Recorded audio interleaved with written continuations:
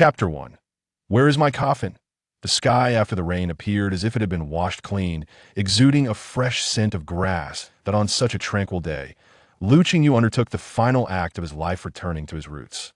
He returned to his ancestral home, preparing to depart from this world alone. Although only 26 years of age, Lu Qingyu felt he had lived enough. Born into a family of utmost affluence, he epitomized the archetype of a wealthy heir. With an IQ of 150, he took over the family business at the age of 16, propelling it to the top 3 in the nation. To others, he was a paragon of success, a prodigy envied even by the likes of dragon-like figures. Yet, fate, it seems, had conspired against him. He was beset by terminal cancer. He had penned his farewell letter and instructed his caretaker uncle to return in 3 days to clean the old house. As a haze enveloped his mind, and his chest felt like it was filled with sponge, Lu Qingyu realized his time was nigh. Summoning the last vestiges of his strength, he laid down in the coffin, arranged his attire neatly, and closed his eyes, perhaps hoping that upon reopening them, he would behold paradise. The sound of the wind rustling through the leaves faded, and Lu Qingyu's consciousness began to dissipate. However, he soon sensed something amiss. He could hear the jarring noise of electronic static and voices, and strangely, the fatigue that had engulfed him seemed to dissipate, replaced by an unsettling alertness that urged him to open his eyes.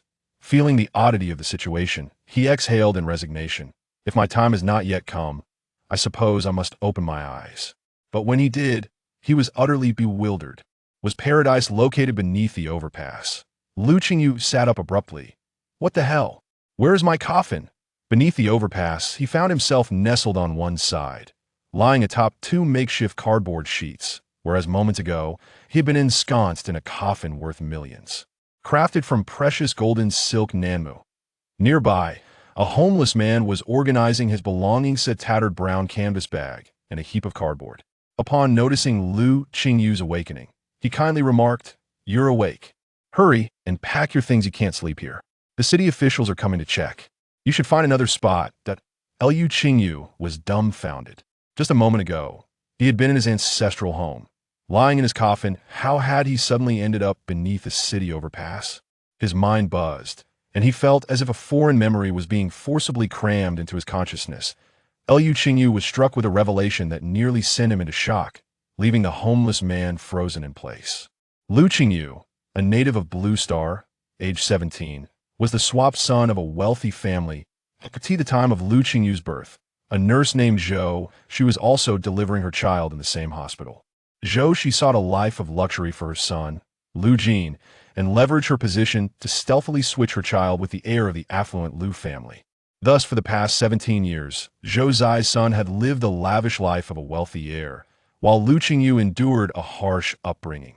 Zhou Shi treated Lu Qingyu with disdain, neglecting him throughout his childhood, from kindergarten to high school. Even when he became a troubled youth, embroiled in fights and dropping out of school, she remained indifferent, wishing for his demise to eliminate any threat to her son. The most dramatic twist was that the wealthy family had long been aware that Lu Jin was not their biological child. After a car accident 2 years prior, during a hospital emergency, they discovered discrepancies in blood types. This led Lu Guozhong to investigate, eventually uncovering the truth involving Zhou Shi. Upon encountering the now troubled Lu Qingyu, who had turned into a delinquent, Lu Guozhong relinquished any desire to reclaim his biological son. Lu Jin, raised as an exemplary student and gentleman, stood in stark contrast to Lu Qingyu, with his bleached hair, smoking habits, and dismal academic performance. For the sake of his pride, Lu Guozhong chose to disregard Lu Qingyu entirely, adopting Lu Jin as his legitimate son. As pedestrians traversed the overpass and vehicles whizzed by on the nearby street, the cacophony of the environment faded into the background for Lu Qingyu, whose mind was still. Reeling, he sat there, dazed, drawing a couple of breaths, prompting the homeless man to inquire with concern, "Are you all right?" Startled by the voice, Lu Qingyu shook his head vigorously. I'm fine. Sorry about that." The influx of information in his mind left him astounded. Could it be that he had traversed into this Blue Star, assuming the life of the deceased Lu Qingyu beneath the overpass? He quickly accepted this new reality, yet he felt a wave of anxiety wash over him. Now a vagabond, donning short sleeves and shorts in early autumn, he shivered as the night air turned brisk. The homeless man began to gather his cardboard to relocate, leaving Lu Qingyu in a quandary. Seeing Lu Qingyu's bewildered expression, the homeless man offered kindly, "Why don't you come with me?" Overwhelmed with emotion, Lu Qingyu replied, "No, it's all right, thank you." The homeless man shrugged, slinging his patched canvas bag over his shoulder and carrying his stack of cardboard away. Before departing, he tossed a few newspapers to Lu Qingyu. "Cover yourself with these while you sleep. This temperature could freeze someone to death." Lu Qingyu chuckled. "Thank you." He sat in the biting wind, reflecting on his previous life, or rather, the moment before when he had slumbered in a coffin purchased for 18 million at an auction. In his past life, he had loved, hated, and never known poverty. Now, he was but a destitute wretch. Having read novels about others who traversed realms with systems or golden fingers, Lu Qingyu tentatively called out, "System, system?" After a long silence with no response, he became frantic. "Damn it, I have no system." After a brief moment of madness, Lu Qingyu regained his composure. Perhaps this was simply the nature of life. Despite possessing everything in his previous existence, he was plagued with ill health. In contrast, this Lu Qingyu, while stripped of everything, was physically unscathed. Accepting his fate, he resolved to prioritize survival, aiming to procure some money for a meal and clothing, and then seek a good night's rest. Tomorrow, he would contemplate opportunities in this world that might suit him, perhaps even venture into investments. As he stood up, his stomach grumbled loudly. Chapter 2. Street performances with the Eru. As dusk settled around 6 o'clock, the streetlights flickered to life. Lu Qingyu wandered near the overpass, contemplating the possibility of finding a job that offered food and accommodation to tide him over for a few days. In the vicinity of the central square, he encountered a plethora of flower shops and cafes, none of which provided such benefits. Continuing his stroll along the square, he found no prospects for lodgings. Pondering whether to seek a warm place to spend the night, he unexpectedly spotted an elderly man performing with an Eru in the square. Under the streetlight, the old man sat on a small stool, a modest microphone in front of him, accompanied by a little speaker. Though his skills were lacking and the melodies he played were far from pleasant, the small iron box before him was filled with money. Of the 10 passers-by, at least 7 tossed in coins, 5, 10, 20, and even 2 notes of 100, summing up to approximately 5 or 600 in total. Next to the box was a payment QR code. A young lady who passed by, having found no cash, scanned the code and, drawing closer, heard the familiar notification of 20 yuan credited to the old man and amp, Oppo's, S account. Lu Qingyu gasped internally, astonished. Is the world truly so benevolent to musicians? If this old man can earn such a sum with his modest talent, what about me? Excitement surged within him. Having learned piano at 3 and violin at 4, with experience in various wind and string instruments, he was no stranger to the Eru, even if he wasn't a maestro. Without hesitation, he approached the elderly performer, who was still engrossed in his tune, while the old man played with heartfelt emotion. Lu Qingyu squatted in anticipation for the piece to conclude. Upon finishing, the old man noticed the young boy before him, strikingly handsome, yet somewhat disheveled. Leaning down, the old man retrieved the largest bill from his money box, 100 yuan. "Young man, here, take this to buy yourself something to eat." Lu Qingyu was taken aback. "Oh, you're quite generous, old man, but I'm not here to ask for money." The old man scrutinized him. "Then what brings you here?" "Sir, may I give a try?"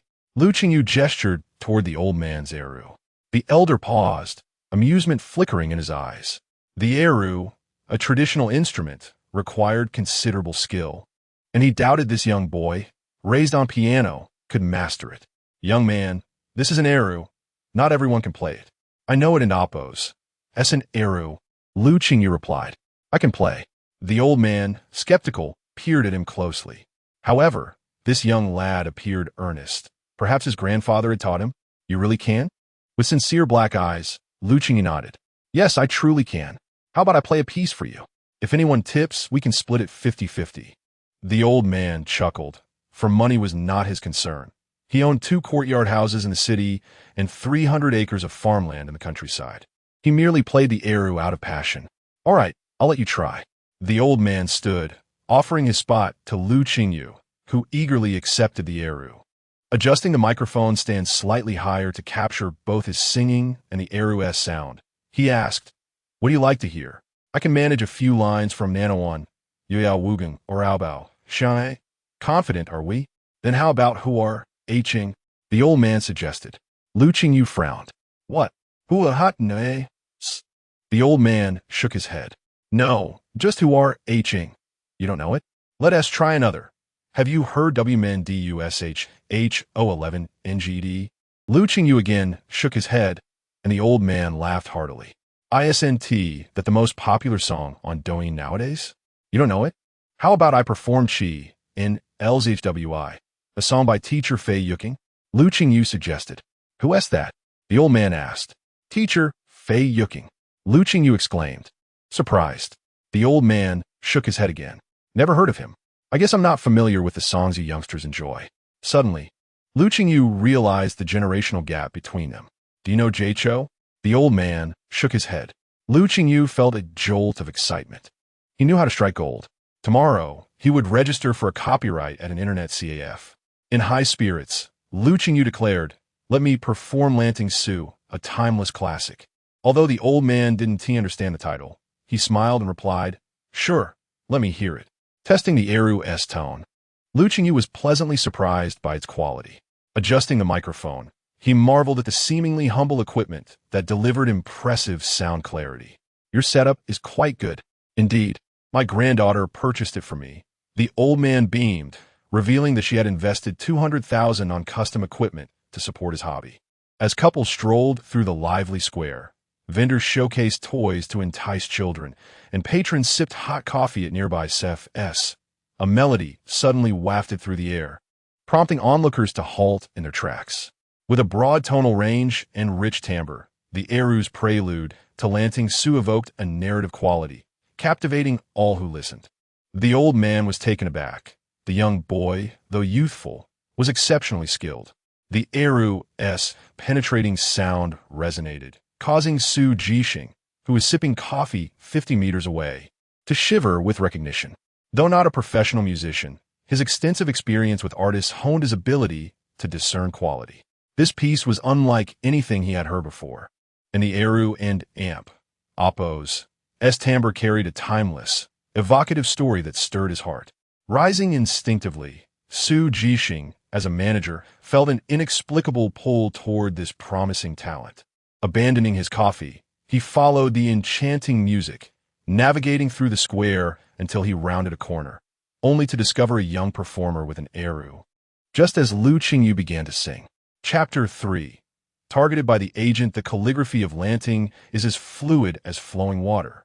Under the moonlight, the door creaks open, and your delicate steps scatter like petals. Though Millennium and Amp, Oppo's worth of inscriptions may be easy to replicate, capturing your beauty is a challenge. The authenticity is beyond compare. Yet who can truly appreciate such sincerity? Lu Qingyu and Amp, Oppo's voice resonates with clarity and purity, attracting a multitude of passers-by who initially paid no heed. However, upon hearing him sing, they find themselves inexplicably drawn in. The instrument he wields, a Eru, is a rarity in contemporary times, yet the sound he produces defies expectations, enchanting all who listen. In mere moments, the crowd grows, entranced by his performance. Su Jixing, captivated, recognizes the value of this song. Despite Lu Qingyu and Oppo's disheveled appearance, there lies an undeniable charm in his features that, with a bit of grooming, could reveal a handsome young man. With his company in search of talent, Su Jixing is determined not to let this diamond in the rough slip away. As Lu Qingyu continues to sing, oblivious to the attention he has garnered, the throng encircles him, tightly packed. Su Jixing stands at the forefront, transfixed by the exquisite craftsmanship in Lu's lyrics and the profound emotions conveyed within each phrase. It is a talent that surpasses even those trained for years in the company. This is raw, unrefined genius. The crowd is equally astonished. Having never witnessed such a performance before, they whip out their phones, capturing the moment, marveling at the gentle yet powerful timbre of Lu Qingyu's voice, which possesses an almost feminine quality. A passerby, upon discovering this remarkable street performer, decides to reward him generously. As the song draws to a close, Lu Qingyu opens his eyes, startled not by the throng, but by the presence of Su Jixing, who bears an eager grin reminiscent of a playful puppy. "How old are you, young man? Ever thought about becoming a star?" Su Jixing inquires, his enthusiasm palpable. Lu Qingyu eyes him warily, perceiving something amiss in the agent's demeanor. He has no interest in the glitz of stardom. Instead, he envisions himself as the benefactor of such talents. "Thank you, but I'm not interested," he replies curtly, attempting to glance past Su to check the amount in his iron box. The elder beside him remains, which keeps Su Jixing at bay. Unfazed, Su Jixing patiently waits for an opportunity to converse, while Lu Qingyu counts his earnings, pleasantly surprised by the amount. The elder, beaming, reveals his own contribution and insists that Lu take the bulk of the earnings, claiming that street performances yield little income. "Those were not all your earnings?" Lu Qingyu questions, incredulous. Street performing hardly brings in much, and my playing is rather lackluster," the elder humbly responds. Lu Qingyu, however, cannot let such modesty stand. "No, sir. Many patrons have given you money while I was here." The elder chuckles. "Those were my granddaughter and amp, Oppo's, SCF employees. She told them to support me." This unexpected lesson in the realities of street performance leaves Lu Qingyu contemplating the nature of appearances and talent. Upon learning about his substantial earnings, the elder praises Lu Qingyu, acknowledging that it surpasses his monthly income.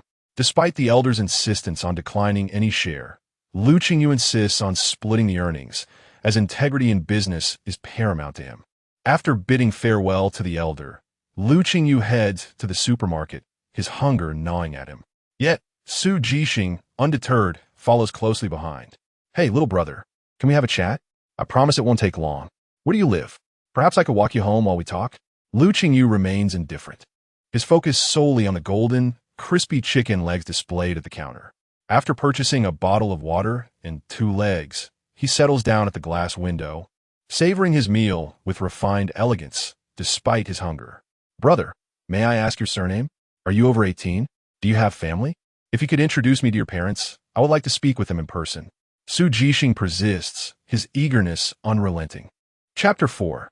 Signing with the agency, Su Jixing observed Lu Qingyu, noting his youthful appearance. Today and amp, Oppo's, children possess a heightened sense of caution, were he not yet 18. He could directly engage with their parents. However, Lu Qingyu remained unfazed, unscrewing a bottle cap to sip water before continuing to savor his chicken leg. Despite Su Jixing's numerous attempts to engage him, he received no response, and his impatience began to grow. "Little brother, can you hear me? Rest assured, I am not a bad person. I am an agent from Black Pearl Entertainment, and my name is Su Jixing." To alleviate any doubts Lu Qingyu might have, Su Jixing placed his ID card on the table, along with his business card. "Brother, I witnessed your singing today and was struck by your immense talent. It would be a shame for someone like you not to pursue stardom. Are you familiar with Black Pearl Entertainment? If not, you must have heard of Tang Chun, the celebrated singer who has performed at the Spring Festival Gala. He is one of ours." After finishing his chicken leg, Lu Qingyu disposed of the waste into a bag and glanced at Su Jixing. Seeing that Lu Qingyu seemed intrigued by Tang Chun and amp, Oppo's name, Su Jixing continued, "If you sign with us, you will become Tang Chen's junior, and once you become a star, you could earn substantial wealth." Lu Qingyu retorted, "If you worked under me, I would have you fired. Who taught you such deceptive skills? Do you think you can fool a 3-year-old? Su Jixing exclaimed, "I am speaking the truth." In reality, Lu Qingyu was indeed listening, contemplating Su Jixing's words. Despite the exaggerated nature of the pitch, the financial rewards of being a star were undeniable. In his previous life, he had owned 2 entertainment companies, one of which launched a talent that skyrocketed to fame, generating revenue equivalent to what all others earned over 3 years combined. Having spent 25 yuan on food, Lu Qingyu reflected on the exorbitant costs of living, with presidential suites priced at 800 yuan per night, while 400 yuan would barely secure a modest hotel room. Even if he resolved today's financial woes, what would become of tomorrow's expenses? As a newcomer, the price for his songs, even if exceptional, would not yield a significant return. It would be wiser to find a company to work for first, then establish his own. Lu Qingyu inquired, What conditions can you offer if I sign with you? Upon hearing this question, Su Jixing recognized a glimmer of hope.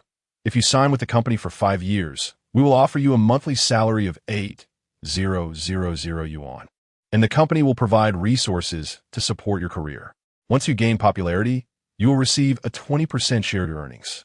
Su Jixing believed that merely stating the figure of 8,000 yuan would entice Lu Qingyu, especially considering that the average salary for recent university graduates was only 3,000 yuan, and Lu Qingyu had yet to graduate.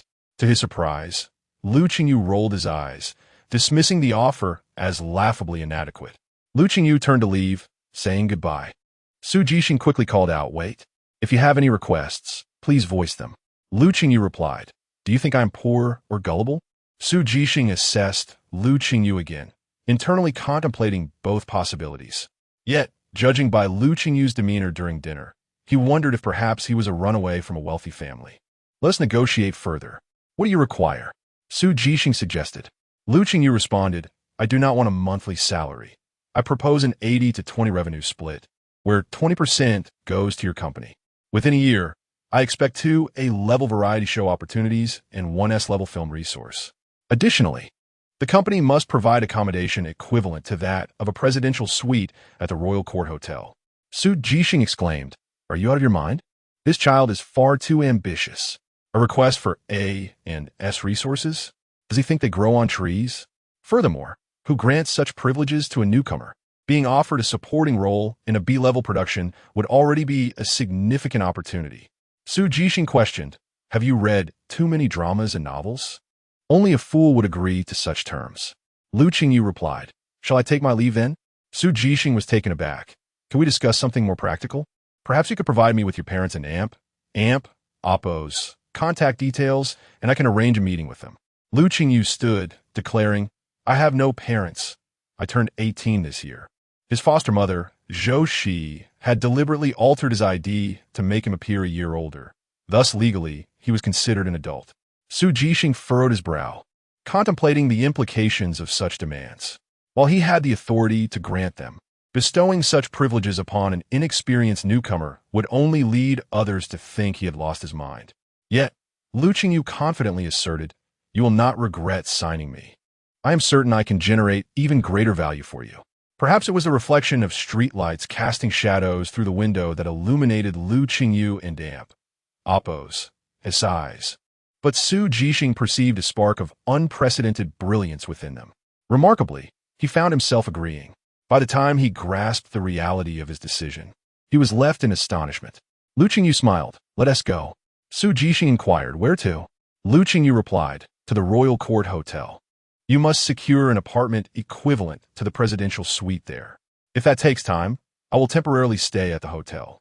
Su Jixing thought to himself, "Is this truly a wealthy heir running away from home?" Without a formal contract in place, Su Jixing personally covered Lu Qingyu's accommodation at the Royal Court Hotel. After arranging everything for Lu Qingyu, Su Jixing exited the establishment, berating himself for being so foolish. The amenities at the Royal Court were exceptional, complete with a computer in the room. After showering at the hotel, Lu Qingyu requested Su Jixing purchase him 2 new outfits. It was only when Su Jixing arrived at the hotel with the clothes that he realized, "Wait a moment, I haven't even officially signed Lu Qingyu yet. Why am I acting like his assistant? When did I become so compliant?" Su Jixing felt an unusual sense of disquiet about the day's events. Though he could not pinpoint the cause, after delivering the clothes, he departed, while Lu Qingyu took advantage of the evening to register copyrights for several songs and research more about Black Pearl Entertainment. Black Pearl Entertainment, with a registered capital of 20 million, was owned by Chun Ting, a 32-year-old former singer who established the agency out of a passion for music. With astute business acumen and a keen eye for investment, he had propelled Black Pearl into the top 10 entertainment companies in the country within a mere 8 years. Having worked in the industry for 8 years, the company boasted 2 top-tier diamond agents, one of whom was Su Jixing. With 12 years of experience, and having worked for 3 other companies, Su Jixing had remained with Black Pearl since being recruited 8 years prior. Chapter 5. Upon signing a contract with Lu Jin, it became apparent that among the artists he had previously managed, two had ascended to the ranks of top-tier celebrities. These individuals were no longer mere talents of the company. Instead, they had evolved into collaborative partners, with their management now entrusted to their own family members. Meanwhile, Su Jixing found himself in search of a new talent to guide, and fortuitously, the company introduced him to an individual named Lu Jin. Lu Jin was the one who had supplanted Lu Qingyu, enjoying the life that belonged to Lu Qingyu. As the one who had taken over Lu Qingyu and Appo's existence, he had long been aware of his true identity. Following a car accident 2 years prior, there was a period when his father unexpectedly altered his demeanor towards him. During one visit to Lu Guozhong's study, he stumbled upon materials concerning Lu Qingyu and 2 DNA reports. The first revealed that he was not Lu Guozhong's son. Rather, Lu Qingyu was the legitimate son of Lu Guozhong. For a time, Lu Jin was engulfed by a profound fear, dreading that Lu Guozhong would reclaim Lu Qingyu, which would lead him to lose everything. Fortunately, Lu Guozhong ultimately chose not to disclose this information and did not acknowledge Lu Qingyu. Reverting to his previous attitude towards Lu Jin had privately investigated Lu Qingyu and suddenly comprehended why Lu Guozhong would not recognize Lu Qingyu. Lu Qingyu's shortcomings were glaring, despite Lu Jin's academic achievements and handsome appearance earning him praise whenever he accompanied Lu Guozhong. How could a proud and vain man like Lu Guozhong acknowledge a son who languished at the bottom academically and was adept only at brawling? Lu Jin had even hired several thugs to intimidate Lu Qingyu, hoping to force him away, preferably to the point of death.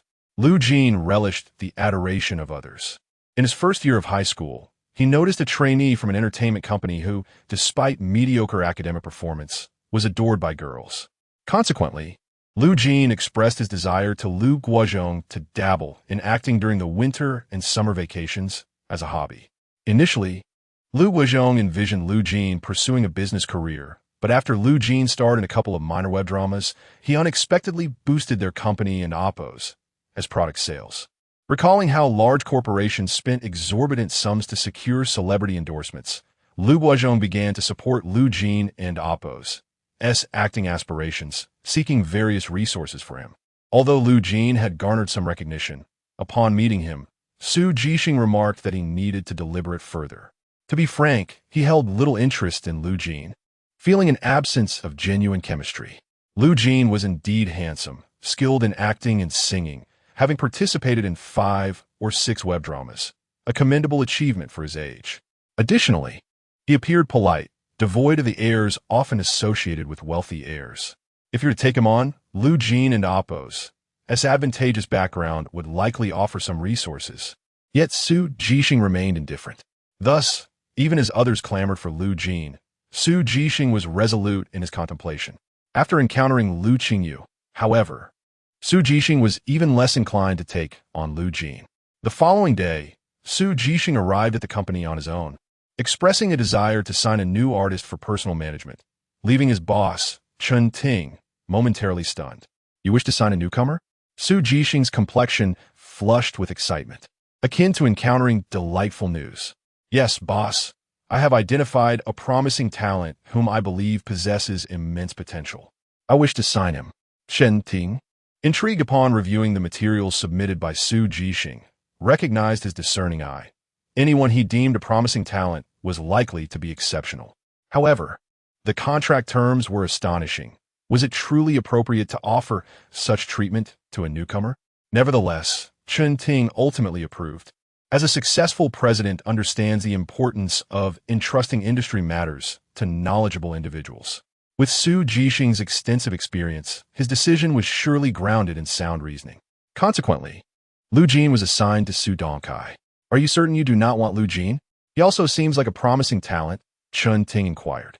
Su Jixing shook his head. "I prefer to select my own choices." With the contract bearing Chen Ting's signature in hand, Su Jixing sought out Lu Qingyu. After carefully reviewing the contract, Lu Qingyu signed, officially becoming an artist under Black Pearl Entertainment. Meanwhile, Lu Jin had anticipated that Su Jixing would become his manager, only to be informed after 2 days that it would be Su Dongkai instead. He maintained a calm exterior, yet internally, dissatisfaction brewed. Although Su Dongkai and Su Jixing held equal standing within Black Pearl Entertainment, Astute observers recognized Su Jixing as the true powerhouse, distinguished by both his professional prowess and the notable artist he had managed. Is it that Su Gu intends to take a break and thus prefers not to manage artists? Lu Jin mused, having previously learned that Su Jixing currently had no artists under his wing. Now, his decision not to represent Lu Jin hinted at a desire for respite. However, a piece of information relayed by Su Dongkai proved difficult for Lu Jin to accept. Su Jixing had signed a newcomer, likely devoting all his energy to this new talent, which explained his rejection. Hearing this, Lu Jin inwardly cursed Su Jixing for his lack of discernment. If Su Jixing chose not to select him, it merely indicated his poor judgment. While Su Dongkai may be slightly inferior, he was still regarded as the second-best manager at Black Pearl Entertainment after Su Jixing. Adopting a courteous demeanor, Lu Jin said, "Then I will trouble Su Gu in the future. I have a keen interest in acting. Please assist me in finding resources and selecting appealing roles. My father enjoys investing. If possible, I would like him to consider becoming an investor." Su Dongkai, hearing this, privately rejoiced at having seemingly acquired a golden opportunity, pondering how Su Jixing foolishly chose a newcomer of little merit and even signed a profit-sharing contract, genuinely believing himself astute. He eagerly awaited Su Jixing and Oppo's misstep. After signing the contract, Su Jixing took Lu Qingyu to meet the boss. At that moment, Chun Ting was engrossed in the creation studio, his passion for music reignited. Having recently released an album with a song titled Winter Snow, which received mediocre feedback, he contemplated what might have gone awry to elicit such a lukewarm response. It was then that he stumbled upon a video online, recorded by a passerby, featuring a young boy performing with a heir in a public square. The moment Chun Ting opened the video, he was entranced by the melody. By the time he finished listening to the entire piece, he was overwhelmed with excitement. The musical style, rhythm, and lyrics, coupled with the heir, were utterly unique. While the singing was merely average, the style had the potential to skyrocket in popularity with proper training. Such a talent must be signed to his company. Just as Chun Ting resolved to seek out the identity of this young boy, he noticed Su Jixing arriving with Lu Qingyu. Having taken Lu Qingyu for image management that morning, Lu Qingyu was now dressed in new clothes, his hair dyed a light brown. Appearing strikingly handsome, a far cry from the disheveled image he had previously portrayed. At first glance, Chun Ting did not recognize him. Curious about Chun Ting and Oppo's animated demeanor, Su Jixing inquired, "Boss, have you encountered some good fortune?" Upon seeing Su Jixing, Chun Ting eagerly showcased the video on his phone. "Look, I've discovered a remarkable singing talent. I plan to have my team investigate who this child is. We must sign him to our company." Chapter 6. Resources intercepted. Su Jixing glanced at the video, momentarily stunned.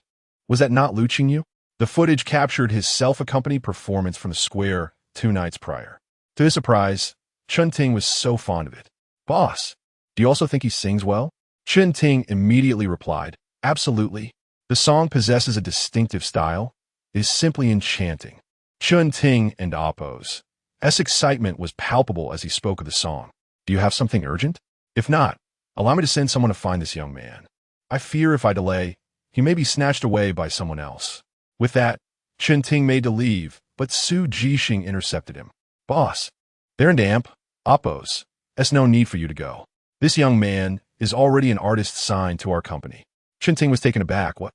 When was he signed?" Su Jixing replied, "He is the new artist I signed yesterday, and I brought him specifically to meet you today." Chun Ting felt incredulous. What a coincidence. He had completely overlooked it while reviewing the documents yesterday. At that moment, Lu Qingyu stepped forward. "Hello, boss." Only then did Chun Ting scrutinize Lu Qingyu, standing beside Su Jixing. His initial impression was that the boy was extraordinary. Not only was he strikingly handsome, with fair and radiant skin and deep, well-defined features, but he also possessed a natural elegance that suggested a background of privilege. This was a far cry from the scruffy young man in the video, clad in shorts and a t-shirt, with unkempt blonde hair, resembling a vagabond who hadn't eaten in days. Chun Ting still found it hard to believe. "Are you the boy from the video?" Lu Qingyu remained unfazed by Chun Ting and Oppo's scrutiny, responding calmly, Yes, that and Oppos. Esme. Upon hearing this, Chun Ting eagerly asked, "What is the name of the song you sang? Who composed it?" Lu Qingyu replied, "The song is titled Lanting Su, and I hold the copyright." Chun Ting was overjoyed. His background in music made him unable to contain his excitement. Upon learning that the copyright belonged to Lu Qingyu, he instinctively regarded him as a kindred spirit. Chun Ting's enthusiasm was overwhelming as he peppered Lu Qingyu with questions, to the point where Lu Qingyu felt a bit pressured. Just as Chun Ting wished to engage him further, his secretary approached to remind him of a small meeting. Chun Ting then recalled his meeting with Su Dongkai and said to Su Jixing, "Please show him around the company. I will join you after my meeting." Su Jixing nodded, and Chun Ting departed for his meeting. Su Jixing guided Lu Qingyu through the company, explaining that Black Pearl Entertainment focused on two main areas: signing singers and actors. They invested in album releases as well as film and television productions. Su Jixing introduced Lu Qingyu to the company's primary business and then brought him to the famed star wall of Black Pearl. The wall displayed 6 large photos of the same size, while the rest were compactly arranged smaller photos organized by the year of entry into the company. These 6 individuals were now prominent figures in the industry, including Chung Wenin, a leading actress, and LV Shinnon, a renowned singer. Su Jixing explained, "You recognize these figures, right? They are all highly regarded, your predecessors, and you may encounter them in the company in the future." Lu Qingyu nodded while gazing at the handsome and beautiful faces in the photos, thinking to himself that he did not recognize any of them. "And what is this?" He pointed to another wall adorned with small wooden plaques, each inscribed with handwritten wishes, resembling a wish tree. Su Jixing replied, "This is the wish tree. Every new artist we sign writes down their future goals on their first day." Lu Qingyu counted roughly. There were at least 100 plaques, indicating that many artists had been here, yet only a few seemed to have achieved their dreams, a stark reminder of the entertainment industry's harsh reality. As he spoke, Su Jixing expressed a hint of regret, recounting how many had persevered for 5 or 6 years, or even a decade, only to exit the industry. Some of these plaques have been written by figures like Chung Wenin when they first joined the company. Su Jixing pointed out a few gilded plaques to Lu Qingyu. At this point, he handed Lu Qingyu a new plaque and a marker. "Since you're here, why not write down your goals?" The wishes were mostly similar, with aspirations to become superstars or professional singers, or to star in a signature work. Su Jixing expected Lu Qingyu to have similar ambitions. After Lu Qingyu finished writing, he hung the plaque up. Su Jixing, curious, turned the plaque to read Lu Qingyu and Amp, Oppos, S goals, wondering whether he preferred acting, singing, or aimed to be a versatile artist. Upon seeing the words, Su Jixing nearly rolled his eyes. The densely packed text was organized and clear. Acquire Black Pearl within a year. Establish the entertainment company as the top in the country within 2 years. Become a real estate tycoon within 3 years. Enter the Forbes top 10 within 5 years. Su Jixing understood that these wishes were meant to be lofty, but he never expected such audacity. While other artists wrote goals that were at least related to their profession, Lu Qingyu's ambitions were astonishing. Buying Black Pearl. "I aim to help you become a star, and you wish to be my boss? Moreover, entering the Forbes top 10? Others wouldn't dare dream of such things." Lu Qingyu, observing his own aspirations, nodded earnestly. Yes, quite reasonable. Having propelled his family business to 18th on the Forbes list in a previous life, he felt that with good health in this life, he had no reason to fall short. Su Jixing remarked, "I didn't expect you to be so ambitious at such a young age." Lu Qingyu shot him a condescending look. "Do you know why Su Dongkai has never regarded you highly all these years?" Su Jixing and Amp, Oppos, S eyes widened in surprise. Lu Qingyu was aware of Su Dongkai. "How do you know about Su Dongkai?" Lu Qingyu replied, "The 2 diamond agents of Black Pearl Entertainment. A simple search online reveals a plethora of information about your issues." Su Jixing exclaimed, "So why does he not regard me?" Lu Qingyu explained, "Because you lack ambition, though your abilities are commendable. Su Dongkai possesses ambition, but his skills are inferior to yours." Su Jixing was left speechless. "You have quite the analytical mind." That evening, Lu Qingyu's video gained traction.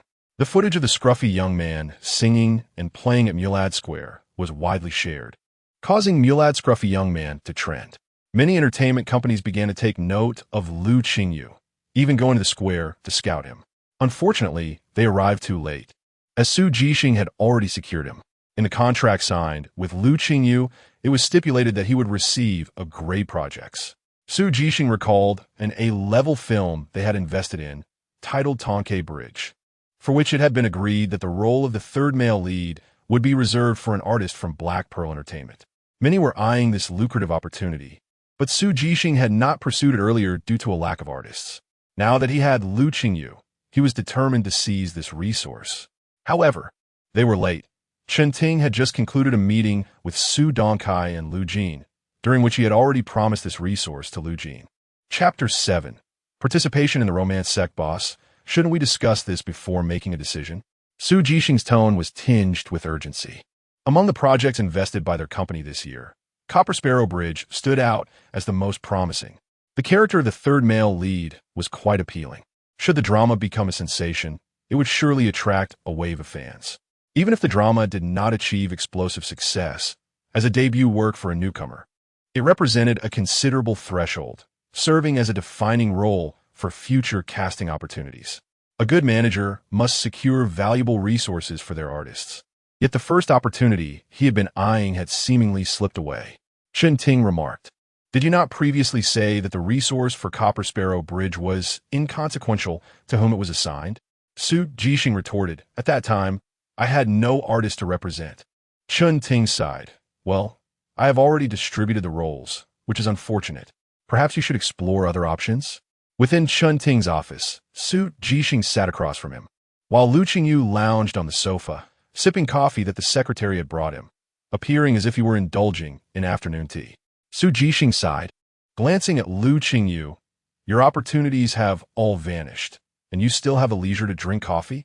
Lu Qingyu corrected him, to clarify, "It is your opportunities that have dissipated. As the manager, it is your responsibility to find resources. I am merely here to accept roles." With arms crossed, Su Jixing felt a surge of irritation. Lu Qingyu continued, "Perhaps you should ask the secretary to bring you a cup as well?" Su Jixing had no appetite for coffee, his mind racing through potential resources that might still be available for Lu Qingyu. Numerous films and dramas were currently in production, yet most were low-quality web series. There were 2 period dramas still in the preparatory stage, but the prime roles had long been snatched up. As for variety shows, an idea suddenly struck Su Jixing. Recently, an old classmate of his had been organizing the 3rd season of the romance variety show Love Journey, which had enjoyed immense popularity in its previous seasons. The show featured 4 groups of guests, whose identities range from celebrities to broadcasters, lawyers, financial moguls, and even international students. As Lu Qingyu was new to the industry and had yet to attend any acting classes, acting in dramas would not yield the best results. However, participating in a variety show would be quite fitting. He could gradually build rapport with the audience and create on-screen chemistry, which could lead to further opportunities once he gained popularity. With this thought in mind, Su Jixing promptly called his old friend. After a brief discussion, it turned out that Love Journey was in need of another participant, so Lu Qingyu was confirmed. A week later, Su Jixing drove Lu Qingyu to the variety show. Along the way, he provided an abundance of reminders. "You are the youngest participant here. This is your debut appearance on screen. You must remain humble and polite. Understood? Moreover, the older sisters on the show may be quite attractive, but you mustn't amp Oppo's T come off as too aloof. Although it amp Oppo's as a variety show, you cannot let your guard down." Lu Qingyu replied, "Understood. Don't worry. I know how to conduct myself as an artist." After 2 hours of driving, Su Jixing arrived at a quaint town on the outskirts of Yi City. This newly constructed site was where all the participants would reside for 21 days. The town, named Windbell Village, nestled between mountains and the sea, boasted stunning natural scenery despite its remote location. The production team had erected 2 small villas for the show, and from the moment Lu Qingyu stepped out of the car, he entered the filming area. The live stream commenced simultaneously. "Here comes another male guest," the audience exclaimed, captivated by the young man's charm. He appeared youthful, yet strikingly handsome. The production team displayed a caption on the screen: "Lu Qingyu, singer, 18 years old." This singer identity was the only title Su Jixing could assign to Lu Qingyu at that moment. Wow, he is so young and already a singer. What songs has he sung? Viewers speculated, noting the absence of any notable works, likely indicating he was a newcomer. The audience was intrigued by the presence of such a young participant, freshly turned 18, with a face that seemed almost criminally attractive. As Lu Qingyu exited the vehicle at the foot of the mountain, he encountered another participant, a female guest named Carlotta. At 29, Carlotta was a beauty influencer with 1 million followers. Excited to meet someone, she approached Lu Qingyu, dressed in a short denim skirt and a white off-the-shoulder knit top. She wore 10-centimeter high heels and struggled with 2 enormous suitcases, which made her trek from the base to the villa particularly exhausting. Seeing Lu Qingyu, she was hopeful that he would assist her with her luggage. Sweat dripped from her under the sun's harsh rays, and viewers watching the live stream felt a pang of sympathy for her plight. As Lu Qingyu reached Carlotta, she greeted him enthusiastically. "Hello, I'm Appos. Am Carlotta." Lu Qingyu extended his hand, displaying the gentlemanly demeanor that Su Jixing had carefully crafted for him. "Hello, Carlotta. I am Lu Qingyu." Dressed in a meticulously chosen outfit, a vibrant green blazer from Eon Lab, a partially unbuttoned white shirt, and black dress pants, he exuded fashion, charm, and elegance. His aristocratic poise was second nature, leaving an indelible impression of a true gentleman. Carlotta, familiar with the fashion world, instantly recognized the value of Lu Qingyu's attire, scoring him a commendable 98 for his style. "You look so young. How old are you?" she inquired. "I'm 18, Lu Qingyu replied. Carlotta gasped, "Oh, you're just of age. So you're a younger brother, then?" Her soft, delicate voice carried a hint of flirtation. Had any other male guest encountered her charming demeanor, they would have undoubtedly been eager to oblige her every request, but Lu Qingyu was different. Noticing that Lu Qingyu showed no inclination to help with her luggage, Carlotta continued. "It's already noon, and the sun is quite fierce. Why was the base constructed halfway up the mountain? It's exhausting to walk." Upon hearing this, Lu Qingyu paused. Everyone expected him to at least lend a hand with one of Carlotta's suitcases, given her appeal. However, Lu Qingyu surprised the audience with his subsequent actions. He focused solely on the fact that it was lunchtime. Consequently, he extended the pull handle of his suitcase, and, with a press of a button, the suitcase began to glide away on its own. In an instant, the refined young gentleman transformed into a playful spirit. Before departing, Lu Qingyu kindly reminded her, "Hurry along. If you take too long, you might miss lunch." Chapter 8. The Kernel of Survival in the Wilderness in an Instant of Silence. The screen was besieged by a flood of comments. "Pfft. Ha ha. I can't believe he just walked away by himself." Carlo was utterly bewildered. Lu Qingyu had ventured off alone. "Lu Qingyu, how dare you engage in such ridiculous antics with that face of yours? Apologize." His suitcase was quite the spectacle. "Who even has such a suitcase?" I was doubled over with laughter. Doesn't my brother realize how stunning Carlo is? Has he forgotten he is participating in a dating show? Youthful folly, indeed. He squandered an opportunity to earn favor from his sister. I'm enamored with this suitcase. Surprisingly, after just 10 minutes of Lu Qingyu's appearance, his suitcase garnered immense popularity, prompting everyone to search for a similar model. After the search, they exclaimed, "No wonder they've never seen this before. It costs $20,989. The spare change could buy me 3 suitcases. I'd rather walk a few more steps myself." Once Su Jixing left, he immediately turned on a live stream, eager to witness Lu Qingyu's performance. When he saw Lu Qingyu riding a suitcase, he nearly choked on air. The suitcase was specifically requested by Lu Qingyu, but he never anticipated it would be used in such a manner. Regret flooded him, but it was too late. Where was the humility, the courtesy, the willingness to assist? Just 10 minutes prior, he had offered reminders, and now Lu Qingyu had already forgotten. Su Jixing desperately wished to call Lu Qingyu and vent his frustration over the oversight. Upon arriving at the villa, Lu Qingyu found 5 individuals already present. They were He Qingguang, a 26-year-old hip-hop artist, Su Jing, a 32-year-old surgeon, Wen Minmin, a 24-year-old student from a prestigious overseas university, Bai Tingxin, a 28-year-old flight attendant, and Yao Yi, a 34-year-old designer. Upon seeing Lu Qingyu, they all rose to greet him. However, rather than acknowledging them, Lu Qingyu's attention was drawn to the dining table. No food. At mealtime, no food is served? Something is amiss. The others were astonished by the presence of such a young and handsome newcomer. Just as greetings were exchanged, Carlo and another male contestant finally arrived. Though Lu Qingyu had assisted Carlo with her suitcase, it didn't mean others would not. Carlo encountered the final male contestant, El Qing, a 32-year-old lawyer. With that, all 8 contestants were assembled. Wow, the visual appeal of this season is remarkable. Distinct types, yet all the men are handsome and the women are beautiful. El Qing looked quite dapper in his suit, exuding an air of restraint. The female contestants were equally captivating. Yao Yi embodied a charmingly mature aura, while Bai Tingxin radiated a gentle demeanor. After a brief round of introductions, the production team began to announce the rules of the program. PD Zhao, holding a script, addressed the audience. Welcome to Season 3 of Amp. Oppos, Love Journey, and Amp. Oppos, I am Director Zhao Xian, and I will now outline the regulations of this variety show. This journey spans 18 days. Love must endure trials to reveal true intentions. Hence, this season's theme is shared joy and suffering. From this moment forth, the production team will no longer provide complimentary meals. To obtain food, contestants must complete tasks to earn money for purchases.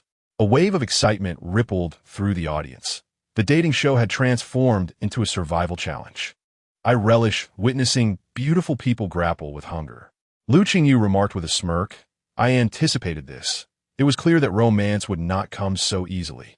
Ed King, the lawyer, quickly seized upon a loophole in the rules. Director, may I use my own money? PD Zhao responded, your personal funds are not applicable. Each contestant begins with 50 yuan. Only money earned during the show can be used. Accommodation also requires payment. This season offers 3 types of rooms. Room 1, akin to a luxury presidential suite, priced at 200 yuan. Room 2, a business standard room, priced at 100 yuan. And Room 3, a modest 5-square-meter single room, priced at 50 yuan. What if we can't even afford Room 3? Carlo raised a pressing concern. PD Zhao answered, if funds are insufficient. The production team kindly offers a tent for camping on the villa's lawn. Carlo's mood soured at the prospect. She had no desire to sleep in a tent. The others shared her sentiment. No one wished to dwell outdoors. I'm eager to see them all struggle in tents. What a plight, yet so entertaining. I wonder how they will fare tonight. The show will issue individual and pair tasks weekly, allowing contestants to choose their task types. As the group absorbed the rules, frowns spread across their faces. The previous seasons of Love Journey involved tasks, but none were so harsh. They had joined the show to experience romance, not hardship. This season seemed particularly cruel. It was nearing 1:00 Amp. Oppos, clock, and hunger had set in. Yao Yi had skipped breakfast to fit into her form-fitting dress, and now she was ravenous. Director, what about lunch? PD Zhao replied, lunch will require self-purchase. The production team has set up a small supermarket where you can choose to buy ingredients to cook or ready-made meals. He distributed the supermarket menu. When Mimin exclaimed, 25 yuan for a pound of potatoes, 30 for a bag of instant noodles, 50 for a hamburger, and 200 for braised pork. Director, what kind of scam is this? The contestants looked at the menu in disbelief. Yao Yi was becoming increasingly anxious. With an initial budget of 50 yuan, they feared they would end up camping outside at night. PD Zhao stated, it is now 12:12 p.m., and the tasks are about to be announced. They will be finalized by 10 p.m. tonight. Now, the 4 ladies will draw lots to pair with the 4 gentlemen. You will form teams for the days ahead. If you choose a paired activity, you must complete it together. The program will feature numerous activities, so please participate enthusiastically. Chapter 9. Are you hoarding all the delights? The barrage of comments erupted as soon as the rules were announced. This is absolutely outrageous. Who devised the rules for this episode? Surely, it must be someone rather mischievous. Yet I find it utterly entertaining. Goodness, those who perform poorly will have their earnings deducted. The male participants must strive to impress. I am now curious to see who will land at the bottom 3 days hence. My bet is on Su Jing. As a doctor, he might not possess the finesse to charm the ladies. Perhaps it will be Lu Qingyu. If he ends up in a team with Carlo, it will be quite amusing. Carlo should certainly give him a score 0. The four young women stepped forward and turned to draw lots. Wen Minmin drew He Chengwang. Carlo drew Su Jing. Yao Yi picked Lu Qing, and Bai Tingxin ended up with Lu Qingyu. In the hall, a task board was prepared, listing the tasks for the week. Fishing, 20 yuan per pound. Tree planting, 30 yuan per tree. Orchard harvesting, 10 yuan per pound. Couples pottery, 40 yuan per piece. Cake baking, 50 yuan for a 6-inch cake. Shepherding at a villager's home, 200 yuan for 4 hours. Producer Zhao announced, all the rules have been conveyed to you. Should there be any uncertainties, feel free to inquire. If there are no questions, the guests may now proceed with their tasks. With that, producer Zhao affixed the rule card to the wall and exited, leaving the 8 guests to their own devices. Su Jing, with his wealth of romantic experience, exuded the aura of a quintessential gentleman. Carlo, what would you like to eat? Let me treat you. Save your money for later, just in case our tasks don't go as planned. At least you and Amp, Oppos, LL have 50 yuan to retreat to your room, if needed. Once you and Amp, Oppos, resatisfied, we can select a duo task together. Rest assured, with me around, you shall not go hungry. Carlo clasped his hands. Really? Thank you so much, Sugo. Though Carlo was well aware that 50 yuan wouldn't procure anything substantial. Standing at a height of 1.8 meters, Su Jing may not be conventionally handsome, yet he possessed an innate flair for dressing, complete with gold-rimmed glasses that lent him an air of restraint. He was undoubtedly a master in the art of romance, winning the hearts of the ladies with just a few charming words. Wow, Su Jing is so warm-hearted. He only has 50 yuan and still treats the girls, including Carlo. How considerate. I really like Su Jing. With Su Jing leading the charge, Lu Qing and He Chengwang felt compelled to follow suit, opting to spend their own money on food as well. Lu Qingyu took a moment to study the rules, only returning to his senses 2 minutes later to glance at the menu. Bai Tingxin approached Lu Qingyu. Brother, what would you like to eat?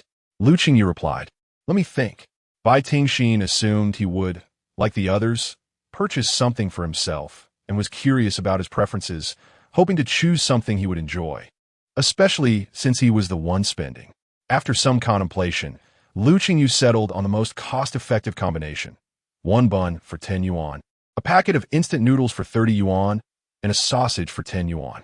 Upon seeing Lu Qingyu select instant noodles, Bai Tingxin was somewhat dissatisfied. The noodles were too caloric for her liking. She would have preferred a salad. Brother, I believe salad is healthier. Lu Qingyu nodded. I wanted Oppos. TB full. Bai Tingxin replied, well, since you're paying, I suppose you can have what you wish. Laughing, she remarked, after all, you're still growing, and salad indeed won't suffice for you. It's true. I usually have salad as a snack after meals. What is the difference between eating salad and munching on grass? Instant noodles have far more character. Given his slender waist, he certainly doesn't need salad. Lu Qingyu remained rather taciturn, while the other male contestants began promoting their personas in front of the cameras, appearing quite considerate. Bai Tingxin, however, felt somewhat disappointed in Lu Qingyu. Although he was the most attractive, he seemed to lack any notoriety. Seizing a moment when no one was watching, she searched for information on Lu Qingyu, but found nothing, indicating he was likely a newcomer. She had encountered types like Lu Qingyu before. Those with an annual income of over 100,000 yuan were considered doing well. While he may be a celebrity, success in the entertainment industry is often a matter of chance. Some burst onto the scene immediately, while others struggle for a decade without recognition. Lu Qingyu was young enough to endure, but she couldn't and Amp, Oppos, afford to wait. Among the male contestants, her initial preference was for Lu Qing, the lawyer with an annual income exceeding 3 million yuan. Not being grouped with Lu Qing was a slight disappointment, yet she remained undeterred. She was determined to attain what she desired. Lu Qingyu made his way to the kitchen, and she followed suit. He immersed the instant noodles in water, adding the sausage. And once the noodles were cooked, he retrieved the bun, still warm, and devoured it. Bai Tingxin felt a twinge of embarrassment. Lu Qingyu had only 1 bun, having spent 10 yuan for himself, but allocated 40 yuan for the noodles. This brother was indeed thoughtful. After witnessing him finish cooking, Bai Tingxin naturally took a seat at the table, while Lu Qingyu placed the bowl of noodles before him and began to eat heartily. Delicious. How wonderful it would be to have a fried egg with this. Bai Tingxin was taken aback, her hand, which had reached out in gratitude, awkwardly suspended in midair. Wasn't this meant for her? Chapter 10. Is there a fare for the ride? The audience was abuzz with excitement at Lu Qingyu's audacious move. I can't believe it. I thought he was cooking for Bai Tingxin, one viewer exclaimed. Just as he finished his comment, the young man, who seemed to have some sense, was swiftly contradicted in the next moment. How embarrassing. The beautiful sister truly felt a wave of awkwardness. The young man was utterly inconsiderate. At least he could have shared a bite of that enormous bowl of noodles with Bai Tingxin. Meanwhile, the other groups were also dining, and Su Jing shook his head at Lu Qingyu's antics. With one less competitor, it was clear that Lu Qingyu was utterly clueless. What good was his handsome appearance if he lacked basic sensitivity? The sisters would surely find this behavior intolerable. He Qingguang and Qing exchanged amused glances, while the other three female guests cast sympathetic looks towards Bai Tingxin. Su Jing, eager to win favor, promptly bestowed a nickname upon Bai Tingxin. Xiao Bai, we have some salad left. Would you like to join us? Yet, Bai Tingxin's gaze remained fixed on Lu Qingyu, who was contentedly slurping his instant noodles with an expression of pure satisfaction. Lu Qingyu remarked, I still find instant noodles delightful. Why don't you buy a packet and try making it yourself? Had it not been for the live broadcast, Bai Tingxin would have rolled her eyes. She retracted her awkward gesture and replied, Thank you, Sugu, but that one and oppos, be necessary.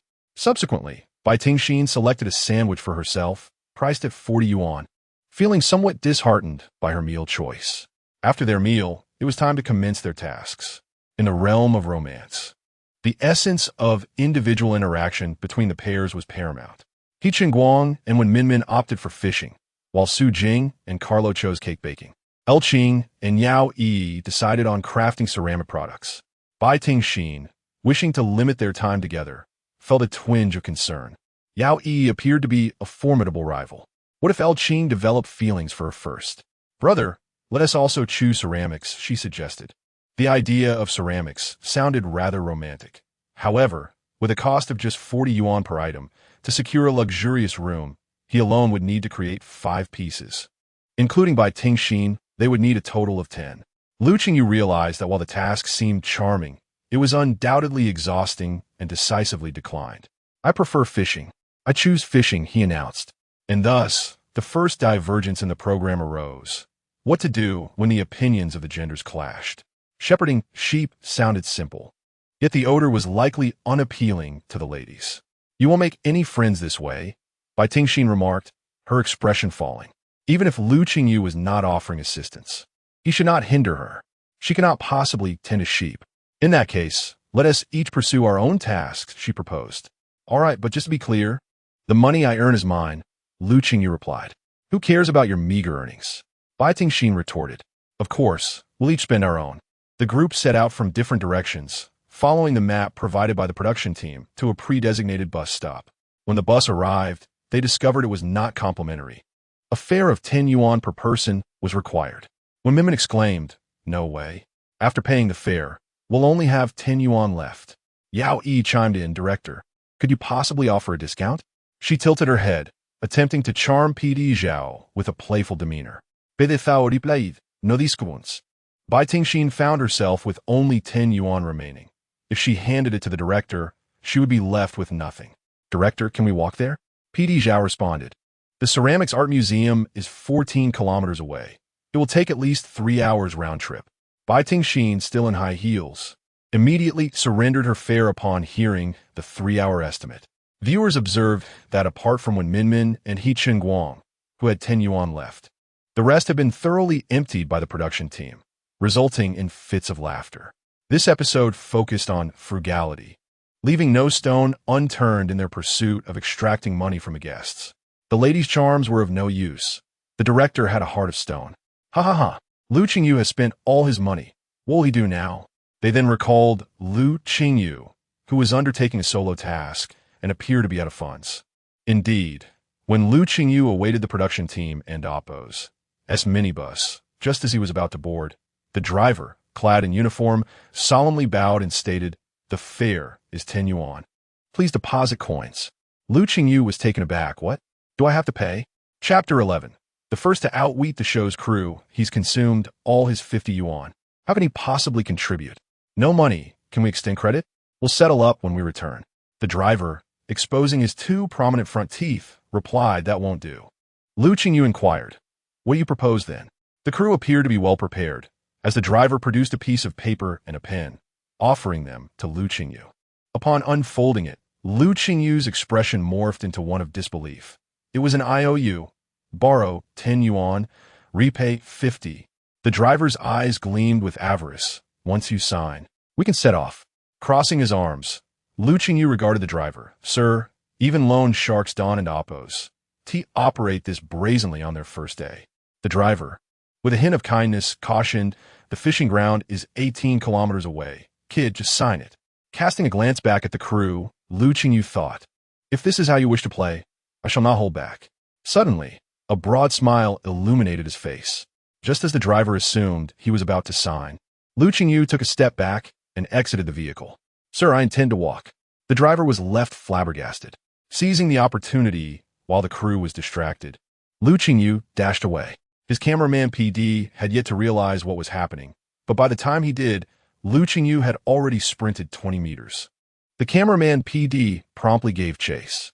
In the sweltering afternoon sun, when even a leisurely stroll would induce perspiration, running was no small feat. To thwart the crew from catching a ride, Lu Qingyu navigated through areas inaccessible to vehicles. What should have been an 18-kilometer journey was still 19 kilometers away after 10 minutes. The cameraman, burdened with heavy equipment, struggled to keep up after a mere 10 minutes, while Lu Qingyu, youthful and sprightly, remained unperturbed. After another 20 minutes, the crew was utterly exhausted. The cameraman felt as though he might collapse. Zhao PD hastily intercepted Lu Qingyu, calling, wait a moment. Turning back, Lu Qingyu asked, what is it? Zhao PD was astonished that Lu Qingyu could maintain such endurance. Lu Qingyu, drenched in sweat with his bangs clinging to his forehead, had defied expectations, running continuously for half an hour. In order to spare the cameraman and himself, Zhao PD lamented the choice he made to follow Lu Qingyu that day, as if their astrological signs were incompatible. You can ride for free. Lu Qingyu replied, what?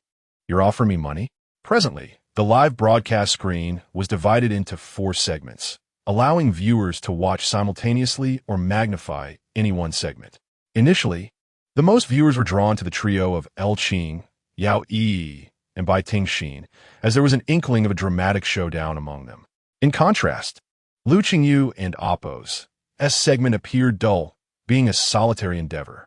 However, when viewers witnessed Lu Qingyu flee due to lack of funds, they flocked to his feed.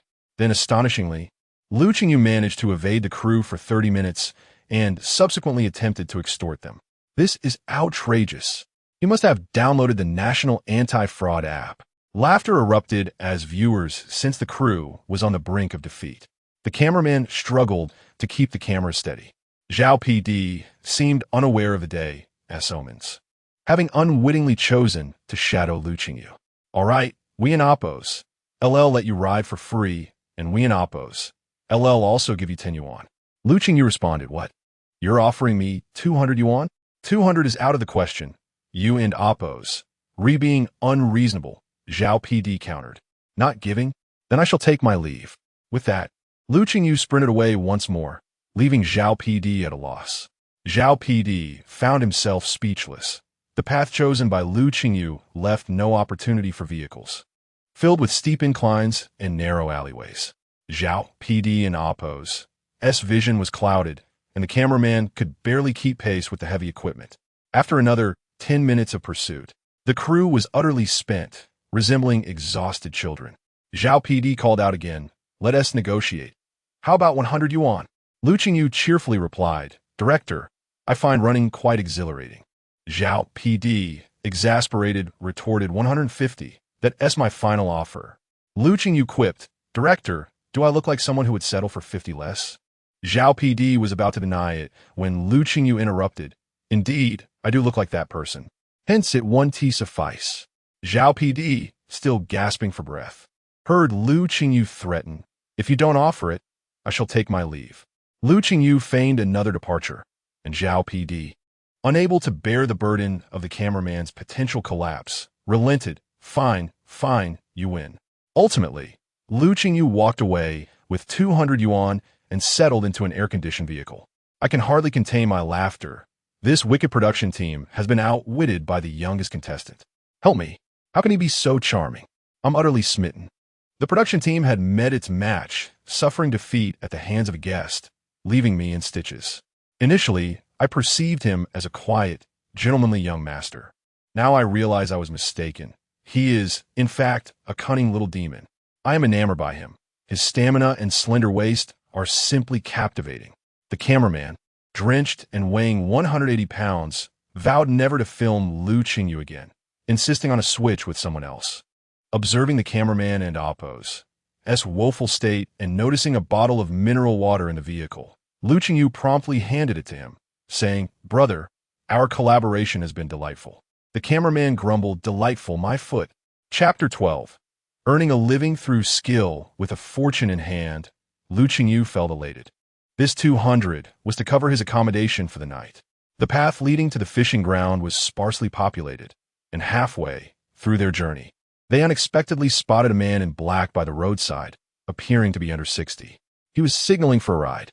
Given that the production team was live streaming and the audience was watching, they could not ignore someone in need of assistance. The driver approached the man and came to a gradual halt.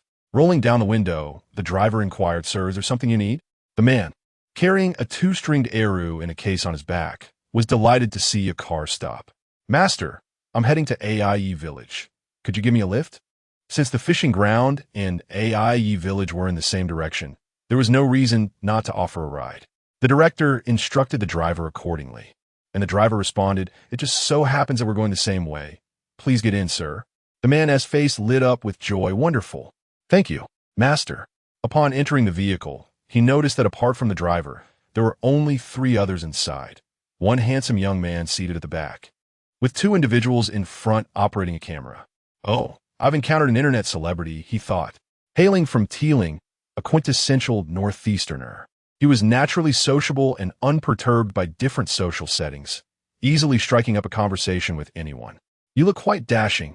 Are you an internet celebrity?" he remarked. Lu Qingyu gave him a thumbs up. "You have a keen eye, sir." The man chuckled. "It's evident you're an internet star. Nowadays, anyone good-looking is considered one." Lu Qingyu asked with curiosity, "What brings you here in such a hurry?" The man replied, "I work in funerals. An elder in heir village has passed away, and I'm going to join the band to play some tunes." After saying this, he glanced at Lu Qingyu, wary that some young people might find such matters distasteful. "Are you uncomfortable with this? Should I sit farther away?"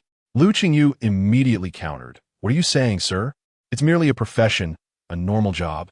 There is nothing wrong with it."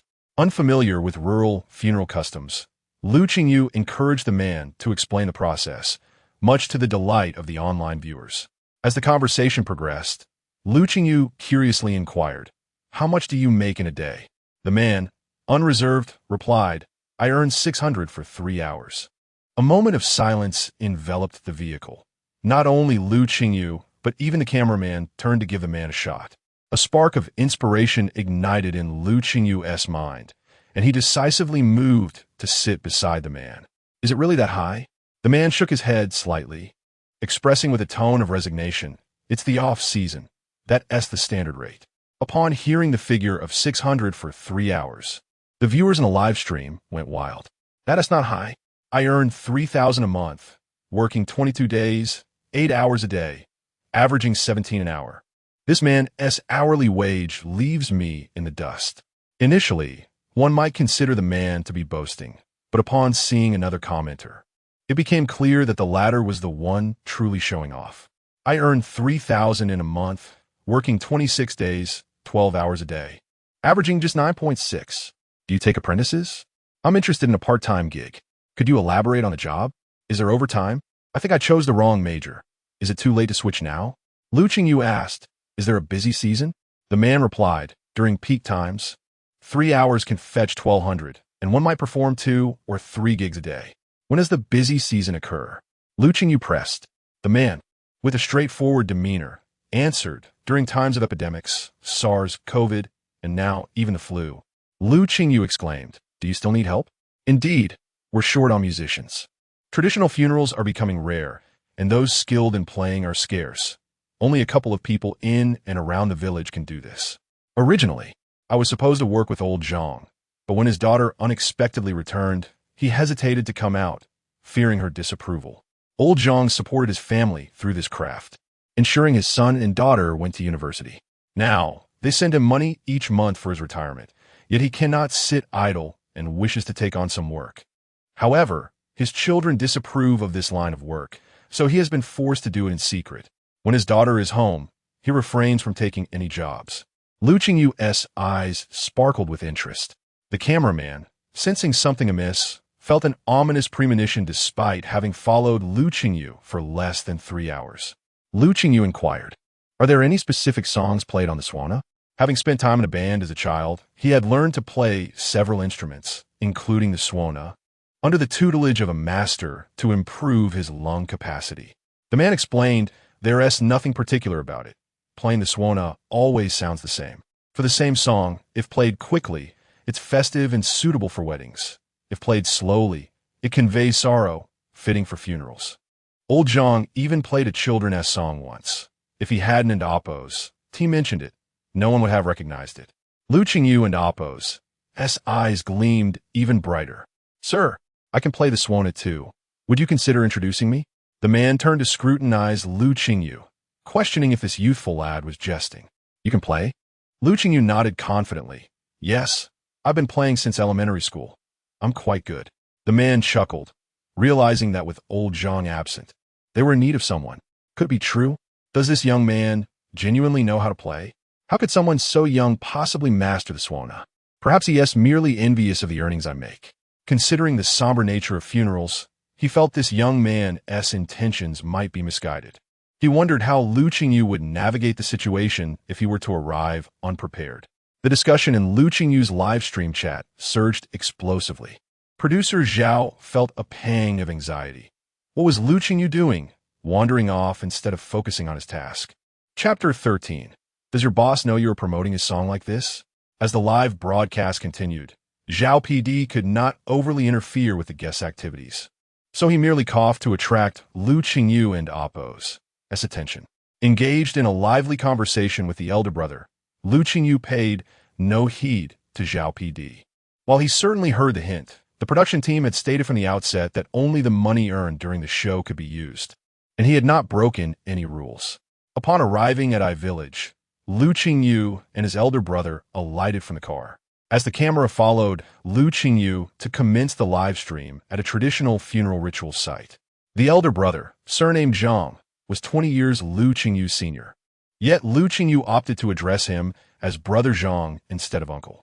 The camera crew filmed Lu Qingyu next to the band, capturing the rural funeral proceedings.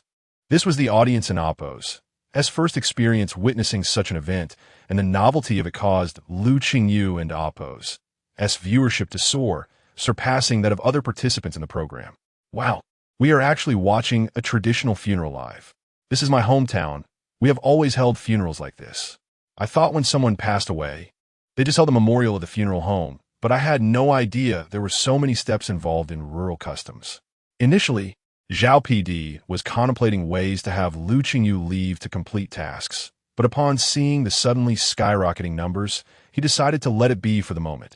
After all, traffic is king. When Brother Zhang arrived, the band already had a musician playing the Swana. He played the Eru, while Lu Qingyu took up the small Swana, and with a pianist, the quartet was complete. The instruments belonged to old Zhang, who had always entrusted them to another Swana player for safekeeping. Brother Zhang retrieved the Swana and handed Lu Qingyu a new reed from a small box. Lu Qingyu adeptly fitted it and blew a few notes to test the sound. Brother Zhang instantly recognized that Lu Qingyu was indeed skilled. "Let us start with Ku Qi Guan, shall we, Xiaolu? Can you handle it?" Lu Qingyu was familiar with the name, reminiscent of a past life, although he was uncertain if the melody was the same. Nevertheless, even if he didn't know it, it wouldn't matter. Funeral songs typically have a slow rhythm, and he could easily follow the other's pace. "Let us begin, Brother Zhang." With a nod, As the heir began to play a familiar melody, Lu Qingyu immediately joined in. The sound of the suona resonated, evoking a profound sense of sorrow. The son of the deceased, who was burning paper offerings, could not hold back his tears as they streamed down his face. The atmosphere at the funeral grew increasingly poignant. Suddenly, the live broadcast took a peculiar turn. While other guests in different streams were flirting and engaging in pottery making, Lu Qingyu was puffing his cheeks, playing the suona. Come on, you're supposed to be on a dating show, and here you're playing the suona. I find this delightful. Though perplexed by what was captivating about this, viewers were reluctant to change the channel. When can we ever see a large-scale educational documentary like this? Lu Qingyu appeared adorably endearing, reminiscent of a pufferfish. His enthusiastic playing was simply too charming. The performance demanded considerable lung capacity, and Lu Qingyu played for a full hour without pause, while the relatives of the deceased wept alongside him, eventually needing to take a break from exhaustion. The elder brother playing the large suona paused first. "Let us switch. I need to catch my breath," Brother Zhang remarked. Typically, Oldly and Old Zhang would switch off for a breather, but today we've been playing for quite a while. "Xiao Lu, can you still manage? Why don't you play solo for 5 minutes while the girl rests? We also need a sip of water. We can't all stop at once." They were all paid by the hour.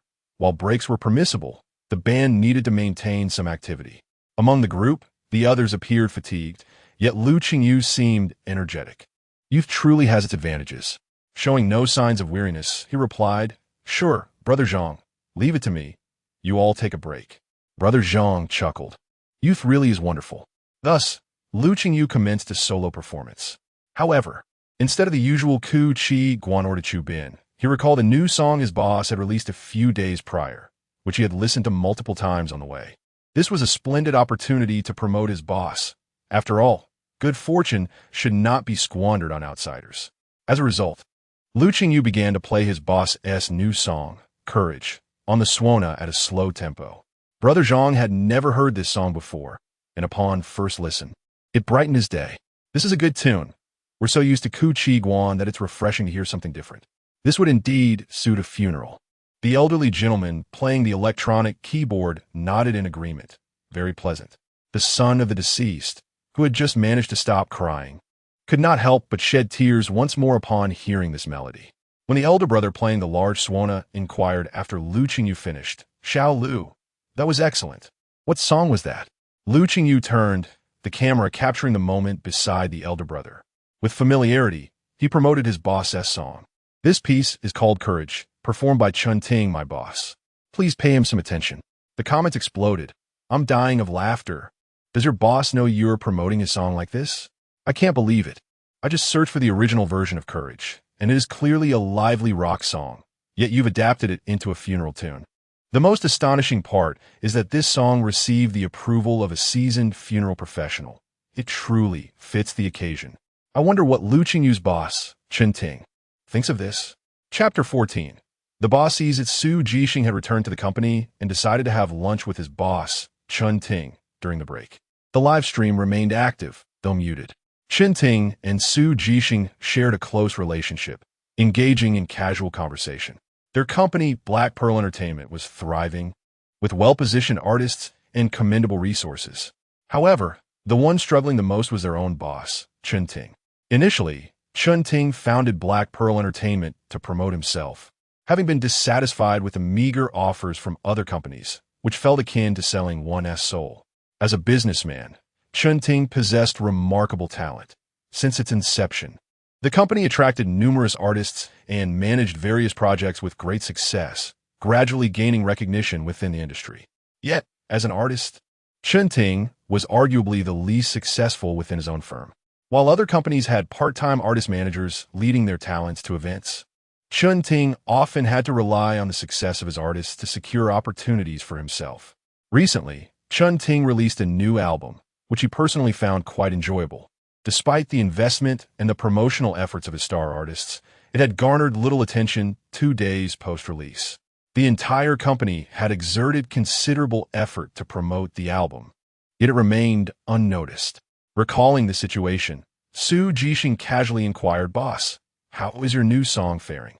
Chun Ting paused, his hand holding the rib momentarily still. The mention of a new song cast a shadow over him.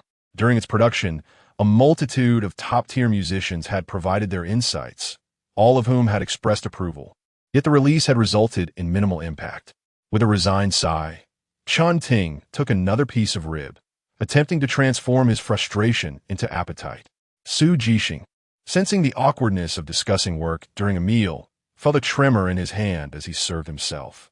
Fortunately, Chun Ting was not overly concerned about the comment. Su Jixing offered reassurance. It's only been 2 days. It's too soon to draw conclusions. Many works require time to accumulate momentum. Perhaps your song will gain traction in the coming days. Chun Ting had heard this sentiment countless times before. During his last album release, Su Kai had said something similar. Let it be, let it be. Just then, Chun Ting's phone vibrated, a rarity for his WeChat notifications, which were typically set to silent, except for a select few important contacts. He anticipated various scenarios. Had one of his artists been caught in a scandal? Was there news of infidelity? Or perhaps someone had been exposed for being overly sycophantic. His assistant, Xiao Yi, had inundated him with messages. Boss, your song has gone viral. It's at the top of the music charts. Over 3 million streams. Look at this. Along with the messages, Xiao Yi sent 2 video recordings.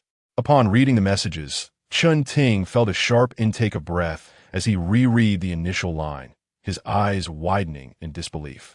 Once reality sank in, an overwhelming joy surged through him. My song is a hit?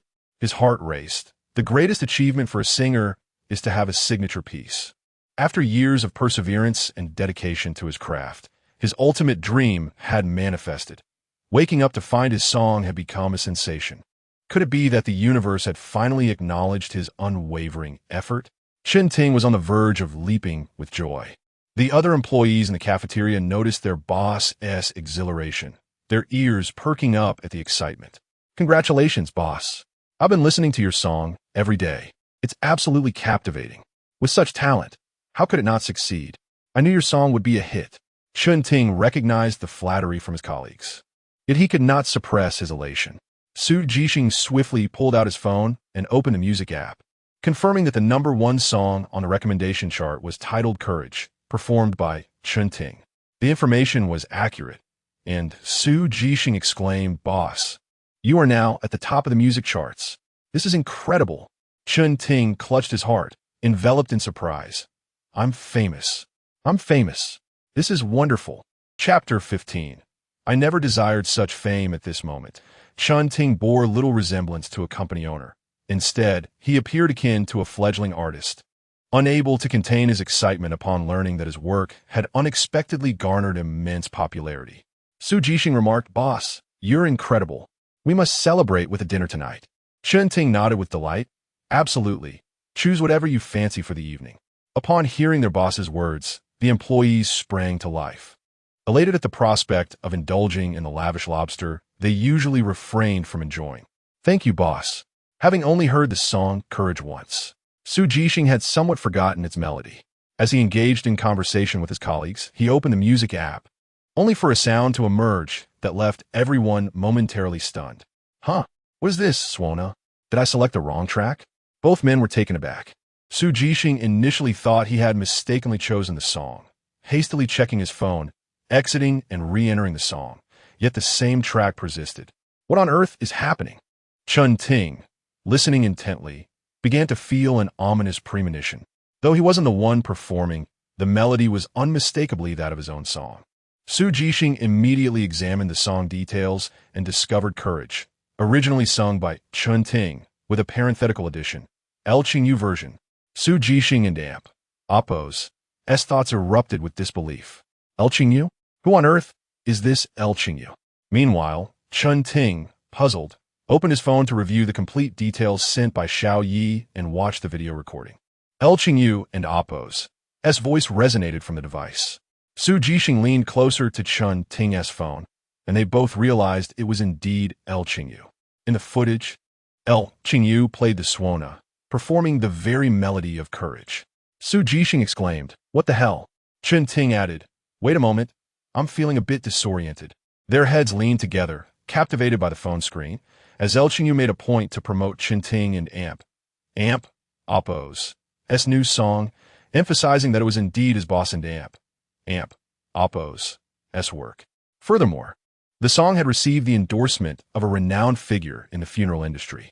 Scanning the barrage of comments, they noted, "Looks like the funeral industry has a new song." Ha ha! I can't stop laughing. Lu Qingyu's boss Chen Ting. Did you ever expect to be this famous? Is Lu Qingyu required to pay Chen Ting for copyright? Someone wondered. Finally, someone is writing songs for the funeral profession. Chen Ting is quite impressive. While Chen Ting maintained a stoic expression, his inner self was in turmoil. No, I certainly did not compose this for the funeral industry. This is an inspirational song. For goodness sake. You could say it was for students, for weight loss enthusiasts, or for workers. But why on earth for funerals? At that moment, the live stream had attracted 6 million viewers, and the barrage of comments obscured the identities of those behind them. Other employees bore witness to the unfolding scene, silently seated and hesitant to speak. Su Jixing and Chen Ting exchanged glances. For the first time, Su Jixing appeared somewhat evasive, his voice lacking conviction as he stammered, "Boss, congratulations, you made it big." Although the means of achieving fame were unconventional, it was still fame. Chen Ting opened the music app to check the charts, discovering 2 versions of Courage ranked. The original, sung by Chen Ting, occupied the 6th position, while Lu Qingyu's Swana version soared to 1st place. Prior to Lu Qingyu's promotion, Courage had been at 21st. The promotional team for Chen Ting's new song was overjoyed.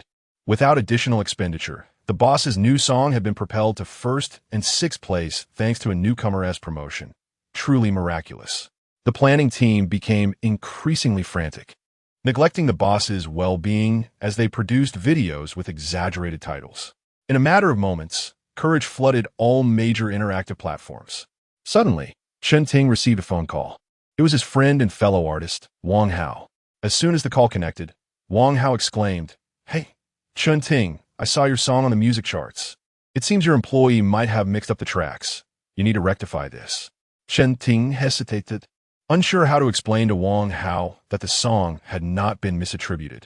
After a brief clarification, he ended the call, conflicted between feeling mortified or grateful towards Lu Qingyu. Fame was indeed a double-edged sword. While he was thrilled to be recognized, he was equally vexed. Chen Ting took a deep sip of water, attempting to soothe the tumultuous emotions within. "Well, it's all right. El is a good kid." Su Jixing forced a smile. "Yes. Indeed, boss. I always said El was quite astute." Chen Ting replied, "Yes, he's a good lad, but once the show concludes, kindly inform him that he need not promote my songs in the future. I never intended to achieve such notoriety." With that, Chen Ting carried his lunch tray away. It was only after he had departed that the other employees exhaled in relief. So, is the boss still treating us tonight? Chapter 16. Online Eating Show. Leaving viewers craving as the event concluded, Lu Qingyu swiftly settled the bill, pocketing a handsome sum of 600 yuan. Zopt, standing beside the cameraman, stared wide-eyed at the 6 vibrant red notes in Lu Qingyu's hand. This was unacceptable. Their show's preset control allowed each participant to earn a maximum of 200 yuan per day. Yet, in mere moments, Lu Qingyu had tripled that amount. Countless thoughts raced through Zayop's mind. He had to curtail Lu Qingyu's behavior. Noticing Zayop's expression, Lu Qingyu confidently tucked the 600 yuan into his pocket, remarking, "What are you staring at? I earn my money through skill." Zayop was left speechless. As Lu Qingyu prepared to bid farewell, Brother Zhang called out to him, "Why the rush? Haven't you eaten yet? Is there more food?" Lu Qingyu inquired. Zayop groaned internally, realizing they were saving yet another expense. Brother Zhang, with an air of nonchalance, insisted, "The meal is simple. Just have a bite before you leave. It'll save you the trouble of cooking at home." Lu Qingyu glanced at the camera and then at Zopt, verbally refusing, yet his body had already turned to follow Brother Zhang. He looked back at the camera with a cheeky smile, saying, "This isn't my choice. It's Brother Zhang who insists I eat. He is such a good person. If I don't have a bite, he might feel heartbroken." The barrage of comments erupted. "Haha, this is hilarious." The kid has practically got happy written all over his face. Another chimed in, "Stop joking. He is here for a funeral, not a celebration." Zayop felt a pang of regret, watching as this young man managed to save yet another expense. following Brother Zhang into the back kitchen. Lu Qingyu was astonished to see what Brother Zhang referred to as a simple meal, a splendid array of 12 dishes. Lu Qingyu's mind screamed in disbelief. Is this what you call a simple bite? The cameraman trembled, astonished by the lavish spread before them. The audience, hailing from various corners of the world, was equally captivated. The cultural differences in funeral practices were stark, even within a single region. The customs varied widely between urban and rural settings. The spectacle of this rural funeral was undoubtedly shocking to many. Is it customary for funerals to be this extravagant? One viewer mused. In my hometown, we treat weddings, births, and funerals as significant events, and we must host our guests well. 12 dishes are indeed a modest offering.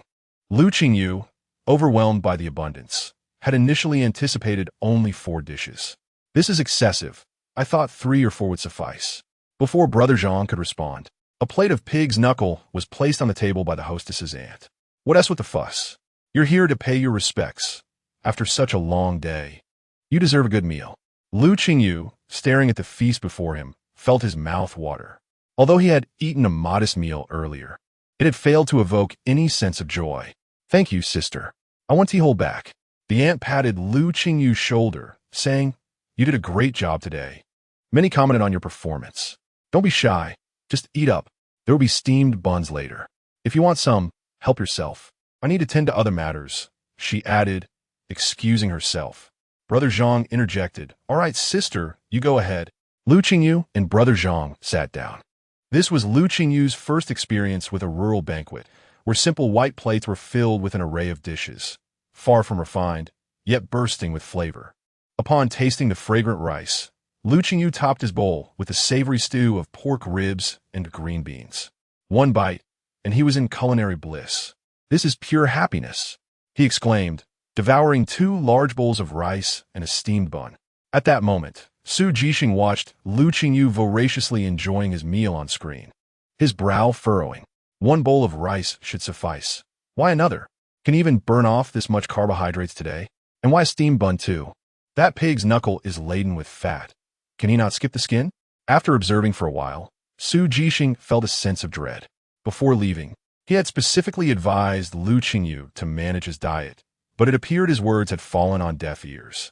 Meanwhile, the audience in the live stream grew increasingly hungry as they watched Lu Qingyu indulge. The brother is eating so deliciously. I can't resist ordering takeout. His appetite is remarkable. He has devoured half a plate already. Oh, it smells so good. I'm on a diet. Why must you torment me like this? P.S. Still growing. Let him eat. I love watching him enjoy his food. I can't take it anymore. I must order takeout. As the viewers became more enticed by Lu Qingyu's eating show, they found themselves unable to resist placing their own food orders. Typically, at mealtime, their go-to choices were spicy hot pot, rice noodles, stone pot dishes, and low-calorie meals. However, today, the delivery riders were in for a surprise. As they approached various eateries, they found themselves gravitating toward a northeastern cuisine restaurant, inundated with orders, baffled by the sudden surge in demand for pig's knuckles, which were usually sold sparingly. Chapter 17. Perhaps you should bargain again? After finishing her meal, Lu Qingyu officially bid farewell to Brother Zhang and the others, who felt somewhat reluctant to see her go. This young Lu was not only physically strong and skilled at playing the suona, but she also possessed an infectious energy. Most importantly, her beauty made working alongside her a delight, far preferable to spending time with the other older gentlemen, whose wrinkled faces and dark complexions were less than appealing. Little Lu, will you still be available for work in the future? Brother Zhang inquired. Lu Qingyu hesitated briefly before responding. Brother, I might be leaving soon. With a sigh, Brother Zhang replied, well, that is unfortunate. I truly believe you have a knack for this industry. Lu Qingyu remained silent, appreciating Brother Zhang's affirmation. Although she was grateful for his kindness, pursuing this line of work was not her aspiration. It was not that she disliked it, but merely relying on playing the suona would not catapult her into the ranks of the world's wealthiest. Upon returning to the vehicle prepared for the show, Lu Qingyu instructed the driver, please turn around. We are not going to the fishing grounds. The driver, momentarily taken aback, asked him, no more tasks. Leaning back in her seat with an air of nonchalance, Lu Qingyu replied, Money is not an issue. We're not going. Producer Zhao and the cameraman, wearing expressions of discontent, boarded the vehicle. Once everyone was settled, the driver turned the car around. Arriving at the villa while it was still early, Lu Qingyu noticed that the other guests had yet to return.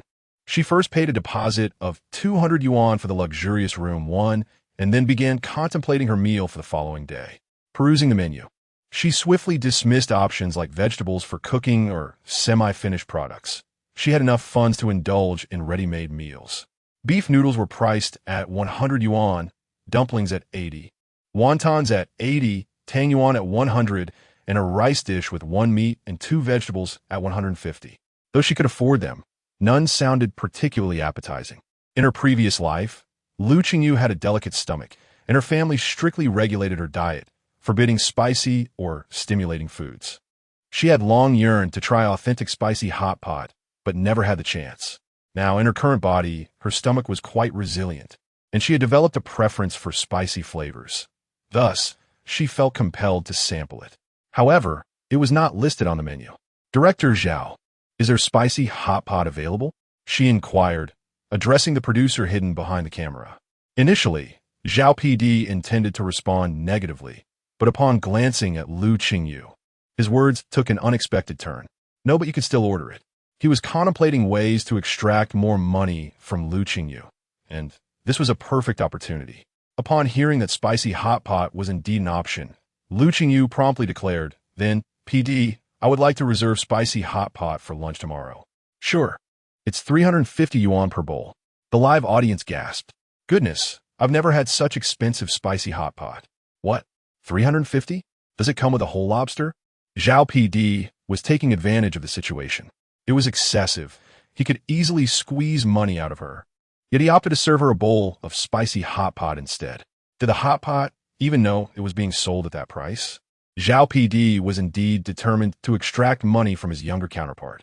Just when everyone presumed that such a shrewd individual as Lu Qingyu would certainly refuse, she casually acquiesced. "All right, I'll order a bowl." Zhao PD was momentarily flustered upon hearing her response. "Huh, you agreed?" Goodness, this was so sudden. Lu Qingyu's decisiveness left Zhao PD at a loss for words. He had quoted 350 yuan, believing Lu Qingyu would negotiate. She had only 600 yuan in total, 200 of which had gone towards lodging, leaving her with 400. If he asked for 350, she would have only 50 left, hardly enough for a decent meal. And he could hardly expect that the production team would allow her to play the Suona again tomorrow. In reality, Zhao PD's bottom line was 200 yuan, but Lu Qingyu's straightforwardness left him speechless. "Why don't you haggle a bit?" With a dismissive wave of her hand, Lu Qingyu replied, "Money is easy to earn. It's unnecessary." Zhao PD was left speechless. Meanwhile, Lu Qingyu also ordered a cup of milk tea, using the 200 yuan sponsored by the production team. In less than 2 minutes, her 600 yuan dwindled down to 50. At that moment, the other guests began to return one after another.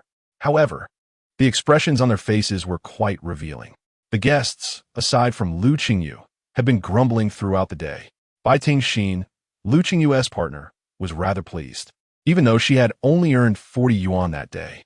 Designer Yao Yi was paired with the mature and handsome lawyer, Qing. She had taken a keen interest in him and suggested they engage in a pottery activity to deepen their connection. Yao Yi's goal was to capture Qing's heart within these 3 days, even if they were later placed in different groups. She wanted him to remember her fondly. However, Bai Tingxin appeared out of nowhere, and the fact that she was engaging in a paired activity without her partner was rather brazen. Throughout the pottery session, Bai Tingxin continually sought Qing's assistance. "Elga, how do you do this?" "You're so skilled, Elga. This looks amazing. I'm too clumsy to do this. Could you help me, Elga?" Bai Tingxin showed no restraint, leaving Yao Yi uncertain whether Bai Tingxin was her partner or Qing's. Frustrated, Yao Yi returned with a belly full of resentment, while Qing appeared to be in good spirits, relishing the attention from the women vying for his favor. Meanwhile, the date between Dr. Su Jing and beauty blogger Carlo was nothing short of complicated. Chapter 18. Is he unable to eat?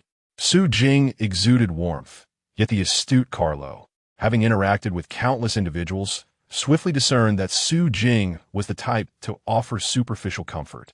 Su Jing, in turn, felt little spark towards Carlo.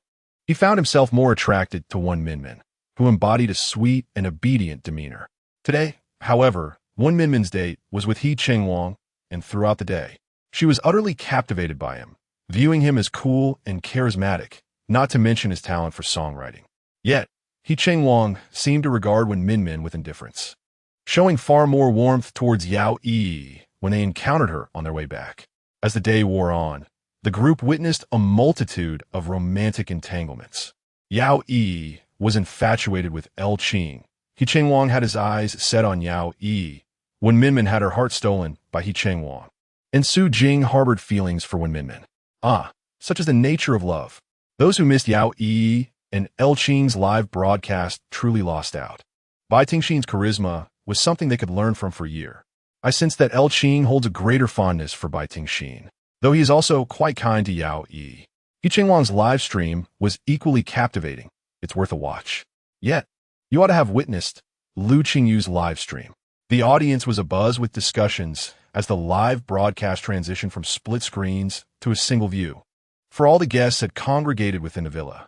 In a bid to enhance the show's visual appeal, everyone spontaneously changed into casual attire.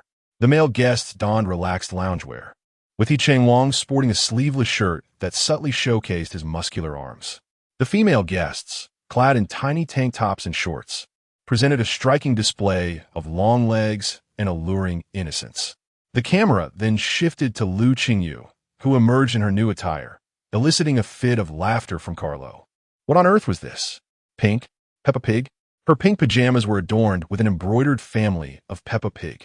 Lu Qingyu appeared to have just washed her face, droplets still clinging to her hair. What was she thinking?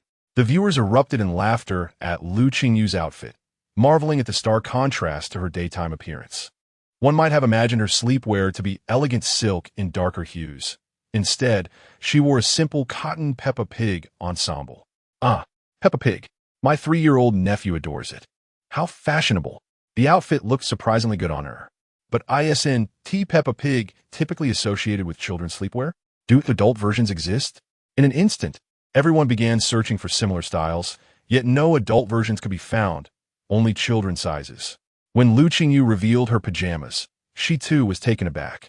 Su Jixing had purchased them for her, having misunderstood her request for cool-toned sleepwear. Nevertheless, she decided to wear it.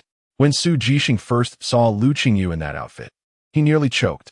While buying the pajamas, he had spotted a Peppa Pig set in the children's section and mistakenly picked it up, thinking of his overweight 10-year-old son who needed a larger size. The pockets were identical, leading to a mix-up. Thus, the pajamas meant for his son now adorned Lu Qingyu, transforming long pants into shorts and shortening the sleeves, which Lu Qingyu rolled up to her elbows. Bai Tingxin, with a sly grin, remarked, "That outfit looks quite nice." To which Lu Qingyu replied, "I think so too. As long as I'm not embarrassed, it's others who will be." As the clock struck 10, producer Zhao emerged to host the program, and everyone settled onto the sofa. The seating arrangement featured 2 groups of sofas with men and women alternating, but Lu Qingyu chose to sit alone on a small sofa. After a day of diligent labor, everyone has accumulated quite a sum, producer Zhao announced, holding a statistics sheet. He Chengwang and Wen Minmin earned a total of 180 yuan. Su Jing and Carlo garnered 160 yuan. El Qing and Yao Yi also earned 160 yuan. Carlo's individual task netted her 80 yuan. With earnings nearly equalized, a sense of balance washed over the group. They calculated quietly amongst themselves. Though they would not be sleeping in the more luxurious rooms, at least tents were off the table. After paying for tonight's accommodation, the remaining funds would only suffice for a single meal, compelling them to tighten their belts for the next day. Carlo felt quite accomplished, having earned 80 yuan on her own while others had collaborated in pairs. She turned to Lu Qingyu. "How much did you earn today, little brother? Though our tasks were separate, if you find yourself short on food, I can assist." Bai Tingxin's words were laced with a hint of pride, despite her own struggles to afford a meal. Lu Qingyu replied, "Sister Bai, your funds may be limited, but your character shines brightly. However, I truly do not need assistance." Bai Tingxin raised an eyebrow at his response. Producer Zhao, overhearing this exchange, silently fumed. Lu Qingyu unable to eat? He dines better than all of you. Chapter 19. Is this what you call a taste? When Zhao PD announced Lu Qingyu's earnings, his tone was tinged with resentment. Lu Qingyu's single task income was 600 yuan. Everyone was taken aback, exclaiming what? The revelation of Lu Qingyu's funds left the crowd incredulous. 600. What on earth had he done? PD, surely you meant 60? Zhao PD insisted. No, Lu Qingyu truly earned 600. Qingsu, Jing He, and He Qingwang cast incredulous glances at each other. What on earth did you do? The netizens who had been vigilantly watching Lu Qingyu's live stream for the entire day chimed in. Can you guess why Lu Qingyu changed into pajamas? Because he secured a luxurious suite complete with an oversized bathtub. Laughter erupted. Haha, a little shock for everyone. The brother earned his money honestly. No tricks involved. Bai Tingxin pondered, what did you do today? Lu Qingyu replied nonchalantly, I went to make money. Bai Tingxin rolled her eyes, thinking, of course she knew he was making money. But what kind of activity could be so lucrative? Could he have been herding sheep? Herding for 4 hours nets 200 yuan. Yet 600 yuan would require at least 12 hours. Impossible. Before they could deliberate further, Zhao PD began to announce new regulations. Starting tomorrow, there will be some new rules. Everyone must adhere to them. The first rule prohibits any activities outside those provided by the production team. Confusion spread across the faces of the participants. They had chosen the activities offered by the production team. So what did this mean? Had someone engaged in activities beyond what was sanctioned? At that moment, Lu Qingyu interjected. I agree. The crowd gasped, realizing it was he who had caused the stir. No wonder he earned so much. Did he sell songs on the street? This was clearly delineating boundaries for Lu Qingyu. Zhao PD continued. Transportation provided by the production team to task locations incurs a fee. Guests must pay honestly for their rides and cannot threaten the production team. The group looked confused. Until they all pay for their rides? They all turned to Lu Qingyu again. Lu Qingyu affirmed, I agree. The female guests regarded him with disbelief. What on earth had he done? He Qingwang exclaimed, what did you do? Lu Qingyu feigned innocence. I simply enjoy a low-carbon lifestyle, a green commute. Suddenly, Lu Qingyu's 600 yuan piqued Bai Tingxin's interest. She could only stay in room 3 tonight, a cramped 5-square-meter space, far less spacious than room 1's bathroom. She yearned for a better accommodation. Yet she had previously stated they would earn their own keep, unlike other guests who shared earnings and paired tasks. However, Bai Tingxin remained hopeful and subtly remarked to Lu Qingyu, brother, you did remarkably well today, earning so much. Lu Qingyu responded, I was just lucky. Bai Tingxin pressed, brother, is room 1 particularly nice? Lu Qingyu tossed over the production team's materials. It has photos. You can see for yourself. It's identical, except the mattress is slightly subpar, not very smart. Buffed. Smart? Does such a mattress even exist? Bai Tingxin thought to herself, brother, your standards are far too high. Let us just settle for the presidential suite. What must the other guests, whose rooms are smaller than his bathroom, think? Bai Tingxin stared at the materials Lu Qingyu tossed her way, feeling a lump in her throat. This young man was utterly unhelpful. Shouldn't he be demonstrating chivalry at this moment and offer to upgrade her room? Qingren, perceptive as he was, quickly caught on to Bai Tingxin's intentions and kindly suggested, Qingyu, you and Tingxin are a team. Perhaps you should look out for her. With your high earnings today, why not help Tingxin upgrade her accommodation? If she earns well later, she can assist you in return. Bai Tingxin looked at Qingren gratefully. He was always so thoughtful. He was older and knew how to care for others. However, there were whispers among the guests about Qingren's intentions toward Bai Tingxin. They had previously agreed to spend their own earnings, and Bai Tingxin had no desire to have her brother pay for her. The audience was unaware of the netizens' opinions and thought Qingren's words were rather considerate. Meanwhile, Qingren felt quite pleased with himself as he noticed Bai Tingxin's appreciative gaze. Everyone awaited Lu Qingyu's response, as if not agreeing would label him petty. Lu Qingyu nodded. Yes, Gu is right.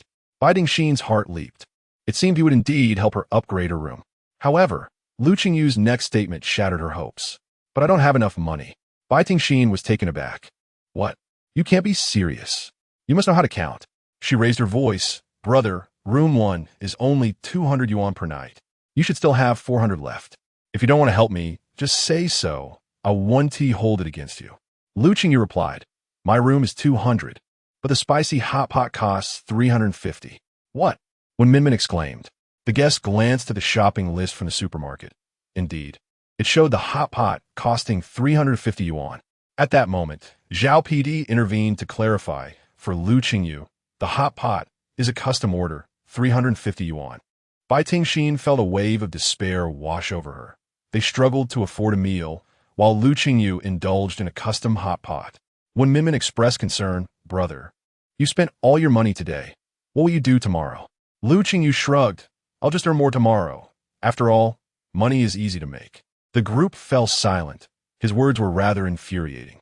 They had spent the entire afternoon on tasks that seemed romantic but were exhausting, and even now, they found it hard to afford a decent meal. He Qingguang hesitated to speak. Is this guy doing this on purpose? Lu Qingyu, unfazed, decided it was time for rest and turned to head upstairs. When Minmin kindly called after him, Qingyu, aren't you going to eat? We plan to buy some groceries and cook. Would you like us to save you a portion? When Minmin assumed that after earning so much, Lu Qingyu's daytime work must have been tiring, and he would be hungry if he skipped dinner. Lu Qingyu turned back. Thank you, Minmin, but I've already eaten. Already eaten? Lu Qingyu nodded. Yes, I had a little something outside. As Lu Qingyu retreated to his room for sleep, the remaining guests pooled together 10 yuan each, hoping to buy something affordable to prepare a meal. Even if they could not fill their stomachs, they would not allow themselves to sleep hungry. At that moment, Carlo finally found a moment to pull out her phone and check trending topics. She had assumed that among the guests, the most talked about would be herself or Yao Yi. But to her surprise, Lu Qingyu's name dominated the trends. Carlo furrowed her brow. Incredulous. What is so fascinating about Lu Qingyu? She clicked to view the clips from earlier in the day, and other girls gathered around to catch a glimpse. The male guests witnessed several female guests sitting together, mouths agape in shock. So, this guy was doing work for the buy event. Wow. Earning 600 for 3 hours, so that's where the money came from. No wonder Lu Qingyu isn't hungry. He had 3 bowls of rice and 12 dishes. And he calls it a little taste. Chapter 20. Please. You are participating in a love show. The romantic journey program has been gaining momentum, and Lu Qingyu's whimsical performance has unexpectedly gone viral, propelling the show to the pinnacle of its genre's rankings. Naturally, Lu Jin, who is currently filming on set, has noticed the trending topic on Weibo. Upon reading it, Lu Jin's expression darkened. He genuinely wished for Lu Qingyu to vanish from this world, eliminating any potential threat to him. However, he was taken aback to discover that they were signed under the same agency, with Su Jixing as his manager. He regretted not dealing with Lu Qingyu decisively in the past. If he acted now, Su Jixing's capabilities would surely lead to his exposure. Nonetheless, it was merely a trivial variety show. Lu Qingyu could hardly make significant waves, especially since Lu Guozhong was fully aware that Lu Qingyu was his biological son, yet continued to feign ignorance, evidently unwilling to acknowledge him. Once he became a superstar, controlling Lu Qingyu would be a mere trifle. What could Lu Qingyu possibly compare to him? Having enjoyed a hearty meal and a good night's sleep, Lu Qingyu rose at 7 the following morning. Habitually, he ran 5 kilometers, and after exercising, he spent his last 50 yuan on buns and eggs to satiate his hunger, culminating in a wholesome morning. The other participants, accustomed to nightlife, did not wake up particularly early. By the time the latest riser, Yao Yi, emerged from slumber at 11, she exuded an air of intellectual sensuality in her off-shoulder little black dress and cascading waves of hair. As she descended the stairs, the male contestants could not help but gaze in admiration, promptly showering her with attention. Lu Qing prepared floral tea for Yao Yi, while the previously relaxed He Chengwang fetched her a sandwich, and even Su Jing could not resist engaging her in conversation. The food they enjoyed was collectively funded by the participants, and the sandwiches were merely 2 slices of bread with lettuce and tomato. Given the simplicity of their meal, they were fortunate to have anything at all, yet one individual indulged in a lavish feast of 8 dishes and a soup. The program team had ordered takeout, and Lu Qingyu proudly presented the spicy hot pot he had purchased at a premium. As he opened the box, A fragrant aroma of spices wafted through the room, rendering the bread in everyone else's hands suddenly unappetizing. While Lu Qingyu, sweating profusely from his meal, fanned himself with one hand and slurped the noodles with the other. He exclaimed, "Ah, so spicy, so fragrant, so delicious." The others increasingly found the bread tasteless in comparison. Carlo, who also adored spicy hot pot, gazed longingly at Lu Qingyu's meal, desperately wishing to have a taste. "Qingyu, such a large bowl. Can you finish it?" The program team acknowledged that the 350 yuan serving of hot pot was indeed a bit extravagant, but the portion prepared for Lu Qingyu was ample enough for two. Hearing Carlo's comment, Lu Qingyu promptly lifted the bowl and gulped down some soup. "Of course I can finish it. I can drink the soup too." Carlo was taken aback. "Wow, a growing boy needs to eat. And I love the soup just like you do." Everyone was fascinated. How could Lu Qingyu focus on his meal when such a stunning woman stood before him? It was merely a bowl of hot pot. Carlo desired to eat as a gesture of goodwill, yet Lu Qingyu couldn't spare even a bite. Observing how the other contestants were willing to share, it seemed rather miserly of him not to do the same. Lu Qingyu was spending his own money. What was wrong with enjoying his meal? Was it really a fault not to share? The production team of Romantic Journey had not anticipated that a bowl of spicy hot pot would trend on social media. Initially, they had envisioned the show being propelled by the dynamic between Carlo and Lu Qing, given their substantial fame and favorable backgrounds, while Lu Qingyu was merely an afterthought. They had never regarded Lu Qingyu highly. He was too young, and previous contestants who were younger had not garnered much attention due to their immature performances. They assumed Lu Qingyu would follow suit, but to their surprise, from the start of the show until now, he had monopolized 4 out of 6 major highlights, with the highest viewership ratings now centered on him. PD Zhao felt a mix of joy and concern regarding Lu Qingyu, as he proved difficult to control. The essence of the love show is to observe romantic interactions, fostering connections, and creating memorable moments. Today's tasks included cake, baking, and fishing. Lu Qingyu promptly opted for fishing, leading to an awkward situation where the remaining 7 contestants chose cake baking. The audience erupted in laughter at Lu Qingyu's luck, as he was the only one to select fishing. Is our brother going solo again? Fishing was not a bad option, so why did they all shy away? Ha! What luck our brother has. Maybe you should switch to cake baking. The male contestants chuckled at the scene, indifferent to both activities, while the female contestants clearly preferred baking. Fishing required skill and could be tedious. On a hot day, girls were also concerned about sun exposure and makeup melting, which is why they all opted for the indoor baking. The price for baking a cake was set at 50 yuan, which was considered steep. Bai Tingxin, Lu Qingyu's partner, wore an expression of exasperation, concealing her discontent while maintaining a bright smile. "Qingyu, why not choose cake baking?" Lu Qingyu firmly declined. "No, I'm not good at cooking. I prefer fishing." Bai Tingxin's expression cracked. "Brother, this is a love show. Does fishing really matter?" Participating in a love show without even a hint of romantic intrigue. Was that sensible? Comments flooded in. I'm dying of laughter.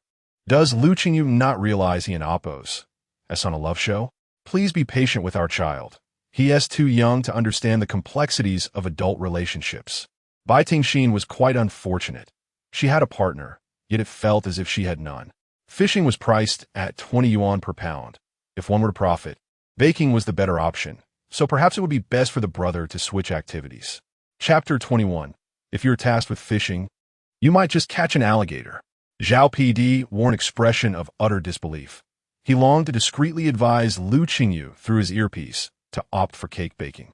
Alas, he could not, for this live stream spanned 24 hours, and most importantly, Lu Qingyu had neglected to bring his headset. Thus, the 8 guests were divided into 2 teams. The other 7 embarked on a vehicle towards the cake shop, while Lu Qingyu set off alone to fish. This time, Lu Qingyu obediently paid the 10 yuan fare. Zhao PD joined the group of 7 guests, weary of accompanying Lu Qingyu any longer. However, the cameraman remained the same as the previous day. As Lu Qingyu boarded the vehicle, he gave a fist bump to the camera, saying, "Brother, let us have a pleasant collaboration." The cameraman silently closed his eyes, hoping that Lu Qingyu would not bolt. His stamina, no matter how robust, could hardly withstand Lu Qingyu's antics.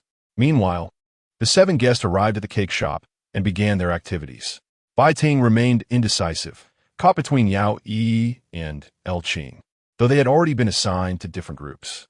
Yet, everyone was trying to impress those they favored, making it impossible to discern who belonged to which team without a word. Lu Qingyu, on the other hand, arrived at the fishing venue. The fishing area was expansive, divided into several sections, each hosting different species of fish. Typically, anglers frequented Area 3, abundant with carp, grass carp, and bass, among others. A woman, tasked with overseeing the area, was accompanied by a staff member to assist her. The woman explained the venue. The rental fee was 200 yuan for 3 hours, and any fish caught during this time could be taken home. Anglers could either bring their own equipment or rent it for 100 yuan. Oh, I thought I could simply come and fish.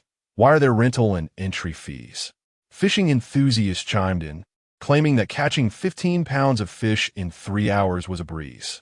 Lu Qingyu stood pondering, his chin in hand, when the staff member seized the opportunity to suggest, "If you feel this is not worth it, you can leave and choose another activity." Upon hearing this, Lu Qingyu understood their intent. They wished for him to bake cakes. Unfortunately for them, Lu Qingyu was all bones and no compliance. "Miss, I want to rent the fishing gear. Could I borrow that rope hanging from the pavilion?" Lu Qingyu pointed to the twine. The woman, puzzled, wondered why someone would come to a fishing venue without gear and request a mere rope. Nevertheless, she was accommodating. "Sure. Just remember to return it." Lu Qingyu had no money on him, so the program team dutifully produced a 200 yuan IOU. This time, they did not demand an exorbitant return, simply a straightforward 200 yuan note. Before signing, Lu Qingyu earnestly inquired of the program team, "If I sign this, does that mean you'll cover the venue fee, and I need not pay any additional costs?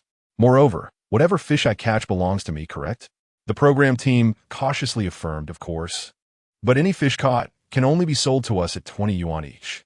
They were wary of Lu Qingyu potentially catching a prized fish and selling it to other guests for a higher price. Agreed. Thus, Lu Qingyu took the rope and headed towards the pond, with the cameraman trailing behind. However, as they walked, the cameraman began to feel uneasy.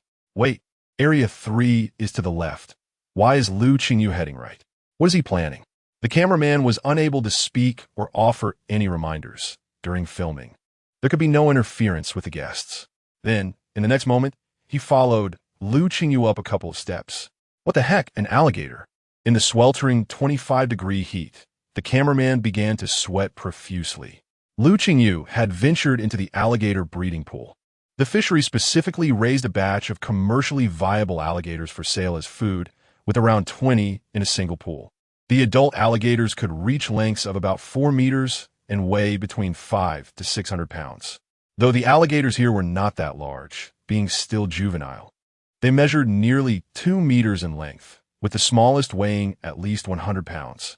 The fishery was enclosed with iron mesh, confining the alligators in a 1.5-meter deep pool, which included shallow platforms for them to rest.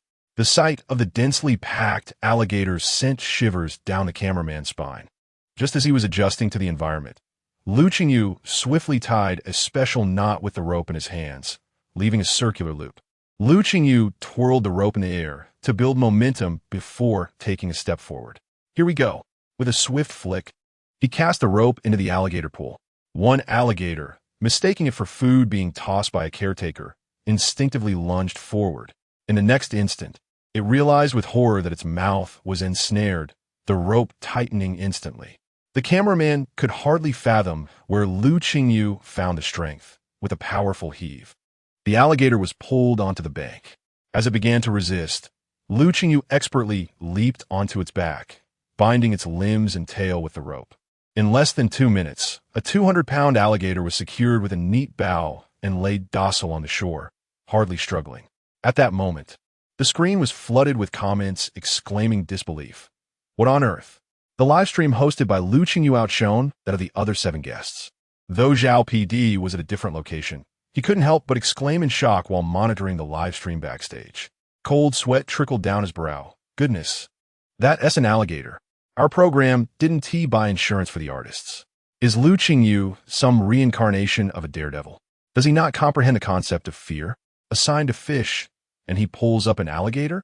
Having accomplished the feat, Lu Qingyu clapped his hands and called out to the approaching staff member, "Brother, could you weigh this for me? How many pounds does it weigh?" The staff member was momentarily stunned. Huh? Coming back to his senses, he remarked, "Alligators are not priced like ordinary fish. You will need to pay extra." The staff exchanged glances, then looked back at Lu Qingyu. Lu Qingyu turned his gaze skyward. "Why are you looking at me? We agreed beforehand that I could catch any fish, and having paid the venue fee, there would be no additional charges. All costs would be covered by the program." It was utterly amusing. The alligator, basking in the sun moments ago, was now bewildered by its sudden capture. Lu Qingyu's method of securing the fish was undeniably impressive. Though tasked with fishing, he had inadvertently caught an alligator, leaving everyone in stitches. The program team was in for a hefty expenditure. This alligator weighed at least 200 pounds, equating to a potential earning of 4,000 yuan for Lu Qingyu in a single day. The sight of the alligator adorned with a bow was inexplicably humorous. The alligator seemed to question, "Is this proper etiquette?" Chapter 22. Accompaniment. Learning the moment Su Jixing glimpsed Lu Qingyu fishing for crocodiles in the live broadcast room. He inadvertently spewed coffee everywhere. He was well aware that Lu Qingyu was no ordinary individual, yet he never imagined the extent of his extraordinary nature. Setting aside his phone, he promptly dialed the insurance company, realizing that insurance was not only necessary, but should be procured generously. This child was somewhat perilous. The crocodile weighed in an impressive 212 pounds, and at the rate of 20 yuan per pound, that amounted to a staggering 240 yuan. Director Zhao watched in agony as the staff handed Lu Qingyu a thick stack of red bills, his heart aching profusely. After finishing his fishing, Lu Qingyu returned home. And in the brief span of merely 2 hours since his departure, while other guests were just beginning to earn, he had already positioned himself to relax for the remainder of the program. Lu Qingyu remarked, "Being invincible is indeed lonely. The difficulty level of this program is lacking. I have barely warmed up, and it's already over." If his brother's words were uttered in private, it could be overlooked, but should other guests overhear, they might weep. Not everyone possesses the audacity to fish for crocodiles. Indeed, he is a formidable character. The crocodile could never have dreamed that one day it would be so thoroughly restrained. The combined earnings of the other 7 guests fell short of even 500 yuan, while Lu Qingyu displayed remarkable prowess. Director Zhao felt as though his teeth might shatter. He had painstakingly crafted a seemingly flawless program plan over 2 months, and yet it barely lasted 2 days under Lu Qingyu's influence. The program spanned 18 days. And after accounting for yesterday, there remained 17. Lu Qingyu extravagantly opted for a renewal of his contract for the luxurious room 1, spending 400 yuan, leaving him with 840 yuan. He was confident that even if he ordered the most extravagant dish today, Director Zhao would ensure he received it. The villa design for the program was splendid, boasting a gym, cinema, study, game room, and more. Upon returning, Lu Qingyu found a computer, determined not to waste time, but to utilize it to the fullest.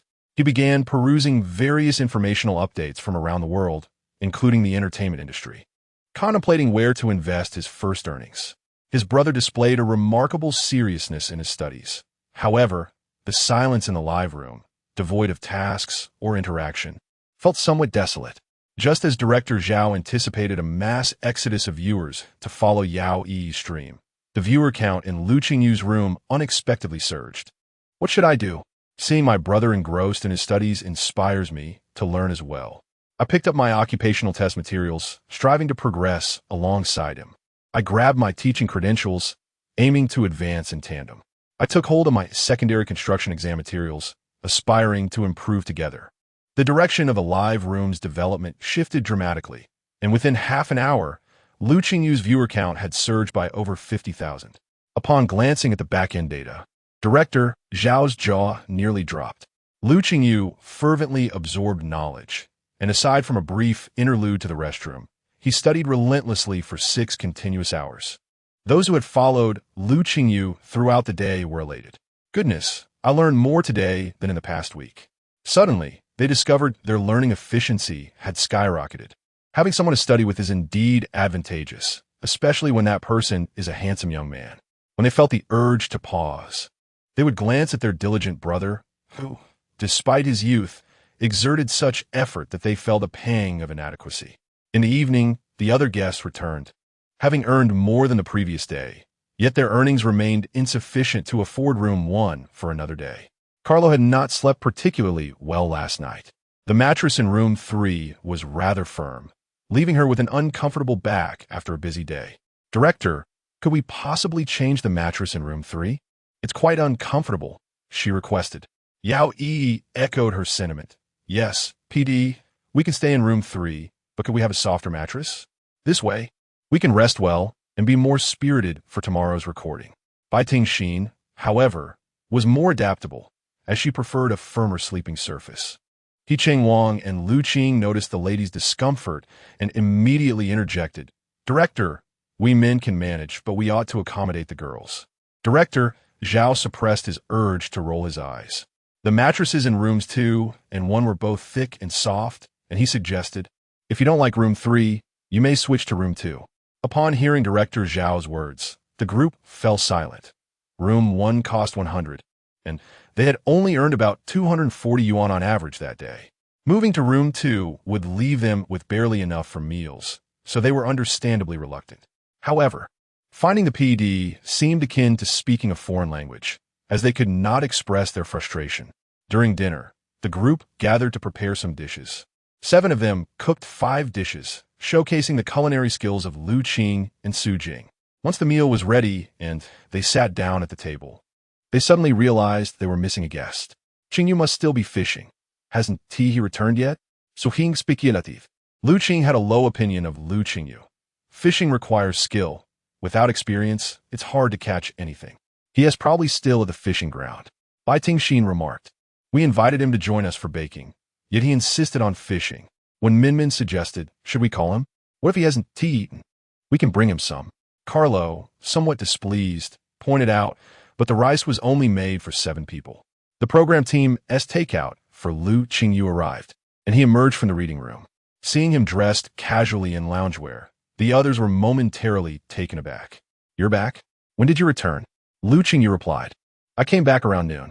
Upon hearing this, Bai Tingxin felt a surge of dissatisfaction, convinced that he must have failed to catch anything and, feeling embarrassed, chose to hide in the villa instead. After all, they were recording a program. Even if he had to act, he ought to present himself as industrious to the audience. Was he not concerned about being scolded by viewers? "Qingyu, I apologize. We didn't realize you were home, and we didn't save you any food," Bai Tingxin said. Lu Qingyu waved his hand dismissively. "It's fine. I've arranged takeout with the production team." He took a seat at the far end of the long table as the team brought out the takeout. A large box of braised pork alongside a fragrant box of rice. Upon seeing the braised pork, the guests' eyes widened in astonishment. The 5 dishes they had pooled their resources to create: tomato, scrambled eggs, lettuce salad, broccoli, stir-fried snow peas. And the sole meat dish, green pepper with pork, were rather mediocre in flavor. Chapter 23. Record-breaking Su Jing and his companions had initially intended to prepare a few more meat dishes, yet the female guests insisted on consuming broccoli and lettuce salad. In a bid to exhibit their gentlemanly demeanor, they reluctantly followed suit, feasting on greens instead. He Cheng-Wang, a true carnivore at heart, found his mouth watering at the aroma of the braised pork. He Cheng-Wang remarked, "That braised pork must cost around 200 yuan. Lu Qingyu picked up a succulent piece of meat, its vibrant red hue indicative of the chef's expertise. Indeed, the production team had ordered from Dongyue Tower, which even included complimentary rice. Unable to contain himself, He Cheng-Wang inquired, "Qingyu, is it delicious?" Given He Cheng-Wang's inquiry, one would expect the norm to be sharing the braised pork across the table. However, Lu Qingyu was not one to conform to expectations. He retrieved a small iron bowl and a spoon from the kitchen, returned to the dining table, poured the rice into the bowl, and topped it generously with the braised pork and its sauce. As he mixed it together, the glistening grains of rice became enveloped in the savory sauce. After taking a mouthful, Lu Qingyu gave a thumbs up. "Delicious, truly authentic." while Lu Qingyu savored his meal. He Cheng Wang and the others were left in a state of shock. Brother, are you really not sharing any? Although the female guests were tempted, they exhibited slightly more restraint than their male counterparts. Bai Tingxin had been dissatisfied with Lu Qingyu from the start. She had never encountered resistance from men before, regardless of their age, as they always showered her with flattery. Yet Lu Qingyu seemed impervious to her charms. Bai Tingxin mused, spending 200 yuan on braised pork. Does he expect to sleep in a tent tonight? Lu Qingyu appeared oblivious, continuing to relish his meal with increasing delight. In contrast, the other 7 diners found their meal rather lackluster against the backdrop of the braised pork. Viewers at home were amused by Lu Qingyu's antics, chuckling at his insatiable appetite. Haha, eating meat truly brings joy. My brother's eating show is quite entertaining. I just ordered some braised pork myself. He Cheng Wang was practically drooling, genuinely envious of Lu Qingyu's feast. In comparison, the consumption of leafy greens suddenly felt dismal. By 10 o'clock at night, P.D. Zhao emerged to inquire about the room reservations for the night. The group unanimously opted for room 3, yet Zhao P.D. did not ask Lu Qingyu, who was now the center of attention as his companions awaited the outcome of his lavish meal. You spent 200 yuan on a single meal. Are you really not sleeping in a tent tonight? Bai Tingxin offered. Qingyu, I have 80 yuan left. Would you like to borrow 50? At least you could sleep indoors. The tent is bound to be infested with mosquitoes. Lu Qingyu responded, Why would I sleep in a tent? Bai Tingxin retorted, You have no money left. How can you not sleep in a tent? Everyone turned to Lu Qingyu, who suddenly comprehended their misunderstanding. They believed he had depleted all his funds in one meal. No need, I have money. He Cheng Wang clapped Lu Qingyu on the shoulder, saying, Brother, I understand your desire to maintain your pride. But now is not the time to be stubborn. You're the youngest. We wouldn't think less of you. The group insisted that Lu Qingyu should not allow his pride to lead him astray, especially since they all occupied room 3. It would seem unkind to let him sleep alone in a tent. At that moment, Zhao PD approached with a new bag, which Lu Qingyu accepted, casually pulling out 200 yuan from his pocket to hand to Zhao PD. After dinner dessert, CRME BRLE. This is something we can share. Would you like some? Yi Cheng Wang was flabbergasted, as were the other guests. How do you still have money? Lu Qingyu replied, I earned it today. Yi Cheng Wang pressed. What did you earn it from? Fishing, Lu Qingyu stated nonchalantly. Bai Tingxin, somewhat frantic, asked, Did you actually catch fish? Of course. Otherwise, why would I return so early? Bai Tingxin couldn't contain her curiosity. How much did you earn today? Lu Qingyu answered, a little over 4,000, but I only have 440 left. Su Jing was left speechless. Lu Qingyu's revelation left the group, especially Bai Tingxin, feeling foolish for previously considering lending him money. Even Su Jing, usually so composed, couldn't help but exclaim internally. Over 4,000. How many fish did he catch? Before Lu Qingyu could elaborate on his fishing exploits, Wen Minmin had already seen the trending news on her phone. Heavens, did you catch an alligator? The group quickly gathered around to view her phone, witnessing Lu Qingyu's seamless handling of the alligator, leaving them in utter shock and disbelief. How could this young man, who was supposed to be a singer, display such audacity? Shouldn't a singer merely sing? Why was he so adept at wilderness survival? Carlo scrutinized Lu Qingyu with skepticism, still unable to fully grasp what he had heard. Just a coincidence, Lu Qingyu shrugged. The comments flooded in. Don't think we're unaware. You went straight to the alligator breeding pool once you got to the fishery, taking a direct route without any detours. Brother, you're not being honest. You know your alligator catching technique is quite impressive. Coincidence, huh? Do you even believe that yourself? One couldn't deny that Lu Qingyu did not appear as harmless as he seemed. Another day passed comfortably for Lu Qingyu, seemingly oblivious to the envy and admiration of others. After finishing his meal, he announced, I'm going upstairs to take a bath. The hot tub is rather pleasant. He ascended the stairs without a care for those around him. Once all the guests had retired for the night, the production team continued their work behind the scenes. The data for Love Journey had been compiled, and P.D. Zhao held the figures with a mix of astonishment and joy. The ratings had shattered previous season records, with 8 record-breaking moments, 6 of which centered around Lu Qingyu, while the other two feature dramatic scenes involving Yao Yi and Bai Tingxin. What surprised PD Zhao even more was that Lu Qingyu had achieved this simply by sitting and reading. Su Jixing also received the program's data and felt a surge of excitement upon reviewing the analysis concerning Lu Qingyu. He recognized Lu Qingyu as a remarkable talent. Such a charismatic artist was a rarity. After just 2 episodes, Love Journey began to soar in popularity. Many viewers tuned in to witness the unfolding of romantic pairings, only to find one individual utterly incapable of forming any coupling. Yet they remained intrigued by him, eager to see what antics he would engage in next. This fascination was undeniable, and it resulted in a surge of fans. Lu Qingyu accomplished what many wished they could, savoring the thrill of the experience. What was so appealing about shipping couples when watching someone excel was far more exhilarating. Lu Qingyu didn't require a pairing. He radiated brilliance all on his own. Chapter 24. The competitive performance scene, the filming of Copper Sparrow Bridge, directed by Lu Jin, is proceeding smoothly. This web series has garnered significant anticipation ever since its official announcement, leading to a considerable increase in his fan base, which has now reached 1,600,000. In contrast, Lu Qingyu, due to the popularity of Love Journey, currently boasts 530,000 followers, instilling a sense of vigilance in Lu Jin.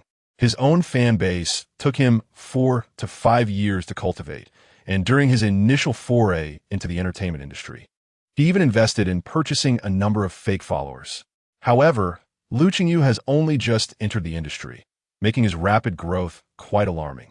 Suppressing his myriad thoughts about Lu Qingyu, Lu Jin reassures himself that he is in a league of his own, as long as he continues to develop his career diligently. Lu Qingyu will never be able to catch up. After calming his emotions, Lu Jin resumes his filming duties. In recent days, PD Zhao has been on the verge of tearing his hair out.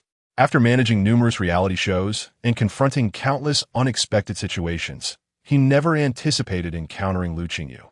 Despite implementing numerous rules in the program, he still cannot rein in Lu Qingyu. During the subsequent recordings, Lu Qingyu behaves like an unbridled wild donkey, utterly uncontrollable.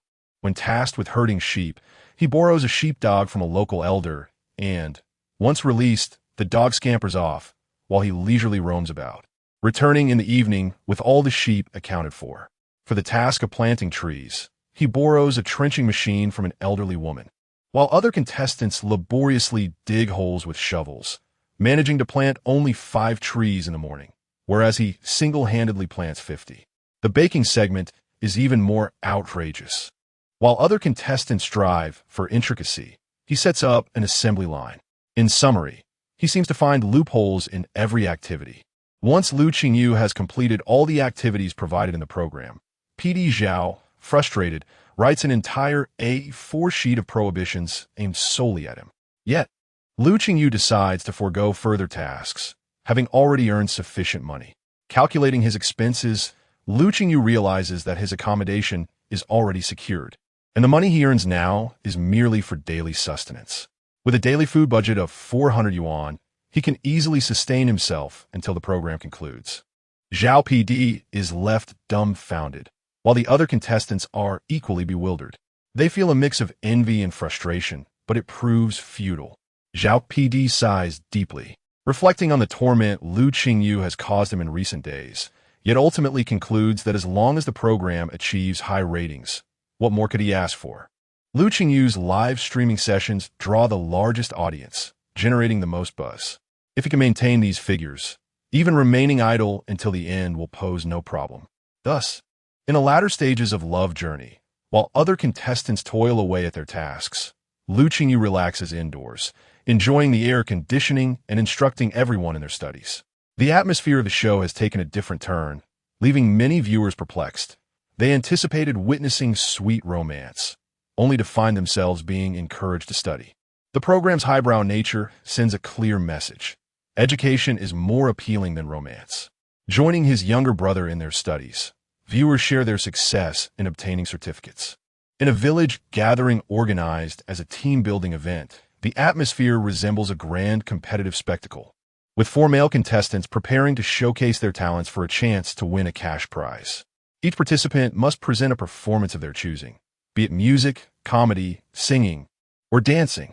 20 local villagers are invited to watch, each possessing a point to award, alongside 4 female contestants. Caro assists the production team in tallying the performances of the male contestants. Lu, what do you plan to choose? Lu Qingyu is a lawyer, but in his spare time, he enjoys singing at bars, confident in his deep vocal abilities. I choose to sing.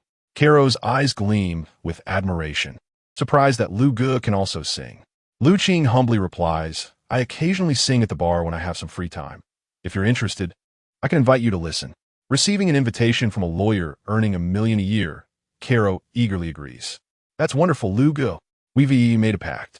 You must invite me next time you perform at the bar. He Guang, overhearing their conversation, feels a twinge of resentment. He is the professional singer here. He approaches, saying, Caro, I choose to sing as well. Caro nods and registers He Guang. The remaining contestants, Su Jing and Lu Qingyu, make their selections.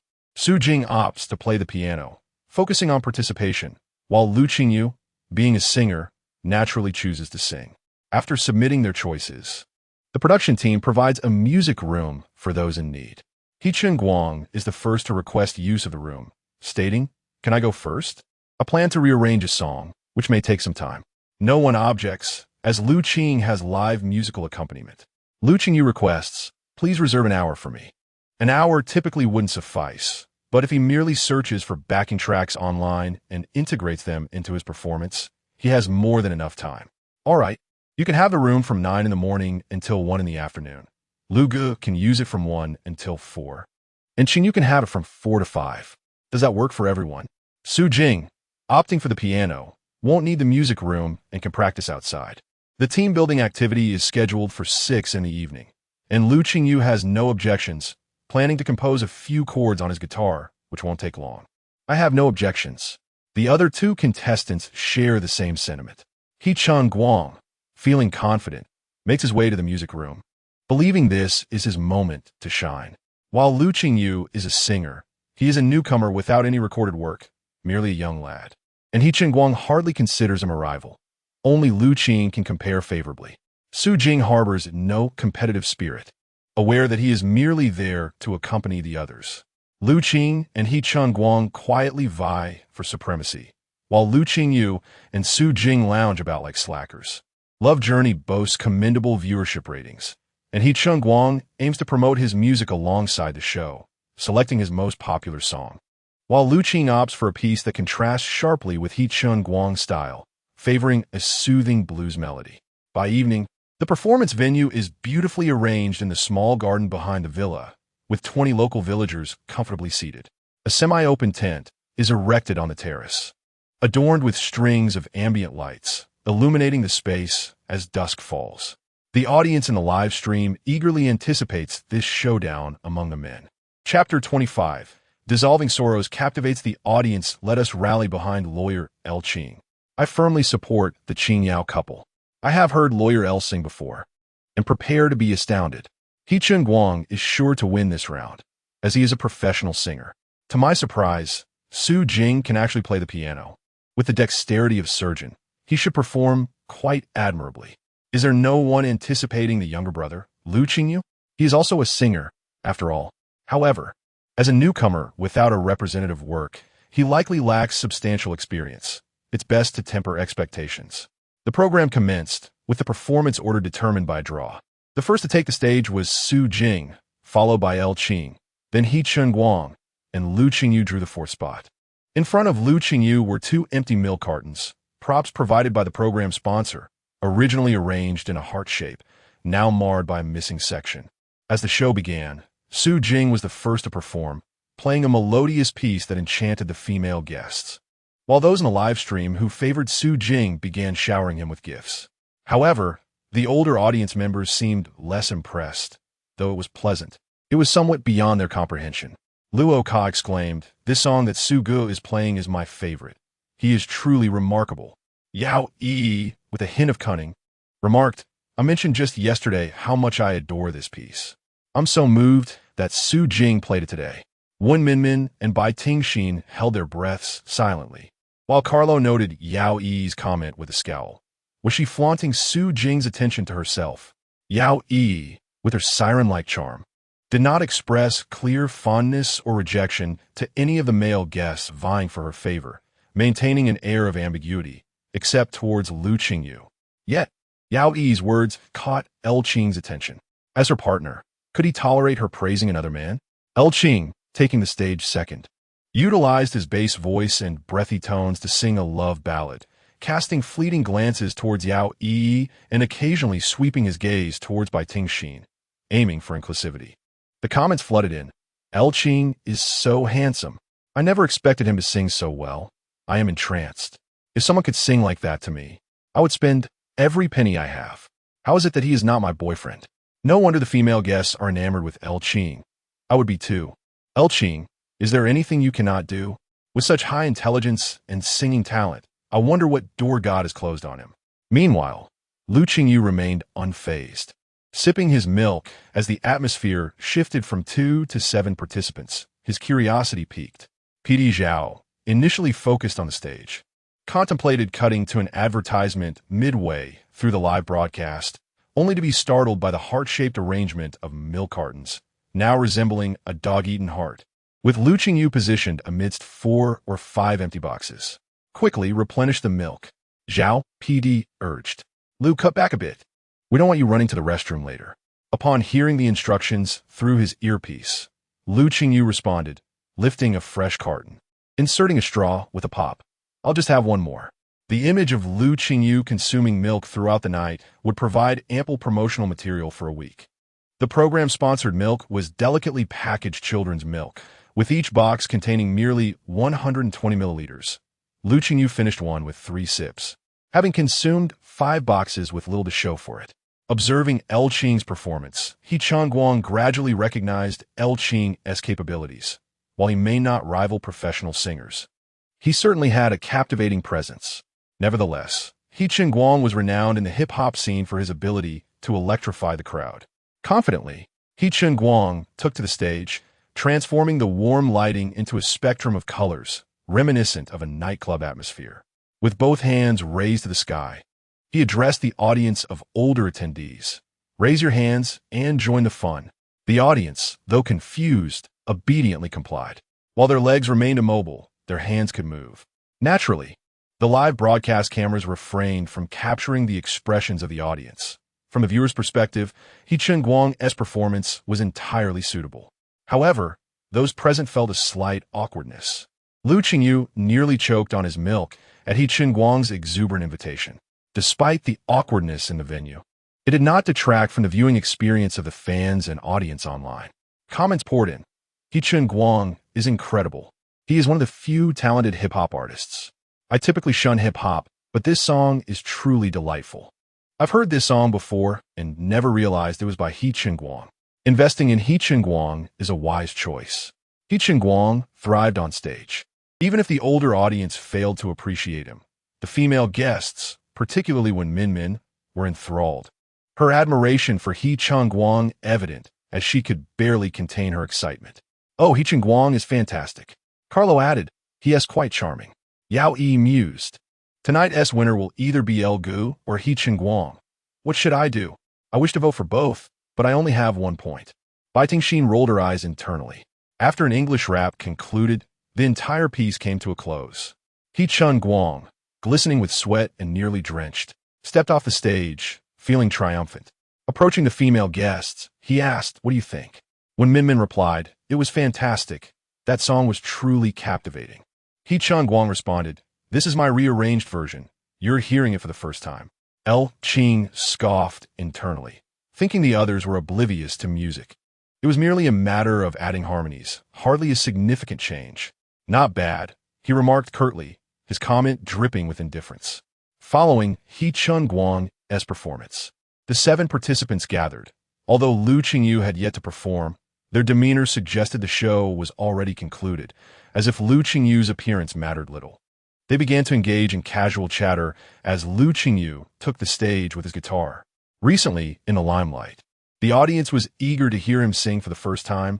Their curiosity piqued. Here he comes. It's my first time hearing the younger brother sing. I wonder what his level is. His earnest demeanor while holding the guitar was endearing, prompting a desire to ruffle his hair. This marked Lu Qingyu's debut performance before an audience, and he was determined not to falter.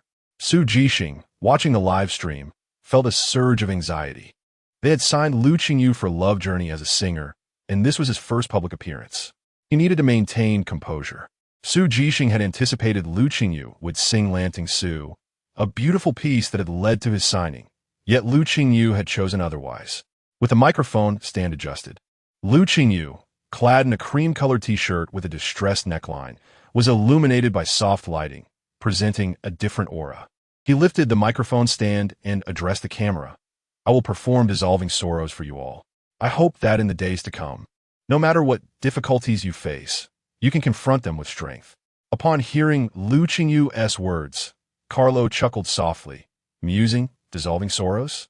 Is that code for telling others to drink a bit when faced with challenges?" Chapter 26, in a moment of reverence. It was not just Carlo, but others as well who regarded Lu Qingyu with a dismissive air.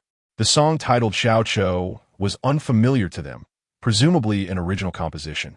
Given Lu Qingyu's youth and their lack of prior knowledge of his name, how remarkable could an original piece truly be? As the accompaniment began, a simple piano melody intertwined with Lu Qingyu's self-played guitar, which could only be described as rudimentary. He Cheng Wang and El Qing exchanged quiet chuckles. Could this be called an accompaniment? It was hard to believe that Lu Qingyu, a supposed singer, would present such a lackluster performance. Their own accompaniments were intricately arranged, with El Qing's backing track being a polished production that had cost a considerable sum. Yet, here was Lu Qingyu debuting as a singer, seemingly taking the audience for fools. As they speculated on the potential mediocrity of the song, Lu Qingyu began to sing. His warm, magnetic voice filled the air. As the 18-year-old strummed his guitar and sang, "When you step into this joyous place, carrying all your dreams and aspirations on the faces adorned with various hues, no one remembers your visage. After 3 rounds of drink, in the corner you stand, stubbornly singing a bitter song, listening as it drowns in the clamor. You raise your glass and speak to yourself." At Lu Qingyu's first note, everyone fell silent. He Cheng Wang and El Qing, who had initially regarded each other as rivals, exchanged astonished glances, collectively gasping inwardly, realizing they had underestimated him. No one had ever mentioned how beautifully Lu Qingyu could sing. Initially critical of his arrangement, they found the song transformed the moment he opened his mouth. The lyrics, contrasting with the song's title Xiao Chou, which they had expected to be a banal tune, revealed a depth of artistry. Several female guests, previously engaged in idle chatter, were instantly captivated by Lu Qingyu's voice. The lyrics, infused with emotion, rendered them speechless, their breath shallow as they feared disrupting his performance, an awareness of their own enrapturement that they had not even recognized. As the lyrics continued, a profound sense of greatness emerged. A toast to the morning sun, a toast to the moonlight, awakening my yearnings, softening the cold nights. Thus, I can soar against the wind without looking back, unfazed by the rain in my heart or the frost in my eyes. A toast to my hometown, a toast to distant lands, guarding my kindness, urging my growth. Henceforth, the roads south and north shall no longer be long. My soul shall find its resting place. Su Jixing, originally seated in the office, immediately rushed to his boss Chun Ting's workspace after Lu Qingyu began to sing. Chun Ting was engrossed in his creative process. Despite his last song's success, he struggled to produce anything of worth that day. Abruptly, Su Jixing burst into the room, startling him. Without preamble, he shoved his phone in front of Chun Ting, just as Lu Qingyu sang, "A toast to the morning sun, a toast to the moonlight." Chun Ting intended to scold Su Jixing, but as he listened to the lyrics, he too was captivated. The melody was enchanting, and Chun Ting, holding the phone, marveled at the talent of the young artist they had signed. The lyrics were so profound that even with a decade's time, he could not have crafted anything comparable. If he once believed his songwriting abilities were commendable, listening to Xiao Chou revealed to him why his previous releases had failed to resonate. Every line of the lyrics resonated with the soul. Su Jixing nodded fervently, his excitement palpable. If Lanting Su had been a stroke of luck in Lu Qingyu's repertoire, signing him had felt like a gamble. then Xiao Qiu was undoubtedly his anchor of certainty. A singer's lifetime achievement is often measured by a single memorable piece, and Xiao Qiu could well serve as Lu Qingyu's assurance for the future. A toast to tomorrow, a toast to the past, sustaining my being heavy upon my shoulders. Though I do not believe in the lofty mountains and flowing waters, life is too short to cling to memories. A toast to freedom, a toast to death, forgiving my ordinariness, dispelling my confusion. Well then, the dawn always arrives hastily. The most sober are the most absurd. At this moment, the elderly audience members finally paid earnest attention to the song. Some wiped away tears with their sleeves. Their education may have been modest, yet they felt an overwhelming sense of relief wash over them as they listened.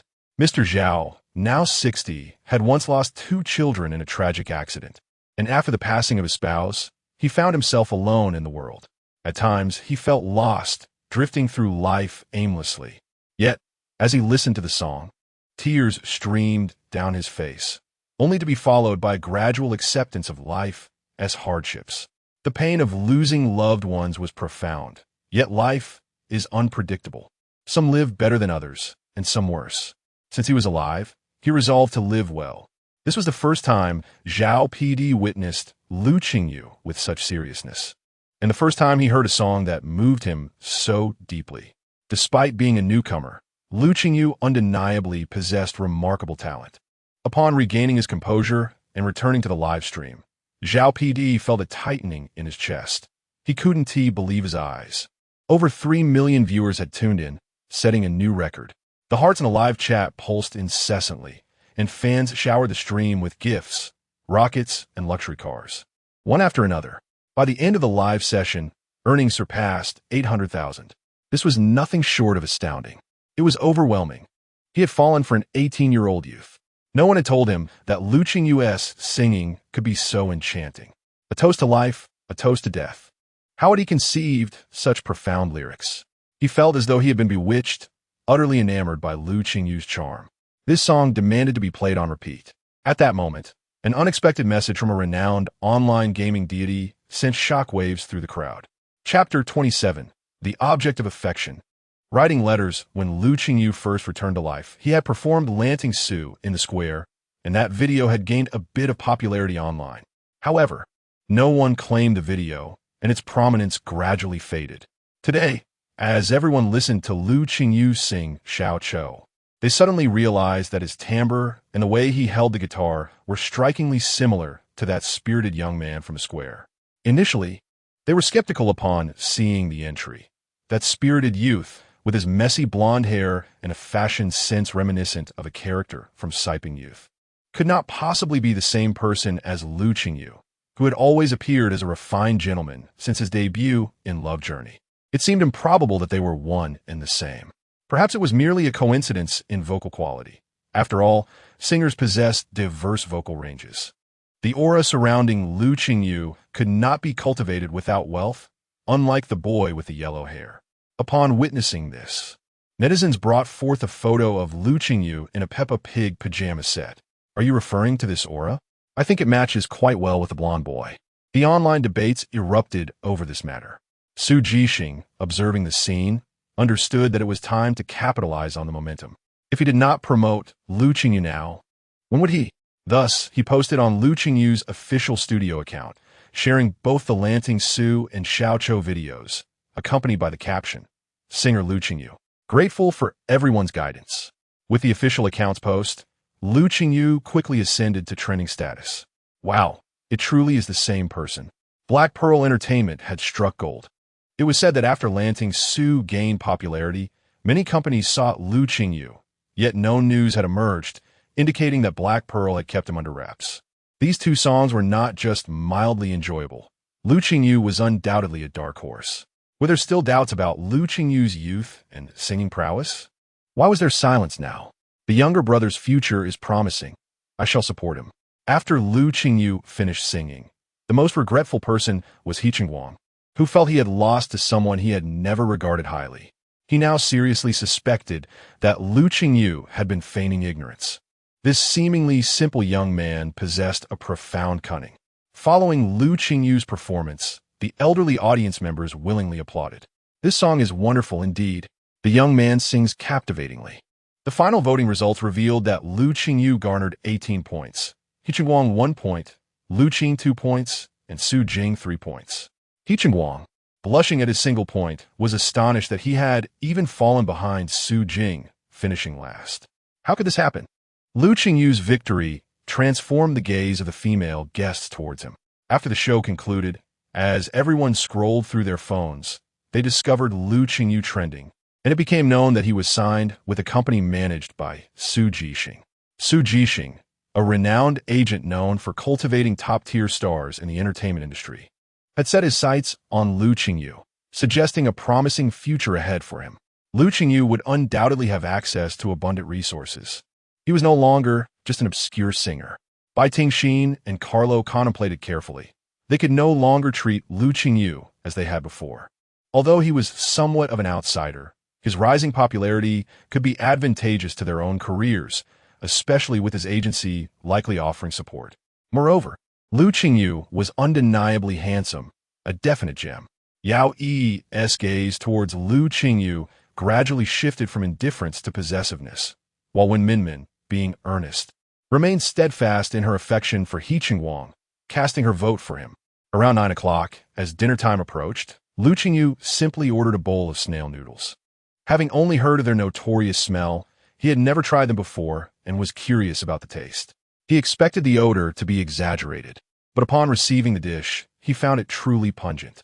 It was different from the smell of durian, which at least dissipated with a breeze. The aroma of snail noodles clung to his clothes like an unpleasant stain. Politely, he intended to eat the snail noodles outside, but was suddenly called back by a female guest at the table. Yao Yi, Qingyu, where are you going? Lu Qingyu, the smell is too strong. I'm going outside to eat. Yao Yi seized this opportunity to ingratiate herself. There are mosquitoes outside. You should eat in here. The smell of snail noodles is rather pleasant. Upon hearing this, Lu Qingyu instinctively covered the takeout box, suspecting that she intended to snatch his food. Carlo chimed in, yes. Brother, we all enjoy snail noodles. It's perfectly fine to eat indoors. Lu Qingyu felt a sense of moral coercion, as if they were compelling him to share. His partner, Bai Tingxin, unusually gentle, said, it's livelier to eat together. We have plenty of dishes. Would you like to try some? Wen Minmin sincerely added, I don't mind the smell of snail noodles. I often cook them at home. The three male guests exchanged glances, their expressions not particularly favorable. Ladies, perhaps you should consider our feelings. Lu Qing, unable to tolerate the smell, found snail noodles one of his least favorite foods. However, with the female guests insisting, he had to maintain his image and could only manage a forced smile. He Qingwang and Su Jing felt a tinge of jealousy, noticing the significant shift in the female guests' attitudes towards Lu Qingyu. Ultimately, Lu Qingyu chose to eat outside, judging by the female guest's demeanor. The snail noodles must have been quite appealing, and he had no desire to share. After dinner, they reached a crucial segment of the show, where P.D. Zhao emerged to host. The 8 guests gathered in a living room, and P.D. Zhao began to outline the show's rules.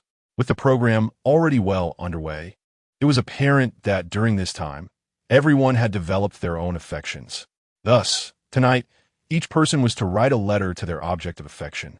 If both the male and female guests wrote to each other, they would automatically form a pair. P.D. Zhao distributed envelopes to everyone, and in the living room stood a large message board adorned with the guest photos. Completed letters were to be placed beneath the corresponding pictures. Lu Qingyu glanced at the envelope, casually picking it up to leave when Bai Tingxin suddenly approached. Qingyu, wait a moment. Lu Qingyu turned back. Is there something? Chapter 28.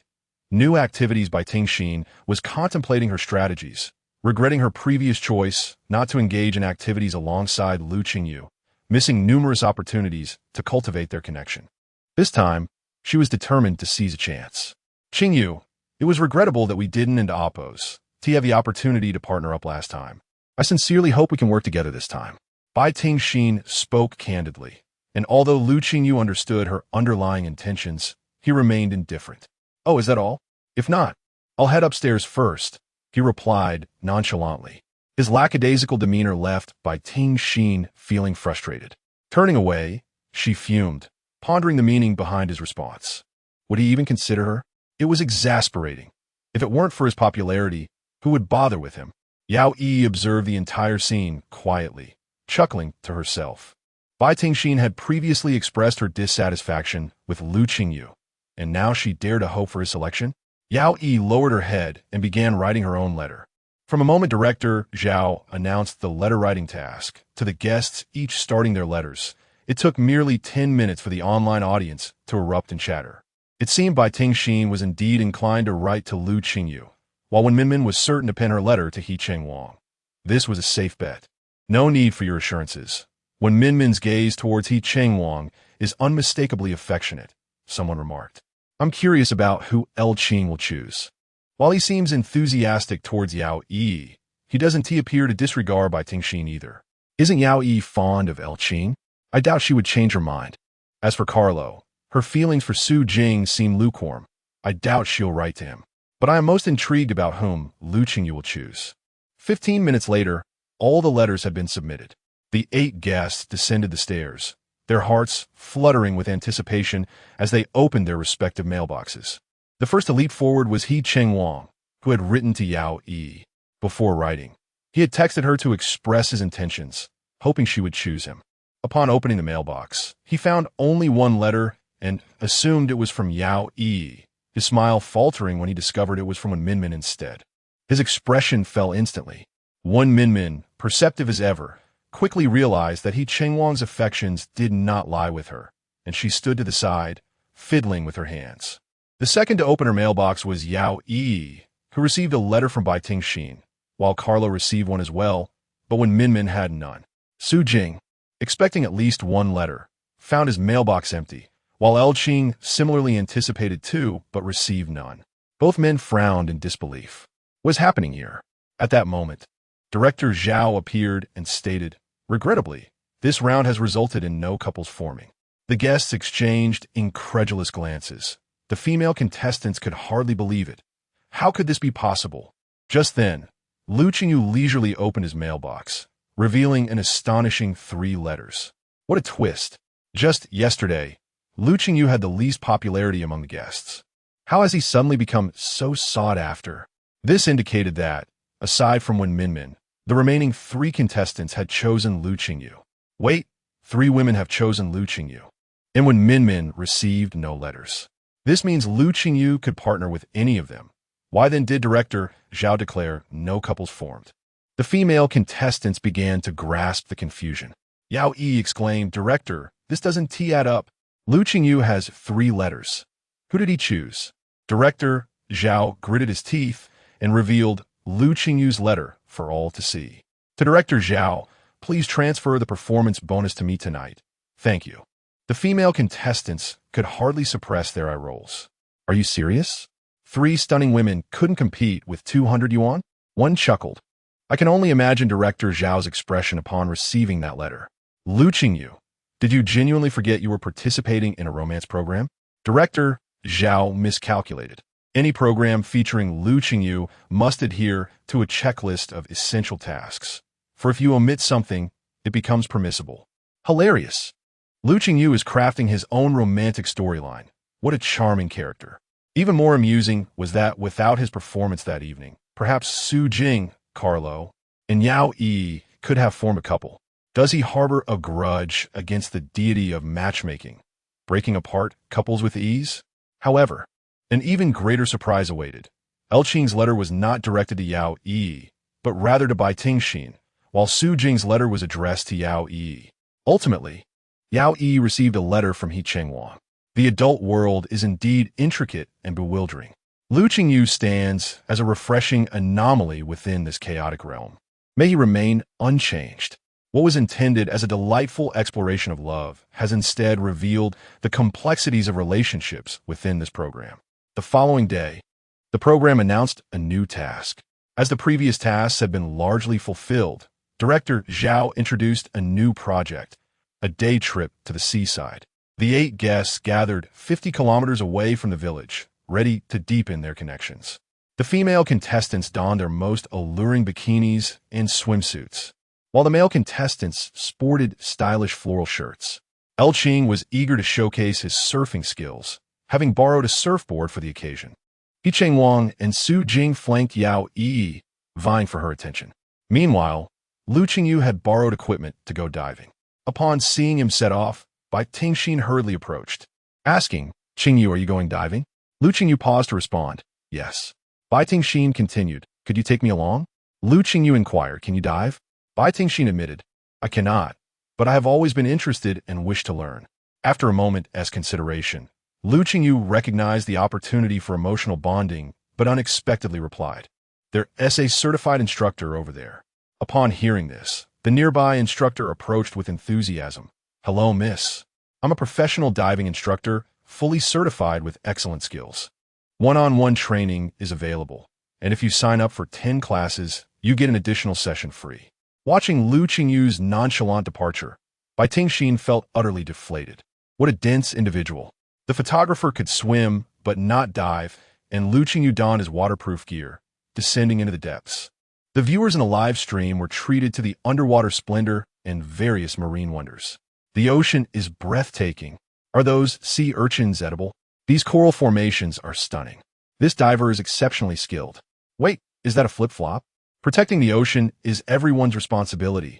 Please don't litter. After some time underwater, Lu Qingyu decided it was time to resurface, only to have someone unexpectedly plummet from above. Chapter 29. The Banner of Despair. Lu Qingyu was momentarily stunned, then immediately swam upwards, pulling the unconscious woman with her. It seemed the woman had lost consciousness upon plunging into the water. When Lu Qingyu managed to drag her ashore, she noticed a gathering crowd.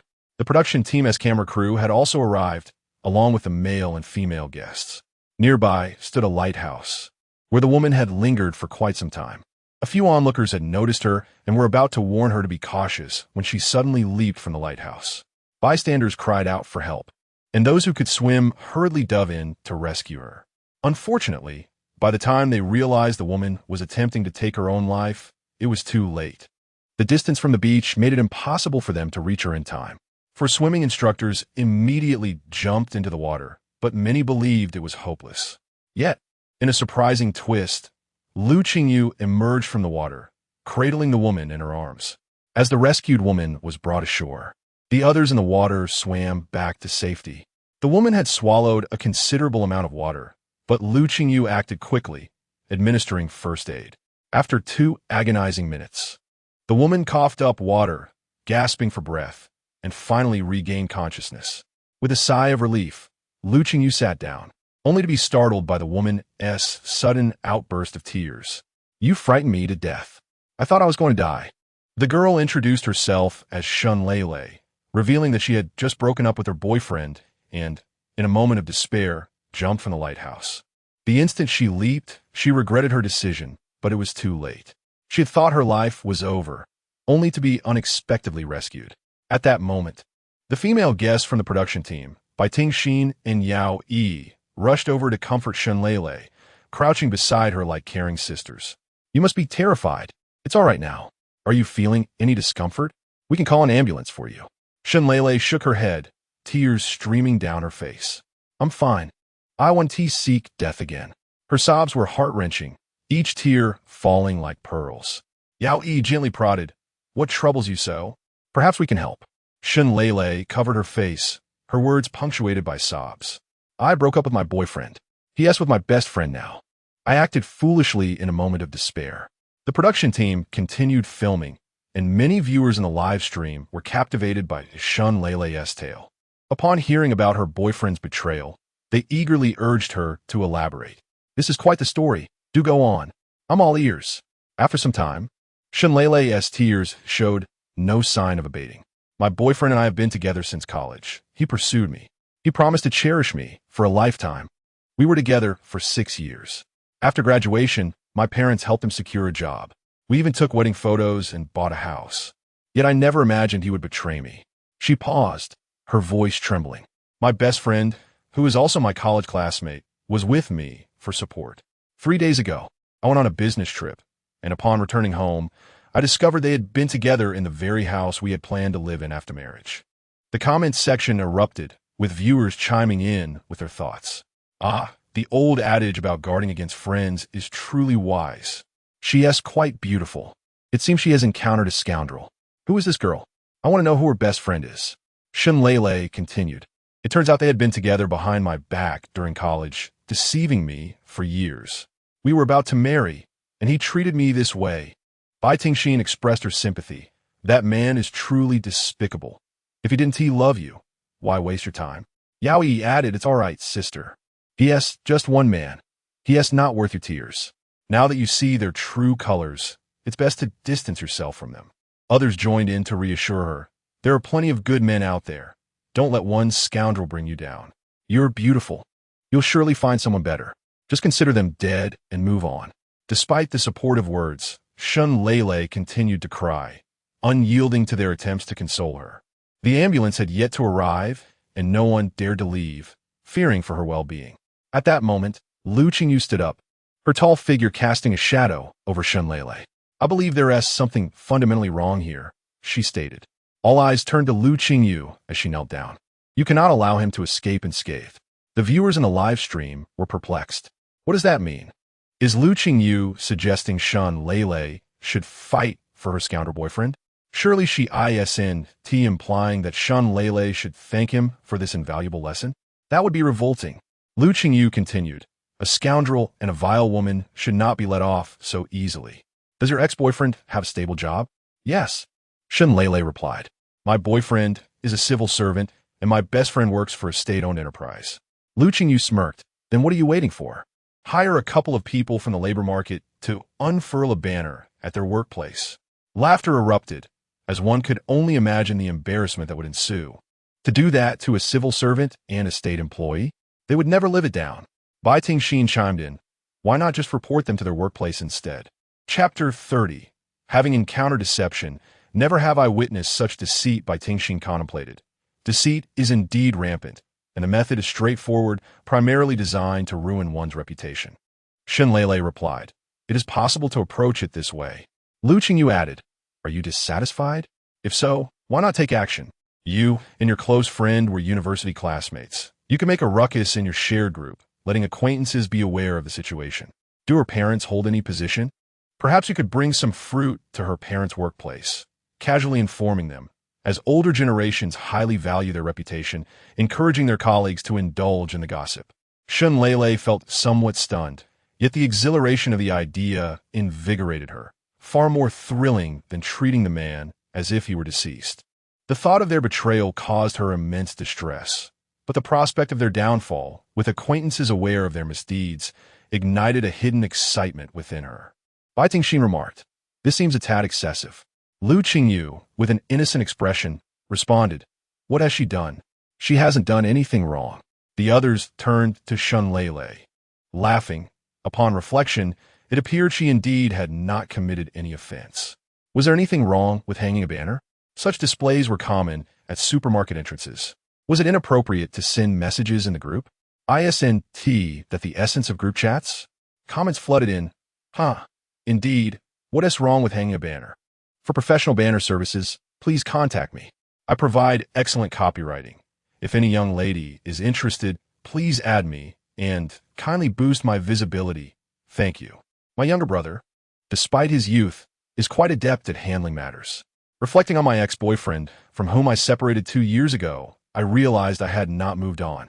Today, after hearing Lu Qingyu's words, I experienced an epiphany. I decided to order a banner. Thanks to Lu Qingyu's strategic counsel, the previously tearful Lele now felt invigorated, no longer requiring consolation. An ambulance arrived, and she boarded it herself, expressing immense gratitude to Lu Qingyu. Thank you so much. I will have my mother light a longevity lamp for you at the temple. Lu Qingyu, thank you, but truly, it is unnecessary. He feared he might end up being sent away instead. Lu Qingyu's remarks were somewhat radical, and Zhao PD was concerned about potential negative repercussions. However, during the recording process, they could not interfere with the actors, as this constituted an uncontrollable element in live broadcasts. He kept a close watch on the online commentary regarding Lu Qingyu. Initially, he expected backlash against Lu Qingyu's behavior. Yet surprisingly, the consensus was that his idea was quite commendable. Had I encountered someone like Lu Qingyu during my breakup, I can only imagine how relieved I would have felt. Hearing a single insightful comment can eclipse 10 years of learning, and I have certainly gleaned invaluable knowledge today, which I shall remember. This time, the male guests regarded Lu Qingyu with a newfound wariness. Previously, they had assumed him too young to comprehend matters of the heart, merely a childlike, straightforward male. However, observing his adeptness in instructing a girl on how to confront a scoundrel, they found him mature, satisfying, and remarkably frugal with his methods. Such cunning was astonishing. The male guests exchanged glances, acknowledging that although he was young, he was not to be trifled with. He possessed a certain shrewdness that could strike unexpectedly, warranting caution. In the previous season of Journey of Love, 4 couples emerged, while the remaining 6 guests, though not coupled, had garnered a fair share of audience support. With only 2 days left in this season of Journey of Love, it appeared unlikely that any couples would form. The final activity organized by the production team was a day trip to a marvelous museum. This event lacked significant entertainment value, serving primarily to elevate the program's prestige and disseminate culture. 80 kilometers from the production team, the city's largest museum awaited, and after an hour and a half of travel, they finally arrived. The curator came out to welcome them, elaborating on the artifacts.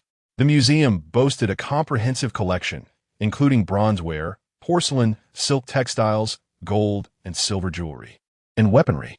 As they followed the curator, the female guests admired a particular hairpin crown, while the male guests perused various calligraphic works. In one exhibition room, all displayed items were identical duplicates. Su Jing was the first to notice this and inquired, "Curator, why are all the items in this exhibition room identical?" The curator, beaming, produced a card prepared by Zhao PD and began to read. "Congratulations, you have triggered a new task." Upon hearing this, several guests quickly gathered. Yao Yi, "Curator, what task is it?" At this moment, 3 individuals in their 40s emerged from behind the curator. Once everyone had gathered, the curator continued, "The final task of the program is to distinguish between genuine and counterfeit artifacts. This exhibition room contains 11 authentic artifacts, and beside each authentic piece is a replica. The 3 individuals behind me are volunteers who will assist you. The guest who identifies the most authentic artifacts will receive a cash prize of 200,000. Lu Qingyu exclaimed, "Now that you mention money, I am wide awake. As this is my first time participating in the program, my remuneration is only 180,000, yet this prize exceeds that amount. If I secure it, I could rent a flat to establish my own office." The other guests stared at the identical artifacts, feeling overwhelmed. Bai Tingxin protested, "Curator, our knowledge of artifacts is limited. We have no idea how to distinguish them. This is far too difficult for us." The 3 individuals alongside the curator replied, "We are not particularly knowledgeable either." Bai Tingxin asked, "So, what does this game actually measure?" The curator squinted, smiling. "Luck." The other guests. The curator continued, "There are indeed some distinguishing features between the genuine and the fake. I have not made this overly difficult for you. I previously provided some knowledge about the artifacts, and if you pay close attention, you can identify the differences." The 7 guests remained furrowed in concentration, as they had hardly listened before, merely putting on a show for the cameras. Lu Qingyu raised his hand. "I have a question." "Curator, please go ahead." Lu Qingyu, "Is the 200,000 prize allotted to the winning team or to individuals?" Chapter 31. 8 consecutive victories. The curator was momentarily taken aback, pondering whether the victory was meant for the team, as they were indeed answering questions together.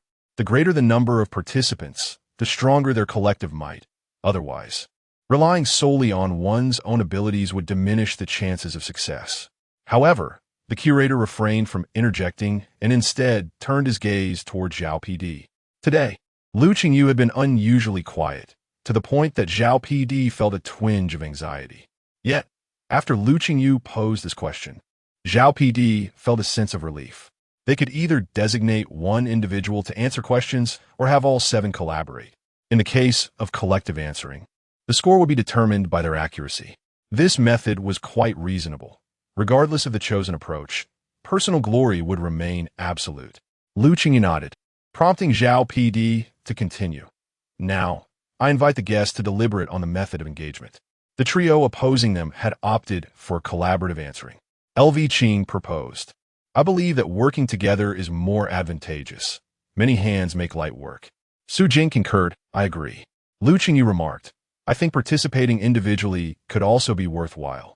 Bai Tingxin inquired, "Are you suggesting you wish to tackle the questions alone?" Lu Qingyu replied, "I can do that." Everyone turned their gaze towards Lu Qingyu, their smiles stretching almost to the heavens, as if they perceived his desire to claim the 200,000. This sum was equally enticing for the other guests. Winning would mean an unexpected windfall, and no one was inclined to forego such an opportunity. Among them, the highest earners were Lu Qingyu and Carlo, for whom 200,000 was not a considerable amount. Yet they all held the notion that failing to seize a bargain would be foolish. Lu Qingyu argued, "Nominating an individual carries too much risk. Our three opponents have only 3 members. While we are 7, we possess the advantage." Others nodded in agreement, affirming that that's right. Let us opt for collaborative answering. I believe it's the better approach. Among the 7 guests, 3 male participants insisted on collective answering. Yao Yi and Bai Tingxin were utterly clueless about antiquities. Thus, collective effort benefited them both the most, as it provided a 50% chance to share the 200,000. Carlo was indifferent, while Wen Minmin favored nominating someone to answer alone, as she lacked the knowledge to discern genuine artifacts and preferred not to participate. Lu Qingyu stated, "Let us agree on this. If we choose to answer collectively and there arises a disagreement on a crucial question, leading to a majority decision that results in a wrong answer and our loss, the responsibility shall rest upon the individual who chose the incorrect answer. Is that acceptable?" The moment Lu Qingyu mentioned accountability, those who had previously clamored for collective answering fell silent, for no one wished to bear the burden of responsibility. Lu Qingyu retorted, "We cannot frame it that way. We are a team now. We must embody a spirit of unity, and if we err, we should shoulder the consequences together." Lu Qingyu crossed his arms defiantly. "If it's my mistake, I will accept the blame. If it's not my fault, I cannot bear any of it." Lu Qingyu valued the sense of teamwork, yet he understood that such noble ideals did not apply to their group, as each individual harbored ulterior motives. Being the youngest, he knew that should they proceed with collective answering, his suggestions would likely be disregarded.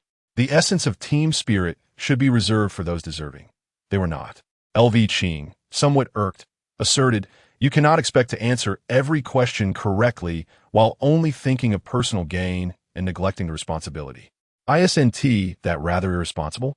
Lu Qingyu countered, "Hence, let us designate one person to answer.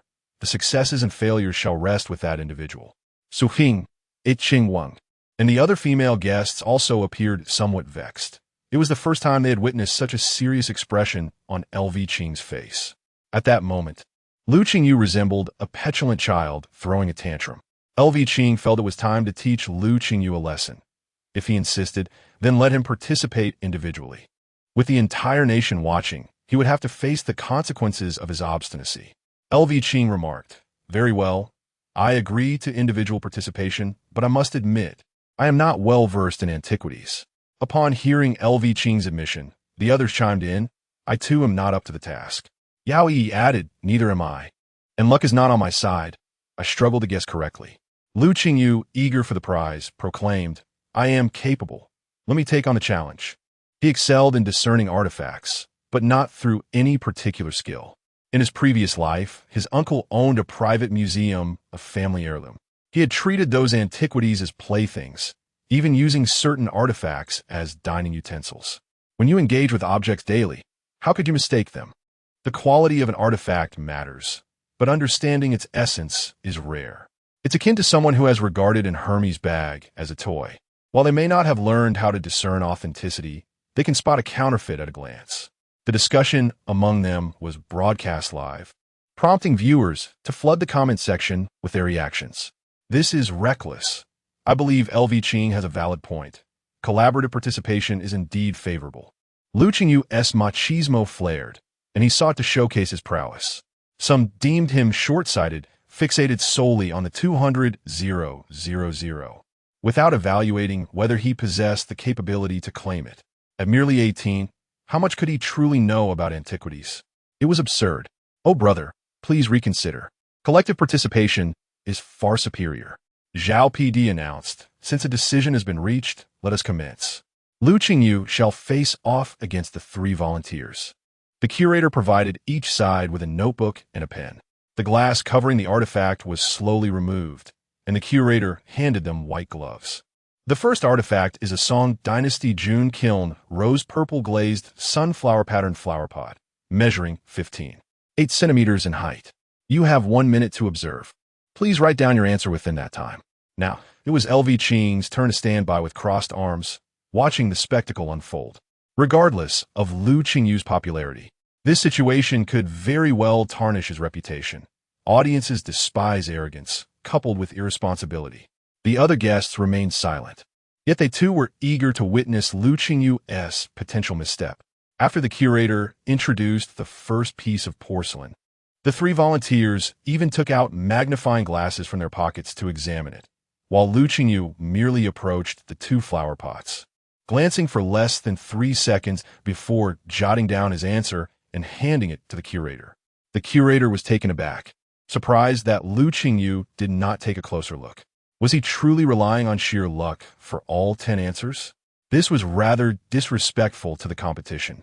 He might as well have participated in the collaborative format, where others could at least offer their insights.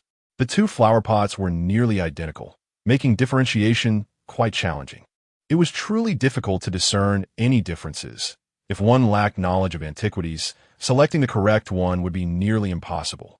As the minute elapsed, the three volunteers submitted their answers, and all eyes turned to the curator, eagerly awaiting his announcement. The curator unfolded the paper to examine both sides' responses, his eyes widening in momentary astonishment. Lu Qingyu had chosen the right flower pot, while the volunteers selected the left. Congratulations to Lu Qingyu. He scores 1 point. Goodness, he guessed correctly. Chapter 32. You predict your own fortune, resulting in a belief in science. Ah, what fortuitous luck. A splendid start indeed. The novice protection period seems to last only a couple of questions before revealing one's true nature. Lu Qing remarked, it's merely coincidence. Relying on luck is the most unreliable endeavor. What significance does answering one question hold when there are still 10 more to go? The curator announced. Item number 2. Porcelain from the Westerhan dynasty with string patterns in glass. 2 delicate azure cups were displayed in the showcase as the observation period commenced. As was customary, the volunteers employed magnifying glasses to scrutinize the artifacts, while Lu Qingyu, after less than 3 seconds, submitted her answer. The curator glanced at her response, and then at Lu Qingyu, noting her fortuitous streak. As time elapsed, he declared, both parties have selected the left cup, and both are correct, earning 1 point each. Throughout the questioning, Lu Qingyu displayed no signs of confusion or difficulty. In contrast, the 3 volunteers across from her scrutinized the 2 porcelain pieces, applying their limited knowledge to discern the authenticity of the artifacts. Observers found Lu Qingyu's ease somewhat disrespectful to the competition, despite her correct answers. For the 3rd porcelain piece, Lu Qingyu encountered an unfamiliar artifact, seemingly unique to this blue planet. However, undeterred, she applied a touch of profound Chinese cultural wisdom, using a method known as the Little 6 Run, and within moments, she arrived at the correct answer once more. With 3 consecutive correct answers, the astonished gazes directed at Lu Qingyu grew more pronounced. Initially, they thought her luck had run its course, but as she correctly answered the 4th, 5th, and 6th questions, excitement surged among the onlookers. Goodness, this fellow is on fire. Having answered 7 questions correctly, has the spirit of fortune possessed him? How is he accomplishing this? Questions of the program's integrity arose, as disbelief permeated the air. No, his accuracy in guessing is astonishingly high, they murmured. Lu Qingyu had answered 7 questions flawlessly, with each observation taking no longer than 10 seconds. Even the online spectators, had it not been for the curator personally administering the questions, would have suspected the program had provided her with advanced knowledge. At this moment, Lu Qing sensed something amiss and inquired, have you studied artifact appraisal? Lu Qingyu responded with a glance, I have not. Lu Qing's face bore skepticism, unsure of what to believe. When the 8th question arose, Lu Qingyu answered correctly once more, prompting discontent among the opposing volunteers. Surely, your production team isn't leaking answers? Zhao PD's expression turned grave. Cheating was no trivial matter. The competition is absolutely transparent, he asserted, observing the suspicion in the eyes of those around him. Lu Qingyu sought to validate his victory of 200,000, suggesting, with 4 artifacts remaining, since there are doubts regarding my prior knowledge, why not allow the 3 volunteers to randomly switch the positions of the genuine and counterfeit artifacts? Lu Qingyu's proposal was sound. The artifacts appeared remarkably similar, making visual identification exceedingly challenging. Should he have prior knowledge, it would indicate whether the left or right was genuine. If the volunteers were to randomly rearrange the artifacts, his previously acquired answer would become irrelevant. Zhao PD looked to the curator, concerned about the potential burden on the museum if the artifacts were swapped. The curator nodded in agreement, stating, "They are replicas. The average person wouldn't discern the difference, but experts can tell." Thus, Lu Qingyu turned to the 3 volunteers, who rearranged the final 4 artifacts. The curator announced, "Please identify the hibiscus stone with the coiled dragon ear cover." All eyes were on Lu Qingyu, who, contrary to expectations, inscribed her answer in less than 5 seconds. The 3 volunteers, after a brief observation, also wrote down their responses. Upon receiving both answers, the curator eagerly unfolded the notes. His curiosity piqued about whether Lu Qingyu would succeed yet again. As the paper unfurled, the curator's expression shifted, drawing the attention of the spectators. Qing nudged his glasses, scoffing, "This time he must be wrong. Whatever method he employed before has surely failed him now." As the audience awaited the curator's verdict, he announced, "Lu Qingyu selected the left side, while the volunteers chose the right. Lu Qingyu prevails." The barrage of comments erupted. "Goodness, I must print Lu Qingyu's photo and worship him. The sovereign of fortune. Please, Lu Qingyu, bless me with good luck in my card draws." Admiration flooded the room. This young man possessed remarkable talent. Did anyone else notice the way Lu Qingyu calculated with one hand? Zhao PD, cradling his head in disbelief, was struck by the realization that while others might still suspect Lu Qingyu of cheating, he, as the director, knew for certain that no deceit had occurred. What extraordinary luck this young man possessed. Qing's complexion paled. Impossible. How can he still be right? Other guests stared at Lu Qingyu in shock, struggling to comprehend the phenomenon. Lu Qingyu replied, "The answer is either correct or incorrect. Even if I were to guess, I would still possess a 50% chance of being right." What's so peculiar about that? Su Jing interjected, "The crux of the matter, my friend, is that you have won 8 consecutive times. The odds are not merely 1 in 2. They are 1 in 256. Wen Minmin, perceptive and keen, detected something unusual in Lu Qingyu's seemingly mundane gestures. "Qingyu, what does it mean when you calculate with one hand?" With her inquiry, Lu Qingyu no longer wished to evade the truth. "This is the Little Six Run," he explained. While Wen Minmin had limited understanding of the Little Six Run, she recalled it as something practiced by fortune tellers beneath the Tianqiao Bridge. How could someone so young know of this? Her expression turned perplexed. "You still believe in such things?" The curator proclaimed, "Lu Qingyu wins." Wen Minmin could only respond with silence, while Lu Qingyu chuckled, "One must believe in science." Chapter 33. Madness, everyone present. The audience was in fits of laughter. "You read your own fortune and then tell us to believe in science. Are you not aware that your method of answering is utterly unscientific?" Ha ha ha. Lu Qingyu's antics were simply hilarious. However, this young man is truly multi-talented. How does he manage to perform his tasks like a charlatan while speaking like an atheist? Lu Qingyu, could you perhaps predict if I will become a great star in the future? After answering a total of 11 questions, Lu Qingyu got them all right. The volunteer across from him managed to answer 5 correctly, resulting in a crushing victory for Lu Qingyu. At that moment, Lu Qing realized that Lu Qingyu was being intentional. He had known all along he would get them all right. His earlier provocation was simply to prevent them from sharing in his glory. Lu Qingyu had outsmarted them. Yao Yi. Qingyu is amazing. It would have been great if we had chosen to answer together. As Lu Qingyu accepted a check for 200,000, A smile that no amount of restraint could suppress spread across his face. Thank you to the curator, the production team, and the director. This visit to the museum has been incredibly rewarding. I have truly appreciated the craftsmanship of the ancients. Zhao PD, I thank you for not forgetting the theme of this museum visit. On the final day of Journey of Love, the guests gathered together to share their heartfelt feelings and see if any romantic pairings could emerge. Zhao PD announced, "Today marks the last day of the program. Thank you all for your participation. The moment has arrived. After 18 days of interaction, I believe everyone has gained a certain understanding of each other. Whether any couple can form depends on mutual choices." The 8 guests sat together, their gazes flickering between one another, charged with an air of ambiguity. Only Lu Qingyu, with an expression as clear as a husky's amid a home demolition, showed no hesitation. He was solely focused on eating. The production team had prepared exquisite pastries for the cameras, artfully arranged on the coffee table, which Lu Qingyu devoured one after another. Zhao PD, we have half an hour now. Please send a text to the person you're interested in. Each person may only send one message, and only those who mutually send messages can become a couple. Everyone pondered while holding their phones, a test of logical thinking. The audience in the live stream awaited with bated breath to see who would ultimately pair up. I have my eye on Yao Yi and El Qing.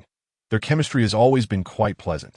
El Qing seems a bit indecisive in love, as he also has a fondness for Bai Tingxin. What about He Chengwang? Shouldn't he consider Wenminmin? That sister is truly remarkable. It seems unlikely for Carlo and Su Jing, as Carlo appears to favor Lu Qingyu more. If we're being honest, Bai Tingxin also seems to like Lu Qingyu. Haven T, you noticed how she has been fawning over him? The 7 guests sat, intently composing their messages. They were deep in thought, while Lu Qingyu continued to eat. Everyone knew he would not be chosen since this boy harbored no notions of love. Thus the girls did not select him. However, just as everyone was about to send their texts, Lu Qingyu suddenly picked up his phone and began composing a message as well. The female guests, poised to send their messages, froze momentarily. Bai Tingxin pondered, is Lu Qingyu also selecting someone? Perhaps he has noticed the buzz surrounding potential couples and wishes to stoke the flames? The online chatter regarding his pairing with Lu Qingyu was quite fervent. Maybe he would choose her. Initially, she intended to select El Qing, but sensing he might choose Yao Yi, she decided to take a gamble and choose Lu Qingyu instead. Thus, Bai Tingxin deleted her original message and sent it to Lu Qingyu. Yao Yi had the same thought. Could it be that Lu Qingyu has finally recognized the charm of an older sister? I knew I wouldn't lose in this regard. El Qing is too calculating, while Lu Qingyu is just a na-ve child, easier to sway. I'll choose Lu Qingyu. Carlo, in pursuit of popularity, also opted for Lu Qingyu. To everyone's surprise, Wenminmin also sent a message to Lu Qingyu. Her interactions with He Chengwang had been rather lukewarm for several episodes, and she was unwilling to keep putting herself out there. So her message to Lu Qingyu was more of a compliment than a romantic advance. Of the remaining 3 male guests, El Qing messaged Yao Yi, Su Jing messaged Carlo, and He Chengwang messaged Yao Yi. Thus, the most absurd scene in the history of the show unfolded, prompting Zhao PD to chuckle even as he announced the results. Regrettably, no couple emerged in the end. The messages from the 4 female guests were revealed first, leaving everyone in shock. When Lu Qingyu received his messages, he too was taken aback. How could it be for messages? Weren't they only supposed to send one? The other male guests lamented. So all our previous efforts amounted to nothing? El Qing assumed he had the upper hand with Yao Yi and Bai Tingxin, believing they would undoubtedly choose him. Yet neither did. Carlo did not select Su Jing. And the most perplexing of all was when Wenminmin not choosing He Chengwang. He Chengwang was momentarily stunned. Was Wenminmin not the one who favored him the most? Just days prior, she had been quite affectionate. How had things changed so abruptly? Wenminmin's gaze towards He Chengwang no longer sparkled with stars. It had become more subdued. The 4 key female guests exchanged incredulous glances, having all selected the same person. Yao Yi asked, "Director, we all chose Lu Qingyu. Surely there should be at least one couple formed, yet none materialized." The live audience was equally perplexed. What happened? I just stepped away for a moment, and the plot has turned so chaotic. What is this? None of the couples I rooted for succeeded. I can't believe it. What kind of storyline is this? They all chose Lu Qingyu, yet no pair formed. What about Lu Qingyu's choice? Who did he select? Zhao PD was equally flabbergasted as he read Lu Qingyu's messages. 4. Chapter 34. The professional CP breaker from behind the camera. He watched as the 4 female guests altered their responses only after Lu Qingyu picked up his phone to send a text message. He had anticipated a significant twist in the program, believing that the unlikely couple would emerge from the show, but alas. Lu Qingyu and Appo's message was directed to his agent. I'm off work, come pick me up. Seriously, why did he choose this moment to send a text? Couldn't he have waited until after the others had sent their romantic messages? Not only did he seem uninterested in becoming a couple, but he also disrupted any potential pairings. The barrage of comments flooded in. Haha, I couldn't hold back this time. Does Lu Qingyu have a vendetta against matchmaking? The ultimate CP breaker. Laughter erupted. He is simply too hilarious. Help me. He texts his agent while everyone else is here to flirt. He is genuinely here to work. A comedic disaster unfolded. The female guests were infuriated, especially Yao Yi, who didn't foresee her own downfall. Had it not been for the last-minute change in messaging, she could have paired with El Qing, but now she was left with nothing. Yao Yi could hardly contain her fury. What nonsense are you texting at this time? Lu Qingyu absent-mindedly touched his nose. I saw all of you sending messages. If I didn't it would seem I didn't fit in. Bai Ting and Carlo exchanged exasperated glances, while Yao Yi simmered in anger. Now you decide to be considerate? Is it time to clock out? Lu Qingyu inquired. PD Zhao, suppressing the urge to reprimand Lu Qingyu, concluded the episode. This brings us to the end of today as program. Thank you all for participating. The other guests had never experienced such a surreal show. Lu Qingyu expressed, "Thank you, I had a wonderful time." The recording of Journey of Love officially concluded, much to Su Jixing's delight, as Lu Qingyu's popularity surged. Lu Qingyu had become the star of the show. Su Jixing initially intended to help him gain recognition, but he never anticipated that Lu Qingyu's antics would catapult him to fame. In just 18 days of live streaming, Lu Qingyu had amassed over 900,000 fans, along with a contingent of detractors. It is worth noting that having critics is a hallmark of a celebrity's success. Some niche brands approached Lu Qingyu for endorsements, and various reality shows extended invitations for collaboration. As Su Jixing drove to pick up Lu Qingyu, he couldn't suppress his smile. He had truly struck gold. Post-broadcast, the guests began to depart. During the show, the program had sponsored a mobile phone brand, and the app used for communication among guests was not WeChat, but rather a special software to facilitate direct access to their chat records. After the show concluded, everyone reverted to their personal devices. Some of the male and female guests, unwilling to give up, exchanged WeChat contacts, hoping to pursue relationships beyond the show. Yao Yi, feeling humiliated for not winning Lu Qingyu's affection during the program, believed he had merely maintained a facade for the cameras, thinking that perhaps he might behave differently in private. Therefore, she approached him for his contact information. Qingyu, it was a pleasure meeting you on this show. I think you're a wonderful person. Shall we exchange contacts? Perhaps we can collaborate in the future. Lu Qingyu glanced at Yao Yi, while Carlo, hearing her proposition, seized the opportunity. Qingyu, let us add each other too. I have numerous valuable resources I can share with you. Collaboration, is it? Then let us connect. Lu Qingyu replied, providing his number. The two women immediately searched for him on WeChat. Just as he finished, Su Jixing's car arrived, and he turned to leave. Yao Yi smirked at Lu Qingyu's retreating figure, realizing he was indeed upholding a persona during the live broadcast. After successfully adding him on WeChat, she quickly sent a message. Qingyu, the weekend is coming up. Do you have any plans? If not, you're welcome to come over. I have a collection of fine wines. 3 seconds later, the reply came, Hello, I am Su Jixing. For work-related inquiries, please contact our studio. Yao Yi was stunned. Her face flushed with embarrassment as she realized she had just doused her own romantic ambitions with cold water. It was only then she noticed the WeChat name, SJX. In the car, Su Jixing reviewed Yao Yi's message. He had encountered many like her, fully aware of the implications behind her words. He had instructed Lu Qingyu to remember his contact details, so if anyone sought to reach him privately, they would receive his information instead. Thankfully, the young man had followed instructions. He could only imagine how frustrated the other party must be feeling. Carlo experienced a similar predicament, equally infuriated. Su Jixing dropped Lu Qingyu off at his residence. "Take a day to rest. I'll come by tomorrow morning to discuss work." After returning to his apartment, Lu Qingyu indulged in a hot shower. Once refreshed, he powered on his computer. His first paycheck would take about a week to process. A sum of 200,000 was already in his hands. While 200,000 seemed modest, Lu Qingyu recognized the limited choices available to him.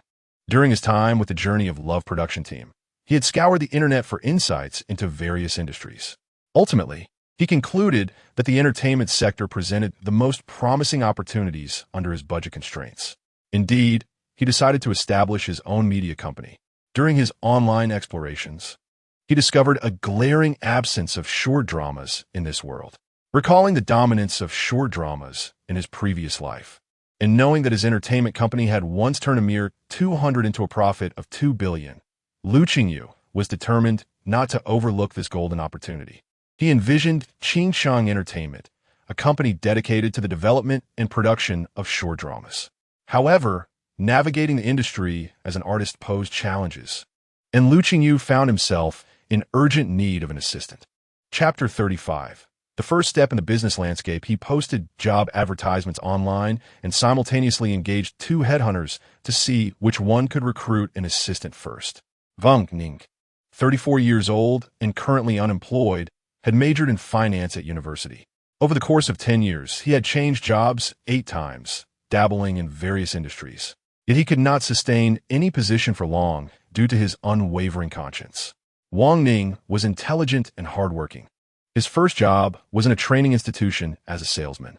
Upon starting, the training instructor informed them that they were engaged in a most noble profession, possessing the most comprehensive service processes to cater to children and parents, ultimately nurturing talents for the nation.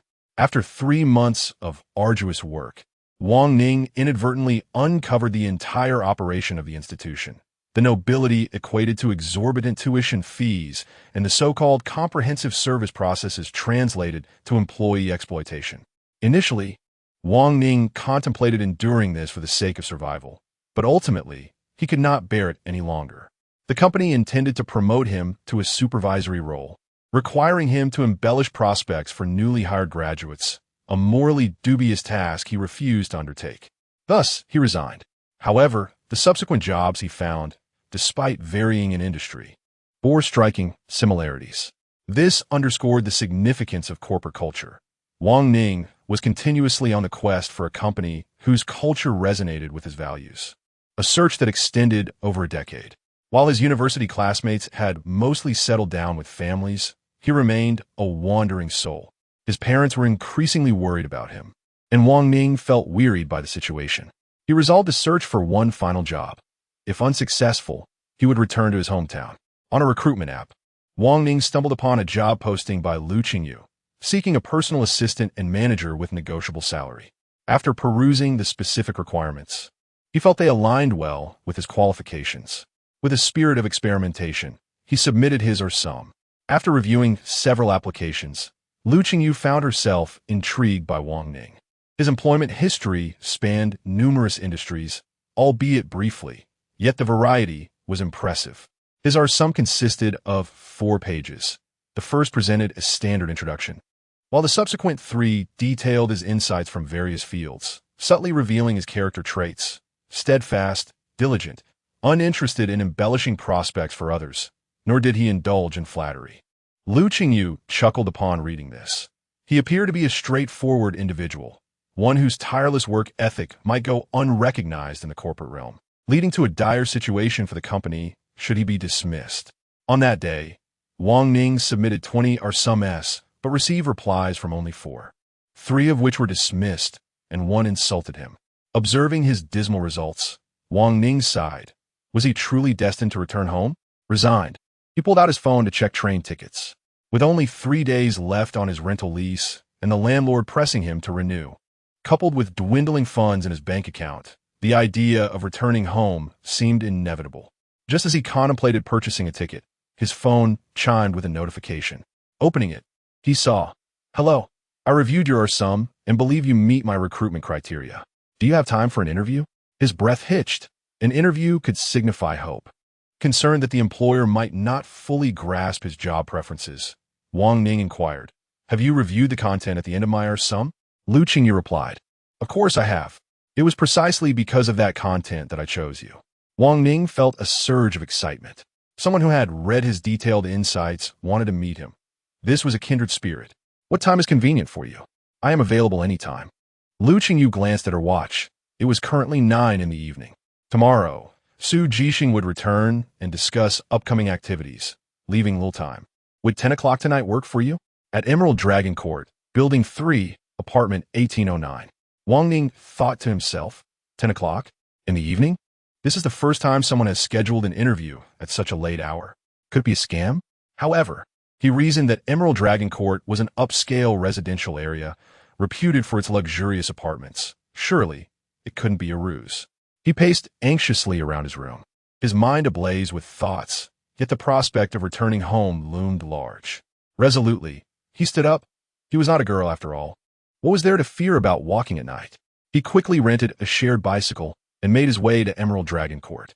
Lu Qingyu greeted the doorman, who kindly escorted him to the entrance of the building. This was Wang Ning's first visit to such an estate. The expansive grounds were adorned with lush greenery and numerous fountains, creating an impressive ambience. Upon reaching apartment 1809, he hesitantly rang the doorbell, anticipating that an older individual would answer. To his surprise, a young person opened the door. Hello, I am Wang Ning. I have an appointment with Mr. Lu. Wang Ning assumed this must be Mr. Lu's son. Come in, Lu Qingyu invited. Once inside, Wang Ning nervously took a seat. Lu Qingyu offered him a glass of water and began, What are your salary expectations? Wang Ning was taken aback. Why was he being asked this? Shouldn't it be Mr. Lu asking? Perhaps I should discuss this with your father? Now, it was Lu Qingyu's turn to be surprised. After a moment of realization, she laughed. You don't think the person you've been communicating with online is my father, do you? Wang Ning's mind raced. Was it not? Lu Qingyu shook her head and introduced herself. Allow me to formally introduce myself. I am Lu Qingyu, and I am the one who has been corresponding with you regarding this position. Wang Ning was momentarily stunned, unable to suppress his gaze as he assessed Lu Qingyu. She appeared barely out of her teens. You must be joking. Lu Qingyu retrieved her phone, displaying the content of their conversation. Wang Ning was utterly flabbergasted, beads of sweat forming on his forehead. You eye this. As his mind raced, Lu Qingyu recognized that Wang Ning was bewildered by her youth, perhaps thinking she was treating recruitment as a game. Since you are here, let us sit down and discuss further. Out of politeness, Wang Ning complied, though he anticipated leaving shortly. However, Lu Qingyu, keen on finding the right candidate, was not about to let him depart easily. She reiterated her earlier query, What salary do you expect? In his previous roles, Wang Ning's highest base salary had been 8,000. He pondered for a moment, deciding to inflate his expectations to dissuade this young interviewer. I envision an annual salary of 2 million, with 6 insurances and 2 funds, and I expect 45 days of vacation per year, with performance bonuses and commissions calculated separately. His previous annual salary had been a mere 200,000, yet he had multiplied that request by 6. Such compensation expectations, any typical recruiter would likely dismiss him as delusional. Chapter 36. Establishing an entertainment company, however, he is Lu Qingyu. Lu Qingyu's philosophy in managing a company diverges significantly from that of his uncles in his previous life. His uncles preferred to recruit individuals deemed undesirable from other companies, hiring overseas returnees, and amassing a pool of talent for the firm. While the number of employees increased, the actual contributors remained few. In a typical company, an ordinary employee earns around 8,000 yuan a month. Yet, Lu Qingyu offers 18,000, prompting his staff to willingly work harder and regard the company as their own. Consequently, although his company is not large, it is cohesive and efficient, with each member capable of standing alone in the industry. Lu Qingyu stated, It's possible. Wang Ning responded, Great, then I won't disturb you. Wait, what did you say? Wang Ning thought he had misheard, initially expecting a rejection, only to be taken aback by the approval. Lu Qingyu continued, The The salary is not an issue, so now I must articulate my requirements. Wang Ning was taken aback. The fact that his demands had been accepted left him with a myriad of thoughts. If he were offered such a substantial sum, he could perform like James Bond. All right, please go ahead. Lu Qingyu declared, I wish to establish a media company named Qingsheng Entertainment, primarily focusing on short drama projects. My profession will demand much of my time. Thus, I require someone to manage all affairs of the company. Therefore, I am sincerely inviting you to be the general manager of Qingsheng Entertainment. Wang Ning was momentarily astonished.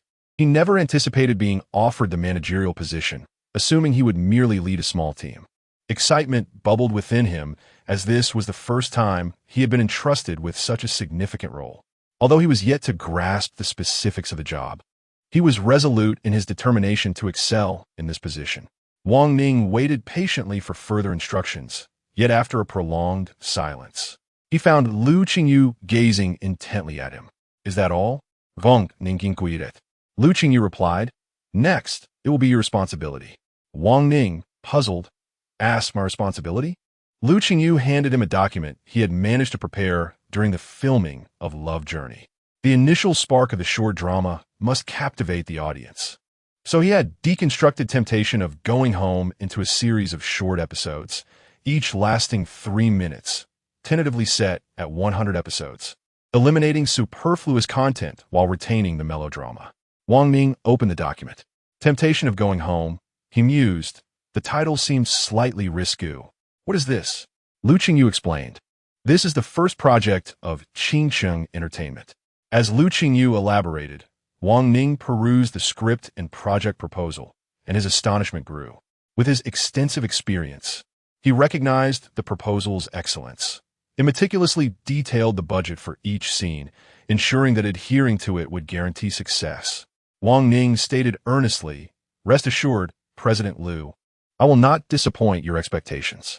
Lu Qingyu responded, I have faith in you. Wang Ning then inquired, President Lu, where is our company located? Lu Qingyu confidently replied, Nowhere. Wang Ning was taken aback. Pardon? Lu Qingyu clarified, The company has yet to be established. You will need to register it. A sense of foreboding washed over Wang Ning. What about the employees? Lu Qingyu shook his head. Wang Ning grew increasingly agitated. What about the actors, photographers, directors, venues, makeup artists, and post-production? Lu Qingyu smiled gently. None of those either. Wang Ning realized, so I am the first employee. He suspected Lu Qingyu was jesting. Lu Qingyu nodded affirmatively. Wang Ning furrowed his brow, initially finding the situation plausible, but now it seemed overwhelmingly daunting. President Lu, this is impossible. A company cannot be built from the ground up single-handedly. There's an overwhelming amount of work involved. I fear I might exhaust myself before even receiving my first paycheck. He pondered why Lu Qingyu had been so generous with the salary. After all, earning such money was no easy feat managing the workload of 4 or 5 people. Wang Ning began to waver in his resolve. Noticing his hesitation, Lu Qingyu decisively remarked, I will increase your salary to 1,500,000. Suddenly invigorated by the prospect, Wang Ning stood up and bowed to Lu Qingyu. President Lu, I will exert my utmost effort to ensure everything is executed impeccably. Entrepreneurship is invariably arduous. One must create opportunities when none exist, for solutions often outnumber the challenges. He was determined to dedicate himself wholly to Lu Qingyu's vision. With a subtle smile, Lu Qingyu mused that if one offers 5,000 to an employee, they might work for 2,000 worth of effort. But if one offers 1,500,000, they will work tirelessly. Due to limited funding, the quality of the first short drama would naturally not compare to that of a full-fledged film.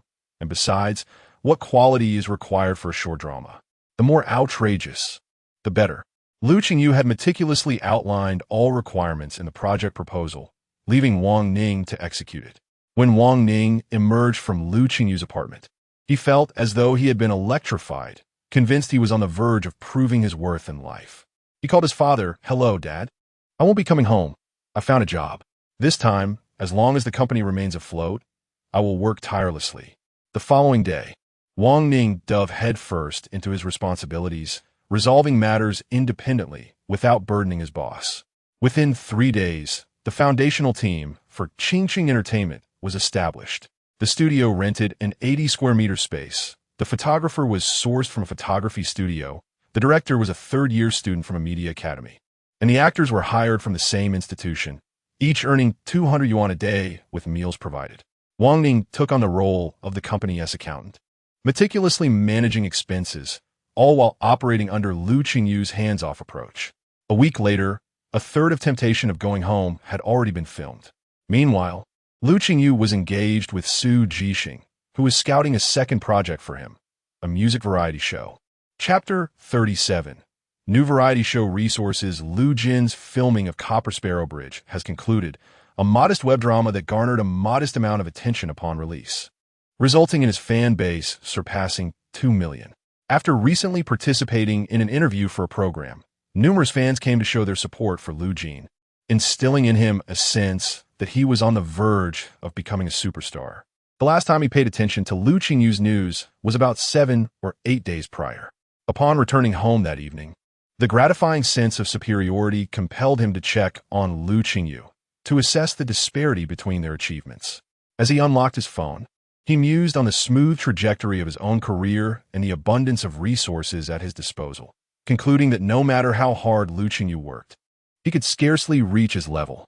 Gazing at his 2.03 million followers, Lu Jin felt confident, estimating that Lu Qingyu had at most a little over 500,000, likely bolstered by the purchase of fake followers by Su Jixing.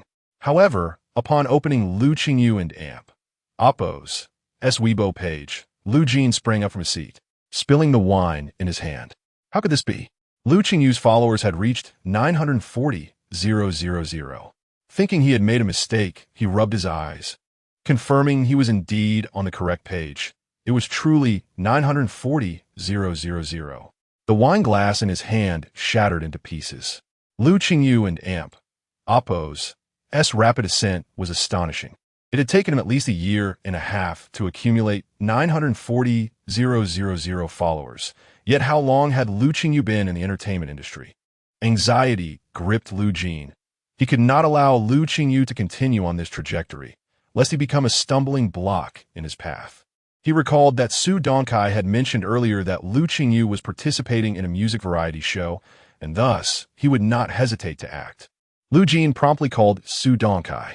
Initially, he had no desire to participate in any variety shows, but with the intention of undermining Lu Qingyu, he changed his mind. The variety show that Su Jixing had arranged for Lu Qingyu was titled Musical Partners, now in its 3rd season.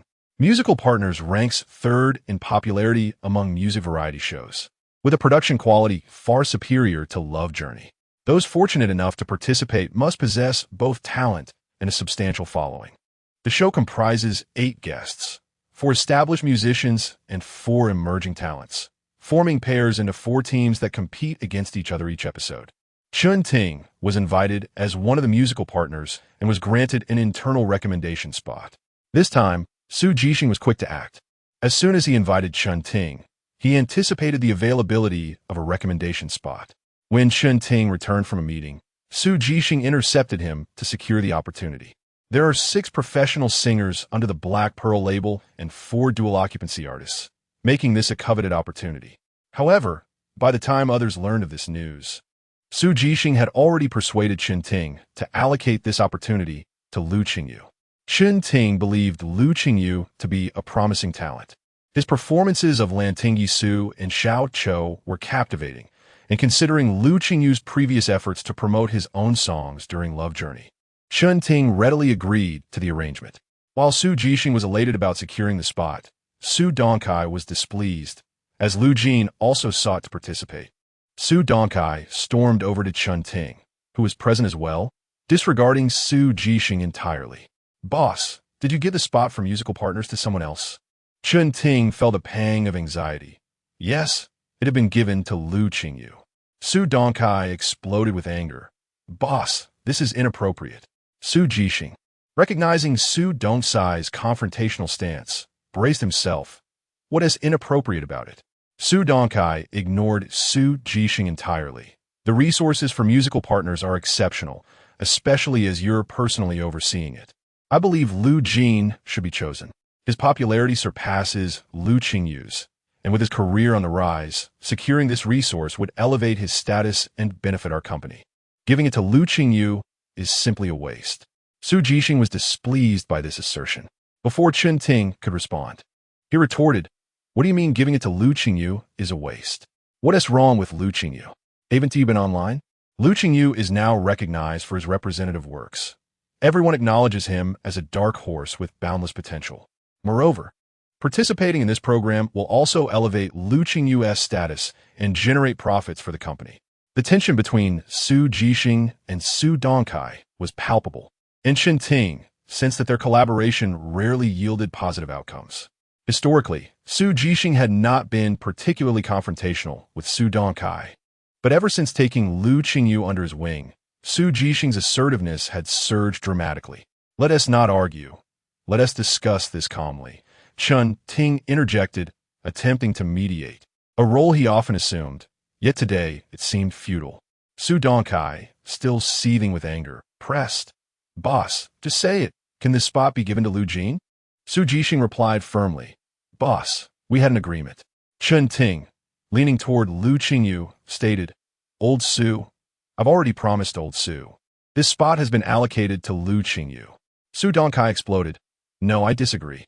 Su Jixing scoffed, "Does your disagreement matter? Do you think you're the boss? Don't be too domineering. Besides, I didn't snatch the Copper Sparrow Bridge opportunity from you, did I?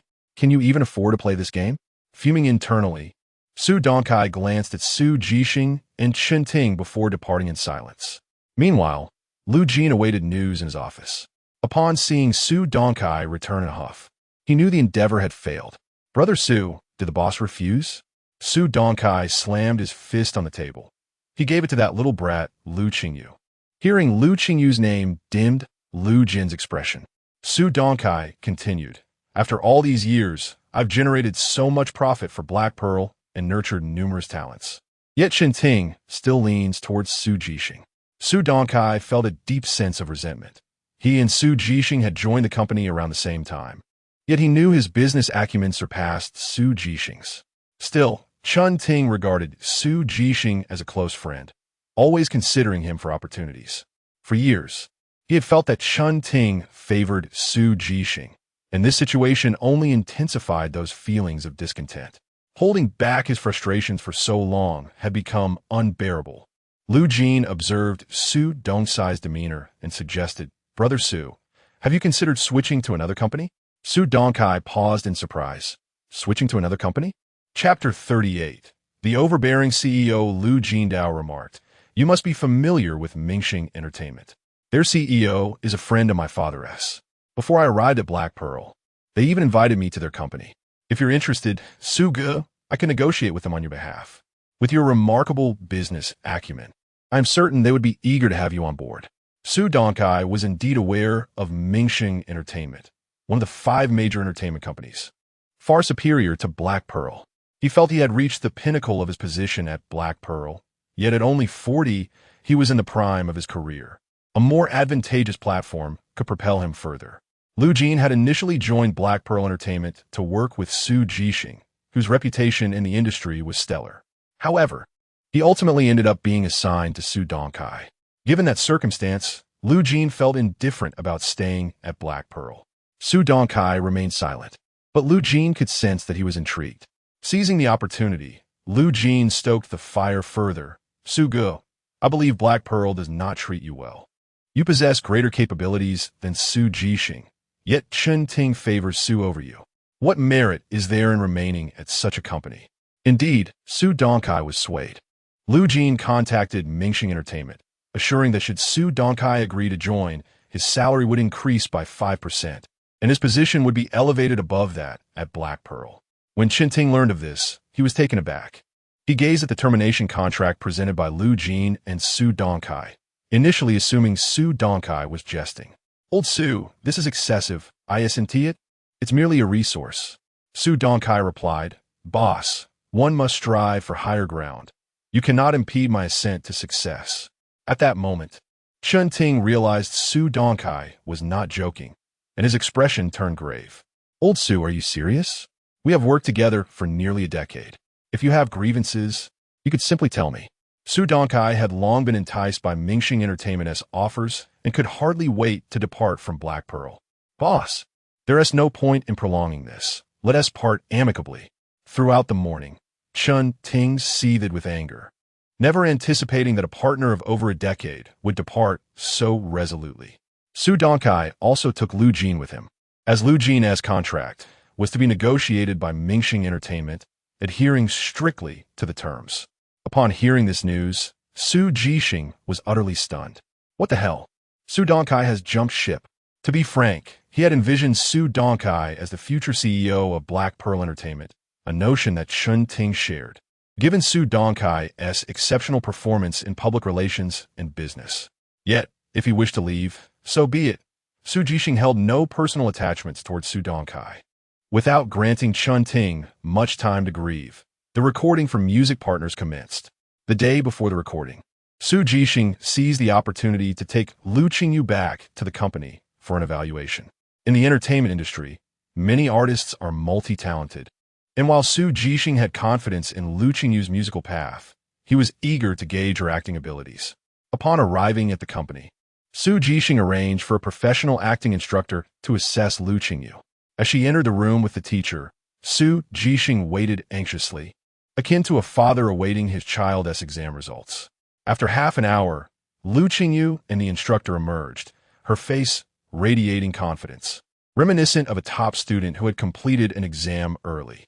Su Jixing felt a surge of joy. Could it be that Lu Qingyu also possessed talent in acting? He eagerly inquired, "How do you feel about your performance?" Lu Qingyu replied, brimming with self-assurance, "The teacher even praised my looks." Su Jixing turned his expectant gaze toward the instructor. The moment their eyes met, the instructor was taken aback by Lu Qingyu's striking features. Momentarily at a loss for words, observing Lu Qingyu sipping chrysanthemum and goji tea, the instructor genuinely gave her a thumbs up, marveling at her lack of self-doubt. The instructor had posed 5 scenarios to Lu Qingyu, one of which involved portraying a white-collar worker rushing to catch a bus during peak hours. Lu Qingyu humorously acted out throwing a wad of cash at the driver, declaring, "Driver, I've booked the whole bus." The instructor was left speechless. What kind of plot twist was this? It was as if Lu Qingyu were intentionally being contrary. When asked to portray a gambler in debt, Lu Qingyu, having never owed money, was confused, asking, "Should I cry now?" The instructor exclaimed, "Why are you so arrogant about being in debt?" Lu Qingyu retorted, "Teacher, you don't understand. Those in debt are the real bosses." The instructor was driven to exasperation. In this manner, Lu Qingyu kept the instructor occupied for half an hour. And now the instructor regretted not inviting Su Jixing into the evaluation. Ultimately, Lu Qingyu had a captivating presence on screen. Su Jixing wholeheartedly agreed with the instructor's assessment. He had noted Lu Qingyu's exceptional on-screen charisma during Love Journey. "May I ask, how's her acting? How long would it take for her to land a role?" Under normal circumstances, trainees were eligible for minor roles after 3 months of training, with further guidance provided for those who secured better opportunities. However, the instructor recalled Lu Qingyu's earlier performance and displayed an unusual conflict of expression, diplomatically suggesting, acting is a slow craft. 2 to 3 years might be necessary. Upon hearing this timeline, Su Jixing's face reflected disbelief. 2 to 3 years? It would be more efficient to send her to a media school than invest in costly private lessons. The instructor subtly implied that Lu Qingyu might not be suited for acting, leaving Su Jixing somewhat troubled. He glanced back at Lu Qingyu, who was casually scrolling through her phone on the sofa, momentarily at a loss for words. When he had first guided an artist with mediocre acting talent, the instructor had estimated 6 months of training. Su Jixing had comforted that artist, but seeing Lu Qingyu's demeanor, he realized her resilient mindset required no such consolation. "Well, having a mentally strong artist is quite valuable," he mused. Yet, good opportunities do not wait for anyone. Su Jixing had received numerous upcoming film resources for the next quarter, and missing out would be a tremendous loss. "Teacher, would additional lessons help her improve?" Su Jixing inquired. The instructor replied, "What I mentioned is contingent upon adding extra lessons." "Must it truly take so long? Resources do not wait," Su Jixing protested.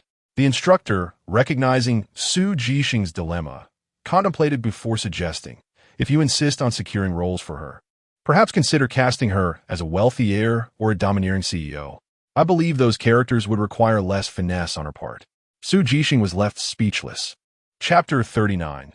The $200 million contest that evening. The official announcement of music partners sparked widespread discussion.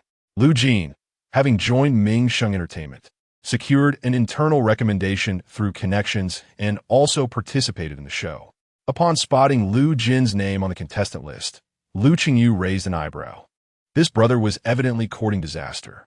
Lu Qingyu found it hard to believe that so many coincidences could exist, ever since his arrival in this world. Reflecting on his past experiences, he realized that those so-called coincidences were far from simple. He had never intended to let Lu Jin off the hook, and now, instead of hiding, Lu Jin had pranced right into his line of sight, saving him the trouble of seeking him out. Music Partners consists of 6 episodes, airing live every Saturday without rehearsals, emphasizing authenticity. On Saturday night, Chun Ting brought Lu Qingyu to the program. Alongside other contestants from Ming Sheng Entertainment, Jiang Yu and Lu Jin, as well as Li Qingming and Lu Qingran from their own studios, and Wang Hai and Zhang Xiaoxiao. Li Qingming, Wang Hai, Jiang Yu, and Chun Ting all held equal standing in the music industry, having debuted over 15 years ago with well-known representative works and glorious pasts. With veteran singers anchoring the show and young talents vying for attention, the anticipated viewership had already surpassed 2 million. Among the young contestants, Lu Jin was a triple threat in film, television, and music. Lu Qingran, a disciple of Li Qingming, had begun singing at the tender age of 10 and graced numerous stages alongside her mentor. Zhang Xiaoxiao, a popular internet celebrity, had been live-streaming her singing for 4 years and boasted a following of over 1 million online. The least experienced among them was Lu Qingyu, an artist who had debuted less than a month ago, gaining popularity through Romantic Journey and amassing over 500,000 followers with his song Dissolve Sorrow. In the first episode of Music Partners, the young guests took to the stage, while Chun Ting and the other 3 mentors were not required to sing, but merely to support the young singers from the sidelines. This initial appearance was crucial, and everyone was determined to leave a profound first impression. The program commenced at 8 o'clock, with backstage preparations starting at 7. Chun Ting and the other 3 mentors occupied a separate lounge, while the young singers remained in their own. Today, Lu Jin donned a black Prada suit jacket, arriving first and playfully engaging with the live-streaming equipment, attempting to cultivate a shy persona. Lu Jin's fans erupted in excitement, exclaiming how handsome he was and how he could outshine everyone upon stepping on stage. Soon after, Zhang Xiaoxiao entered, dressed in a striking red strapless gown with voluminous curls, her makeup applied heavily. She exchanged brief nods with Lu Jin before stepping in front of the live-streaming equipment. Fully aware of the pre-show hype and unwilling to miss any opportunity to be in the spotlight, the live chat lit up with cheers for her, as fans rallied to support her. The third to arrive was Lu Qingran, who immediately caught Lu Jin's attention. A graceful beauty with fair skin and flowing hair, she exuded elegance as she settled on the sofa to listen to music. Intrigued by Lu Qingran's impressive background and the potential for a captivating on-screen partnership, Lu Jin approached her, confident that she would not reject his advances. "Hello," Lu Jin greeted, sitting beside her. Lu Qingran removed her headphones and offered a curt response. Unfazed by her cool demeanor, Lu Jin perceived it as shyness and attempted to play the role of a caring younger brother. As expected, viewers began shipping the two of them.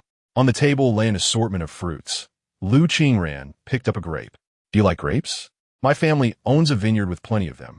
I could take you to see it someday," Lu Jin remarked, inadvertently boasting of his wealth. In the past, such comments had drawn countless admirers, but he underestimated Lu Qingran, who hailed from a family with 10 vineyards. As nearly 20 minutes passed, Lu Qingran had barely spoken, prompting Lu Jin's irritation. Why was she so unyielding? Regardless of the topics, art, film, or music, she offered little engagement.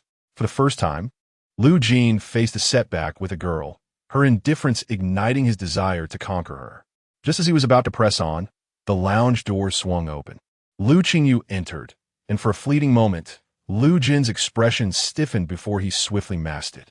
Dressed in a uniquely designed black suit adorned with white paper airplane motifs, Lu Qingyu exuded an air of nobility and sophistication, drawing the attention of both ladies in the room. As he stepped in, his fans flooded the live chat with enthusiastic messages, celebrating his arrival. Zhang Xiaoxiao's gaze remained fixed on Lu Qingyu, and only when his eyes met hers did she realize she had been staring.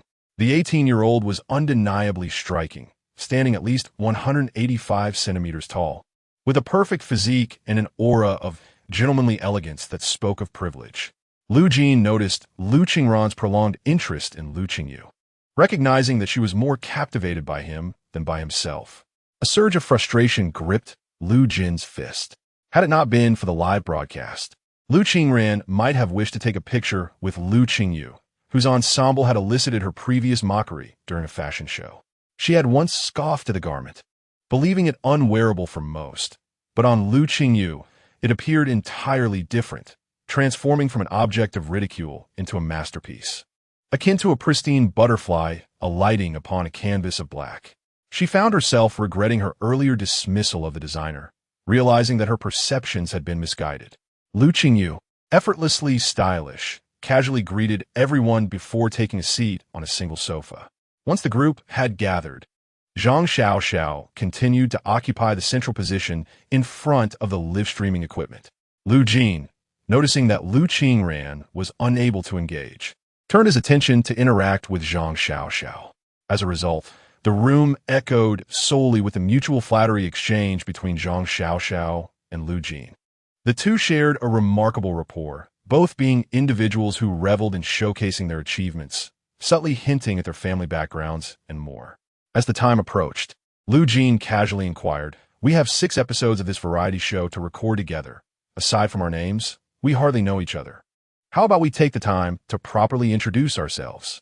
Zhang Xiaoxiao eagerly seized the opportunity to promote her own work, exclaiming, "Sure, let me go first."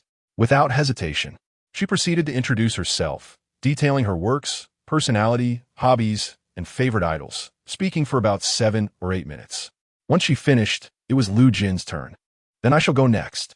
I am 18 years old, have acted in 3 films, and released over 20 songs." Lu Jin's self-introduction lasted roughly 5 minutes, nearly revealing the entirety of his family and Oppo's business ventures.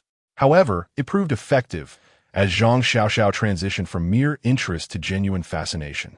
Zhang Xiaoxiao was surprised to discover that Lu Jin was a wealthy heir, realizing that cultivating a relationship with him could be advantageous. After all, affluent individuals often possess abundant resources. "Lu Jin, you are truly impressive, achieving so much at such a young age," she remarked. Lu Jin feigned modesty, replying, "Oh, it's merely luck." "You are too humble," Zhang Xiaoxiao countered. Seizing the moment, Lu Jin turned his attention to the ever-distracted Lu Qingyu, asking, "Qingyu, why don't you introduce yourself as well?" Upon hearing Lu Jin's familiar tone, Zhang Xiaoxiao interjected, "Do you know each other?" "We used to work at the same company," Lu Jin replied. "Not really," Lu Qingyu retorted. The conflicting statements left both Zhang Xiaoxiao and Lu Qingyu momentarily stunned. One claimed familiarity while the other denied it. It was quite the conundrum. Lu Jin looked over, asking, "You don't remember me? Your manager and my manager are good friends." His words felt like a burning ember for Lu Qingyu. His popularity and acclaim surpassed hers, making him her senior. To have a senior claim to remember her while she denied recognition could easily be misconstrued by fans as arrogance. Lu Jin anticipated that Lu Qingyu would slip up, but to his surprise, she replied, "Oh, you're the one who left the company within a month." Lu Jin. It seemed as though the audience had inadvertently stumbled upon a juicy tidbit, causing the 2 female guests to fall silent. The comments section erupted, leaving within a month. How hardcore. Isn't job hopping quite common in the entertainment industry? Surely it's due to poor treatment or lack of resources. Come on, that's Black Pearl Entertainment, renowned for treating artists well, and Lu Jin secured the resources for Copper Sparrow Bridge there. How can that be considered bad? Noting that the discourse was turning against him, Lu Jin quickly sought to redirect the focus. "Due to the nature of our work, even artists from the same company can go years without meeting. But that is not important. Qingyu, would you mind introducing yourself? A mischievous smile crept across Lu Jin's face. He was well aware of Lu Qingyu's background, coming from a single-parent household, dropping out of school at a young age, smoking and drinking in middle school, often associating with delinquents. These were all facts, and should she dare fabricate a story, he could easily expose her, branding her as dishonest and untrustworthy. Lu Qingyu had already discerned Lu Jin's intentions. What a naive child, attempting to ensnare her with such trivial tactics.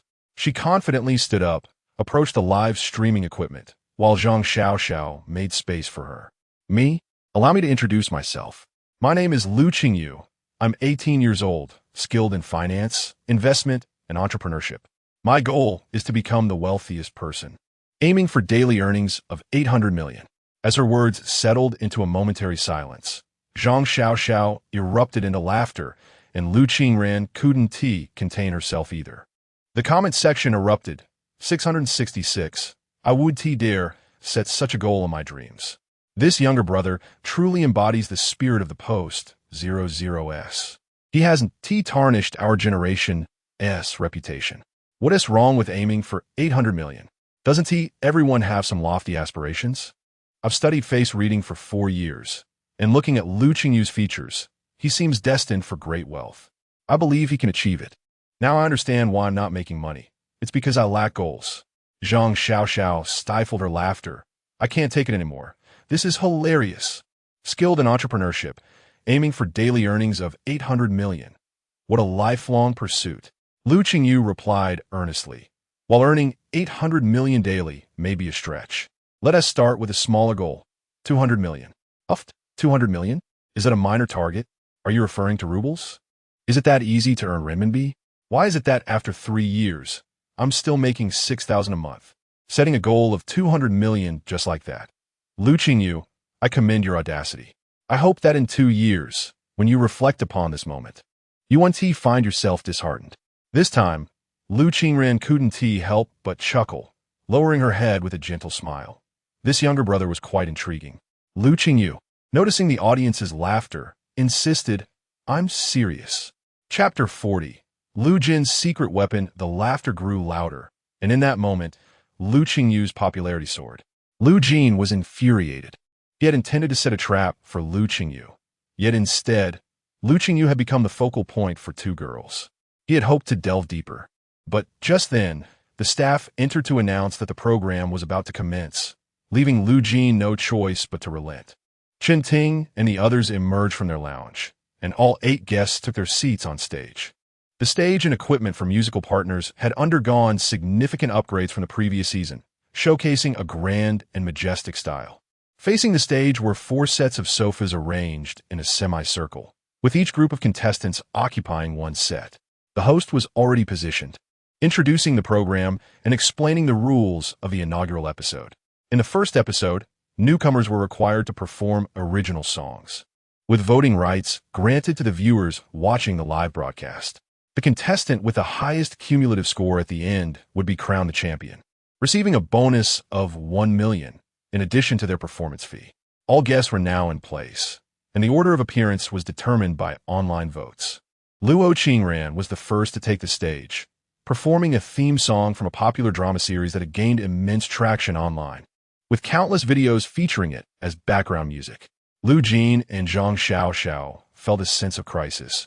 They had initially believed this song would be Lu Qingran's trump card, only to be surprised when she opened with it. After her performance, there was a 1-minute voting window, and as time elapsed, the voting channel closed. Qingran's composure on stage was remarkable, befitting someone who had been performing since childhood. She was destined to be a future diva in the music industry, and Oldley couldn't help but feel proud of his talented disciple. The 4 guest judges engaged in light conversation, lavishing praise on Lu Qingran, and naturally, Li Qingming was delighted to hear compliments about his student. You're being too kind. My disciple has a touch of talent, he replied modestly. The votes were tallied, revealing Lu Qingran had garnered an impressive 23 million votes, prompting a chorus of cheers from the audience. This was an exceptionally high figure, The previous season's champion had only received 12 million votes in their first performance, making Lu Qingran's score substantially higher. Following this challenging opening, Zhang Xiaoxiao was next to perform. Predictably, she chose the song that had catapulted her to internet fame, Drunk Beauty. As the music began, the audience listened attentively. Though Lu Qingyu's gaze was fixed on the stage, his thoughts wandered elsewhere, contemplating potential investment projects with the upcoming performance fees and bonuses. Wang Ning was executing the project Lu Qingyu had proposed. The temptation of going home had already completed a significant portion of filming. Due to the relatively inexperienced crew, both director and actors were students, leading to somewhat immature results. Aesthetically inclined, Wang Ning had sent 10 edited episodes to Lu Qingyu for preliminary review, hoping to avoid significant losses if the final product did not meet expectations. Anxiously, Wang Ning awaited Lu Qingyu's feedback, pondering what criticisms might arise. Poor quality, lackluster acting, stiff dialogue, insufficient conflict, or unattractive filters. He imagined a myriad of faults that Lu Qingyu might point out, but was taken aback when Lu Qingyu simply replied with 2 words, pass. Lu Qingyu's goals were clear. He had allocated a budget of 200,000 and had prepared for the possibility of subpar quality. To his surprise, the short drama turned out quite well. Although the actors' performances were somewhat immature, their professionalism shone through. He had low expectations for the editing, but was pleasantly surprised by its quality. The objective of the short drama was to be entertaining. Maintaining a central theme with a climax in each episode was essential, and the production succeeded in this regard. What he did not anticipate was that the students, due to their low pay, were not only diligent, but also willing to work late nights to meet his demands. This was indeed an unexpected delight. Meanwhile, Zhang Xiaoxiao concluded her performance. Among internet celebrities, her singing was commendable, though she fell short compared to Lu Qingran, receiving 1.02 million votes. The next performer was Lu Jin, who was already backstage. Despite Lu Qingran's impressive talent, he was confident that he would secure the highest votes of the night, as he was prepared to unveil his deeply concealed secret weapon. At the age of 16, he had anonymously released a song online, composed by a classmate, which he had purchased for 3,000 yuan. With aspirations of entering the entertainment industry, he had his father invest significantly in arranging the piece, subsequently releasing his first song under the name Jiuge. Unexpectedly, this song had become a sensation within the ancient-style music community, evolving into a must-sing piece. Since the program required original songs, performing this piece would reveal his identity as Jiuge, ensuring he would achieve the highest popularity and vote count. On stage, Lu Jin held a microphone, illuminated by the spotlight. As the accompaniment began, the audience felt a sense of familiarity, and when Lu Jin opened his mouth, Zhang Xiaoxiao and Lu Qingran exchanged astonished glances. The audience was awestruck, erupting in cheers. Among the live viewers, particularly those from the ancient-style music community, a wave of excitement surged as they recognized the song. Did I hear that correctly? He sang Sun and I. Wasn't the program supposed to feature original songs? How could he perform a piece by Jiuge? Lu Jin was indeed Jiuge. How could I not know? This barrage of comments had been orchestrated by Lu Jin, who had enlisted the help of online influencers to ensure he trended on social media that day. As anticipated, the audience went wild. Jiuge is only 18? He was just 16 2 years ago. So unexpected. He's so handsome. This was the first ancient-style song that got me hooked. And it turns out it was Lu Jin. While Lu Jin sang, the audience remained electrified. Noticing their enthusiasm, Lu Jin felt assured of his success. Jiang Yu, his partner for this performance, was equally thrilled, recognizing that with Lu Jin's soaring popularity, their group could indeed contend for first place. When Lu Jin finished singing, the music faded, yet the audience continued to cheer. The host took the stage to restore order and posed a question that piqued everyone's interest. Host, I could see the audience's reaction was quite intense. What is the reason behind it? Chapter 41. Moonlight before Lu Jin could speak. The audience below began to shout the name Jiuge. The host, puzzled, asked, Jiuge, what is this? Lu Jin smiled, taking the opportunity to explain. They are referring to me. This song is an original I composed at the age of 16, though I didn't use my name back then. I went by Jiuge. The host feigned realization, Ah, now it makes sense. No wonder everyone is so excited. So, Lu Jin, you truly are remarkable to have started composing songs at such a young age. Lu Jin replied, I've been learning music since childhood and have always had an interest in it. It was a spontaneous endeavor. Hearing this, the online audience grew even more animated. Wasn't Lu Jin a true prodigy? His admirers were eager to celebrate him.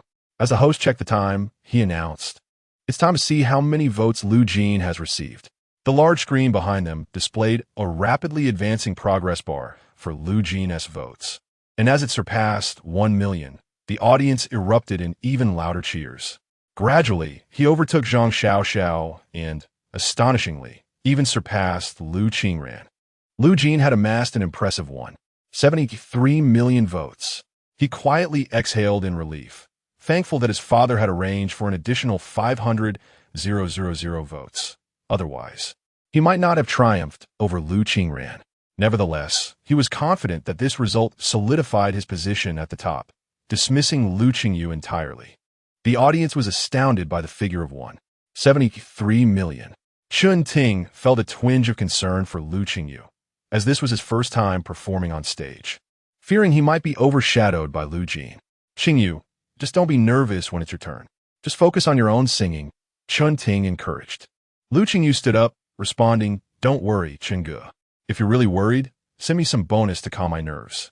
Chen Ting excellent. Let us go. Chen Ting locked Lu Qingyu. Although he was not an overly strict boss, he noticed that the artists in the company often felt intimidated by him. However, Lu Qingyu was different. He didn't fear him as a boss, but found him rather approachable. This dynamic was peculiar, as it felt less like a brotherly bond and more like a boss-employee relationship, with Chun Ting constantly painting grand visions for him.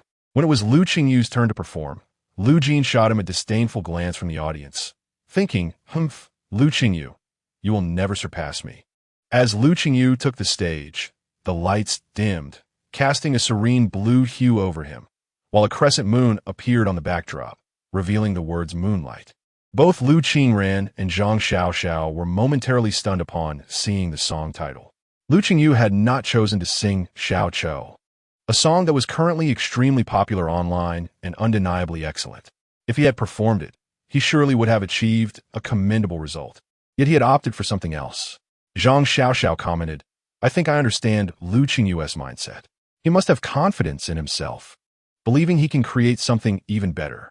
Every singer harbors this belief that their next piece will be their best, but the reality is often different. They may toil for years without surpassing their previous works. Lu Qingyu nodded in agreement, perceiving Lu Qingyu's choice as somewhat arrogant. After experiencing a bit of fame, he probably felt invincible, thinking he could achieve great results even without singing Xiao Chou. He was still young, and with more experience, he would surely improve. Both of them felt a sense of regret for Lu Qingyu, a sentiment shared by many in the audience. I came here to hear Xiao Chou, and he didn't sing it. Lan Ting Su is wonderful too, but why not that one? What is Moonlight? I've never heard of it, but I doubt it can rival Xiao Chou. I am so disappointed. I didn't hear what I wanted. Upon seeing the title Moonlight, Lu Jin felt immense joy. Had Lu Qingyu chosen to sing Xiao Chou or Lan Ting Su, he might have garnered some popularity. Instead, he had chosen a new song, which seemed like a grave misstep. The accompaniment possessed a hint of traditional charm, and since Lu Jin had already sung a widely acclaimed piece in that genre, it was audacious for Lu Qingyu to attempt a similar style. Had he been struck silly by some thugs in school? On stage, Lu Qingyu stood before the microphone. As the accompaniment concluded, he began to sing, Moonlight hue, fragrant maiden, tears severing swords, longing that pains. How much pain, unspoken thoughts, forgetting you, a solitary soul, drifting with the wind. Who ponders, a lovesick man, in this mortal battlefield, among thousands, who can reign supreme? In contrast to the fervent roars of the audience during Lu Jin's performance, the crowd below was eerily silent, not due to disinterest, but rather because this song was simply breathtaking. The lyrics, though succinct, were rich with narrative, and the melody was captivating. Each inflection resonated deeply within the hearts of the listeners. Lu Qingyu was entranced. Having studied music from a young age, She recognized not only how beautiful this song was, but also how challenging it was to perform. It stirred emotions within her that she hadn't felt in a long time. Lu Qingyu, this younger brother, had truly surprised her. Previously, Lu Qingran hadn't found Lu Jin's ancient-style song particularly remarkable. It was pleasant, but she felt that 170 million votes were somewhat exaggerated. Some songs gained popularity not solely due to their merit, but also by chance and opportunity. However, Moonlight deserved to be a hit. At that moment, Lu Jin felt as if a hand had gripped his heart, making it hard for him to breathe. How could Lu Qingyu sing Moonlight? He had never received formal music training. Could it be that Chun Ting was assisting him? Yes. It must be that Chun Ting wrote the song and arranged the music for him. Otherwise, how could Lu Qingyu, of all people, create a piece as magnificent as Moonlight? Chun Ting, the manager, was clearly promoting Lu Qingyu vigorously. Indeed, having a good manager made a world of difference. It seemed that all of this was orchestrated by Su Jixing. That scoundrel Su Dongkai had mediocre abilities and spent his time drinking and socializing, yet returned with only average resources. It appeared he would need to find a new manager. On stage, Lu Qingyu continued to sing, surpassing trials. Who dares to venture? Gazing at the bright moon, my heart feels desolate. Timeless grievances, reincarnation's taste. With eyes closed, he was the boldest. Beholding the fickleness of this world, it is destined that those who dare to love will endure a lifetime of pain. The live broadcast chat erupted once more into a frenzy, overtaken by a flood of exclamations. The last time this occurred was during Lu Qingyu's participation in Love Journey. Forgive my lack of eloquence, but a flood of exclamations reigned supreme. Lu Qingyu was young and talented. This song was a masterpiece. I've stumbled upon a treasure. Moonlight, I want to listen to it 100 times tonight. Help, I've conjured countless scenes in my mind just from hearing it. This song is incredibly fitting. Chapter 42. Shallow takes the lead in a world of fleeting emotions. Who dares to challenge the radiant moon? A heart heavy with sorrow, steeped in ancient grievances, experiences the cycle of life anew. As the final note of the song resonated, the audience found themselves suspended in a moment of rapture, unable to regain their composure. The exquisite melody, rich in rhythm and artistry, transported them to another realm, one filled with extraordinary talent and poignant beauty. As Lu Qingyu poured his soul into the performance, fragments of memories from a previous life intertwined with the lyrics, deepening their resonance. The impermanence of existence is destined to touch those who dare to love. The enchanting song, Moonlight, captivated the audience, evoking a fervor that surpassed all expectations. The applause erupted spontaneously, as if orchestrated by an unseen conductor, with shouts of admiration filling the air. The ancient style of music, though not mainstream, had found its niche. While many had dabbled in it, only a select few compositions truly captivated the heart. Lu Qingyu's Moonlight was a revelation, a divine descent that overwhelmed all comparisons. The comments flooded in. This is the love of my life, none other than Moonlight. Despite initial impressions that Lu Jin's previous performance had reached its zenith, Lu Qingyu's rendition proved to be a masterpiece that left the audience spellbound. The atmosphere was electric, and Lu Jin struggled to maintain his composure, his confidence waning as he watched Lu Qingyu's rising vote count. When the host announced the start of the voting, the numbers surged forward. 1.35 million, effortlessly surpassing Lu Qingran, then climbing to 1.48 million, 1.58 million, with no signs of slowing. Lu Jin felt his heart racing, his gaze fixed on the screen, as the progress bar crossed his threshold. With a final total of 1.92 million votes, even Chun Ting was taken aback by Lu Qingyu's astounding achievement. The host declared, "Congratulations to Lu Qingyu for securing the top spot in the first round." Lu Qingyu's smile revealed his charming little canine teeth as he stepped off the stage. As he passed, Lu Qingran, the seemingly aloof elder sister, stood to congratulate him sincerely. Lu Qingyu, in turn, graciously embraced her, expressing his gratitude. After the show concluded, Lu Jin returned in a somber mood, while Chun Ting took Lu Qingyu out to celebrate his remarkable success. Moonlight ignited a fervor within the ancient music community, overshadowing Lu Jin's once respected searching for you. The rise of Lu Qingyu's popularity ignited a fierce rivalry between their fan bases, leading to heated exchanges online. What's so special about a 16-year-old singer? Without talent, they couldn't possibly perform Moonlight even if there were two of them. The fervor escalated, with fans from both sides engaging in relentless banter.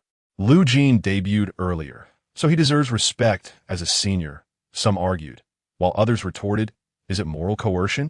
If one in Oppo's S skills are lacking, then it and Oppo's S time to discuss seniority.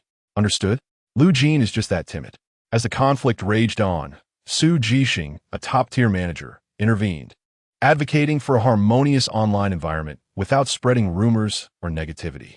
The wave of Moonlight covers began as renowned artist 07, known for his live performances, received numerous requests to sing the newly released song.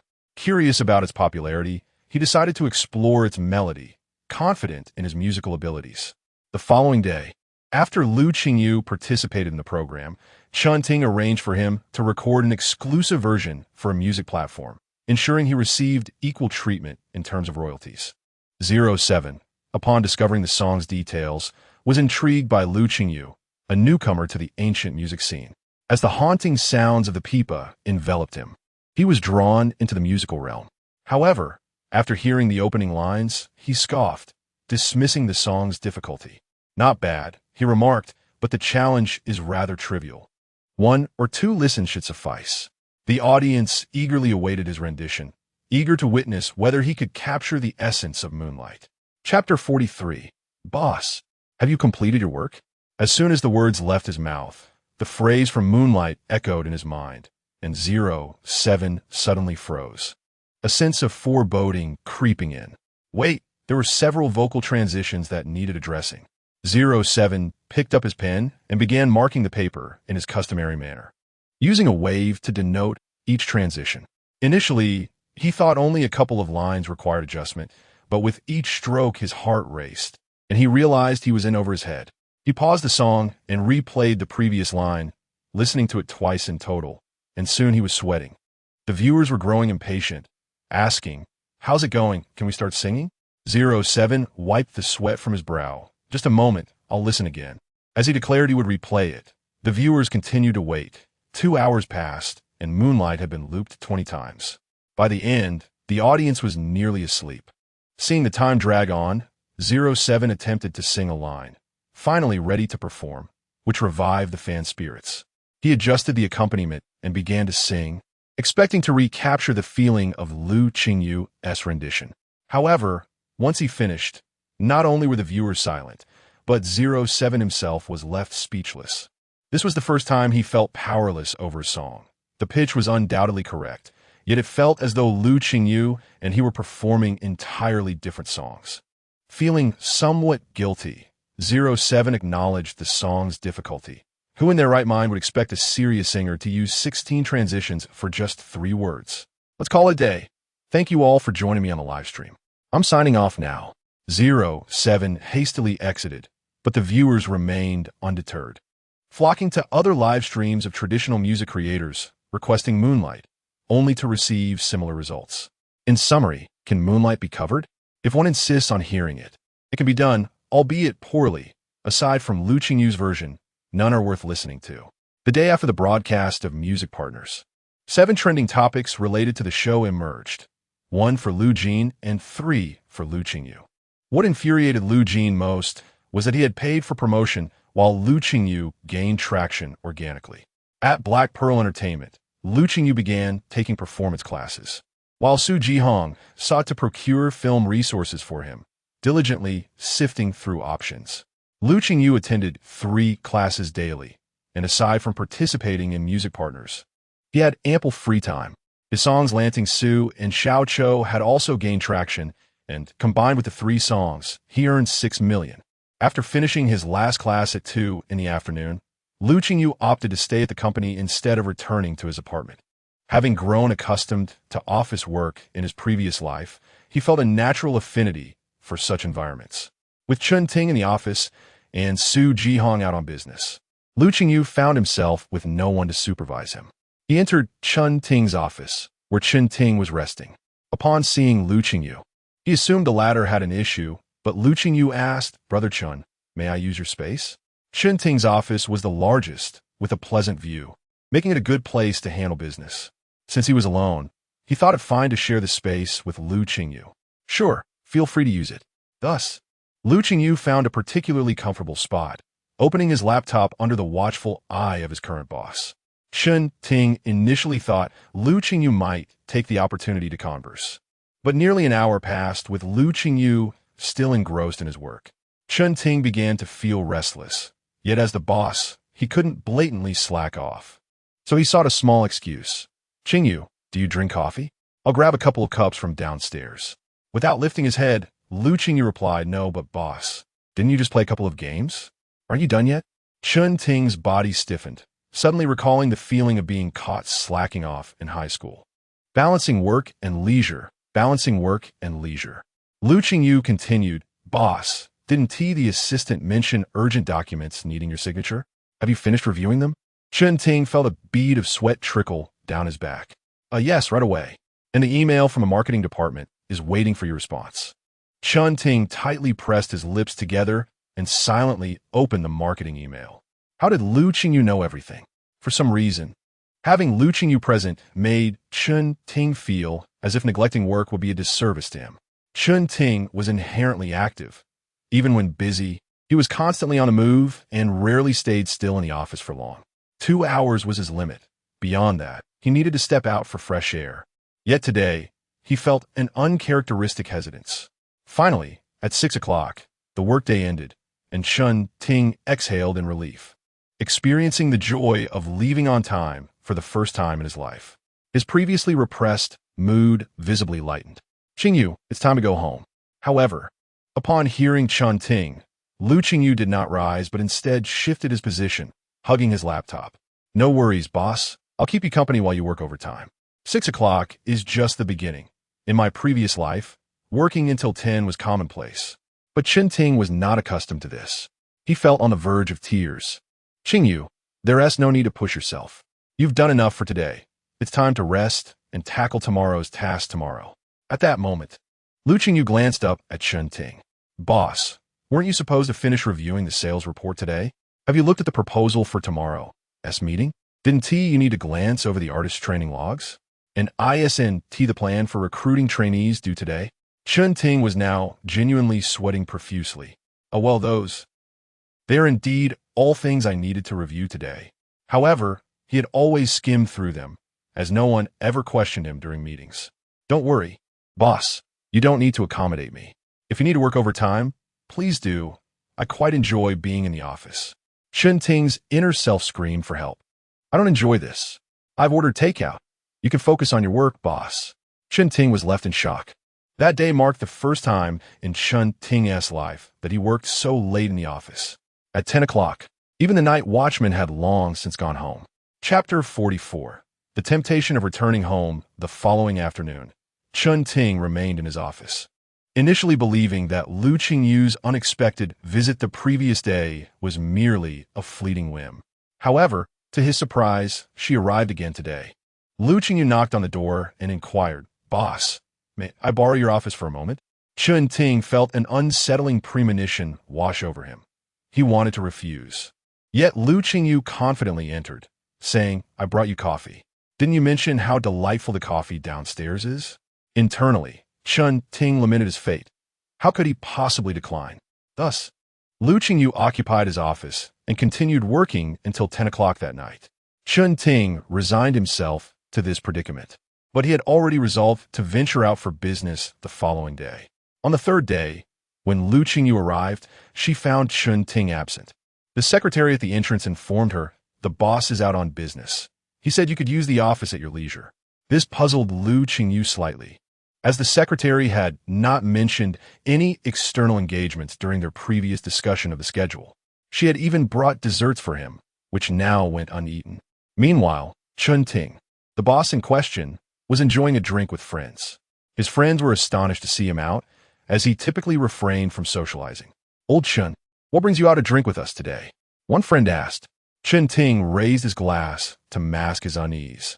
fearing the mockery of his subordinates if they knew he was out having fun. Wang Ning, another friend, had recently called his mother to inform her he would not be returning home, which had enraged her. She had eagerly awaited his return, even lining up potential matches for him, only to hear him announce he had found work. Coincidentally, when he called home, his uncle, who practiced the ancient arts of divination, was present. After consulting his charts, the uncle proclaimed that Wang Ning was destined to encounter a benefactor and would surely ascend to great heights in his career, which placated his mother. Upon hearing his uncle's predictions, Wang Ning became excited. In the film industry, many held a strong belief in such omens, which led to ritualistic ceremonies before project's commencement. Although their web series had a limited budget and thus omitted such traditions, Wang Ning decided to ask his uncle for a favorable release date for their show. Hoping for a surge in popularity, his uncle confidently stated that it would premiere this Friday.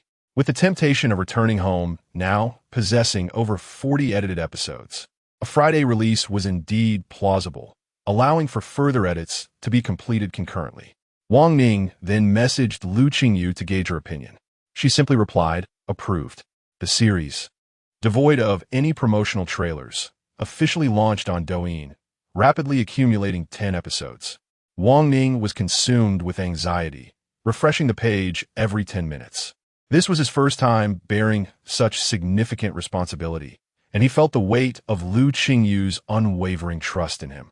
As the hours passed, the videos garnered a mere handful of likes, far too few compared to the viral success of major television dramas. Wang Ning, frustrated, decided to invest 10,000 yuan in promotions. The result was a spike in views and likes, but he understood this was merely a reflection of his expenditure, not genuine acclaim. Anxiety gnawed at him. If his investment failed to yield results, the series would undoubtedly falter. Given the uncharted territory of short dramas, he felt overwhelmed. Unable to contain his distress, he messaged Lu Qingyu, suggesting they reach out to film critics for promotional assistance. Lu Qingyu had already viewed the video when Wang Ning sent it. Appreciating the production quality and believing it would undoubtedly succeed, though it would require time to gain traction. Critics, however, typically excelled in evaluating films, and, given the production quality of web series, they would likely be harsh. Thus, she decided against involving them. Wang Ning's anxiety only intensified. While Lu Qingyu proposed a remedy, work, instead of receiving words of comfort, he was sent a plethora of scripts. The supporting role's rebirth, the noble matron's rebirth, the CEO's runaway sweetheart, the heiress arrives, the tycoon begs for mercy, and more. Wang Ning felt a surge of excitement. This time, the budget was more generous. Thanks to Lu Qingyu's earnings from 3 song copyrights, allowing for a more substantial allocation to each project. Which one should we film first? Should we wait for the response to the temptation of returning home? He inquired. This venture was unprecedented, and Wang Ning felt a sense of uncertainty. He had anticipated a sequential approach to the scripts, but Lu Qingyu promptly replied, "Draft a shooting plan and establish 5 teams to shoot all 5 scripts simultaneously." Wang Ning was taken aback. 5 productions at once? What was she planning? The market for short dramas was vast. If the temptation of returning home succeeded, it would attract attention, and many would follow suit. Lu Qingyu understood the necessity of solidifying their position before others could seize the opportunity. Wang Ning, unacquainted with the potential of short dramas, perceived Lu Qingyu's strategy as risky. "Isn't that too ambitious?" he questioned. "Not all. Have a project proposal ready by tonight," she instructed. Wang Ning remained skeptical and considered discussing it further with her, worried about the possibility of failure. Moments later, Lu Qingyu sent him a red envelope containing 888 yuan. "For your hard work, treat the team to coffee." "Thank you, boss. I promise to complete the task," Wang Ning replied, overwhelmed. Who could treat 8 employees to such an extravagant coffee outing? It felt as though she was rewarding herself. With such a wonderful boss, he felt compelled to rise to the occasion. With a renewed sense of purpose and an increased budget, Wang Ning quickly sought a suitable studio, abandoning the cramped quarters they had previously occupied. After finishing dinner, he resumed work, reveling in a newfound joy in his tasks. The coffee from his boss was indeed delightful. In the midst of this, Wang Ning's worries about the viewership of the temptation of returning home faded. By the time he completed his work, it was well past 2 in the morning, and he collapsed onto the sofa, falling into a deep sleep. Meanwhile, the nascent web drama, having released just 10 episodes, experienced an unexpected surge in viewership beginning just after 11 o'clock. Chapter 45. The thematic competition on Friday night. The night owls were abundant, and many were scrolling through their phones at midnight. Lu Qingyu had developed a habit of browsing Douyin before bed. He couldn't fall asleep without it. After 2 hours of scrolling, he was initially drowsy, but suddenly, Douyin recommended a short video titled The Temptation of Going Home. Curiosity piqued by the suggestive title, Lu Qingyu decided to watch it, hoping for something tantalizing to indulge in during the witching hour. As he continued watching, Lu Qingyu, who had been on the verge of sleep, found himself wide awake. However, to his dismay, the series abruptly ended. "What? It's over?" he exclaimed, realizing that the 10 episodes, each merely 5 minutes long, did not even equate to a single full-length television episode. Frustrated, he switched off his phone. Yet sleep eluded him further. As an unsettling feeling crept in, he felt he wouldn't be able to rest until he watched the next episode. In a fit of exasperation, he sat up in bed and cried out, "Aw, did Pinra die or not?" He was not the only one consumed by curiosity. "You're so audacious," he thought, directing his frustration towards the director. Why release only 10 episodes? Had Pinra been reborn? Was she planning to eliminate Hong Shixian? "I'm so annoyed," Ailey chimed in. "Can't Pinru just slap me twice?" "Ah, when will the next episode be released?" Overnight, The Temptation of Going Home was like a tempest, sweeping through the internet with its viewership skyrocketing past 3 million. When Wang Ning awoke the next morning, he remembered to check the video's response. Upon logging into Douyin, he was taken aback by the explosion of activity. Comments and private messages flooded in, all exceeding 999. Viewers were actually urging for more episodes. An overwhelming joy engulfed him. The show he thought would flop had genuinely taken off. He immediately called Lu Qingyu, exclaiming, "Boss, it's a hit. Our show is a hit." Lu Qingyu had just arrived at the office and was discussing the evening's performance with Chen Ting when he encouraged Wang Ning over the phone. "This is your hard work. You deserve the credit." Energized by the praise, Wang Ning responded, "Don't worry, boss, I'll give it my all." After hanging up, he dove back into work. While Chen Ting inquired, "Was that a call from friend?" "Yes," Lu Qingyu replied. He recommended a web series called The Temptation of Going Home. Chen Ting's eyes widened in disbelief. "It's terrible, don't watch it. I watched all 10 episodes last night. What a mess. The plot is glitch, each episode barely 5 minutes long, and the acting is subpar. Don't emulate that style." Lu Qingyu simply smiled, not responding. "Oh, it's terrible, yet you watched all 10 episodes," he thought. Seeing Lu Qingyu's silence, Chen Ting picked up his phone to urge for more content. At 7 p.m., the live broadcast began an hour early, with Lu Qingyu and Chen Ting caught in traffic. Upon arriving, the other 3 contestants were already present. As Lu Qingyu entered, Zhang Xiaoxiao greeted him. "Qingyu, you're here." He nodded and took his usual seat. Lu Jin remained stoic, but felt slightly unsettled when Lu Qingran engaged Lu Qingyu in conversation, as she had not acknowledged him since his arrival. With his back to the live-streaming equipment, Lu Jin silently clenched his fists. The theme of this episode of Music Partners was original creations. Each pair of partners would have one person writing lyrics and composing music, while the other would perform. Having previously bribed a staff member, he was privy to the topic a day in advance. Thus, he had already enlisted a professional lyricist to craft a song, planning to feign modesty during the competition, expecting to be perceived as a prodigy. He scoffed at the thought of Lu Qingyu, who had a history of frequent school dropouts and whose highest Chinese exam score never exceeded 40, being capable of producing anything worthwhile. Confident of his victory, Lu Jin harbored a secret thought. In the previous 2 seasons, the live songwriting and composition had typically featured seasoned artists, renowned for their experience and musicality. He believed that once the topic was announced, other groups would follow suit, pairing established singers with emerging talents. However, his group's unconventional approach would only serve to highlight his prowess even further. He envisioned that once this episode aired, his reputation would undoubtedly ascend to new heights. As the clock struck 8, the program commenced, and the guests took their places on stage. The barrage of comments read, "They're here. I've been waiting for the brother for so long." Excitement filled the air regarding this episode, with viewers expressing eager anticipation for Lu Qingyu. Lu Jin looks even more handsome. That white suit suits him perfectly. Qingran is as beautiful as ever. Those long legs. Go Xiao Xiao. The Xiaojia family will always support you. As the guests settled, the host stepped up to introduce the show. "Hello everyone, we meet again. Welcome to Saturday's Music Partners. Now, let me announce the rules for this episode. This time, we will have a live, timed original creation competition." Upon hearing this, the veteran singers collectively sighed. Although last season featured a similar format, many believed it should have been reserved for the finale, not introduced in the second episode. This format posed a significant challenge to the singers' comprehensive skills, and they were not particularly eager to embrace this mode.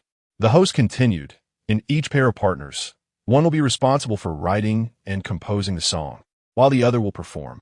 You have 2 hours, and the entire process will be live-streamed." The theme for this episode is regret. You may now proceed to your respective music rooms. Time begins. As the host concluded, the contestants hesitated, for the theme proved to be quite challenging. Writing about love, family, friendship, or motivation might have been manageable, but regret was an emotion that posed a unique difficulty in expression. Zhang Xiaoxiao felt utterly at a loss, glancing at her partner. "Teacher Wang, it's all up to you. I can only focus on singing."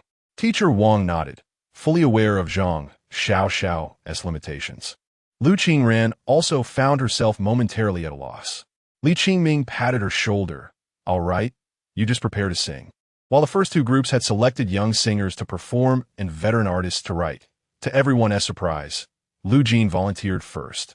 "Teacher, I enjoy creating music. Let me write. I'm confident." Indeed, as Lu Jin spoke, the comments in his live stream exploded with enthusiasm. "Let us support our Jinbao. We can't wait for his work. Let them witness Jinbao's talent. He wrote Searching for You at just 16. Lu Jin was indeed impressive, as others relied on seasoned artists for lyrics, while this group had him writing. However, it was premature to judge. Lu Qingyu's group also had a young singer composing. Chapter 46, Show Off? Lu Jin inadvertently noticed a barrage of comments, suggesting that Lu Qingyu had also chosen to write lyrics and compose music. His brow furrowed in disbelief. Had Lu Qingyu lost his mind? Did he possess such talent? Surely, he was not merely posturing. The program had allotted only 2 hours, and it was live. If Lu Qingyu failed to produce a song, it would be an utter humiliation before millions. This thought ignited a thrill within Lu Jin as he anticipated Lu Qingyu's self-inflicted downfall. Upon hearing the keyword regret, Chun Ting began to grasp at his hair in frustration, for he too was at a loss for words. The only genre he excelled in was motivational songs. If tasked with writing about regret, it felt akin to wielding an axe to slice tofu, daunting and unapproachable. Observing Chun Ting's struggle, Lu Qingyu offered, "Boss, allow me to write."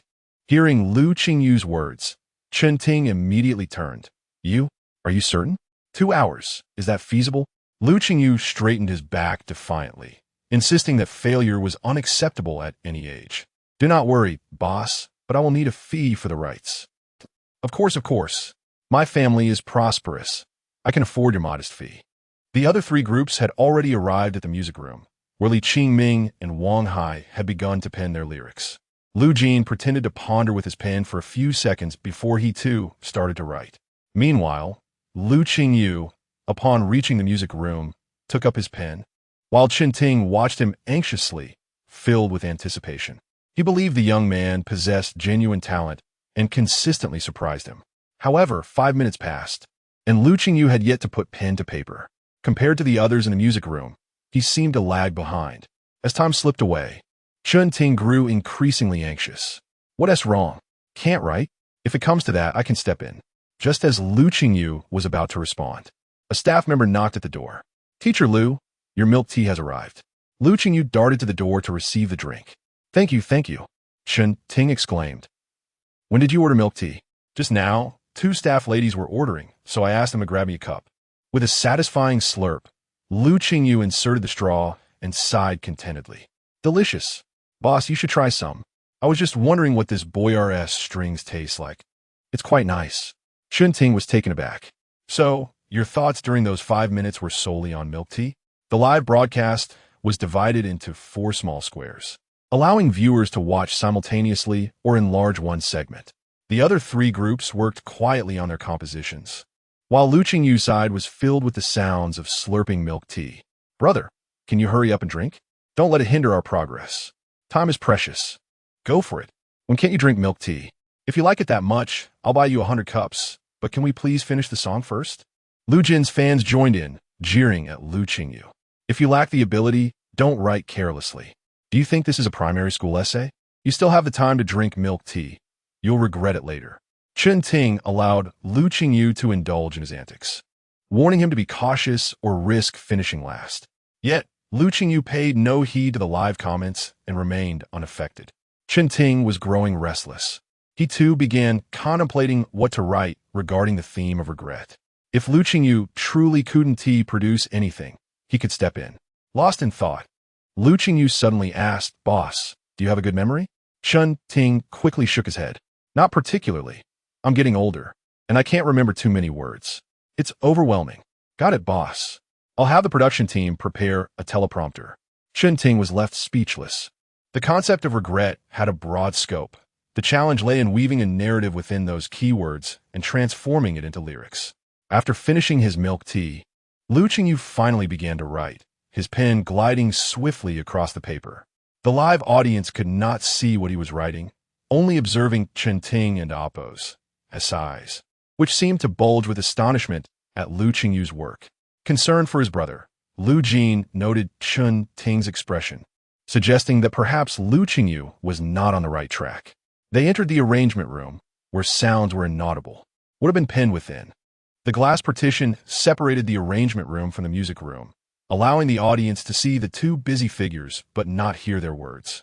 With just 5 minutes remaining before the allotted time from the production team, the other 3 groups had completed their pieces and were ready to take the stage. While Lu Qingyu's group remained absent, speculation arose among the audience regarding whether Lu Qingyu's team had failed to finish.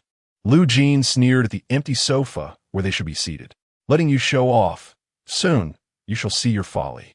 With only a minute left, Lu Qingran cast a worried glance toward Lu Qingyu's group. As the countdown reached 30 seconds, Lu Qingyu and Chen Ting finally arrived, prompting a sigh of relief from Lu Qingran. The format of this episode had taken everyone by surprise, deviating from the previous season's 2nd episode's prompts, leaving little room for preparation. Yet, with the situation now at hand, there was no turning back.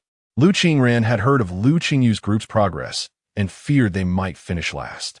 As the time expired, the host returned to the stage. The first performer was Zhang Xiao, whose lyrics, penned by Wang Hai, expressed the regret of not cherishing time during school days. Wang Hai displayed some talent. His lyrics carried a fresh, artistic flair, though the arrangement felt rather ordinary. Zhang Xiao's performance resonated with many viewers, and upon concluding, the online vote tallied 12 million, an impressive figure. Zhang Xiao was quite satisfied, leaving the stage with a smile. The second performer, Lu Qingran, presented lyrics from her teacher, Li Qingming, which conveyed a more general message about the inevitability of regret and the importance of accepting it with equanimity. Lu Qingran's powerful performance significantly enhanced the overall presentation. Upon finishing, she garnered 29 million votes, a result she found somewhat disappointing. Yet she accepted the outcome, for the performance was now concluded. Next up was Lu Jin, whose theme of regret revolved around love. His lyrics depicted a couple who had endured much together, yet ultimately failed to unite. The individual who assisted Lu Jin in his endeavor was remarkably skilled. Lu Jin spent 500,000 on the lyrics and an additional 800,000 on the arrangement. When Jiang Yu received the lyrics, he was momentarily taken aback, astonished that Lu Jin could craft such words, and his own performance was equally solid. The poignant melody enhanced the beauty of the song, evoking empathy among listeners, after all, who had not experienced their fair share of love and heartbreak. The barrage of comments read, "Jin Bao is incredible, managing to create such a beautiful piece in such a short time. Lu Jin is a musical genius. No arguments accepted. His work is on par with that of other esteemed composers. Jiang Yu's singing is impressive, but I believe Lu Jin's lyrics truly shine. They're simply enchanting. In this episode, Lu Jin will undoubtedly take first place. I would wager on it. Yet, it was premature to declare victory, for Lu Qingyu's group had yet to perform. Chapter 47. Guest. After Jiang Yu concluded his performance, the audience erupted into a fervent applause. He gestured for Lu Jin to join him on stage, and Lu Jin proudly ascended as the crowd chanted her name. Lu Jin was aware that she had secured her position this time. Zhang Xiaoxiao felt a twinge of jealousy. Why doesn't the audience react this way after my performances? Lu Qingran, seated beside her, reassured her, "You sang beautifully as well." Hearing Lu Qingran's consolation, Zhang Xiaoxiao smiled helplessly. "You need not comfort me. Just look at their reaction. Lu Jin will undoubtedly take first place this episode, and you, Qingran, will surely be second." Lu Qingran shook her head in disagreement, but Lu Qingyu hasn't performed yet. Zhang Xiaoxiao's gaze shifted toward Lu Qingyu. Him? I fear for his chances. Lu Qingran felt an indescribable sensation, despite her rational mind suggesting that Lu Qingyu's group might falter. She had an inkling that he was capable of delivering surprises. After Jiang Yu and Lu Jin basked in the audience's enthusiasm, they stepped off the stage. And Chun Ting stood, moving to the center. Everyone initially presumed that Chun Ting's group was late due to Lu Qingyu, but the truth was that it was Chun Ting's fault. He had sensed that Lu Qingyu's inquiry about his memory was not casual. The lyrics were simply too extensive. Nevertheless, Chun Ting was particularly fond of this song, especially as it resonated with his own unfulfilled romance from his youth, evoking profound emotions as he sang. The song, Guest, reflects the bittersweet experience of attending an ex-girlfriend's wedding, laden with memories and lingering love. Chun Ting recognized that this song was undoubtedly exceptional and destined for popularity, though he never anticipated that the two most celebrated songs of his lifetime would both be penned by Lu Qingyu, one for a wedding and the other for a funeral. Henceforth, he would be known as Chun All-in-One Wedding and Funeral Services Ting. On stage, the soothing prelude gradually faded, and Chun Ting began to sing. After how many winters since our parting? What day of the week is it today? Occasionally, I think of you. Your unexpected message catches me off guard, leaving me frozen in place. While everyone else rejoices for you, I am left in a foolish daze, realizing that someone has long prepared a wedding gown for you. Chun Ting's magnetic voice, honed from years of rock singing, captivated the audience. As they saw the title Guest, curiosity sparked. How would this relate to regret? Then, as Chun Ting unfolded his narrative through the lyrics, the audience was seamlessly drawn into the scene, and the next lines elucidated everything. Thank you for the special invitation to witness your love. I constantly remind myself not to evade it, holding the invitation as you approach step by step within the meticulously arranged venue. Alas, this scenery belongs to you, and I am merely a guest. At this moment, someone in the audience felt a pang of heartbreak. Wang Yiheng, who had come to see this show for Jiang Yu, his ex-girlfriend's favorite singer, could no longer bear it. They had once vowed to attend a concert together, but now he stood alone. His ex-girlfriend had been his companion for 6 years, since their university days. Yet they had not ended up together. Just days prior, he had seen on social media that she was being set up for an arranged marriage and was already engaged, inviting him to the engagement banquet. As he listened to the song, he felt as if each breath was laced with needles. On stage, Chun Ting continued singing. I relinquish all memories to fulfill your love, yet I remain unwilling to accept this fate. The you I haven't seen in ages feels somewhat distant. Our handshake and pleasantries so formal. Why must I deliberately conceal my world, which once included you? Lu Jin felt her hair stand on end, cold sweat trickling down her spine. Could it be that she was about to be overshadowed by Lu Qingyu yet again? Her gaze was sharp, as if hiding a dagger. Lu Qingyu, was he doing this on purpose? He wrote about love, and so did Lu Qingyu. She had thought her lyrics were commendable, but Lu Qingyu's were evidently superior. She felt a surge of resentment, especially at the thought of losing to him. Zhang Xiaoxiao's mouth widened in astonishment as she listened, while Lu Qingran's eyes sparkled with excitement. She turned to Lu Qingyu. I told you, he always brings surprises. The two veteran lyricists also expressed their astonishment. In 2 hours, he had crafted something so profound. One could not help but admire the talent of this youth, whose future seemed limitless. Chun Ting's gaze remained fixed on the teleprompter as he earnestly sang every line. I shed all memories to celebrate your wedding, yet I lack the courage to bless you. Thank you for granting me the final clarity, returning myself to me. At least I can still be the witness of your love. Meeting your partner is truly fortunate. May he love you more than I ever could. As the final line was sung, Chun Ting exhaled deeply, relieved. He had never managed a complete rendition during rehearsals due to the overwhelming lyrics. This performance was the most complete he had ever delivered, truly splendid. Just as Chun Ting reveled in his success of not forgetting any lyrics, he was suddenly engulfed by a thunderous roar of applause, startling him. He looked up to see the audience standing, their faces alight with joy and enthusiasm. Was this reaction meant for him? Chun Ting could hardly believe it.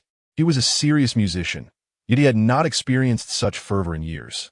No artist desires anything less than the audience's adulation. For years, he had dedicated himself to songwriting, yearning to touch the hearts of listeners. Yet, it had been years since he had felt such exhilarating feedback. He had nearly forgotten this sensation. Immediately, he glanced toward Lu Qingyu, his eyes brimming with emotion, on the verge of tears. He regarded Lu Qingyu with fervent admiration, astonished that this rare moment had been gifted to him. Chapter 48. Steady Victory. If Lu Jin's song evoked tears from those who had shared similar experiences. The piece titled Guest moved even those who had never encountered such trials. The poignant lyrics struck a chord, and merely envisioning the scene elicited sympathy for the male protagonist. Some might ponder whether the man was truly at fault for their separation, or if the woman was simply too greedy. Upon the release of Guest, audiences suddenly realized that the regrets depicted in previous songs seemed trivial by comparison. As the viewers regained their composure, the host began to announce the vote counts for the pairing of Chun Ting and Lu Qingyu. Lu Qingran watched the stage with barely contained excitement. In the previous round, Lu Jin's group had garnered an impressive 185 million votes, a figure that seemed formidable to surpass. However, Lu Qingran sensed that Lu Qingyu and Chun Ting would achieve even greater numbers. As the progress bar on the screen began to advance, tension enveloped Lu Qingran, surpassing even the anxiety of awaiting personal results. 10 seconds later, the audience was on the edge of their seats. 11 million votes. Goodness, was this not a record-breaking achievement? The hall erupted in thunderous applause. Lu Qingran and Zhang Xiaoxiao rose to congratulate Lu Qingyu, while Lu Jin strained to maintain his composure, reluctantly offering his congratulations to Lu Qingyu. Chun Ting felt as though his heart might leap from his chest. He had never anticipated such an outcome. He turned to Lu Qingyu, the 18-year-old standing confidently under the dazzling spotlight, exuding an air of calm that starkly contrasted with his own novice demeanor. Unable to contain himself, Chun Ting embraced Lu Qingyu, who was taken by surprise, feeling as though the air had been squeezed from his lungs. Lu Qingyu patted Chun Ting's back, jokingly saying, "Boss, if you don't let go soon, I might need you to sing Courage to send me off." The tears that had nearly spilled from Chun Ting's eyes were abruptly stifled, much like a dam holding back a flood. Thanks to Lu Qingyu, his new song Courage had become an essential anthem for farewells in their region. Indeed, spending time with Lu Qingyu was a fleeting emotional experience. Once Chun Ting released him, he patted Lu Qingyu's shoulder and sincerely expressed his gratitude. "It's all right, boss. If you truly wish to thank me, perhaps show some sincerity. I'm not one to offer favors without expecting something in return. At the very least, buy me a cup of coffee at work tomorrow." Lu Qingyu replied with a prideful demeanor. Chun Ting couldn't help but chuckle at Lu Qingyu's boldness. Most artists were eager to curry favor with their superiors, grateful for any opportunity to appear on programs, often go to great lengths to express their gratitude. Yet here was Lu Qingyu asking him to buy coffee. Unable to suppress a laugh, Lu Qingyu regarded Chun Ting with an expression that suggested he found him somewhat simple-minded. "Boss, since you say that, we really ought to discuss this further." Chun Ting observed Lu Qingyu, curious about his line of reasoning. "Boss, my participation in the program generates profits for the company, correct?" Lu Qingyu asked. "Yes," Chun Ting replied. And whose company is it? Lu Qingyu pressed. Mina, Chen Ting acknowledged. Then my earnings contribute to your profits. Lu Qingyu concluded. Chen Ting paused, realizing the implications. Essentially, I am paying your salary, right? Lu Qingyu's logic was compelling. Chen Ting hesitated, questioning his own understanding. So, boss, is it unreasonable for me to ask you to buy me a cup of coffee? Lu Qingyu inquired. Chen Ting felt a wave of realization wash over him. It seemed there was merit in Lu Qingyu's argument. Even as they drove away, Chen Ting found himself pondering Lu Qingyu's reasoning, increasingly convinced that the younger man had a point. After the show, Chen Ting personally drove Lu Qingyu home. Following the broadcast, Lu Qingyu's fanbase skyrocketed from over 900,000 to 1.8 million, leaving him just 300,000 votes shy of Lu Jin. On Weibo, the accolades previously reserved for Lu Jin had now shifted entirely to Lu Qingyu. Musical genius creative master guessed Lu Qingyu future looks bright. As Lu Jin observed the online commentary and trending hashtags, he returned home in a fit of rage, smashing anything within reach. The 4 trending topics had catapulted Lu Qingyu into genuine stardom. The speed at which Lu Qingyu's follower count increased astonished both Chen Ting and Su Jixing. Such explosive success was unparalleled in their company. Those who had experienced similar meteoric rises in the past had become top-tier celebrities in the entertainment industry. What was particularly astonishing was that Lu Qingyu had only recently entered the scene, having participated in merely 2 shows. This was a classic case of an overnight sensation. Su Jixing, recognizing the gravity of the situation, resolved to meticulously plan Lu Qingyu's future given his young age. While Lu Qingyu was aware of his newfound fame, he lacked a clear understanding of its implications. As usual, he attended a performance class at Black Pearl, and after his lesson, Su Jixing granted him some free time. However, Su Jixing began to regulate his diet. Claiming he needed to attend to important business, he instructed the secretary to prepare a healthy lunch for Lu Qingyu. Accustomed to indulging in spicy street foods, such as snail noodles and hot pot, Lu Qingyu was taken aback upon receiving a box of salad. Is this even fit for human consumption? He mused, grimacing at the sight of the greens. He surveyed the room for other dishes, asking hopefully, is there anything else? The secretary, misunderstanding, offered him another box of salad. Here, I'll give you mine as well. Lu Qingyu glanced at the unappetizing greens, his appetite waning. Forget it. I'll eat yours, and you'll be left hungry. The secretary reassured him. That one tea happened. This is your main course. We eat it as a side dish. I still have pig trotter rice. Lu Qingyu's eyes lit up at the mention of pig trotter rice. Can I have what you're having? That sounds delightful. With the savory sauce soaking into the rice, sweet and tender. Unfortunately, the secretary shook his head. Mr. Su specifically instructed me to control your diet. Lu Qingyu rolled his eyes in exasperation. There was no way he could eat that.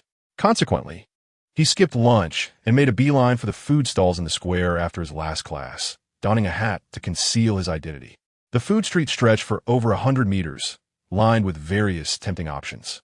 Upon entering, the aroma of grilled meat wafted through the air, juicy pieces sizzling, sprinkled with cumin and chili, promising a taste that transcended the ordinary. Lu Qingyu quickly purchased a skewer, delighting in the moment as he balanced it in one hand while clutching a cup of milk tea in the other, eagerly waiting in line for snail noodles. Chapter 49. Truly famous, this establishment, specializing in snail noodles, has become a sensation, with a bustling crowd inside. A few young ladies, drawn by its popularity, happen to be queuing right in front of Lu Qingyu. They chatter animatedly about the latest happenings in the entertainment industry. Have you heard? X, Y, and YH are involved. No way. Aren't they just good friends? How naive. What kind of friendship involves going home together at midnight every day? There's no such thing as pure friendship in this world. But isn't YH already in a relationship? Well, cheating is common, isn't it? Lu Qingyu listens intently from behind, captivated by their gossip, when suddenly he hears something about his own boss. Did you watch Music Partners? Chen Ting sang beautifully yesterday. I did. That song guest has been on repeat for me. Lu Qingyu wrote it so well. Chen Ting was great too, but have you heard? He seems to be married secretly. Lu Qingyu interjects, no way. With paparazzi everywhere, if he were married secretly, wouldn't someone have caught it? The girls continue to chatter. It's all speculation. Some say Chun Ting prefers men. Suddenly, one of the girls points at Lu Qingyu, stammering, "Why you are Lu Qingyu?" The other three girls turn towards him, their mouths agape in shock. With his mask half pulled down for convenience, Lu Qingyu hears their recognition and quickly denies it. "I'm not. You've mistaken me. I'm far more handsome than Lu Qingyu." One girl points out the beauty mark near his eye, exclaiming, "You are Lu Qingyu. I can see your mark." Lu Qingyu touches the area, realizing he had not been mindful of it. Acknowledging that he can't hide his identity any longer, he whispers, "I'll treat you to snail noodles. Keep your voices down." The four girls are nearly ecstatic, feeling incredibly lucky to encounter a star who is even treating them to a meal. One chubby girl, her cheeks flushed, can hardly contain her excitement. "Am I dreaming? Pinch me." Her friend, without restraint, gives her a firm pinch, confirming that it is indeed reality. "Can I take a photo with you? I adore you." "Sure." Lu Qingyu replies. Taking a photo is hardly a monumental task. After capturing the moment, the girls return to their seats. "What other gossip do you have about my boss?" Lu Qingyu asks, genuinely intrigued. Having joined the company recently, he hasn't been privy to much insider information, so hearing their tidbits is quite entertaining. Initially hesitant, the girls soon warm up to him, buoyed by his bright gaze, and begin to chatter like sparrows, sharing all they know about their boss. Though the veracity of their tales is uncertain, Lu Qingyu gleans quite a bit of information. Before long, it is their turn to order, and Lu Qingyu treats them. As they sit together to eat, they naturally remove their masks. In that moment, someone at the table across from them, a female diner, looks up and gasps, "Ah, Lu Qingyu, you are Lu Qingyu." With a mouthful of snail noodles, Lu Qingyu is recognized, prompting the woman to whip out her phone to take pictures. The excitement spreads like wildfire, with patrons surrounding the small establishment, phones raised high. "Look, a celebrity is eating here. It's Lu Qingyu. Let me get a few photos. I adore his song Xiao Chou." Lu Qingyu had anticipated that just a few bites into his meal, the already crowded shop would become overwhelmed with eager fans. The crowd grows denser, and feeling increasingly uncomfortable, he decides it's best to excuse himself. "You all enjoy your meal. I'll take my leave." The four girls are reluctant to part ways, as is Lu Qingyu, who has barely made a dent in his meal.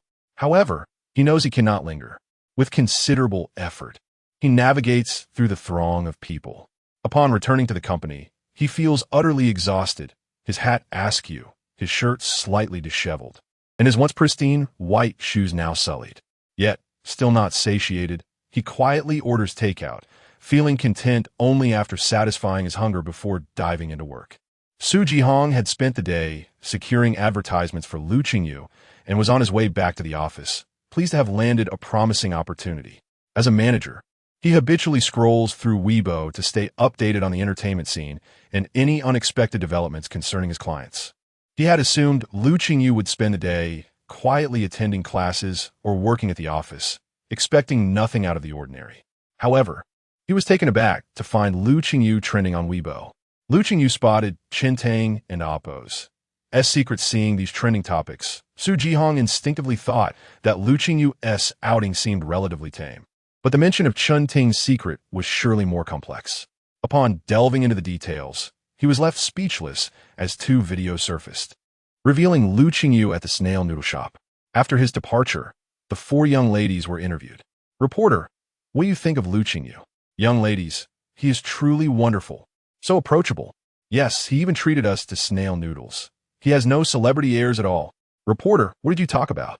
"Young lady, we discussed whether his boss is gay and if he has any illegitimate children." Netizens chimed in. "Huh, Lu Qingyu, you're in trouble. Eating your boss's gossip.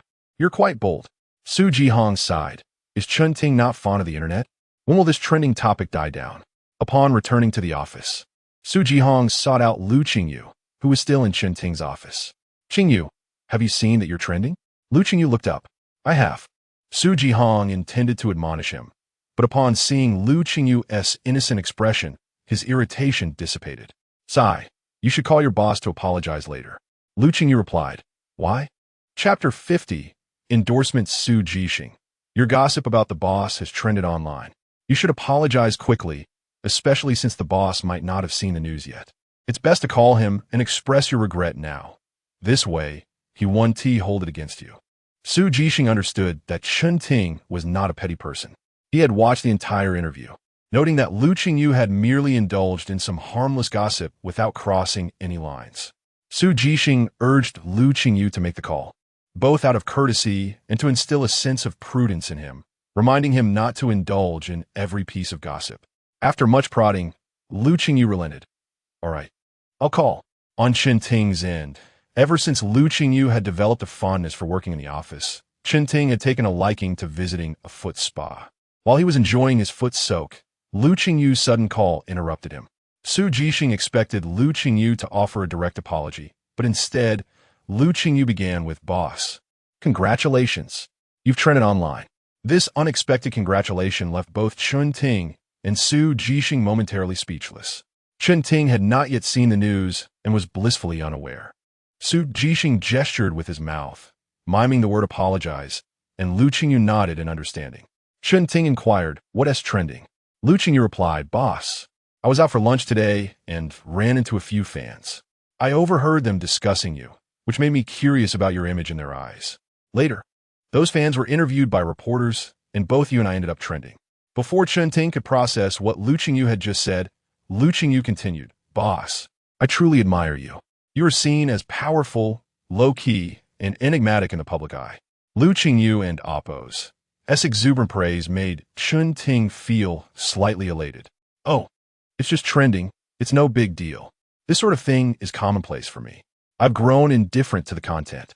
Conversely, Chen Ting advised, "But now that you're on the rise in your career, trending can have its pros and cons. You must remain composed and maintain a calm mindset." Lu Qingyu agreed. "You're absolutely right, boss. I believe that whether trending is good or bad, it's best to treat it as if it doesn't exist. Your perspective is admirable. Will you be back today? I can keep you company while you work late." Hearing the mention of working late made Chen Ting's head spin. He was not in business to become a corporate drone. "No, you should head home early to rest. Attending classes every day must be tiring. Let Su Gu prepare something delicious for you. It's essential to nourish your growing body." Lu Qingyu responded, "All right, boss." After hanging up, Su Jixing was left in a daze. Did Chen Ting really suggest he prepare something nourishing for Lu Qingyu? Ugh. Chen Ting should see how Lu Qingyu devoured a meat skewer in one hand and a milk tea in the other. What artist eats like that? Lu Qingyu exclaimed, "Su He, bring me a large pig trotter for dinner." Su He seemed retorted, "Do I look like a pig trotter to you?" Chen Ting was typically not a boss who indulges artists, so he wondered why his standards seemed so low with Lu Qingyu. Perhaps he should speak to Chen Ting about this. The boy appeared well-behaved, but was notoriously difficult to manage and clever beyond measure. After hanging up, Chen Ting opened Weibo to find out why the public was praising him as low-key and mysterious. Upon clicking on the trending topic related to himself, he was left speechless. Good grief, this so-called low-key and mysterious reputation stemmed from rumors about his marital status and preferences. He recalled his earlier conversation with Lu Qingyu, feeling slightly exasperated by the boy's cunning. Lu Qingyu had secured an endorsement for a domestic trendy sports shoe brand named Freedom, established over 40 years ago. This brand was a pure domestic product known for its high quality and aesthetically pleasing shoes. A pair of their shoes could last indefinitely, provided one did not mind a bit of wear. It was rare to see anyone wear out the soles of Freedom shoes. The brand typically engaged second-tier celebrities and above for endorsements, and though Lu Qingyu was currently popular, he had yet to undergo market validation. Securing such a resource was largely thanks to Su Jixing's exceptional business acumen. Early in the morning, Su Jixing arrived with over 40 pairs of shoes for Lu Qingyu to choose from. Samples delivered by Freedom for today as promotional shoot. Su Jixing had the shoes laid out for Lu Qingyu, featuring primarily casual and flat styles, with different colors of the same model included. Su Jixing said, "All the new models have arrived. I'll place them on the shoe rack for you to try on. Choose a pair from these two colors. They're about to launch, and we'll wear them for the advertisement today." He presented two pairs of unlaunched white flat shoes, one with a translucent sky blue sole and the other with a water pink sole. Lu Qingyu tried on one and nodded. They are indeed comfortable." Su Jixing affirmed, "Of course. Their insoles even have a patent. As Su Jixing stepped out to make a call, he returned to find Lu Qingyu already dressed and preparing to leave. Su Jixing asked, "Are you going out like that?" Lu Qingyu took a few steps and replied, "Is there a problem?" Su Jixing appeared conflicted yet replied, "It's not that it's unacceptable." Lu Qingyu urged, "Then let us go. We might hit traffic if we delay." Leading the way, Lu Qingyu walked ahead while Su Jixing sighed and followed. At the Freedom Store in the city center, preparations for a live broadcast were underway. Lu Qingyu was scheduled to host a live session for an hour before proceeding with the advertisement shoot. Sun Eru, the project leader responsible for the event planning, scrutinized the arrangements, her mind racing with the importance of this event. When Freedom chose Lu Qingyu as their spokesperson, it was a calculated risk. Sun Eru had personally crafted the proposal, while 3 other teams had proposed endorsements with celebrities of higher tiers. She had initially doubted her proposal would be accepted, but to her surprise, it was approved. Freedom, a well-established brand, had once been incredibly popular. However, with the passage of time and a lack of internal updates, it faced near bankruptcy a few years back. It was only after the owner's daughter took over and shifted the brand's focus towards the youth, hiring new designers for trendy designs, that Freedom began to revive. Yet, compared to foreign brands charging exorbitant prices for shoes that wore out within a year, Freedom struggled with its competitiveness. After analyzing market conditions, Freedom began to pivot towards trendy branding and sought high-traffic endorsers. During the proposal meeting, Sun Eru's pitch faced considerable opposition. Despite Freedom's near bankruptcy, many company members insisted that their brand should maintain a certain prestige, arguing that they should only seek talent from the second tier or above. At the time of her proposal, Lu Qingyu was participating in the first episode of Musical Partners, and Sun Eru had listened to his song Moonlight over 10 times. Ultimately deciding to propose Lu Qingyu, she believed that while Lu Qingyu's current popularity and development did not meet Freedom standards, he would one day surpass them. Inviting him now was akin to purchasing stock early on. Sun Eru had no idea that her proposal would yield immense benefits for Freedom, effectively ensuring the brand for the next decade. Chapter 51. Not only trending, but also making headlines. However, Lu Qingyu is still young. In the conference room, as long as a few people supported her, it was later that Su Jixing inquired about the situation and personally negotiated with their CEO. No one knew what the two had discussed, but it was ultimately confirmed that the spokesperson would be Lu Qingyu. Today, their live stream had its own targets. They needed to surpass 1 million viewers online and sell over 100,000 pairs of the newly launched shoes to be deemed successful. Sun Eru was managing the situation when suddenly a team member rushed over and whispered a few words in her ear, leaving her astonished. How could it be at this moment? Hadn't they said their shoes would launch in a month? The team member wore a worried expression. Who knew Pinuo would pull such a stunt? The previous news seemed like a deliberate smokescreen. Pinuo is currently the largest competitor of Zio. The shoes from both brands overlap entirely in terms of price and brand positioning. Although Pinuo's overall quality is inferior to that of Zio, they compete due to their effective marketing and a plethora of trendy items. Crucially, this brand was founded by Lu Guozhong a decade ago, and this time, the spokesperson is Lu Jin. It seemed as though they were intentionally opposing Zio by choosing to launch their new shoes today, coinciding with Zio's live stream. Lu Jin was engaging with the host during the live broadcast, participating in interviews, games, and trying on shoes. The market's viewership was finite, and Lu Jin's stream had started half an hour earlier, already boasting over 800,000 viewers, which would undoubtedly impact their own traffic. In less than 5 minutes, a large bump formed at the corner of Su Jixing's mouth. He glanced at the message from the staff, his expression darkening. Seeing this, Lu Qingyu inquired, "What's wrong?" Su Jixing replied, "Pinuo has invited Lu Jin to live stream their new product launch." Lu Qingyu had long understood the background of Lu Jin's family business. She found it hard to believe that such coincidences existed in the world. This was likely another scheme by Lu Jin to undermine her. Su Jixing pondered what actions to take, as this was Lu Qingyu's first advertising endorsement, and failing to deliver satisfactory results to the client would make securing quality endorsements in the future exceedingly difficult. Naturally, Lu Qingyu was acutely aware of this issue. On Pinuo's side, it was indeed as Lu Qingyu had anticipated. Lu Jin was being deliberate, aware that Lu Qingyu was going to endorse Zio, and since Zio was their rival, They could not allow them to succeed easily, thus advancing the launch date of their new products. Had Zio invited other artists, they might have considered it, but since they had chosen Lu Qingyu, they had no regard for her at all, launching without adequate preparation. Upon arriving at Zio's flagship store, just before disembarking, Lu Qingyu suddenly turned to Su Jixing and asked, "Brother Su, do you want my first advertisement to go viral?" Su Jixing replied, "Isn't that obvious? Ideally, it should trend." Lu Qingyu said, "With your words, I feel reassured." She added, "I believe not only can we trend, but perhaps we could even make the news headlines." Su Jixing felt an unexplainable jolt. "What are you planning? Don't act recklessly. You must follow the event's procedures, understand?" Lu Qingyu remained silent. She never made promises for the impossible. Once Lu Qingyu arrived on site, Sun Yiru immediately gestured to the host in front of the live stream, who welcomed Lu Qingyu with enthusiasm. Hearing her name, Lu Qingyu entered with exuberance. Initially, the live stream had around 100,000 viewers, but as Lu Qingyu made her entrance, the numbers began to rise. "Here he comes. Our brother has finally arrived. Qingyu looks so handsome today. What a bright and cheerful young man. I've waited half an hour for this. I'm glued to the screen. Let us cheer for our brother, Lu Qingyu." Lu Qingyu's fans began interacting vigorously, and within 5 minutes, the stream had reached 500,000 viewers. However, this was still half of their target of 1 million. Sun Yiru felt a twinge of anxiety as the growth in viewership began to slow. At this rate, reaching 1 million seemed a daunting challenge.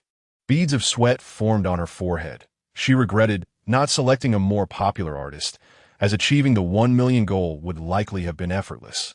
Meanwhile, Pinuo's live stream had already garnered 1,200,000 viewers. As the host completed the warm-up, he announced, "Now, let us welcome Qingyu."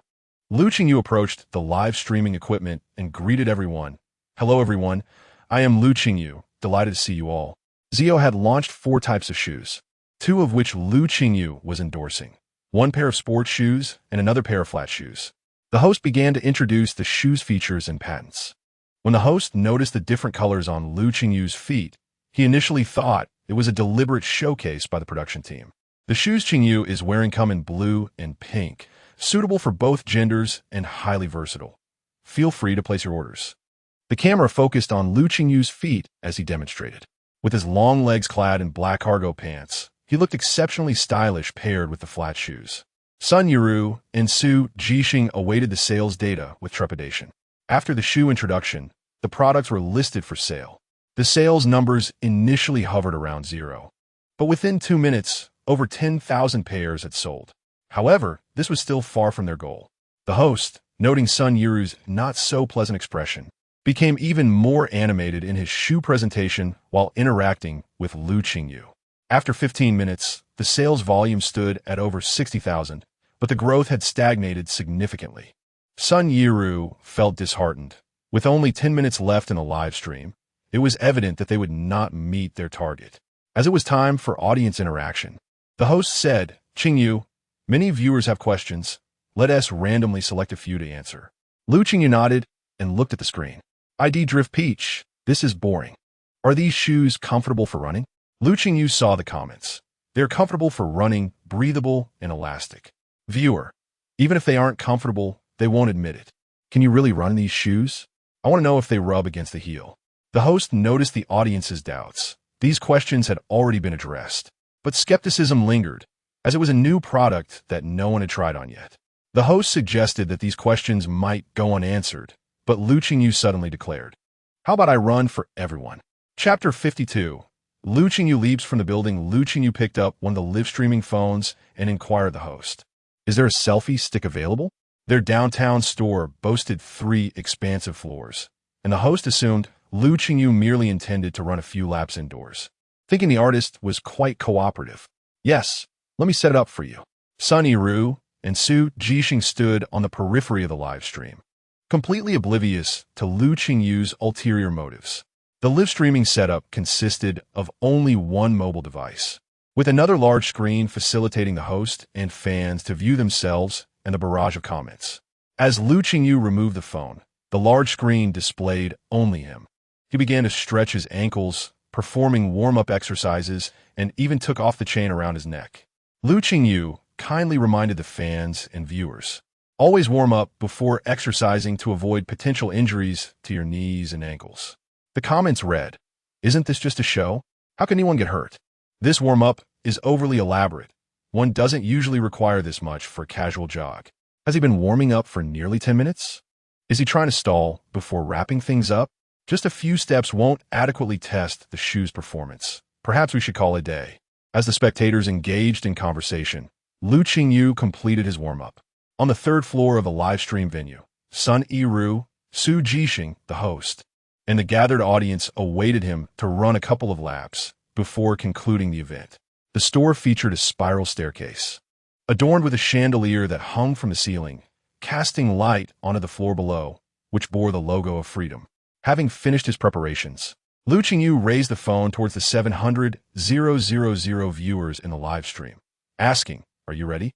While the audience pondered what could possibly necessitate preparation for a simple run, the next moment left them stunned.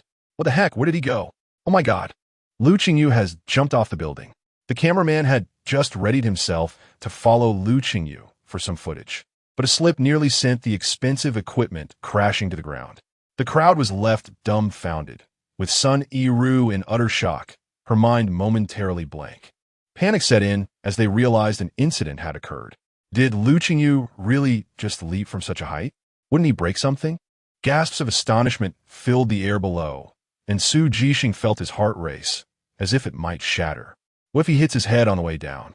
However, when he glanced down the staircase, there was no one in sight. Where is he?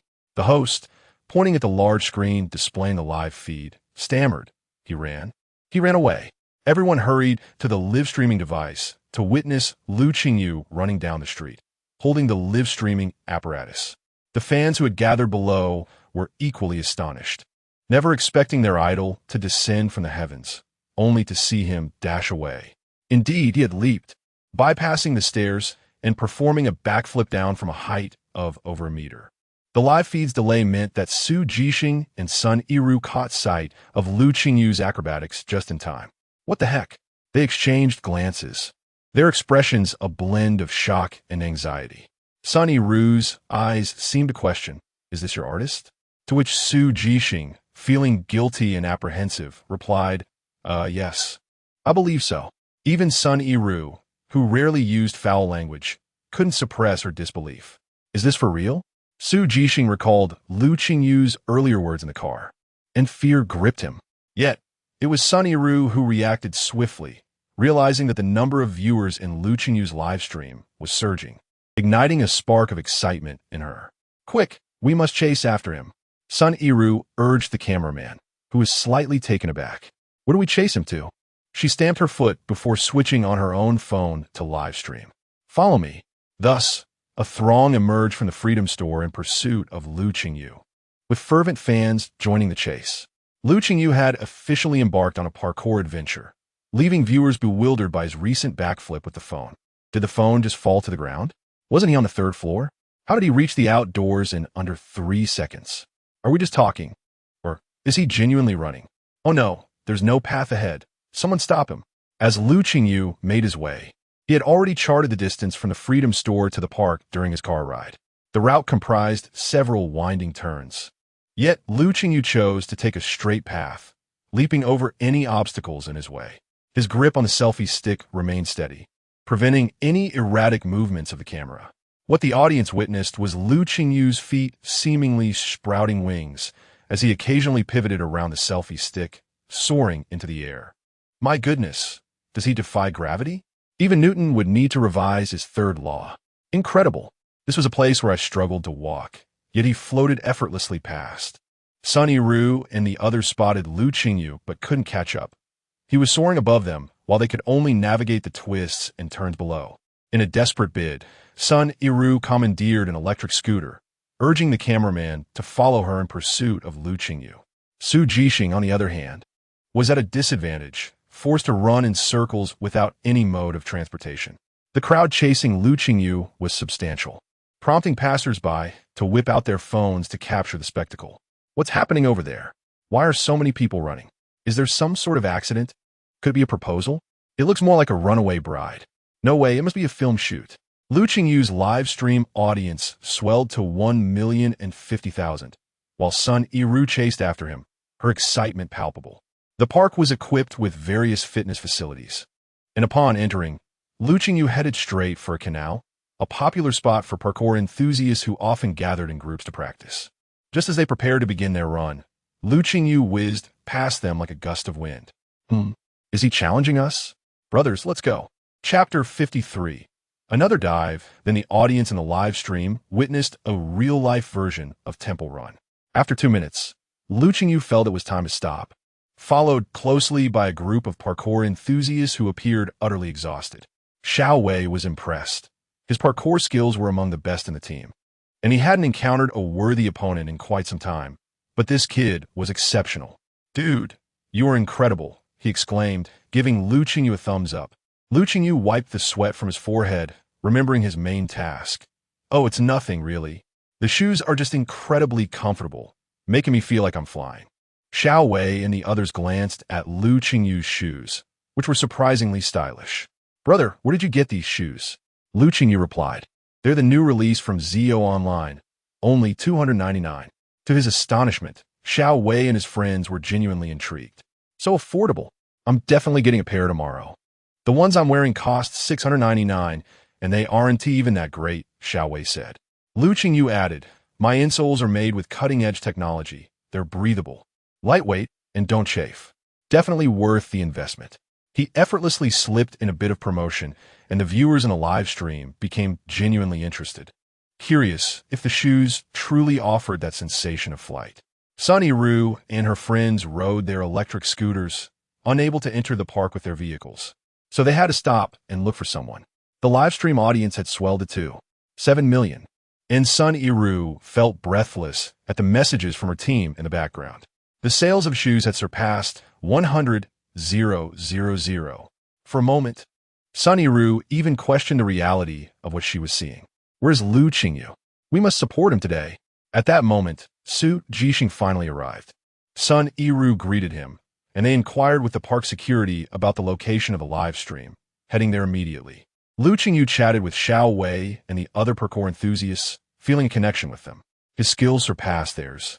And there was a particular spot in the park where many had failed challenges, which they thought would be perfect for Lu Qingyu to try. Bro, your skills are impressive. Want to try a challenge? Lu Qingyu smiled and turned to the young man who had caught up. Sure. Xiao Wei led Lu Qingyu to the other side of the canal and pointed below. From the bridge, they looked down 4 meters to where a vertical iron pole stood about 5 meters from the edge, topped with a small platform barely big enough for 2 feet. The purpose of this pole was unknown. It had become a challenge initiated by someone claiming that whoever could jump from the bridge onto the pole would earn 5,000 yuan. For the sake of that reward, at least 30 to 40 people had attempted it, all failing. More and more people came to document their attempts, but success remained elusive. The parkour enthusiast pointed to the spot and asked Lu Qingyu, dude, do you dare try? Lu Qingyu set up the live streaming equipment on the bridge, and everyone could see the iron pole. Are you kidding? This is impossible. Where did these kids come from? Trying to coax us into jumping into the river? No way. Don't be foolish. Let us go.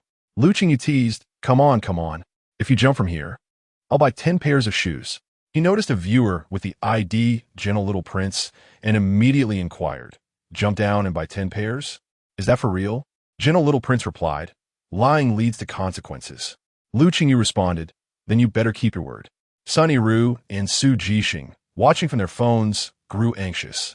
This was too dangerous. The pole was too far from the bridge, and the landing area was tiny. Not to mention, if he fell, his body's momentum would likely carry him into the water.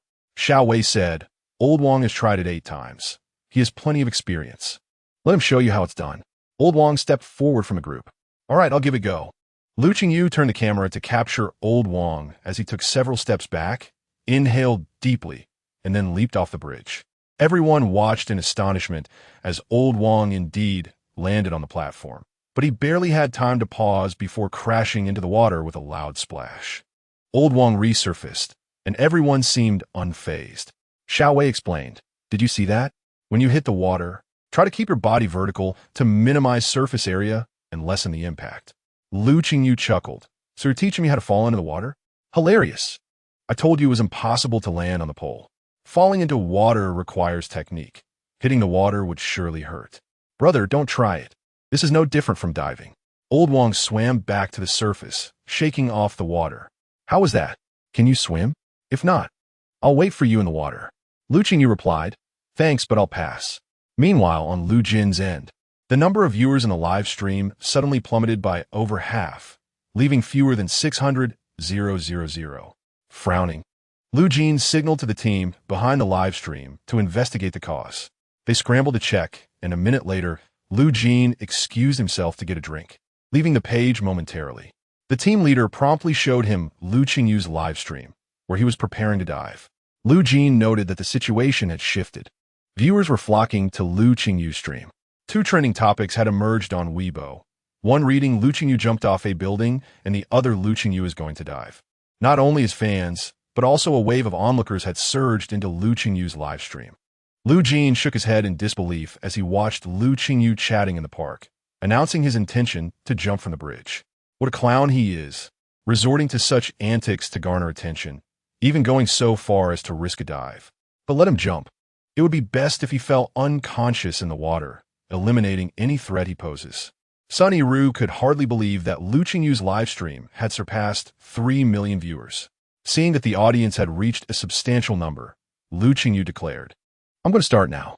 The camera operator and Su Jixing, along with Sun Yiru, noticed Lu Qingyu preparing to jump. While Sun Yiru and Su Jixing could still run, the camera operator was too late, having already set up the equipment to capture the moment. With high-quality equipment, even from over 100 meters away, the action was crystal clear. Lu Qingyu handed his selfie stick to Xiao Wei. Can you film this for me? Xiao Wei took the stick, adjusted the camera, and assured him, don't worry, I'll capture your dive beautifully. Lu Qingyu nodded, flexing his ankles. He gauged the distance, and, just like old Wong, took several steps back to prepare for a sprint. Sun Yiru and Su Jixing had just reached the bridge when it was already too late.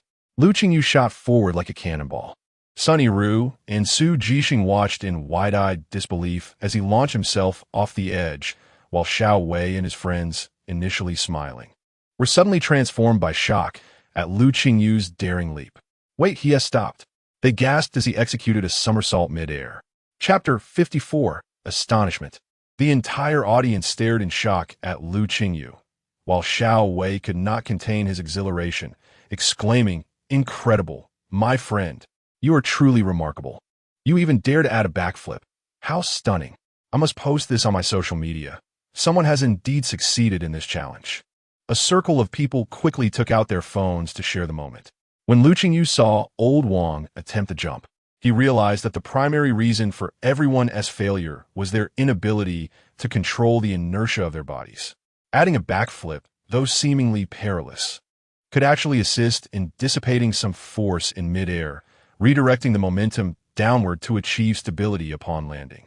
However, discussing it is far simpler than executing it. Who would dare to try such a feat without a modicum of skill? Especially given that Taiju's landing area was so diminutive, no one could guarantee such precision. As Su Jixing approached, he was left speechless, pointing at Lu Qingyu, unsure of what to say. You, are you out of your mind? Lu Qingyu, sitting gracefully on the iron pillar like a small lion at the entrance of the company, beamed at him. Brother Su, you've arrived. Su Jixing was still grappling with his anxiety, pacing back and forth, contemplating what to say to Lu Qingyu. However, upon seeing the camera crew and the live-streaming equipment, he ultimately refrained from further remarks. Sun Yiru felt as if she were engulfed in a wave of astonishment. Although Lu Qingyu's actions appeared somewhat reckless, their live stream had just surpassed 4 million views thanks to that spectacular jump. Initially, they feared the broadcast would conclude dismally, yet unexpectedly, it transformed into a remarkable success. The bridge over the canal was now crowded with onlookers, intrigued by the spectacle. Xiao Wei and the others finally realized that Lu Qingyu seemed to be a celebrity. The audience in the live stream was fervently showering gifts. I've never encountered such a dedicated star streamer. Absolutely remarkable. Our brother is a treasure. Let's save this moment. Help! That jump just took my breath away. I'm officially a fan now. So handsome. My heart has been completely captured by that leap.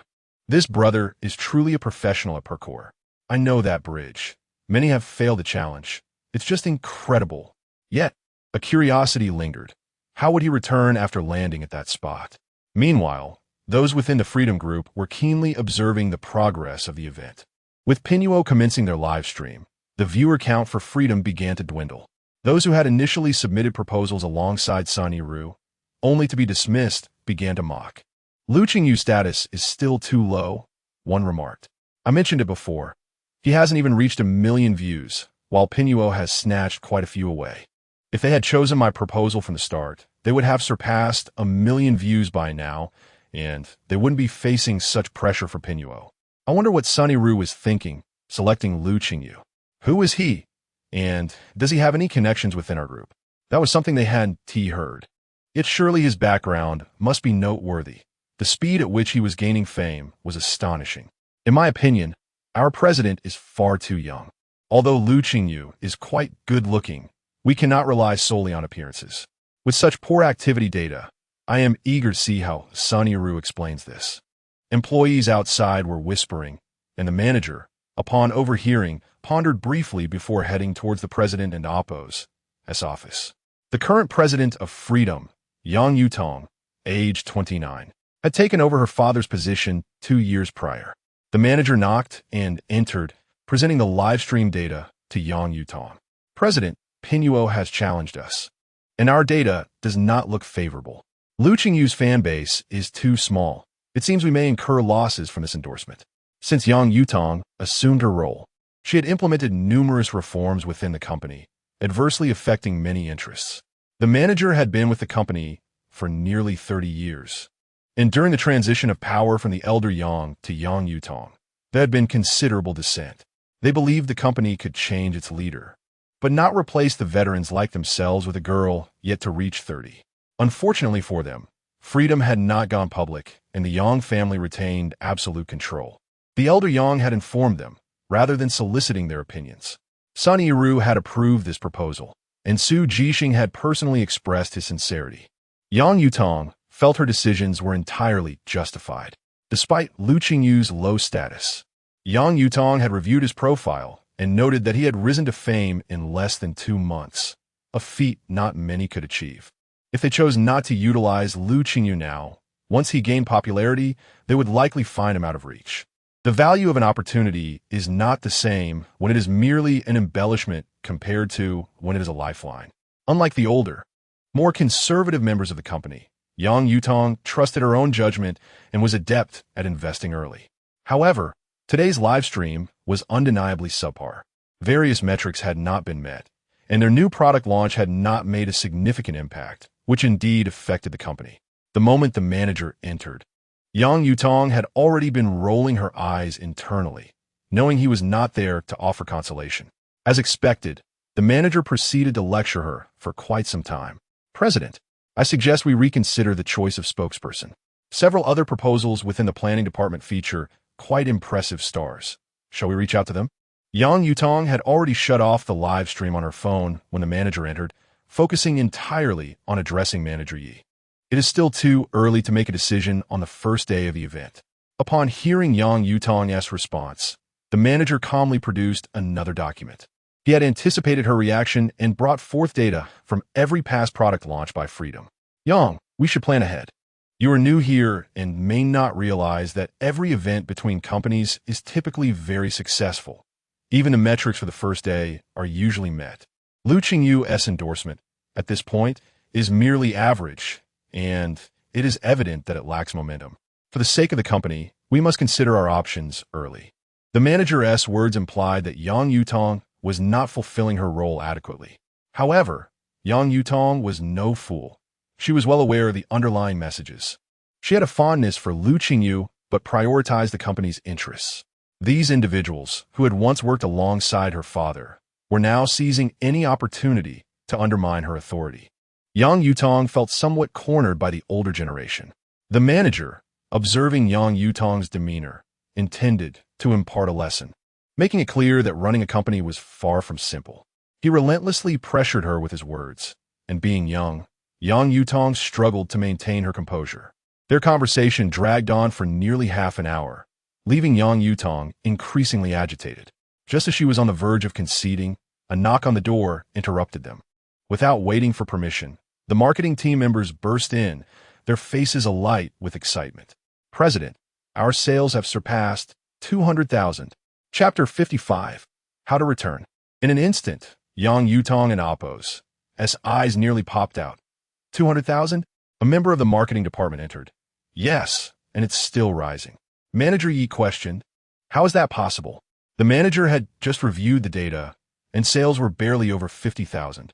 How could it have exceeded 200,000 in such a short span? The marketing personnel could hardly contain their joy. It's true. Lu Qingyu's livestream now has 5 million viewers. Manager Yi's initial reaction was to suspect that Yang Yutong had secretly purchased data. The manager found this notion absurd. By this time, Lu Qingyu's livestream should have concluded. Could it be that Yang Yutong was worried her data would be scrutinized and thus resorted to such tactics? The marketing personnel explained, Lu Qingyu is still live streaming. He has initiated several activities on his own, and there are already several trending topics on Weibo. Upon hearing this, Yang Yutong immediately opened her phone to check the live stream. The scheduled end time had already surpassed by 20 minutes, yet Lu Qingyu was still online. The scene of the live stream was vastly different from what she had envisioned. She had assumed the live stream would take place at their city center store, but it was actually set in a park. The number of viewers had reached 520,000 and was still climbing. The manager also observed, what kind of event is this? Why is it outdoors? I reviewed the live stream proposal from the planning team, and there was no mention of this segment. The marketing personnel could only explain, President, we never anticipated that Lu Qingyu would engage in parkour. He.S. wearing our shoes while doing it, and everyone is placing orders because he looks so stylish. Moreover, since he wore 2 different colors, many people ordered 2 pairs to emulate his style. At this moment, Yang Yutong felt an overwhelming surge of joy, but she restrained herself from leaping up to cheer, maintaining her composure as she remarked, now Manager Yi has no reason to worry, right? The expression on Manager Ye's face was indescribable. He had initially thought he could take this opportunity to reprimand Yang Yutong, only to be met with this outcome. Indeed, the president has a keen eye. After Manager Yi departed, Yang Yutong finally dropped her facade. That old fool. I'll make sure to settle the score with him eventually. With that, she continued to watch the live stream, fervently sending rockets. Meanwhile, Lu Qingyu stood atop a metal pole with the live stream equipment in Xiao Wei's hands, directing him to toss it over. Xiao Wei hesitated. What if you can't catch it and it falls into the water? Lu Qingyu replied, so you need to throw it accurately. Xiao Wei, feeling apprehensive, was reluctant to throw it, prompting son Iru to say, let me handle it. What is one phone? If it falls into the water, I can toss mine. If mine falls, we still have the cameraman's phone. At this moment, all of Lu Qingyu's requests must be met. Son Iru took the phone, gauged the distance, and with a swift motion, Lu Qingyu caught it in his hand. Lu Qingyu glanced at the live stream. Wow, 530,000 viewers now, while Lu Jin's side has dwindled to just over 100,000. Since Lu Qingyu began his live stream, he had already made it onto 3 trending topics, each more bizarre than the last, making it hard for viewers not to be intrigued. For instance, the first topic was Lu Qingyu jumps off a building, leading many to believe a celebrity was suffering from depression or had met with an accident. Instead, he performed a spectacular leap from the 3rd floor. Following that, another topic emerged. Lu Qingyu jumps into water.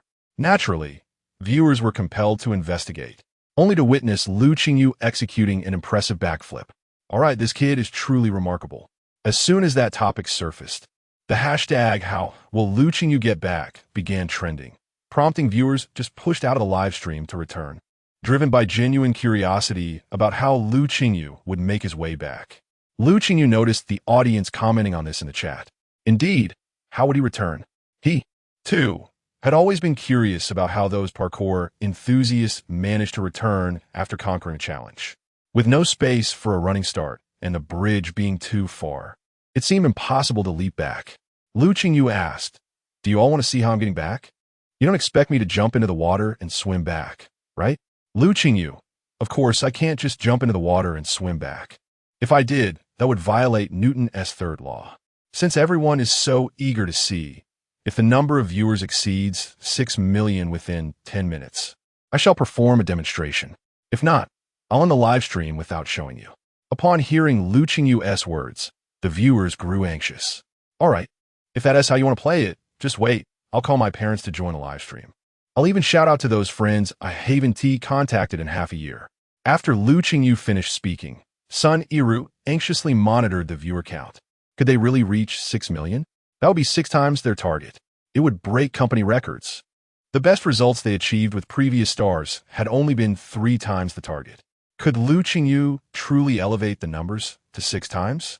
Due to the overwhelming curiosity, within just 5 minutes, the livestream surpassed 6 million viewers, leaving Sun Iru and the entire project team on the verge of tears. Over 6 million, hurry and jump. I want to see how you get back quickly. I reckon he will definitely jump into the water to swim back.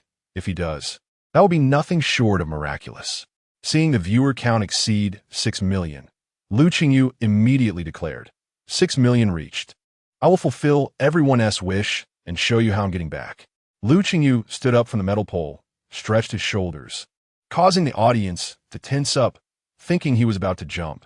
Instead, Lu Qingyu turned to Su Jixing and said, "Brother Su, call me a crane." Su Jixing. The audience. Sun Iru was momentarily stunned. Damn! Xiao Wei and the others snapped back to reality, covering their mouths in laughter. They couldn't handle it anymore. Others might not know, but they certainly did. Jumping from this height was impossible. Although Lu Qingyu had asserted he wouldn't dive into the water to return, they were still puzzled about how he would get back.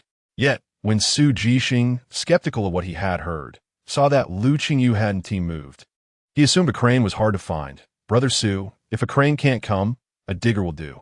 Su Jixing, damn it. Chapter 56. Quite floating, the excavator boasted a large mechanical arm, which could serve as a makeshift springboard, making the task considerably easier. However, Su Jixing found himself wishing that Lu Qingyu could simply swim to the surface. Of course, such an idea was impractical.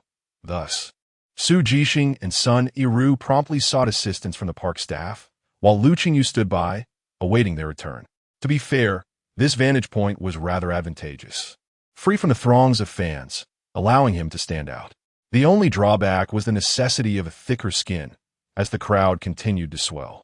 At that moment, the livestream audience had surged past 7 million. The emergency rescue scene was far more riveting than the live broadcast. One could not deny that Lu Qingyu possessed a certain charisma. In truth, he could have summoned the firefighters. Upon seeing this, Lu Qingyu responded, "The firefighters are quite busy. We must not squander national resources." The audience, you are rather considerate. On the other hand, Lu Jin's live stream had already concluded, as the viewership had dwindled to a point where continuing would have been self-deprecating. After half an hour, Su Jixing finally procured a small excavator.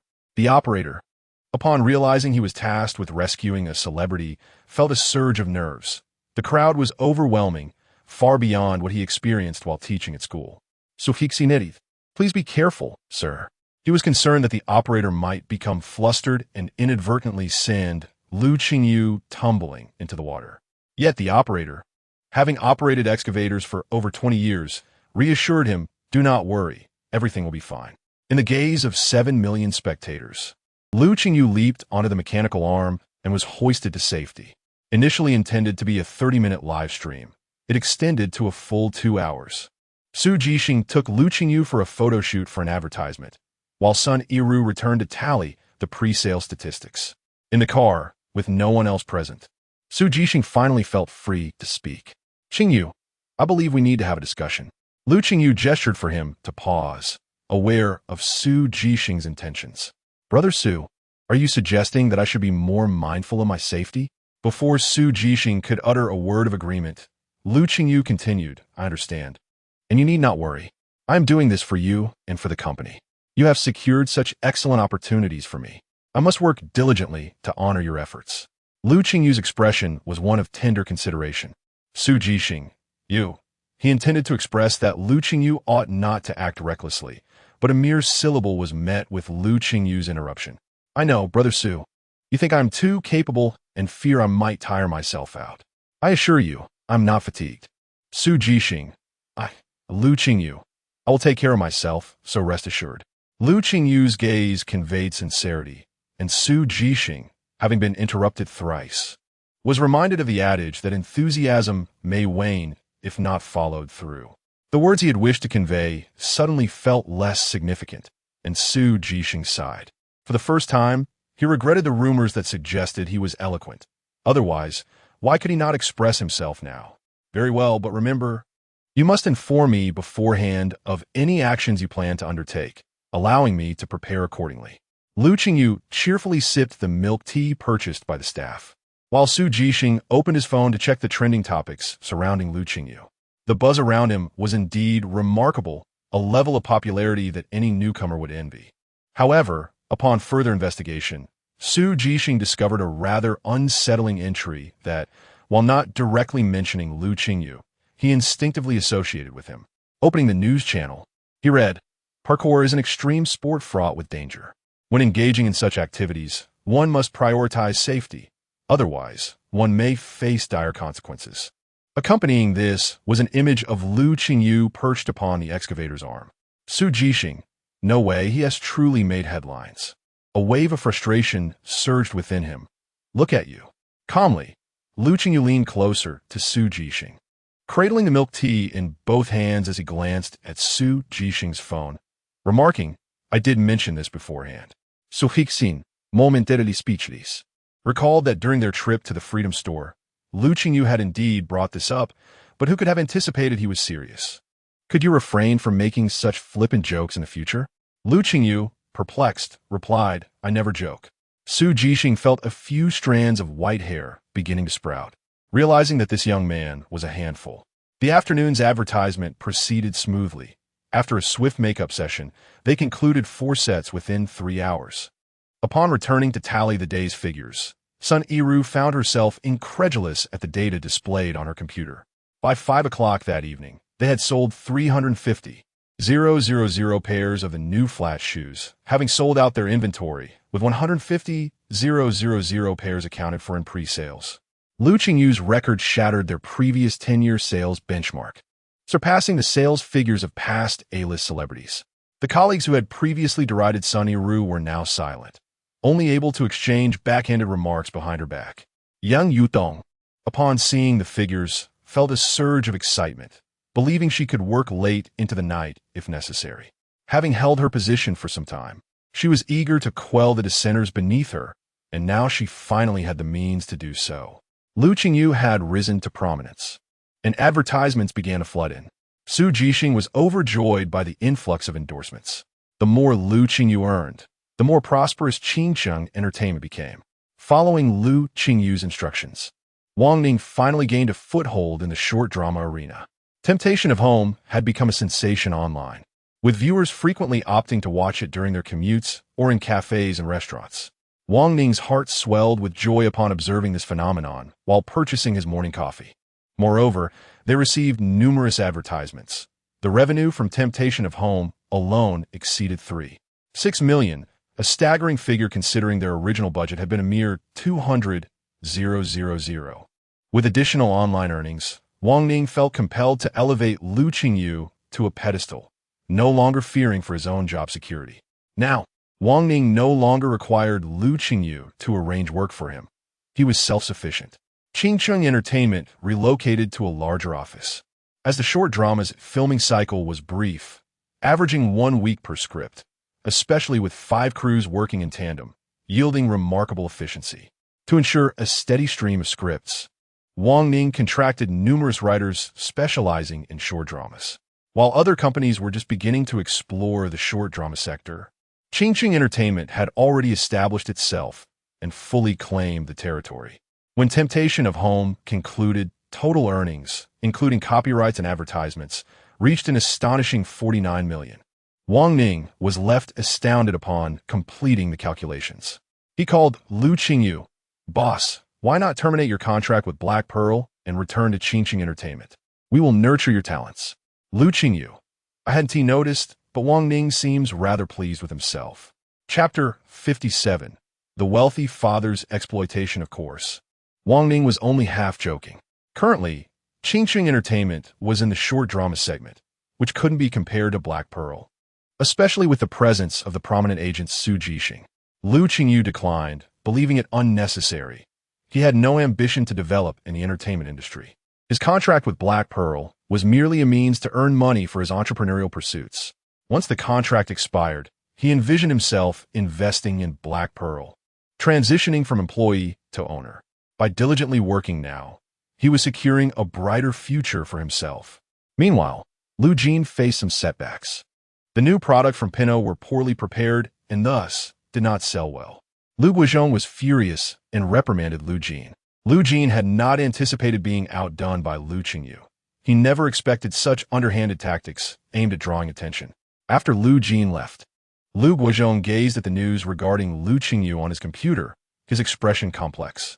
He was taken aback by the significant transformation Lu Qingyu underwent in just a month. Previously, he had refused to acknowledge Lu Qingyu, deeming him a failure, but the current situation was different. Considering Lu Qingyu's newfound commercial value, perhaps he should reconsider. Later that afternoon, as Lu Qingyu was leaving class to head home, he was intercepted by two individuals clad in black suits as he exited through the side door of the company. "Mr. Lu, our master wishes to see you. Please accompany us." Lu Qingyu glanced at them and asked, "Who is your master?" A black car approached, and the door swung open to reveal Lu Guizhong, Lu Qingyu's biological father in this world. Curious about Lu Guizhong's intentions, Lu Qingyu entered the vehicle. After a half-hour drive, the two remained silent, surprising Lu Guizhong with Lu Qingyu's composure. They arrived at a discreet hotel, and after entering a room, a server brought in a pot of tea before leaving only Lu Guizhong and Lu Qingyu. Lu Qingyu inquired, "What brings you here, Mr. Lu?" Lu Guizhong, sitting arrogantly at the opposite end of the table, tossed a document toward Lu Qingyu. Upon opening it, Lu Qingyu discovered it was a paternity test. "I'll be direct. You are my son. You were mistakenly switched with Lu Jin at birth, and I wish to acknowledge you," Lu Guizhong declared. Lu Qingyu examined the paternity report, maintaining an impassive demeanor. Lu Guizhong, anticipating Lu Qingyu might need time to process this revelation, was taken aback when Lu Qingyu remained unmoved. He continued, "Our family hold a respectable position. Your past is less than favorable, and publicly claiming you as my son might invite ridicule and jeopardize Lu Jin. Thus, we shall present you as my nephew." Lu Jin had been heavily invested in by the Lu family, and his commercial value far exceeded that of Lu Qingyu. Lu Guizhong would never relinquish that advantage. "You can terminate your contract freely tomorrow. I will cover any penalty fees, and I can also arrange endorsements with Pinot for you." A surge of anger welled up in Lu Qingyu. He found it laughable that Lu Guizhong sought to acknowledge him now, not out of paternal affection, but due to his newfound worth. Since Lu Guizhong claimed him as a son, he had not once inquired about Lu Qingyu's well-being over the years, immediately proposing a termination of his contract. Not wanting a son with a tarnished reputation, he preferred to let Lu Jin retain that identity while not wishing to miss out on Lu Qingyu's potential. Lu Qingyu set down the report and stated, "I'm afraid I have no interest in being your son or nephew." Lu Guizhong's expression hardened, mistaking Lu Qingyu's refusal as greed for the title of son. "Publicly revealing your identity benefits neither of us. Do not be obstinate." Lu Qingyu coldly regarded Lu Guizhong. "Isn't it rather your interests that are at stake?" Holding up the report, he questioned, "This document is dated 5 years ago. Why present it now?" Lu Guizhong's expression faltered momentarily, but he quickly masked it, avoiding a direct answer. "I regret the hardships you faced these years." Lu Qingyu scoffed. "You deemed me unworthy of being your son 5 years ago, didn't you? What is it that you desire?" Lu Guizhong asked. "I want you to leave my life entirely," Lu Qingyu asserted. Lu Guizhong slammed his hand on the table. Most would have been intimidated, yet Lu Qingyu remained unaffected. "How dare you speak to your father in such a manner?" Lu Qingyu rolled his eyes inwardly, thinking how Lu Guizhong had spoiled him, yet still wanted to claim the role of father. "Mr. Lu, if you wish to acknowledge me, then publicly declare me your true son," stating that Lu Jin is the one who was switched at birth, and return all that Lu Jin possesses to me. "Then, I shall obediently comply with your wishes," Sound fair? Lu Guozhong's irritation grew. It was evident that Lu Qingyu lacked proper upbringing. You're being unreasonable. Lu Qingyu retorted. Why must you monopolize all the advantages? Simply because of this paternity report. Lu Guozhong's eyes darkened. So what do you intend to do? I have no ulterior motives. My request is straightforward. Will you comply with what I just stated? Lu Guozhong remained silent, prompting Lu Qingyu to continue. If you cannot, then I ask you not to disturb me in the future. Do you realize whom you are rejecting? You will regret this, Lu Guozhong threatened. Lu Qingyu stood and walked out without looking back, thinking that only a fool would return to be manipulated by Lu Guozhong. After Lu Qingyu left, Lu Guozhong was furious. He had not anticipated Lu Qingyu's rejection and lamented the lack of upbringing he displayed, unaware of what he had forfeited. However, he resolved to teach him a lesson. As Lu Guozhong contemplated how to discipline Lu Qingyu, his assistant anxiously knocked and entered. Mr. Lu, this is Dyer. The assistant handed Lu Guozhong a tablet. Lu Qingyu just posted on Weibo, claiming he is your true son and that Lu Jin was the one who was switched. Chapter 58. The layout. Lu Guozhong summoned Lu Qingyu to return under the guise of a nephew to conceal certain matters from the public. However, he never anticipated that Lu Qingyu would audaciously unveil everything. Lu Guozhong swiftly perused Lu Qingyu's Weibo post. Today, a man claiming to be Lu Guozhong, the chairman of the Lu Group, approached me, asserting that I am his biological son. Yet, he believes I am unworthy of such a distinction, insisting that I first assume the role of his nephew. He then demanded I terminate my contract with Zio and re-sign with Pinuo. When I refused, he threatened me. What should I do? Lu Qingyu's Weibo was concise, utterly disregarding the tumult his words might incite. The comment section was already flooded with thousands of responses. Is this even permissible? It sounds utterly melodramatic. Brother, you and Oppos, Ryung, do not trust others so readily. I did a little digging. It seems this Lu Guozhong is indeed real. The chairman of the Lu Group, and his son, is actually LJ. If this is true, it's utterly outrageous. How can such a prestigious family behave so scandalously and not reveal the truth, instead forcing you into the role of nephew? Lu Guozhong glared at the Weibo content, his frustration palpable. Has he lost his mind? His assistant, visibly anxious, remarked, Chairman Lu, our stock prices are beginning to plummet. What should we do? The mention of stock prices sent a wave of anxiety through Lu Guozhong. He had refrained from acknowledging Lu Qingyu for another reason. His company was in the midst of an IPO, and Lu Jin's standing in the entertainment industry was factored into the company's valuation and IPO conditions. Any disturbance could jeopardize their listing, especially one tied to the chairman himself. Lu Guozhong's expression darkened. He regretted his moment of compassion towards that little brat. Lu Jin, aware of the unfolding situation, hurried to Lu Guozhong's office, his heart racing with trepidation at the thought that Lu Guozhong might abandon him for Lu Qingyu. His public persona in the entertainment realm was that of a wealthy heir, and should Lu Qingyu usurp that identity, he would become a laughingstock. Moreover, Lu Qingyu was acutely aware of the life he had dominated for years and would undoubtedly harbor resentment. Most critically, his biological mother was merely an ordinary office worker, unable to provide him with any resources and perhaps even hindering his progress. The life he currently led was precisely what he desired. He had no intention of reverting to the dismal existence Lu Qingyu had once endured. As he neared Lu Guozhong's office, he reminded himself to remain calm and composed. Upon knocking on the door, Lu Guozhong turned his gaze towards him, and Lu Jin's eyes were rimmed with red. True to his acting prowess, he feigned ignorance of Lu Qingyu's identity. Father, is what they say online true? Am I not your biological son, but rather Lu Qingyu? Lu Guozhong replied, do not believe everything you see online. Lu Jin approached Lu Guozhong, adopting a pitiful demeanor. Father, you cannot deceive me. If what Lu Qingyu says is accurate, I am willing to relinquish my position. After all, I have taken his place, and I owe him an apology. Lu Jin's performance, almost to the point of tears, filled Lu Guozhong with pride. Lu Jin was indeed the product of his careful nurture, far more sensible than that scoundrel Lu Qingyu. Lu Jin was obedient and beneficial to the company, while Lu Qingyu had stirred trouble even before entering the Lu household. It was clear to whom Lu Guozhong preferred. Patting Lu Jin's back, Lu Guozhong reassured him, "Do not worry about these matters. Focus on your work. Regardless of circumstances, you will always be my son, and that will never change." Observing Lu Guozhong's demeanor, Lu Jin realized he had triumphed. Indeed, his father favored those who could yield greater benefits for him and the Lu family. After Lu Jin departed, Lu Guozhong's office was inundated with phone calls, including numerous inquiries on his personal line.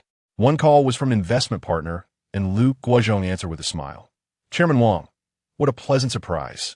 Wang had invested $1 billion in the Lu Group, and if the group failed to list, he would suffer the most significant losses. "Old Lu, is what they say online true? Is Lu Qingyu genuinely your son?"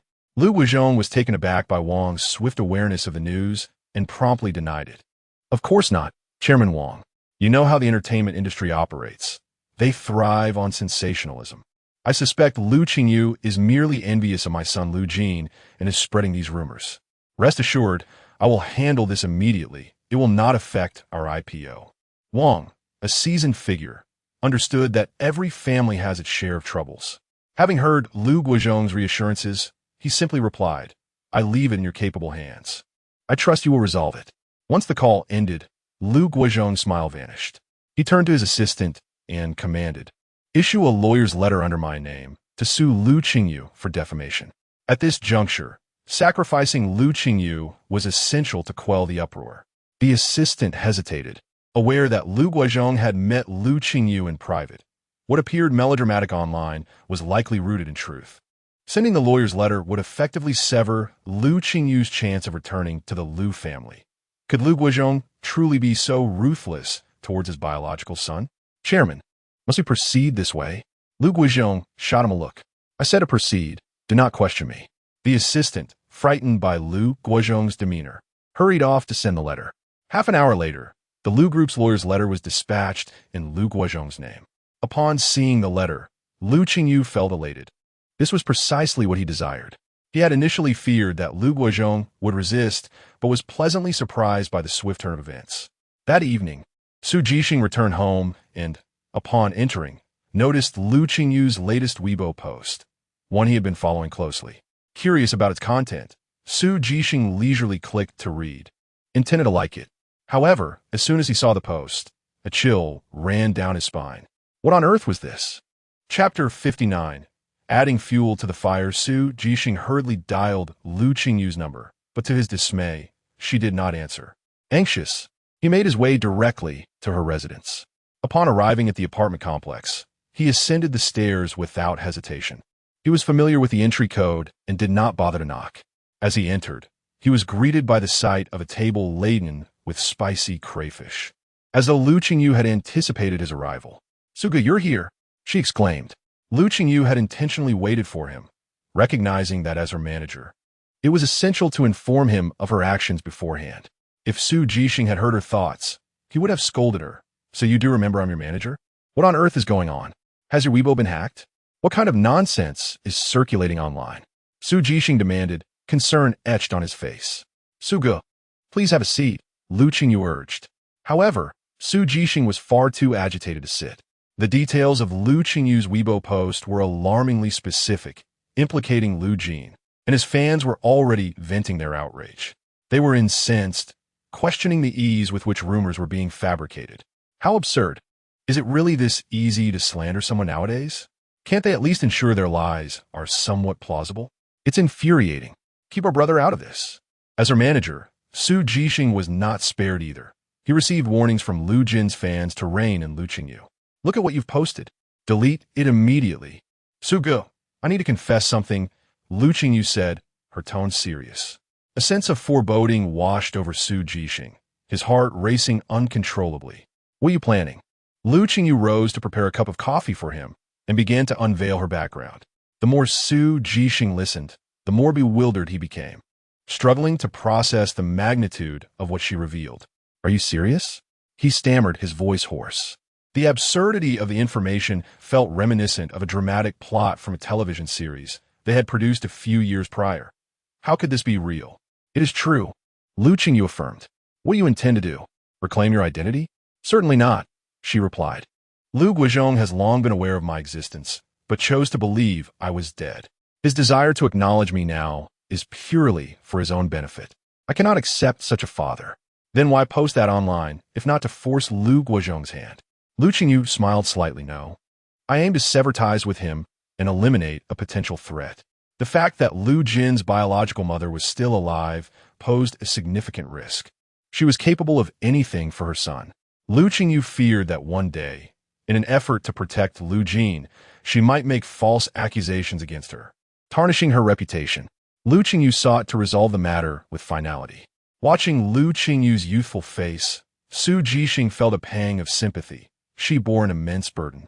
All right, Qingyu, I believe you. However, as your manager, I must caution you. This is a crucial period in your career, and you need to comprehend the repercussions of your actions. Logically, as an artist under Black Pearl, all actions required approval from the agency. But Su Jixing understood Lu Qingyu well enough to know that if she was determined to act, there would be no stopping her. He had recognized this trait when he signed her.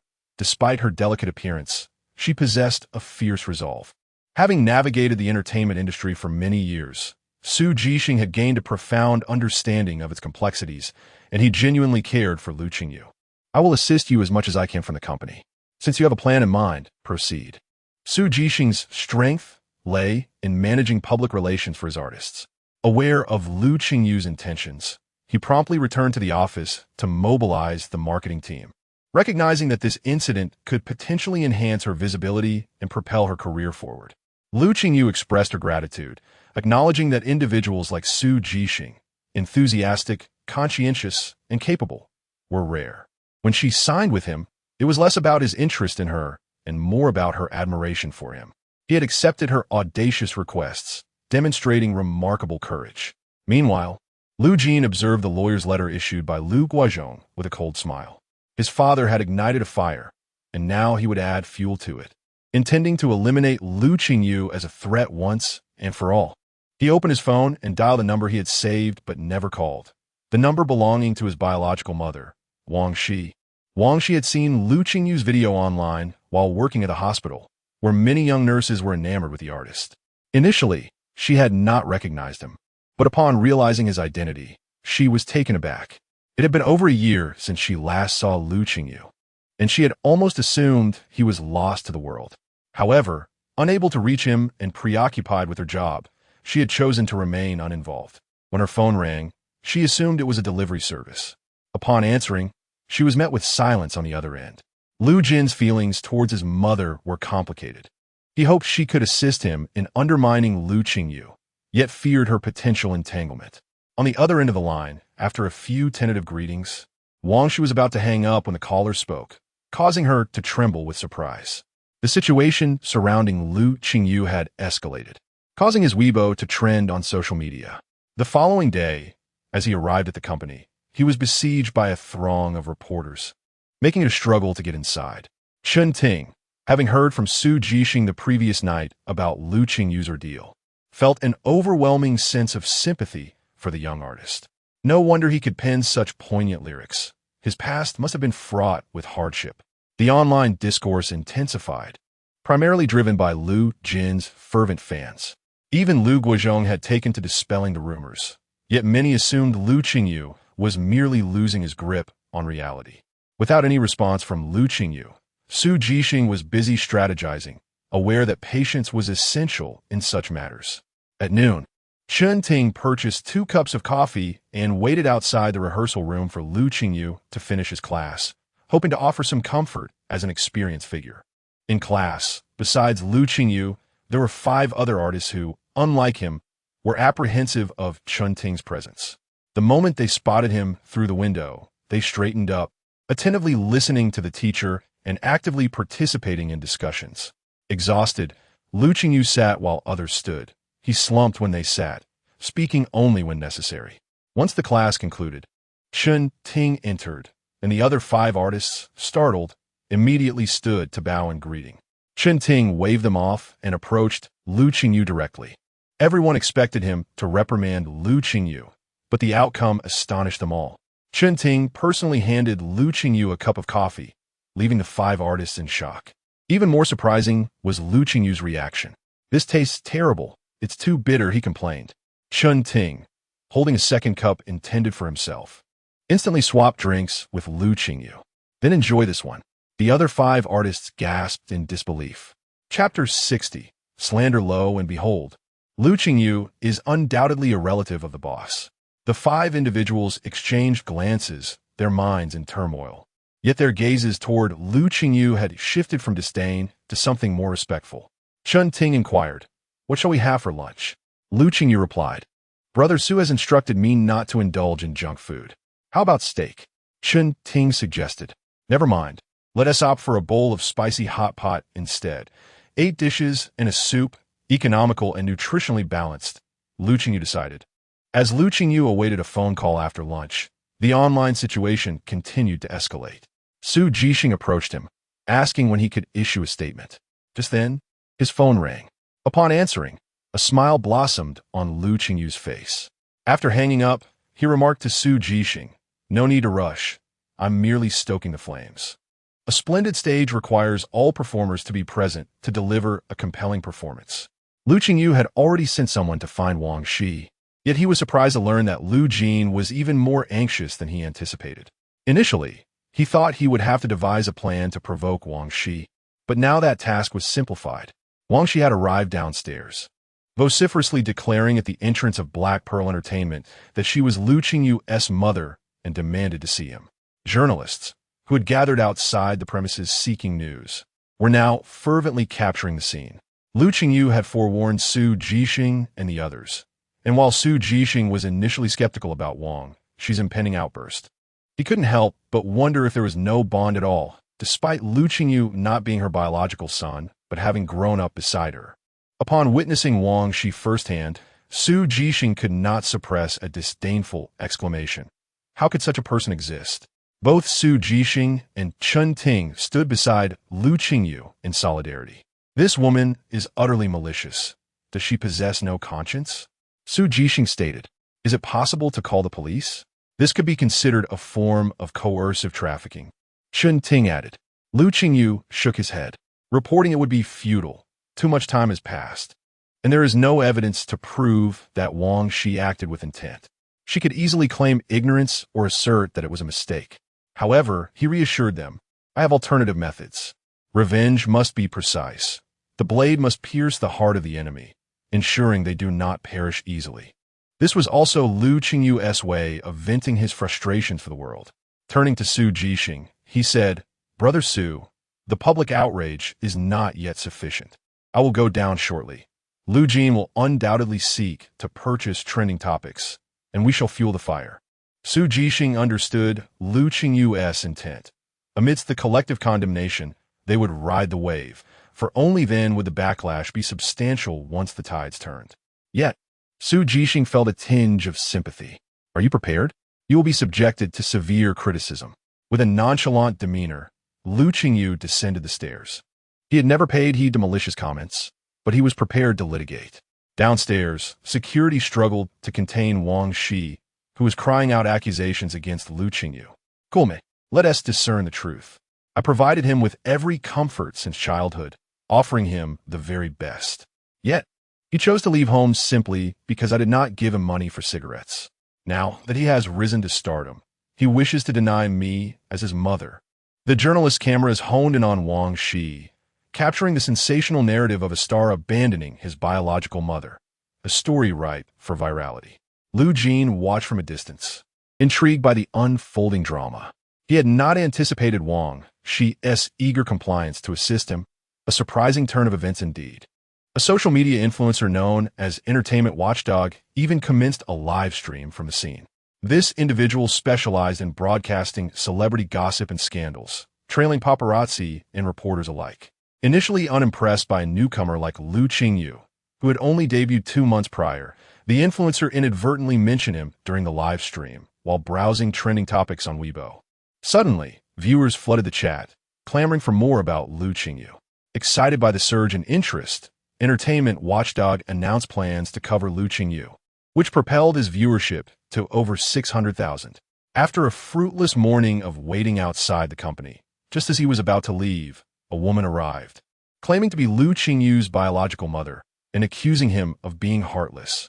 The viewership of his stream skyrocketed to over 100,000. Is this indeed Lu Qingyu's mother? What could this possibly mean? Is what she says true?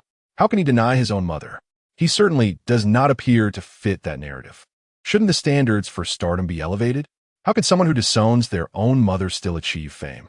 Yesterday, he claimed the chairman of Lu Corporation was his father. And today, he renounces his ordinary mother. This reeks of superficiality. With such behavior, how could Lu Qingyu ever compare to Lu Jin? He ought to exit the entertainment industry forthwith. Will Lu Qingyu not even descend to clarify? Entertainment watchdog mused, exhilarated by the soaring viewership, a record he had not seen in ages. It is now 1 p.m, yet Lu Qingyu remains hidden within the company, with no response from Black Pearl Entertainment. Dear viewers, be wary of supporting those of dubious origins. The risk of downfall is ever present. What uses good looks if one is unfilial to their own mother? Such individuals are merely wolves in sheep's clothing. Chapter 61. The reversal. As the entertainment inspector was speaking, the surrounding reporters suddenly redirected their cameras. And upon glancing at his phone, he saw it. Lu Qingyu had emerged. Look, everyone, Lu Qingyu is here. Security personnel followed closely to ensure her safety, blocking reporters who attempted to approach. However, they could not restrain Wang Shi, for she was the mother of the star. At the moment Wang Shi laid eyes on Lu Qingyu, she was momentarily stunned. Although she recognized that Lu Qingyu had transformed her image since becoming a celebrity, her current appearance, far from the disheveled girl she once was strikingly different. Yet, after a brief daze, Wang Shi rushed toward Lu Qingyu. How would you treat your own mother like this? I worked 3 jobs to provide for you. I gave you everything you wanted as a child. How can you deny me? Lu Qingyu sidestepped Wang Shi's advance, saying, Don't come near me. This outfit is new. Her tone was frigid, devoid of warmth, and her gaze was more akin to that of an adversary than a daughter. Wang Shi was taken aback by this unexpected treatment. When Lu Qingyu first arrived in this world, she had absorbed the memories of this reality's Lu Qingyu. She recalled how desperately the young girl craved familial affection, often helping Wang Shi with chores and collecting bottles to buy her cakes, only to have them thrown in the trash, followed by beatings and neglect. The young Lu Qingyu had once strived for love, indifferent to their financial struggles. Had Wang Shi treated her like a normal mother, she would not have cared about being the child of a wealthy family. Unfortunately, there were no if-onlys. Wang Shi was a wretched person who selfishly allowed Lu Jin to usurp Lu Qingyu's life and even wished for her demise. The public remained oblivious to the truth, while the entertainment inspector continued to commentate live. This mother seems sincere. Lu Qingyu appears truly indifferent to her, he remarked. Viewers, unable to contain their disdain, commented, she carried him for 10 months. How could he treat her this way? Such a son deserves no good end. Sensing the public's sympathy leaning toward her, Wang Shi exclaimed, I may be poor, but you cannot just claim anyone as your father. The chairman of the Lu Corporation? We have never interacted. Do not fabricate stories out of jealousy toward Lu Jin. The entertainment inspector's live commentary escalated. The biological mother has arrived to confront her. Lu Qingyu's previous desire to acknowledge wealth over kinship is now apparent. Observers questioned Lu Qingyu's sanity, wondering if he fantasized about being Lu Jin and wishing for a father to adopt him. As cameras relentlessly captured Lu Qingyu, Wang Shi fueled the narrative, determined to paint Lu Qingyu as ungrateful and deceitful, intent on destroying his reputation. Yet, as Lu Qingyu gazed at Wang Shi, his resolve to act only strengthened. You are not my mother. Wang Shi froze, panic flooding her. Deep down, she understood that Lu Qingyu's declaration was not merely a rejection of her, but a revelation that he knew he was not her biological child. With the support of Lu Jin and Su Jixing, Lu Qingyu's trending topic had exploded online. Wang Shi sat on the ground, and Lu Qingyu made no effort to help her up, as the public's condemnation rained down upon him. When Lu Qingyu felt the moment was right, he approached the entertainment inspector's live stream and said, Please do not believe everything you hear. Do not spread misinformation. After delivering this statement, he ascended the stairs, leaving the audience bewildered. Do not spread misinformation? She and Appos. As your mother, ISN and Appos. Tishi? That was an embarrassing remark, they retorted. How can he treat his mother this way? Lu Jing, observing the online backlash against Lu Qingyu, chuckled maniacally, convinced that even Su Jixing could not save him now. Lu Guozhong also saw the news, reflecting on how Lu Qingyu had gone from a rising star to a target of public scorn overnight. What a pity, such resources wasted. Lu Qingyu has proven ungrateful. Had he complied with my wishes, he wouldn't be in this predicament. Now he has become a pawn to stabilize stock prices. The Lu Corporation's legal department filed a lawsuit against Lu Qingyu, accusing him of defaming Lu Guozhong. Once this statement was released, the public understood Lu Qingyu's career was over. Yet, upon seeing the statement, Lu Qingyu simply smiled and said, "Su Ge, it's time to act." Upon receiving the cue, Su Jixing nodded, and the Lu Qingyu studio, along with Lu Qingyu's personal Weibo account, shared an image. Eager for more drama, the audience clicked to see how Lu Qingyu would respond, only to be met with an even larger revelation. Wait, what? I can't believe this. Lu Qingyu tweeted, "I apologize for occupying public resources, but I believe it is imperative for everyone to know the truth. At 8 years old, I first ran away from home after discovering a shocking revelation. I am not my mother's biological son. During a drunken episode, she struck me while revealing that I had been switched at birth with the son of a wealthy family to ensure a better life for him. My first escape was a quest to find my real parents. However, as a child, I wandered for a month before being returned home by the police. I had hoped that if Wang Shi treated me well, I could relinquish my identity for her child. Yet, upon my return, her disappointment was palpable, and she even questioned why I hadn't died out there. Later, a director from the Lu Corporation approached me with a paternity test, revealing that he had known the truth for years, but had chosen not to acknowledge me because I was not yet worthy, preferring Lu Jing instead. Hereby, I declare that Wang Shi is not my mother. Furthermore, the chairman of the Lu Corporation has clarified that we are not related, and from this moment forth, he is no longer my father.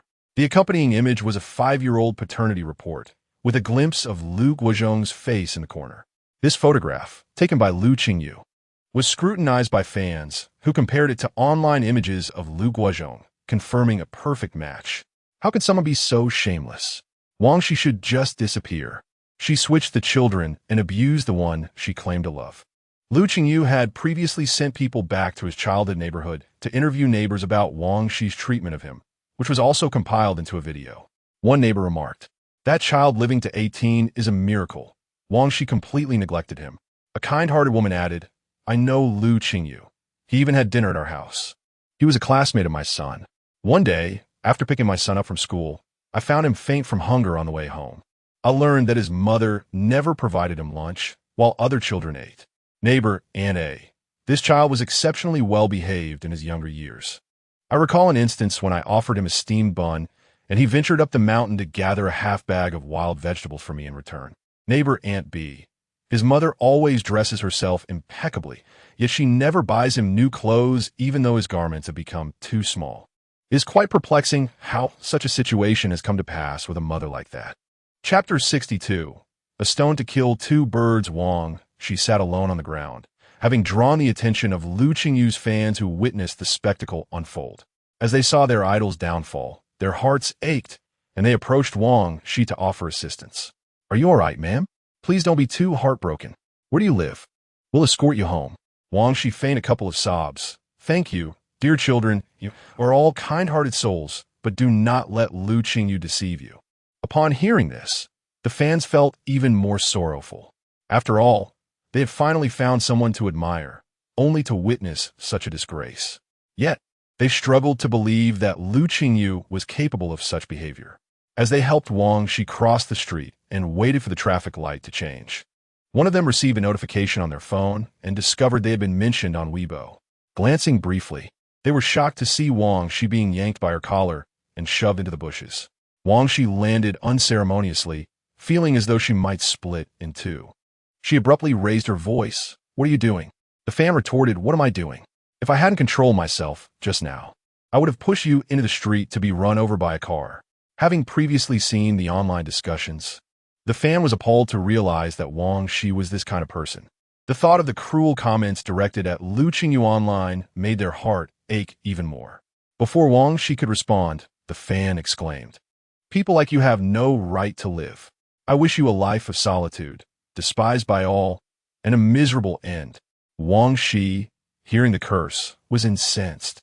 "You little wretch, what are you saying?" The fan replied, "Just wait for your retribution." With that, the fan departed.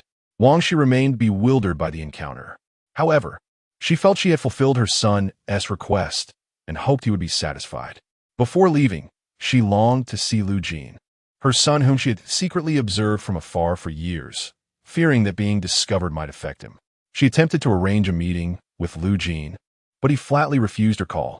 Assuming he needed more time to process the situation, she decided to leave.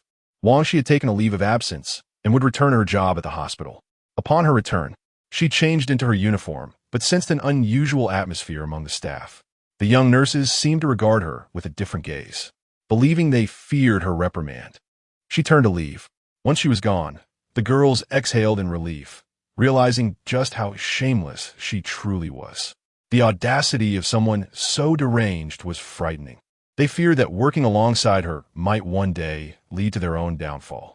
Wang Shi, returning unexpectedly, overheard them calling her shameless. "Who are you calling shameless?" she demanded, startling the young women. They huddled together for support. "We're talking about you." Fuming, Wang Shi shot back, "Did your mother never teach you how to speak? Do you want to be fired?" One of the young nurses, equally fiery, retorted, "What are you so proud of? After all these years, you're still just an ordinary nurse. What can you teach us? How to swap babies?" At this statement, Wang Shi broke out in a cold sweat, furious as she glared at the nurse who had spoken. She lunged forward to slap the girl, but the nurse quickly stepped back, causing Wang Shi to miss her mark. As Wang Shi prepared to confront her again, a group of reporters burst into the hospital. Their demeanor towards Wang Shi was far less cordial than before. She found herself engulfed by a throng of questions. "Is Lu Qingyu really your son? How could you do something like this? Did you know the impact your actions would have?" The cameras flashed in Wang Shi's face, and by the time she regained her composure, chaos had erupted in the hospital. Ultimately, security was called to escort Wang Shi to the director's office. Once there, she steadied her nerves and stated, "Director, I apologize. My son is a celebrity, which is why they want to interview me." The director, unimpressed by her feigned innocence, coldly placed a resignation letter on the table. "You are terminated." Wang Shi was taken aback. "Director, why? I thought I was doing well." After over 30 years at the hospital, now a head nurse on the brink of retirement, the prospect of dismissal was devastating. The director, exasperated, explained that within the last 2 hours, expectant mothers had begun to withdraw their reservations, fearing that their newborns might be swapped, resulting in significant losses for the hospital. "Wang Shi, you have violated hospital regulations, and we will conduct an investigation." Exiting the director's office, Wang Shi glanced at her phone, stunned to discover that Lu Qingyu had known the truth all along. How could this be? In that moment, she realized she had lost her job of over 30 years, and her last thought was not of regret for her actions against Lu Qingyu, but rather that she should not have consumed alcohol. As she arrived home, she passed a group of elderly residents playing mahjong. They were the town's most well-informed individuals, and upon seeing Wang Shi, they spat disdainfully on ground. Ugh! Sharing a community with such a person must be a karmic punishment from a past life. Initially, Wang Shi considered confronting them, but soon recognized her lack of grounds to argue, and stumbled home instead. Shortly thereafter, the police knocked at her door. Opening it, she felt her heart drop at the sight of the officers. "Hello, we need to investigate a case from 17 years ago. Please cooperate." Panic surged within her as she pondered her next steps. Her instinct was to call Lu Qingyu, but after 4 unanswered calls, she realized he was likely in dire straits himself. Lu Guozhong had already issued 2 statements distancing himself from the scandal.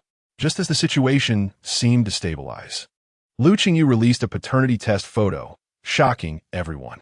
Who would have thought there could be such a father? "Don't be sad, brother. People like him aren't worth your tears. It's better if you don't acknowledge such a father. Otherwise, who knows how he might exploit you in the future." Lu Qingyu rejected any association with the Lu family business. Feeling disgusted, his reputation among the public was tarnished, making it difficult for his fans to defend Lu Qingyu. When Lu Guozhong saw the content released by Lu Qingyu, He swept everything off his desk in a fit of rage, the sound of shattering porcelain echoing as his assistant fell silent in fear. Yet, some truths had to be spoken. Chairman, Wang has withdrawn her investment, and we're facing massive returns from consumers, losing over 80 million, with the numbers still climbing. Realizing the implications, Lu Qingyu felt despair wash over him. Their 4 to 5 years of preparation for an IPO was in jeopardy. His blood pressure soared as the assistant continued. Chairman, we have received a legal letter from Black Pearl Entertainment. Lu Qinyu's eyes blazed with fury. What does it say? The assistant hesitated, prompting Lu Qingyu to slam the table. What else does it say? Chapter 63. Alimony. The assistant's voice grew increasingly subdued. There's another letter from Mr. Lu Qingyu, suing you for alimony, totaling 170 million. Lu Qingyu exclaimed, how much? 170 million? Why doesn't he just rob a bank? This sum was a reflection of the expenses Lu Qingyu had incurred on Lu Jin, albeit exaggerated by Lu Qingyu to 5 times that amount. Currently, the online narrative favored Lu Qingyu, and it was evident that the Lu group was poised to suffer a significant blow. They stood to lose not merely money, but their reputation. To restore their credibility, they could not appear to have wronged themselves. Hence, Lu Qingyu seized the opportunity to exploit the situation. Lu Qingyu was acutely aware of this predicament. He could appease the public by providing Lu Qingyu with a substantial alimony payment, a necessary measure even if Lu Qingyu did not demand it, as it was a means to salvage the group. However, he was taken aback by Lu Qingyu's audacity to demand such an exorbitant amount, which he had no choice but to concede. I shall grant you an opportunity to prove yourself, Lu Qingyu declared. Lu Qingyu retorted, isn't this akin to bloodsucking? Lu Qingyu replied, your blood is hardly worth 170 million. Meanwhile, Lu Jin received a call from Wang Shi but hesitated to answer. He had just been notified of losing 5 advertisements and 2 commercial performances, with even a previously negotiated script now evaporated. As he perused the online content, his frustration mounted. It was over. The Lu group was doomed, and the public was now aware that he was no wealthy heir, but rather the most despicable usurper. The tide had turned, and public ire had shifted from Lu Qingyu to him. Black Pearl Entertainment prioritized Lu Qingyu, who seemed to triumph effortlessly, devoid of challenge. The most gratifying aspect for Lu Qingyu was the escalation of the situation, signifying a formal rift with Lu Qingyu. Henceforth, the elder could no longer manipulate him morally. Observing the online comments, Su Jixing nodded in satisfaction. Lu Qingyu was now a household name, recognized as a gentle, kind-hearted, and pure individual. His endorsement requests surged, and his inspirational journey garnered widespread admiration. Su Jixing remarked, no flaws here. This is Lu Qingyu. In this situation, the most elated were the members of Freedom, whose sales had surged dramatically. Yang Yutong, having just achieved commendable results after Lu Qingyu's promotion, found herself defying the old guard of the group. Just as they were contemplating how to undermine her, Lu Qingyu's scandal erupted. This led to a wave of customer returns, and the elder members seized the opportunity to undermine her position. Yet, before they could relish their triumph, Lu Qingyu's incident took an unexpected turn. Yang Yutong revitalized her spirit, having lost a competitor in Lu Qingyu, which was utterly delightful. She promptly contacted Su Jixing, eager to renew their contract for another decade, regardless of the cost. As a public figure, Lu Qingyu's every action attracted considerable attention, including from law enforcement. Following his revelation about being swapped, the police, driven by the fervent online discourse, proceeded to investigate Wang Shi. The audacity of this woman was astounding. She never anticipated such scrutiny. However, under pressure, Wang Shi unwittingly confessed. The officers were astonished. It was a serendipitous case for them. Had Wang Shi feigned ignorance, she might have evaded repercussions, but she incriminated herself. Hello, we're the police, investigating allegations of child swapping and abuse. We need to ask you a few questions, they stated upon arrival, prepared for minimal cooperation. The officers understood that the passage of time had rendered substantial evidence elusive unless the principal parties admitted to wrongdoing. I did not abuse any child, Wang Shi asserted. Lu Qingyu's injuries have nothing to do with me. I merely found him appealing and held him briefly. I had no ulterior motives. The police, seasoned in their craft, seized upon her words, questioning how she could discern the differences between the children based on her claim of merely finding one attractive. We have gathered considerable information regarding this serious matter. If you cooperate with us, you may receive a lighter sentence, they probed. Wang Shi, now panicking, blurted, "Officer, I never intended to swap children. I simply really liked Lu Qingyu. I didn't know that swapping children was wrong." The officers were taken aback by her lack of intelligence, and their body cameras recorded her confession. With that, she was taken into custody. In the aftermath of this farce, Lu Qingyu had successfully evaded 2 ticking time bombs and emerged with a profit of 200 million, while Wang Shi faced the consequences of her actions. Due to the upcoming joint program recording on Saturday, both Lu Jin and Lu Qingyu could not appear together. Otherwise, Lu Jin would be subject to public scorn. Consequently, Lu Jin withdrew from the competition, and another individual from the company took his place. Lu Jin, seeking to evade the storm, fled abroad, standing at the airport filled with resentment at having been thoroughly outmatched by Lu Qingyu. He could no longer remain in the country, as the public's perception of him had devolved into that of a usurper. Thus, he planned to lay low while formulating his next move. He intended to transition to the international stage, aiming for Hollywood, leveraging a connection through a classmate whose father was a producer. With success abroad, he could return home, invest in enhancing his image, and transform from a usurper into an inspirational figure. As the plane took off, Lu Jin settled into his seat, contemplating his next steps. Chapter 64, Guest Propositions. The third installment of Music Stage premiered as scheduled. Previously, the production team faced pressure from netizens demanding a change due to the controversy surrounding Lu Qingyu. Fortunately, they held firm and did not replace him. As a result, the pre-broadcast live stream garnered over 3 million viewers. The production team was elated. Lu Qingyu's comeback was nothing short of spectacular. With the support of Su Jixing, Lu Qingyu rebounded impressively, amassing over 3 million fans, with discussion surrounding him reaching unprecedented levels. With Lu Jin's departure, the production team sought a formidable opponent to ensure the recording proceeded smoothly, and they enlisted Song Ku, an original music artist. At 28, Song Ku excels in composition and lyricism, recently achieving a remarkable milestone with a new song that shattered the single-day streaming record on a popular music platform. Currently, he is riding a wave of success.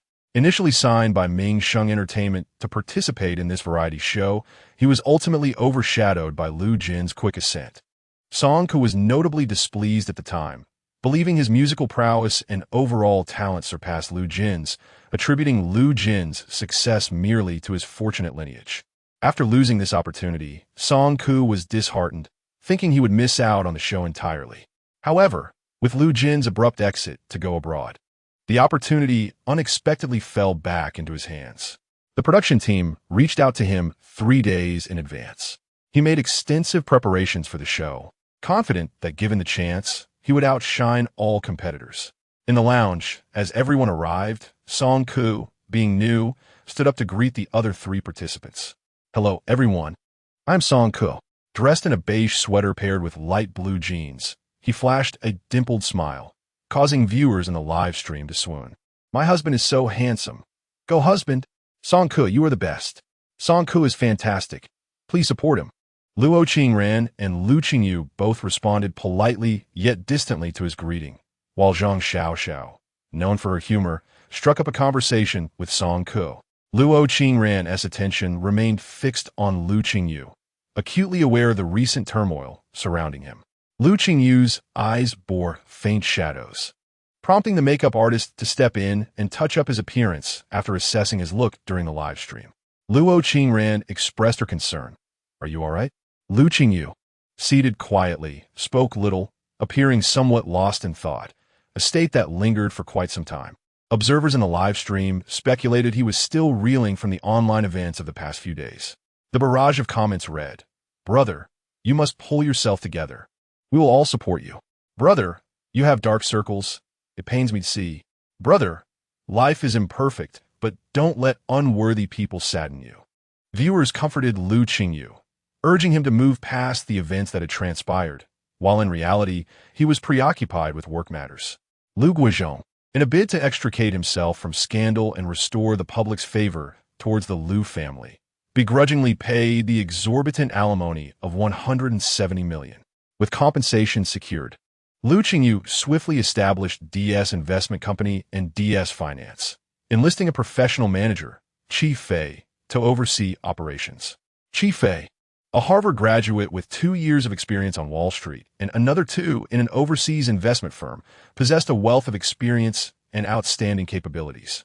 With Qi Fei on board, Lu Qingyu felt reassured about the company's foundation. However, the true source of his dark circles stemmed from another matter: his application to a foreign university. At just 18, Lu Jin was at the typical age for university enrollment. And while immersed in the entertainment industry, he was also officially registered at an overseas institution. Conversely, Lu Qingyu had long since dropped out due to his upbringing, but now, as a celebrity with 3 companies under his name, he was conscious of the stigma attached to a lack of formal education. He feared the implications of being discussed as a boss without even a high school diploma, a potential source of social embarrassment. After evaluating the application criteria for 4 universities, he ultimately chose Cornell University's finance program. Foreign universities offer both fall and spring admissions, with each semester lasting approximately 3 months, and graduation contingent upon completing all courses and earning the requisite credits. In his previous life, Lu Qingyu had completed a 4-year program in just 1 semester, making this path the most time-efficient for him. An immediate challenge loomed. One of the prerequisites for foreign university applications is a high school diploma. Having dropped out, Lu Qingyu faced the daunting task of passing the Gaokao and securing admission to a domestic university, only to later transfer abroad. In recent days, he had been poring over mathematical and scientific materials, the intensity of this long-forgotten study mode leaving him feeling somewhat depressed. Fortunately, his affinity for knowledge remained, and after completing a few familiar exercises, he felt confident that gaining admission to university would not pose a significant issue. When Lu Qingyu addressed him, he nodded in acknowledgement. "Thank you for your concern, Sister Luo. I'm doing well." Lu Qingyu admired Lu Qingyu, impressed by his ability to remain composed under such pressure at a young age. Had she been in his position, she believed she would have crumbled. She appreciated Lu Qingyu further, stating, "If you ever need my help, don't hesitate to ask." Lu Qingyu sensed the sincerity in Lu Qingyu's offer. Despite their limited interactions, he found himself fond of this elder sister. "I want to be shy about it." Lu Qingyu smiled warmly at his response. Meanwhile, although Song Ke was engaged in conversation with Zhang Xiaoxiao, he remained acutely aware of Lu Qingyu's every move, recognizing him as his most formidable rival in this competition. As time drew near, the director prompted the guests to take the stage, and upon hearing the announcement, everyone made their way forward. The audience erupted in cheers upon their appearance, and when Lu Qingyu stepped onto the stage, the reaction intensified, with many waving glow sticks and signs in fervent support. This episode's format required the young singers to engage in a PK competition, featuring 2 hours of live original performances. The host would draw lots, and whichever singer was selected would propose an original theme. The audience erupted in excitement at the rules, eager for an exhilarating show. However, the singers were less enthused. After all, creating original work is not as easy as picking a ripe vegetable off the street. This season's competition was notably fierce, with last season's challenging time-limited original creation contest still fresh in their minds. The staff brought a box onto the stage as the host prepared to draw lots. Inside were slips of paper, and as the host selected one, he slowly announced, "Let us see who our guest proposer is this episode. It's Song Ke. Please welcome Song Ke to the stage." Chapter 65. The theme of familial affection. Song Ke, still quite young, was unexpectedly surprised that it was he who would take the stage. However, this turn of events brought him immense joy, as he felt that the reins of control were firmly in his hands. Amidst the applause of the audience, Song Ke gradually ascended the stage, capturing the attention of all present, both spectators and guests alike. "Host, Song Ke, have you made up your mind? What is the theme for this episode?" Casting a glance at Lu Qingyu, he replied, "I have decided. The theme is familial affection. As soon as he uttered those two words, a profound silence enveloped the venue, leaving the host and guests momentarily stunned. The revelation of this theme ignited fury among Lu Qingyu's fans. Did I hear that correctly? Familial affection? This must be intentional. Is he not aware of Lu Qingyu's circumstances? Choosing this theme is akin to rubbing salt in a wound. Song Ku is clearly being antagonistic. Upon hearing such remarks from Lu Qingyu's fans, Song Ku's supporters also voiced their discontent. What is wrong with that? Song Ku is naturally adept at this theme. Why shouldn't he choose it? This is a competition, and competitions are meant for those who are prepared. If one is unprepared, they ought to withdraw. Is it a slight against Lu Qingyu? Who does he think he is? Feigning innocence, Song Ku asked, "What? Is this theme inappropriate?" With a strong sense of competitiveness. He had always been this way, especially since this was his career. This was his third appearance on the show, trailing 2 episodes behind others in exposure. It was imperative that he made a lasting impression. As his fans rightly noted, he excelled in crafting songs about familial ties. Thus his choice was not unexpected. The host was the first to regain composure. "No, this is perfectly acceptable." The director prompted the host to continue with the program. The host announced, "We shall now commence the countdown. Let us embark on our creative journey." Song Ku was the first to descend from the stage, heading towards his arrangement studio. Before leaving, he cast one last glance at Lu Qingyu, as if to say, "I truly sympathize with you, but I shall not allow anyone to impede my path to fame." Chun Ting and the others were taking a more relaxed approach this episode, acting as voting guests, each granted 10,000 votes to distribute among the participants, excluding themselves. Lu Qingyu too made his way to the arrangement studio, pondering what he would sing. The theme of familial affection suddenly reminded him of a song, a dish of meat and a dish of vegetables. In his previous life, he had refrained from casually listening to this song, as it was far too poignant, often leaving him in tears. Thus, he would only listen to it on rare occasions when he felt a deep longing. Having settled on a song, Lu Qingyu commenced his creative process. Meanwhile, Song Ku worked with remarkable speed. Whether it was writing lyrics or composing music, the entire process flowed seamlessly, requiring little time for contemplation. Observers in the live stream praised Song Ku's compositional prowess, declaring him among the top 5 in the entertainment industry, dismissing any dissent. "He is truly exceptional. I take pride in being his fan. His speed in creation must surely be unparalleled." Not necessarily. Lu Qingyu is also quite swift, some countered.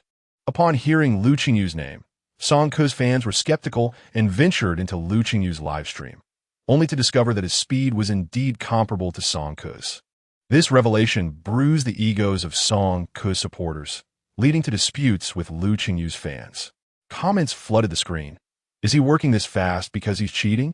To which they retorted, "Song Ku is also quick. Why not accuse him of cheating? You have the audacity to compare our brother to him?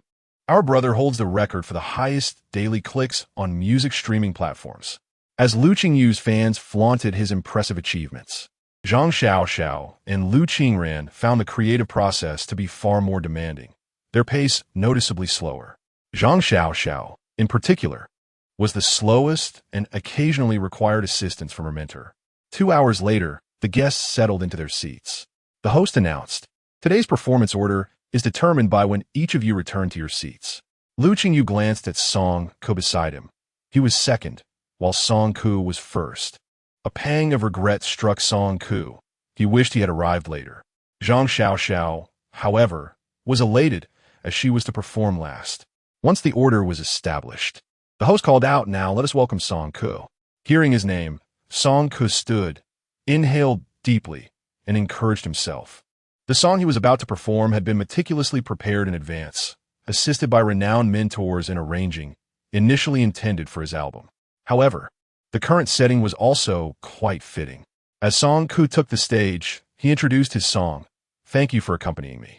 The gentle strains of the cello resonated, heralding a soothing melody as he began to sing.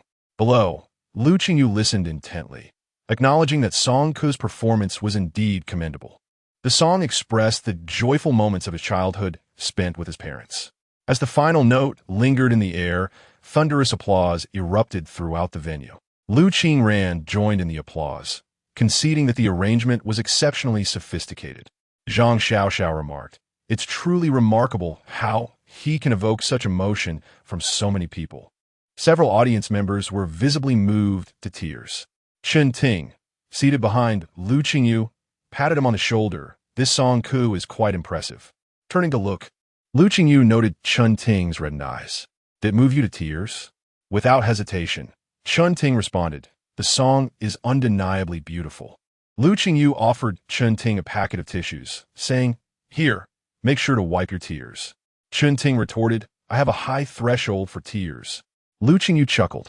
As Lu Qingyu took the stage, the audience's expectations had shifted. If the theme had been different, he might have had a chance to compete for the top spot. However, given the recent tragedies he had faced, losing his parents in an instant and enduring abuse from his mother during childhood, how could he possibly harbor fond memories of familial affection? Yet, the audience was curious about what Lu Qingyu would express. Would it be grievances, tears, or perhaps resentment? With the audience's anticipation mounting, Lu Qingyu stepped onto the stage. Chapter 66. A touch of emotion as Lu Qingyu took to the stage. Chen Ting felt an unexpected wave of anxiety wash over him, akin to a father watching his son perform at a kindergarten talent show. He sat in the audience, torn between anticipation for his child's performance and the fear that he might fall asleep mid-act. Despite having accompanied numerous artists on various shows, this was the first time he experienced such a feeling. When the title, "A Touch of Emotion," illuminated the screen, curiosity rippled through the audience, Chen Ting included. The name seemed utterly detached from any sense of familial warmth. Whispers filled the air, speculating whether the theme had been altered at the last minute due to Lu Qingyu's inability to execute it. It was indeed puzzling. The title provided no hint of what the song might convey. If it strayed too far from the theme of family ties, it would surely fall short in scoring. As the melodious accompaniment began to play, the chatter among a group of young women in the audience ceased, and they turned their attention to the performance. Song Ke, seated on the sofa, observed Lu Qingyu with a mix of admiration and trepidation. He acknowledged that Lu Qingyu's previous performances had shone brightly, yet he felt compelled to put an end to Lu Qingyu's streak of success. On stage, Lu Qingyu commenced his song amidst a sea of skepticism and intrigue. With the rise and fall of the sun, deep within the depths, a small square table holds both meat and vegetables. A figure moves gracefully, hands giving warmth to the passage of time. The young are never satisfied, stubbornly refusing to pause as they journey far, gazing at the lofty sky. They forget to look back. Did she shed a tear? Upon completing the first segment, there wasn't a single soul in the audience who appeared distracted. Even those who had initially been engrossed in their phones were now wrapped in attention.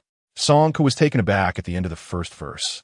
He found himself entranced by the music, a feeling he had not anticipated. Just moments before, he had been indifferent to Lu Qingyu's initial lines. Yet now he found himself swaying in rhythm, caught up in the melody. A cold sweat trickled down Song Ke's back as an ominous feeling crept in. His ambition for first place was slipping away. Chen Ting gazed at Lu Qingyu with deep affection, feeling a sense of pride. Meanwhile, Lu Qingran, Zhang Xiaoxiao, and several other veteran singers wore expressions of astonishment, their admiration deepening with each note. The song's emotional power was extraordinary. Despite its simple melody and mundane lyrics, it resonated with the audience, evoking a sense of warmth and familiarity. Song Ke's trepidation grew as he listened.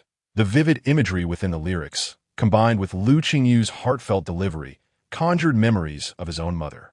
On stage, Lu Qingyu continued, eyes closed. "The moon is bright, the breeze is gentle, yet you knock softly on my window. Rest assured, I am doing just fine." As he concluded the segment, many in the audience had tears glistening in their eyes, some moved to sobs. They had never realized how music could so effortlessly stir one's emotions. Outside, Zhao Min, exhausted from a day of delivering food, sat down to regain his strength. He pulled out a bun he had purchased and opened his phone, stumbling upon the live broadcast. As he listened, tears streamed down his face uncontrollably, especially at the line, "I'm doing just fine." He recalled speaking to his mother the previous day, reassuring her that he was well, that he was eating, sleeping, and working comfortably. Yet now, The truth of his exhaustion weighed heavily on him. He missed home and longed for his mother's cooking. To onlookers, it appeared as though a delivery man, still chewing on his bun, was suddenly engulfed in tears. They speculated whether he had made a mistake in his deliveries and was being punished. But Zhao Min could no longer contain himself. He yearned to return home, to see his mother. The moon is bright. The breeze is gentle. Have you ever visited my dreams? You must have been so cautious, knowing I sleep lightly. While others' choruses grew more intense with each repetition, Lu Qingyu's refrain, though lacking in high notes or complex techniques, still conveyed a profound emotional impact. The camera panned across the audience, revealing tears cascading from both men and women alike. The live chat echoed with sentiments of shared sorrow. This is the first time my tears are uncontrollable. I can't help but cry. I feel a deep connection. This scene mirrors my relationship with my mother. I understand this song so well. It makes me miss my mom. As the music continued, the tears flowed unabated. You must have been so cautious, afraid of rekindling my memories. When the final lines were sung and the accompaniment ceased, Lu Qingyu opened his eyes, momentarily stunned by the silence that enveloped the audience. Had the song failed to resonate? Was it not well received? As the silence stretched, Lu Qingyu's anxiety mounted until the host finally stepped on stage, prompting an eruption of applause from the audience. He let out a sigh of relief, grateful that the audience's appreciation for music remained universal. Comments flooded in. Who said Lu Qingyu couldn't write a song about family? Come forward and face judgment. Listening to this song makes me feel for Lu Qingyu. He must yearn for familial affection. Don't worry, little brother. From now on, we shall care for you, as if you were our own son. After expressing his gratitude on stage, Lu Qingyu stood quietly, awaiting the announcement of his vote count. The previous round had seen Song Ku garner an impressive 11 million votes. What would Lu Qingyu achieve? Tension hung in the air as everyone fixated on the screen. In Song Ku's heart raced. Please don't surpass that number. I just need to score higher than Lu Qingyu. Despite his fervent wishes, the progress bar surged past 11 million votes, ultimately landing Lu Qingyu a remarkable 3 million votes. Chen Ting was the first to leap from his seat, exclaiming, "Well done." Lu Qingyu responded with a radiant smile, slowly making his way off the stage. Chen Ting could not resist ruffling Lu Qingyu's hair, despite the latter's protest. "Don't mess up my hairstyle," Lu Qingyu exclaimed. "I promise. I'm mindful of it," Chen Ting replied, smoothing down the tousled strands. Chapter 67. The college entrance examination song, Ku gazed at Lu Qingyu, who, unlike Lu Qingran and the others, did not congratulate him.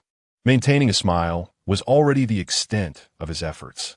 In the subsequent rounds, it was astonishing to witness Lu Qingran's performance, emerging third with a remarkable tally of 2.03 million votes, surpassing her previous achievements.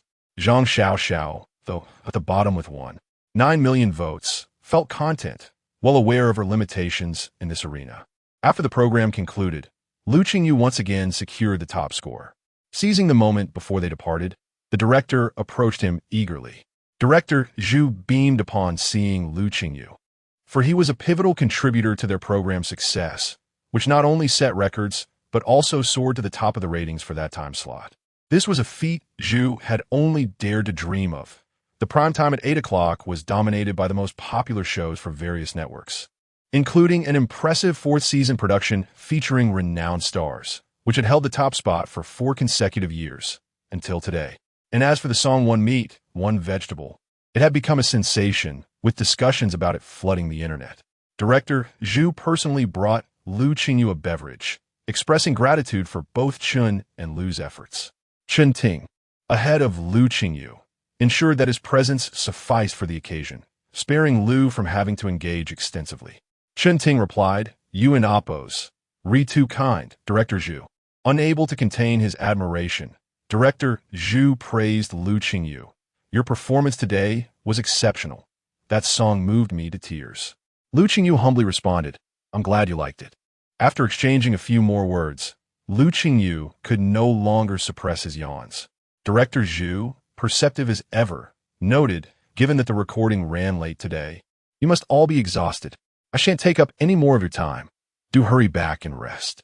By the time Chun Ting returned Lu Qingyu home, it was already past midnight, and Lu Qingyu fell straight into slumber. The next day, he awoke revitalized. Now, more and more people recognized Lu Qingyu when he ventured out, and the number of fans waiting for him had increased significantly. Su Jixing personally escorted him to the company. Lu Qingyu had indeed become a sensation, igniting envy among many popular stars, as any news about him online garnered thousands of shares and views. Su Jixing secured numerous high-profile endorsements for Lu Qingyu, leaving him with a packed schedule. Apart from his classes at the company, he was primarily occupied with advertisements. Today, he was set to shoot an advertisement for a luxury watch. While en route, Lu Qingyu took out a set of mock college entrance examination papers to familiarize himself with the format, catching Su Jixing off guard. "What are you doing?" Without lifting his gaze, Lu Qingyu replied, "Isn't it obvious? I'm doing the exam papers." Su Jixing clarified, "I know you're doing exam papers, but why?" Lu Qingyu nonchalantly stated, "The college entrance examination." Su Jixing's eyes widened, his voice rising an octave. "What do you mean, the college entrance examination? Didn't the company approve your classes at Cornell University for 3 months next spring?" Lu Qingyu had indeed sought approval from the company, which Chun Ting had granted. Education was a serious matter. He had submitted a plan for 3 months of study in spring, during which Su Jixing would accompany him, allowing Lu Qingyu to expand his business opportunities after classes. Lu Qingyu presumed that Su Jixing thought he was already prepared to simply attend once the time arrived. Lu Qingyu asserted, "True, but how can I go if I don't take the exam?" Su Jixing responded, "Don't you know? As long as you have a high school diploma and meet the other requirements, you can go." Lu Qingyu slowly raised his head. "I know, but I don't have a high school diploma." Su Jixing jolted in disbelief. "You? How could you not have one?" Lu Qingyu replied, "I dropped out. Which high school would issue me a diploma?" In that moment, Su Jixing felt as though a thunderbolt had struck him. He never imagined that Lu Qingyu would encounter a problem with the most easily met requirement for studying abroad. Suddenly, Su Jixing's mind was racing, considering the academic standing of stars in the entertainment industry. Most had mediocre scores, averaging around 260, with only a handful achieving over 500, a rarity indeed. If Lu Qingyu had dropped out, his academic performance would undoubtedly be low, and with only a month until the examination, Su Jixing feared that Lu Qingyu might not even score 200. Given Lu Qingyu's rising fame, many would inevitably scrutinize his academic performance. And Su Jixing dreaded the thought of Lu Qingyu being ridiculed for a poor score or failing to gain admission to a domestic university. After much contemplation, Su Jixing proposed, "How about this? Which subject do you struggle with? I'll hire a tutor for you. Additionally, I can arrange for our company's instructors to provide you with art lessons. The scores for media studies are generally not excessively high, and with some effort, you should be able to pass." Lu Qingyu replied, "But I didn't apply to a media school." Lu Qingyu's application, facilitated by Wang Ning, was for the nation's premier institution, Hucking. Su Jixing broke into a sweat. "Then what did you apply for?" Lu Qingyu replied, "Hucking." Su Jixing gasped, unable to fathom how reporters would interpret this news. "Have you lost your mind?" In the days leading up to the examination, Lu Qingyu had reviewed all subjects and felt confident, noting that his previous knowledge was similar. Besides, he had ample time. "Calm down. The college entrance examination doesn't commence until June next year, and I have plenty of time to study." Su Jixing retorted, "What nonsense are you spouting? The examination is merely a month away." Now, it was Lu Qingyu's turn to be stunned. "What are you talking about? Isn't the college entrance examination on June 7th? Su Jixing replied, "Who told you that? Everyone knows it's on September 7th. Lu Qingyu paused, pen in hand. "Isn't the college entrance examination on June 7th in our country?" Su Jixing clarified, "That's the middle school entrance examination." "What does that have to do with the college entrance examination?" In the car, the two exchanged bewildered glances, and after a moment, Lu Qingyu realized he had made a mistake. He had forgotten that this was Longhua, and because it resembled his previous life so closely, he had assumed the college entrance examination would also be in June. In reality, this meant Lu Qingyu had an entire month before the examination. Su Jixing posed a question that even he found amusing. "What should I do now?" Chapter 68. Fashion Week. As a manager, one must possess the ability to handle crises. However, Su Jixing felt a profound sense of anxiety at this moment. Some of the trainees in their company had been selected at the tender ages of 13 or 14. So for him, an artist college entrance examination was not a significant concern. But what on earth was Lu Qingyu thinking by applying to Hucking University, a place so elusive that one couldn't even grasp its 670 courses? Su Jixing pondered calmly for a moment before attempting to articulate his thoughts. How much of your high school curriculum have you actually studied? Lu Qingyu replied, I bought the materials 3 days ago and flipped through the books. Upon hearing this, Su Jixing felt a wave of despair wash over him. Anyone who has attended school knows that the very first thing to do when receiving new textbooks each semester is to peruse them for interesting pages. That counts as a review. Su Jixing pressed on, what were your highest scores in language, math, and English? Lu Qingyu reflected on his past self in this world and confidently stated, I scored full marks in elementary school. Elementary school? That felt like a distant memory. Not every child can consistently perform well enough to carry their elementary school grades in a high school. Yet Su Jixing reassured himself. Perhaps Lu Qingyu had fared better in middle school. And what was your highest score in middle school? Lu Qingyu, who had frequently skipped classes during those years, could hardly claim good grades. Math, 35, English, 27, and I did particularly well in Chinese, scoring 42. Su Jixing's inner universe erupted in turmoil. The driver, unable to contain his laughter, realized that despite his own son's poor performance, it seemed that Lu Qingyu's grades were not the worst. Su Jixing asked, what score can you achieve now? Lu Qingyu replied, full marks. Su Jixing silently retrieved a couple of stress relief pills from his bag, astonished by the child's overly optimistic attitude. With just a month remaining, what could they do? It was undoubtedly too late to request help from teachers.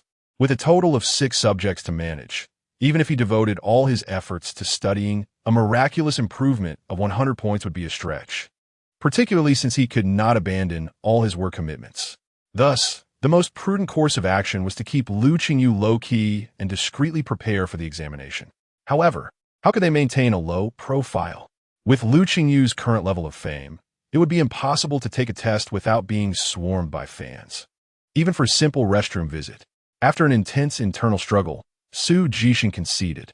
The best approach was to endure. They would simply have to weather this storm. Turning to Lu Qingyu, he said, what artist doesn't have a dark history? Qingyu, keep a relaxed mindset. Just remember, regardless of what happens, both I and the company stand firmly behind you. After completing his final set of exam papers, Lu Qingyu exhaled deeply, feeling a sense of accomplishment. He had reviewed all subjects and familiarized himself with the examination format and rules. Now, he simply awaited the day of the test. Brother Su, you are truly kind, he remarked, observing Lu Qingyu and Appo's as hasty and somewhat careless manner of submitting papers. Along with his sigh of relief, Su Jixing couldn't and Appo's help but feel a pang of sympathy. The pressure on the child was immense. Whatever the outcome of the exam, it shall be as it is. At worst, the media may ridicule him for a while, but it is not a grave matter. Even criticism can elevate one's status. As for Paris Fashion Week, Chun Ting had received an invitation to attend, and Lu Qingyu would also be going. Such a significant event in the fashion industry often sees many stars, even those not officially invited, making an appearance. They would prepare their own outfits and take striking photographs to showcase their potential to the major brands, hoping to attract future endorsements. Additionally, it served as an excellent opportunity to elevate their international standing. Upon learning of Lu Qingyu's participation in Fashion Week, numerous domestic brands sent over sample outfits, a customary practice. Although they were well aware that stars rarely wore them, nonetheless, it was a chance for the brands to express their goodwill. Even if worn on ordinary days, it could still generate considerable attention for the brands. For Lu Qingyu, Su Jixing selected a mid-range suit, a high-end custom piece, and it was the first time it would be worn, though not as prestigious as the brands of Xiaonai or the Donkey family. It took considerable persuasion from Su Jixing to convince the brand to agree. Fashion Week was just 2 days away, and they would be flying out the following day. With travel time considered, their schedule was rather tight. In the afternoon, after Lu Qingyu finished his classes, Su Jixing gathered the team for a makeup trial. However, while they were in the midst of applying makeup, a staff member rushed in to inform Su Jixing. "Brother Su, the outfit we reserve has been taken by someone else." Su Jixing's expression darkened immediately. "What do you mean?" The staff member explained, "I want to pick up the outfit this afternoon, but they said the high-end custom piece we booked was taken by Cui Yujie." Cui Yujie was a second-tier film and television actor with over 8 million followers on Weibo and a currently airing popular drama. Su Jixing felt a surge of anger. Such incidents were not uncommon in the entertainment industry, yet he had never expected it would happen to one of his own artists. This particular brand had been his selection, and the arrangement had been established well in advance. If Lu Qingyu had worn this high-end piece, it could have boosted the brand's visibility by 8, leading them to consider making him their brand ambassador for the upcoming quarter, but now they had been let down. The staff member added, "The brand claims it was a mistake on Cui Yujie's side. Should we contact them?" Su Jixing found this hard to believe. High-end custom pieces are not something one simply misplaces. They're meticulously checked before being sent out. This was clearly a decision by the brand, believing Cui Yujie could better maximize the outfit's value. Lu Qingyu had completed his makeup and was waiting to change into the outfit for some promotional photos. However, instead of the outfit arriving, he overheard the staff discussing the situation behind him. Knowing little about fashion brands, Su Jixing sought the opinion of the stylist. "Are there any brands with high-end pieces similar to the one we had reserved that we can borrow?" The designer hesitated, stating, "If it were a regular outfit, I could find something even better than the previous one, but high-end pieces are challenging. High-end garments undergo numerous checks before they are dispatched, and even if they desired to borrow one, time constraints would not allow it. That's not feasible. Time is too tight. Perhaps we should consider other brands' new autumn-winter collections?" Su Jixing was reluctant to settle for anything less. The prestige of high-end pieces cannot be compared to ordinary clothing. He and the designer communicated urgently to see if there was anything that could serve as a substitute. Lu Qingyu, having spent a considerable amount of time in makeup, stood up to stretch. A fresh batch of clothes, sent by sponsors, was pushed into the room, filling the space to capacity, and these were to be delivered to another room. Seeing this, Lu Qingyu interjected, casually inspecting the garments. "Are these all for me?" The staff member replied, "Yes. This is just part of it. There are over 60 more in storage." Chapter 69. The haute couture heist. Inside, there are numerous styles of clothing, including suits and casual wear, adorned in a myriad of colors. Given Lu Qingyu's youth, many brands have sent vibrant hues. As Lu Qingyu leisurely browses, one particular garment catches her eye. It is a moonlight white, new-style Chinese suit, crafted from silk fabric, featuring subtle patterns of the same color beneath its exquisite surface. The cuffs and hem are embroidered with delicate bamboo leaves, while a classical poem is intricately stitched in cursive on the chest. Cold jade flies 1,000 feet. The frost lightly sprinkles a grove. Even with a heavy heart, a glance can make one forget the past. This ink-washed poem, paired with the bamboo, one of the four gentlemen, imbues the garment with profound artistic essence, and Lu Qingyu is instantly captivated. The craftsmanship is remarkable. The embroidery suggests it is not ready to wear, but rather a bespoke creation. Upon hearing Lu Qingyu's inquiry, a staff member checks the information tag on the back of the garment. Designed by Qin Zhao, it is indeed not ready to wear, but marked haute couture upon arrival. However, due to the brand's lack of prominence, it was placed among the ready-to-wear items, specifically made for you. The staff member lifts the other sleeve to reveal the initial of Lu Qingyu's name embroidered on it. Turning to Su Jixing, who is discussing clothing with the designer, Lu Qingyu declares, "Brother Su, this one is haute couture. I shall wear it." Both Su Jixing and the designer glance over, the designer's silence betraying his disapproval. Su Jixing inquires, "Who designed this garment?" The staff member replies, "It is by Qin Zhao, who specializes in national style and established a brand called Qingqing." However, his recognition is quite limited. He doesn't even rank as a third-tier designer. Su Jixing shakes his head. That won't do. Though he knows the haute couture piece he previously ordered may not be as flattering as this one, the brand's prestige carries weight. "Qingyu, if you like it, you may wear it at future events." Examining her reflection, Lu Qingyu finds the outfit rivals any major brand in fabric, tailoring, and creativity. "I have made my decision. I shall wear this." Su Jixing insists, "No, Lu Qingyu retorts, then I shall attend the event in my bare skin.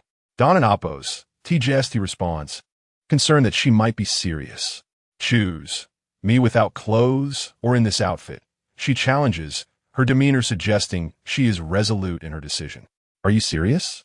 Su Jixing asks, genuinely wary that Lu Qingyu might indeed refuse to wear anything else. Yes, she confirms. A wave of apprehension washes over Su Jixing as he imagines her shedding the garment midway down the red carpet. A nightmarish scenario.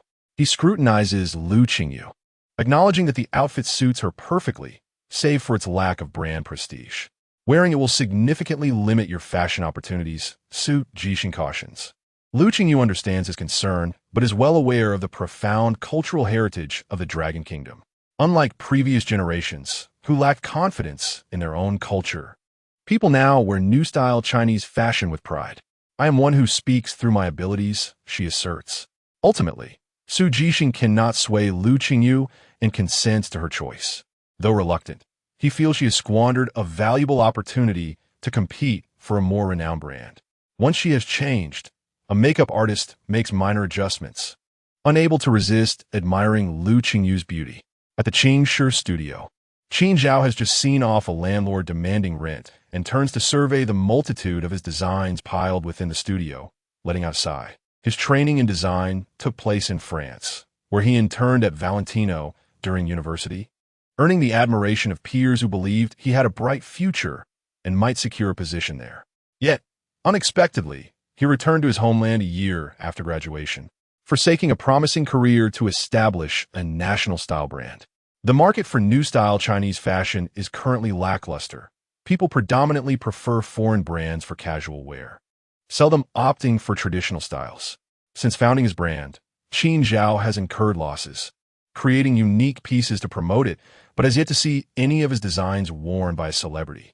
The garment he created for Lu Qingyu took him 2 months, inspired by the song Lanting Su, only to discover later that Lu Qingyu was the singer. He meticulously completed the embroidery himself. When he initially designed the outfit, Qin Zhao followed Lu Qingyu on Weibo, where she had merely 120,000 followers. Now, she boasts 4 million. Although he delivered the garment, he harbors little hope for it being worn. Gazing at the many design drafts before him, fatigue washes over him. Financial constraints and unrecognized artistry lead Qin Zhao to question the soundness of his initial decision. He attends Fashion Week annually, yet this year he opts to abstain, knowing it would yield no fruitful results.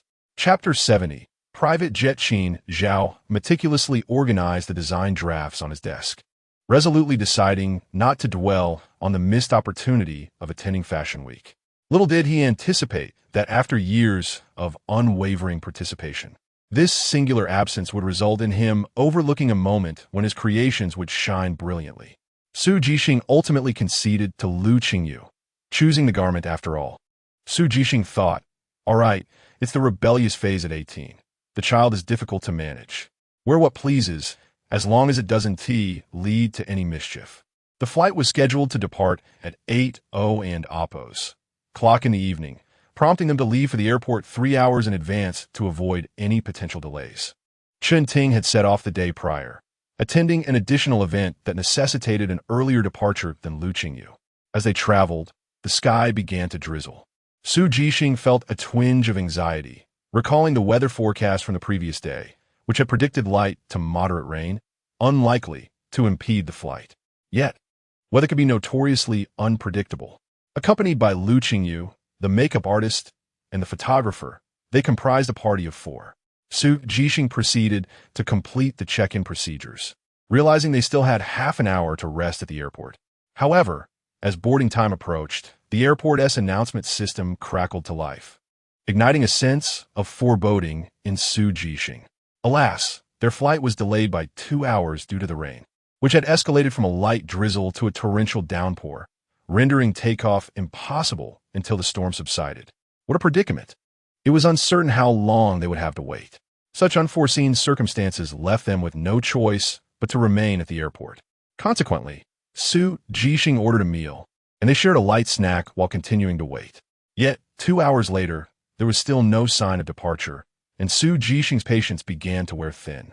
Lu Qingyu remained focused on her emails, seemingly calm, while Su Jixing, feeling increasingly anxious, stood up and declared, "I will inquire about the situation." Lu Qingyu nodded. "Thank you." Su Ge. Together with the makeup artist, Su Jixing approached the service desk, leaving the photographer to accompany Lu Qingyu.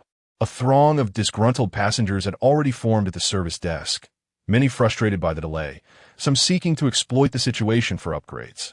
Upon arrival, Su Jixing heard the attendant attempting to soothe the crowd. "Ladies and gentlemen, please bear with us. The meteorological department has reported that the flight path for today coincides with the trajectory of the heavy rain. For your safety, we must wait until it passes before we can take off." "How long must we wait? Please provide a definite answer." The attendant, visibly distressed, replied that while she understood the urgency, she could not negotiate with the rain to cease its fall. "At present, we cannot ascertain the duration of the delay. However, we will arrange for takeoff as soon as the rain diminishes." Not only was their flight affected, but many others were grounded as well, leading to a cacophony of complaints in the terminal, which eventually drew the airport manager's attention. Taking to the stage, the manager addressed the crowd, "Please remain calm. As you can see, the torrential rain has not abated. This storm is a result of a typhoon. If we were to take off now, we could not guarantee your safety." A passenger interjected, "Last week, it rained just as heavily, and flights were still operating." The manager retorted, "Which airline did you fly with last week?" "Shandong Airlines," the passenger replied. The manager responded incredulously, "Who can possibly compare to them? Their pilots are retired fighter jet operators. They can take off in a downpour. We, however, cannot." The manager continued, "It appears we will not be able to depart tonight. However, do not worry. We will arrange accommodations for you. Tomorrow, once the rain has ceased, we will ensure the fastest possible flight for you." Upon hearing this, Su Jixing felt as though a heavy stone had settled in his stomach. Time was of the essence, and if they could not arrive promptly, many events would be missed, potentially transforming their trip into a mere day in France. Returning to the makeup artist, Su Jixing found Lu Qingyu's expression less than favorable. "Su Ge, what is the situation?" Su Jixing sighed. "It seems we will not be departing today. The rain has grounded the planes." Contemplating their predicament, he opened his laptop to rearrange and coordinate the upcoming schedule, realizing that this journey had begun rather poorly. If transportation delays continued, he would have to consider reducing the number of events. "Give me a moment. I will see if I can arrange a flight from another city. If transportation remains obstructed, we may have no choice but to wait." Lu Qingyu nodded, stretching as she gazed through the airport's glass windows. In the distance, a plane's lights illuminated the tarmac, with ground crew braving the rain to conduct inspections, seemingly preparing for takeoff. Didn't they say all flights were grounded? Upon closer inspection, it became clear that this was a private jet. Scanning the airport surroundings, Lu Qingyu noticed that most of the VIP lounge occupants were gathering their belongings to depart, leaving only 3 foreign individuals behind. After a moment's thought, she approached them. Meanwhile, Su Jixing made several work-related calls and explored nearby airports, ultimately discovering no suitable alternatives. Half an hour later, he sighed once more, realizing that they were left with no other option but to wait until the following day. "Qingyu, let us proceed to the hotel," Su Jixing called out, only to find that she had vanished. "Where did she go?" Su Jixing queried, bewildered. The photographer replied, "She was just here. The makeup artist scanned the area over there." Turning around, Su Jixing was astonished to see Lu Qingyu animatedly conversing with a foreign gentleman, both laughing as if they were old friends. Approaching them, Su Jixing said, "Qingyu, it and Oppos. It's time for us to leave." Lu Qingyu, upon seeing Su Jixing, showed no inclination to depart, instead introducing the man. "Louis, allow me to introduce my manager." Lu Qingyu spoke in French, leaving Su Jixing momentarily stunned by her linguistic prowess. Louis extended his hand towards Su Jixing, greeting him in English. "Hello, I am Louis." Su Jixing, recovering from his astonishment, shook his hand politely before taking a closer look at the distinguished foreigner. Louis appeared to be in his 50s, clad in a meticulously tailored deep brown, striped suit, suggesting it was bespoke. With a smile, Louis exuded an air of gravitas. Lu Qingyu added, "Su Ge, we can take Louis's private jet to leave shortly." So hiksin deep. What did you just say? Chapter 71. Familiarity. Su Jixing glanced at Louis once more. Although Louis did not understand Chinese, he nodded in agreement upon hearing Lu Qingyu mention his name. Su Jixing doubted his own hearing. Are you saying we can take Mr. Louis and Appo's private jet? Yes. Lu Qingyu replied. Mr. Louis is very kind. I told him we are 4 in number and unable to leave due to the weather. He is heading back to France and invited us to join him on his flight. Su Jixing gasped, initially fearing that Lu Qingyu had fallen prey to a scam, only to quickly dismiss that thought. After all, what kind of con artist possesses a private jet?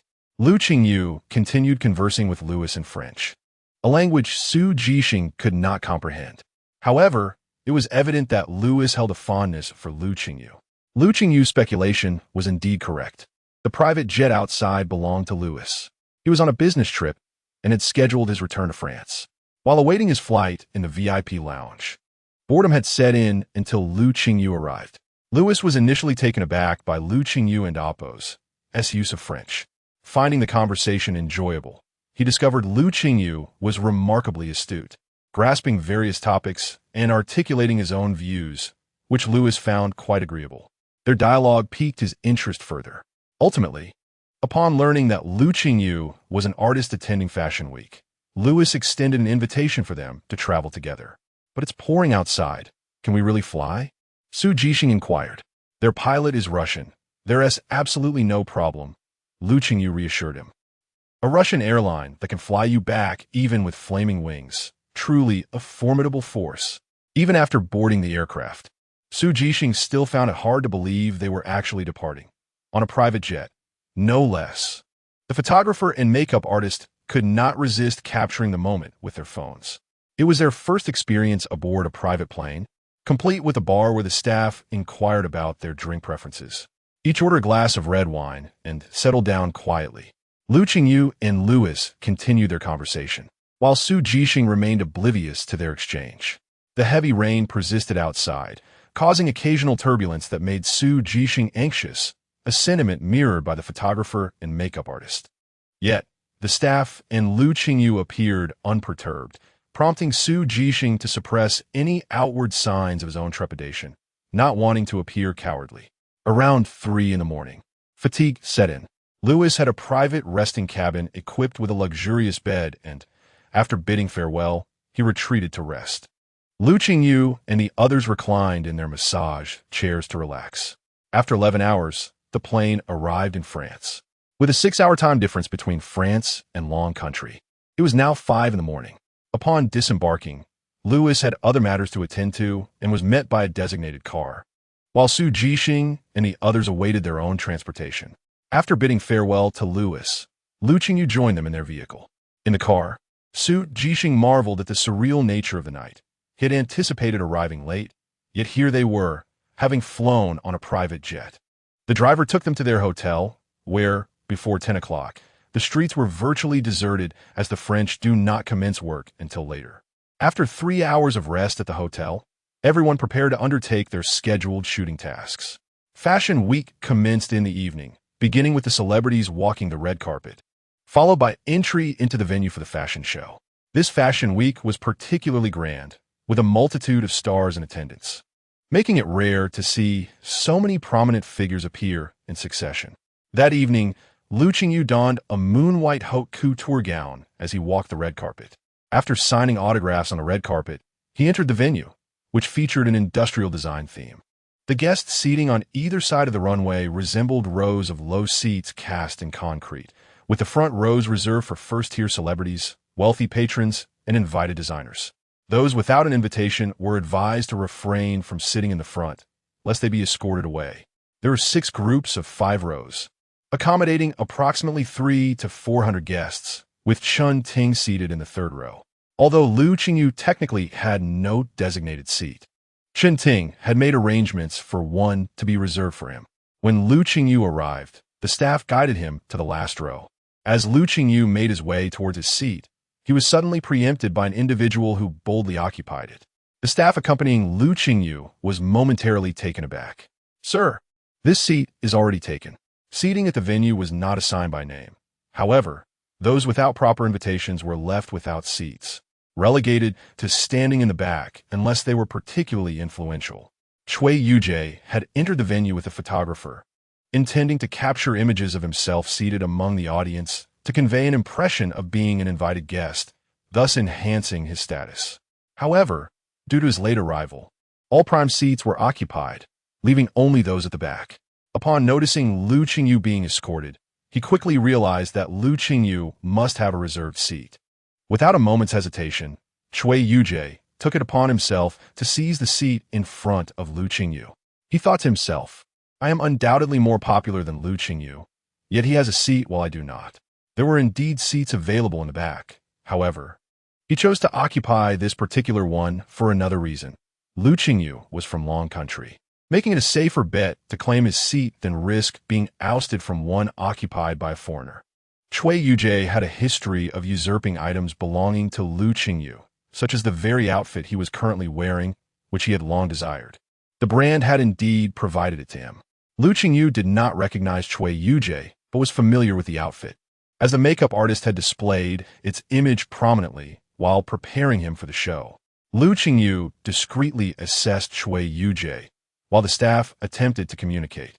Cui Yujie merely smiled, remaining silent, firmly planted in his seat. The staff had not anticipated another instance of being challenged.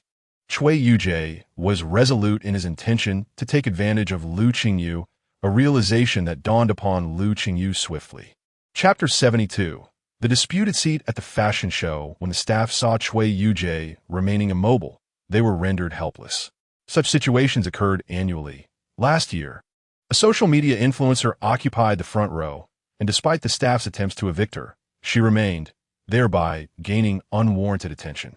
Cui Yujie understood this reality. This strategy was suggested by his manager. Initially, he felt a twinge of embarrassment, yet as his manager pointed out, if it led to fame and better opportunities, few would care about the means employed. Once he achieved significant success, the fashion show might well invite him to sit in the front row, and no one would dwell on past grievances. The staff turned to Lu Qingyu and said, I apologize, sir. Please hold on while I check for other available seats. As the staff member walked away, Cui Yujie grew even less courteous towards Lu Qingyu.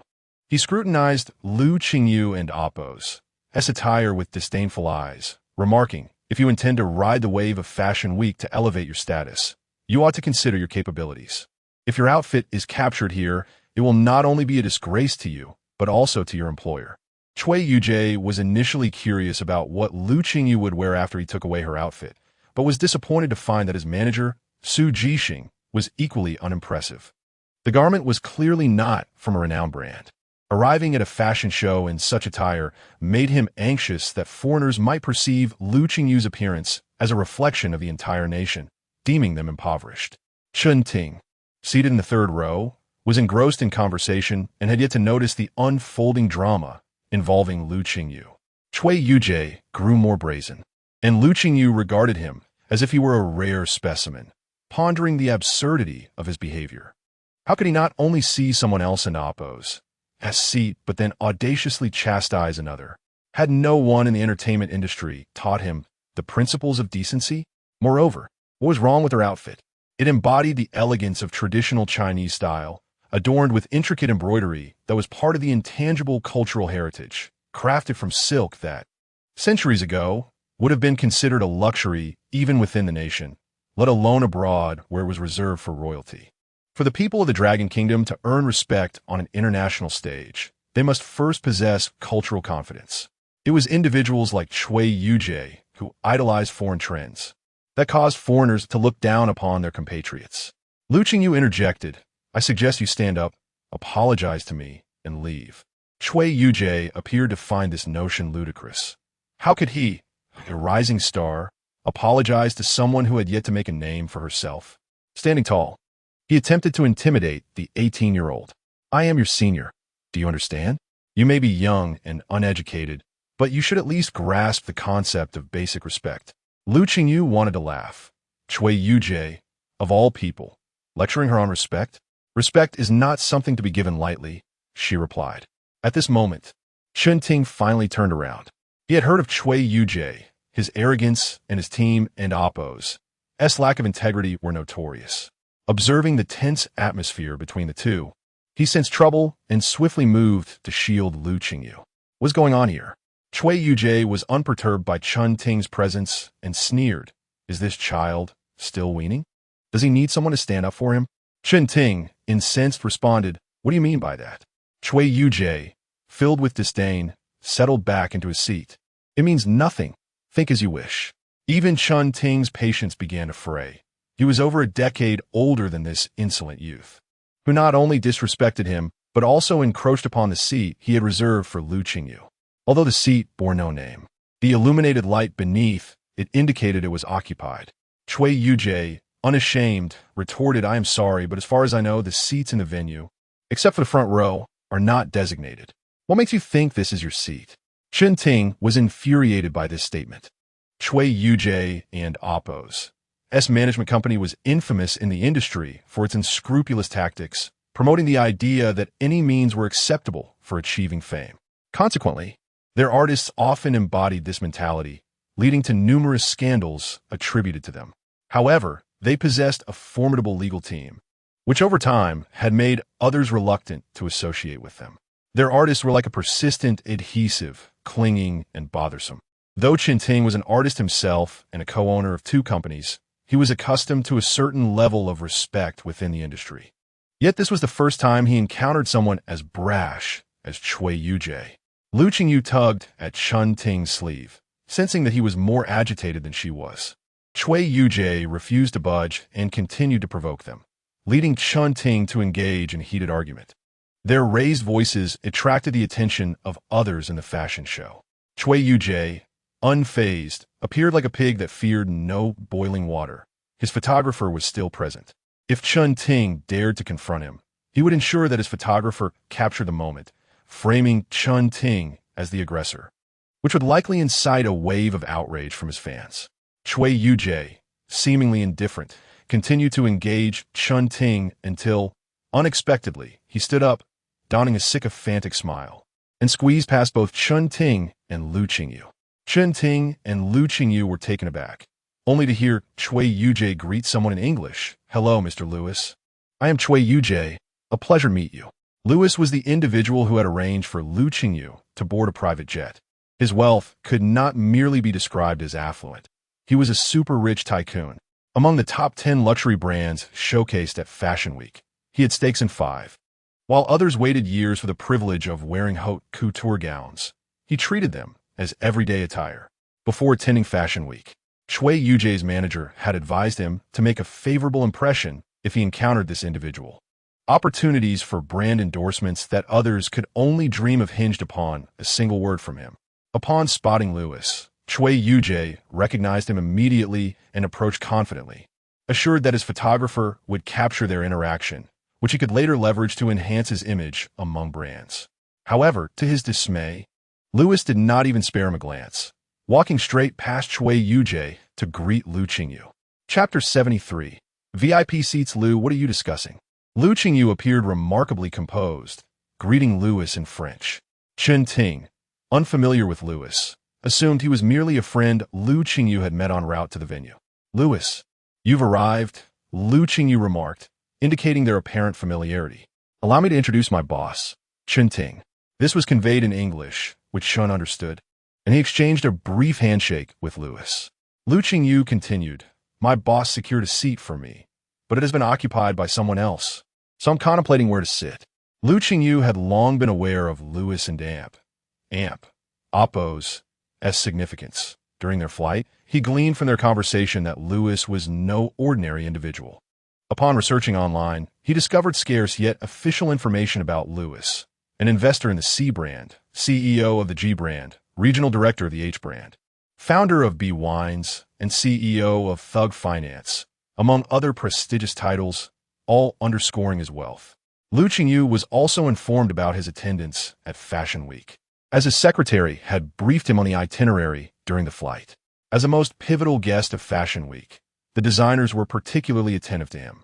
His seat was not only in the front row, but a dedicated row reserved solely for Lewis, accommodating any guests he might invite. Upon hearing Lu Qingyu mention his seat being occupied, Louis furrowed his brow as he noticed Lu's gaze shifting towards Cui Yujie. Observing Louis bypass him to engage with Lu Qingyu, felt a sudden pang of anxiety. How could Lu Qingyu possibly know Louis? Moreover, he spoke French. Having previously researched Lu Qingyu's background, Cui Yujie recalled that he had not even completed high school and had once led a rough lifestyle. How had he managed to connect with someone like Louis? Louis addressed Lu Qingyu. The view from that seat isn't optimal. Let me find you a better one. Lu Qingyu, hearing this, graciously replied, Then I shall gladly take advantage of Mr. Louis's kindness today. As Louis motioned for Lu Qingyu and his companions to move forward, Cui Yujie quickly positioned himself in their path. This was one of his rare opportunities, and he was determined to seize it. Mr. Louis, I am aware that you oversee numerous brands, yet my favorite is the one I am currently wearing. I believe its philosophy aligns perfectly with my values. I understand this brand is seeking ambassadors. Might I be deemed suitable? Cui Yujie's outfit indeed belonged to one of Louis's invested brands. Suddenly, Lu Qingyu interjected. This garment is truly remarkable. Louis replied, Oh, you like this piece as well? Lu Qingyu responded, It's quite nice. My agent had lent me this outfit previously, but when I went to retrieve it, I was informed it had been lent to someone else. It's a bit regrettable that I couldn't wear it. Upon hearing this, Louis's expression darkened. The French place immense value on promises, and if Lu Qingyu's account was accurate, it would be a severe breach of trust for the brand. Cui Yujie was taken aback that Lu Qingyu would bring this up in front of Louis. Cui Yujie gritted his teeth and said to Lu Qingyu, Enough, no one to stop. Lu Qingyu chuckled. Are you threatening me? Mr. Louis, this gentleman here has advised me to cease. Louis and Appo's expression grew even darker. The person responsible for the garment and Appo's reallocation was in serious trouble, as was Cui Yujie. Louis remarked, This piece is indeed exquisite, but I believe your character does not align with its philosophy. He instructed his assistant, Dismiss the head of this brand and kindly escort Mr. Cui away. The assistant nodded and approached Cui Yujie, gesturing for him to leave. In a state of panic, Cui Yujie realized that being asked to leave would render him a laughingstock. He looked up and saw Lu Qingyu, his expression twisting into a snarl. It's you. What did you say to Mr. Louis? Are you behind this? Lu Qingyu replied, I haven't concealed anything from you.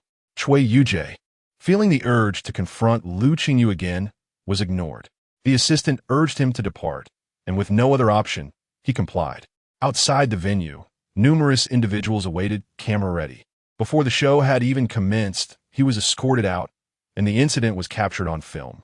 News of this swiftly circulated back to Long Country, propelling Cui Yujie to trending status.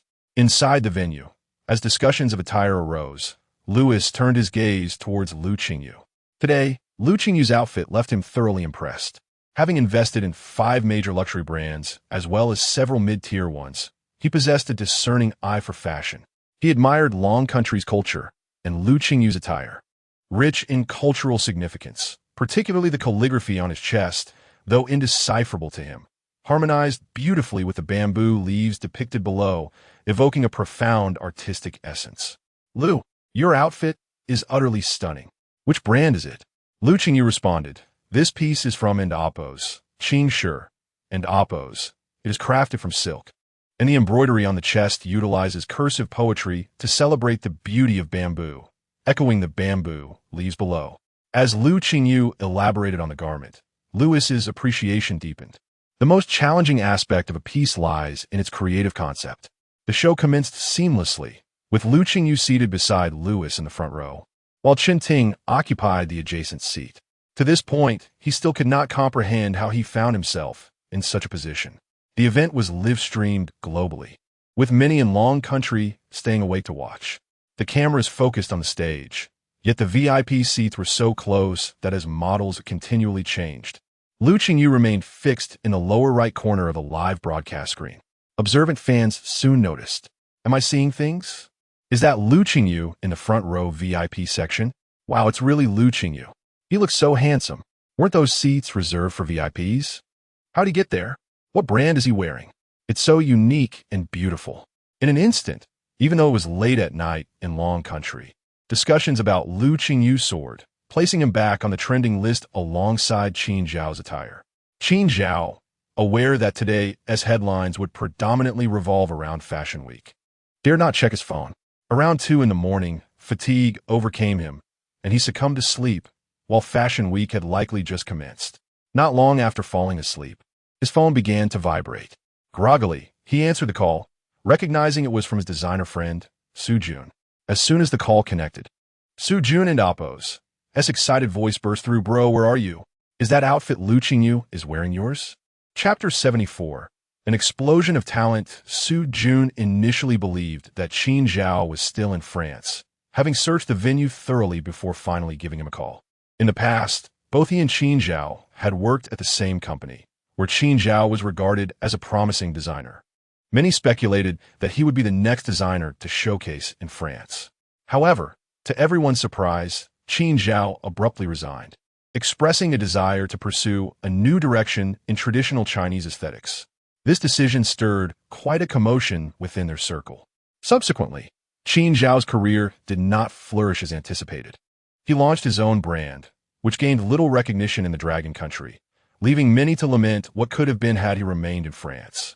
Among the guests at the fashion show, Lu Qingyu attracted the most attention, with photos and videos already circulating back home. Su Jixing, unable to access the intervenue, was busy coordinating between teams outside. Initially, they had agreed that the photographer would send over images of Lu Qingyu at the show, which he would then edit and post on social media. When the photographer sent the photos, Su Jixing opened them with the expectation of seeing Lu Qingyu seated at the back of the venue. To his astonishment, he found Lu Qingyu in the front row. Not only that, but he was seated in a VIP spot. Next to him was none other than Mr. Lewis, the kind gentleman who had offered them a private jet. Holding Lu Qingyu's phone, Su Jixing was eager to uncover the details, leading him to search for Mr. Lewis online. What he discovered made him break into a sweat. It turned out that Mr. Lewis was an investor in 5 major luxury brands. Unlike others who were desperately trying to get a photo with Mr. Lewis, Lu Qingyu appeared completely at ease sitting beside him. Containing his excitement, Su Jixing quickly arranged for materials to be sent back home. Netizens back home had been speculating about which star would shine the brightest at Paris Fashion Week. Some guessed various celebrities, but no one anticipated it would be Lu Qingyu. Even Lu Qingyu's own fans thought of this as merely a chance to join in the excitement. Yet, the news coming back was astounding. A front row seat, flanked by bona fide Hollywood actors and fashion icons, as well as an investor from a top luxury brand.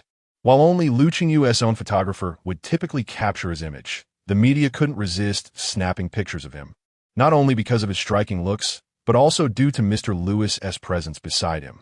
It made one wonder how he had secured such a prime spot. Lu Qingyu's fellow top-tier celebrity was seated in the second row, while he basked in the limelight in the front. Had it not been for the recent revelations about Lu Qingyu's family background, one might suspect he was a hidden scion of a wealthy family. Lu Qingyu's ensemble was truly exquisite, and many were curious about the brand. He was indeed the first to wear traditional Chinese attire at Paris Fashion Week, capturing hearts everywhere. Following the show, Mr. Lewis introduced Lu Qingyu to several creative directors of luxury brands he represented and even participated in an interview alongside him. What Su Jun saw was the concluding interview where the young man standing next to Mr. Lewis introduced his outfit as belonging to the brand Qing Shi. Upon hearing this, he immediately called Qin Zhao. When Qin Zhao heard Lu Qingyu's name, a jolt of excitement surged through him. The outfit Lu Qingyu wore was one he had personally sent over. Could it be that he truly wore it? Before Su Jun could receive a response from Qin Zhao, he heard the sound of the call disconnecting. After hanging up, Qin Zhao searched for information about Lu Qingyu online and came across the interview footage. Upon seeing Lu Qingyu in that familiar light blue outfit, he felt an overwhelming joy, akin to fireworks exploding in his mind. "Ah, Lu Qingyu really wore it," he exclaimed, marveling at how handsome he looked. Qin Zhao, filled with excitement, watched the interview as Lu Qingyu eloquently discussed the design of his outfit in fluent English. What moved Qin Zhao the most was how Lu Qingyu articulated the concept behind the clothing, a detail not included in the note he had sent along. At the end of the interview, the man beside Lu Qingyu expressed his admiration for the brand. Could it be that the one who praised the brand was Mr. Lewis, the investor of the very label where Qingyu had previously worked? Soon after, his usually quiet email inbox began to flood with messages, completely disregarding the fact that it was nearly 4 in the morning. Qingyu, now wide awake, opened his email to find numerous collaboration requests from various celebrity studios. Lu Qingyu's outfit had skyrocketed to fame at Paris Fashion Week, with renowned investors affirming its brilliance. Stars who were accustomed to being at the forefront of fashion couldn't sit idly by. They needed to remain relevant. Consequently, their studios sent invitations for collaboration, requesting Qingyu to send samples and custom designs. Seeing the list of names, Qingyu felt a mixture of disbelief and amusement. Several of those stars had previously received his creations, painstakingly crafted over weeks.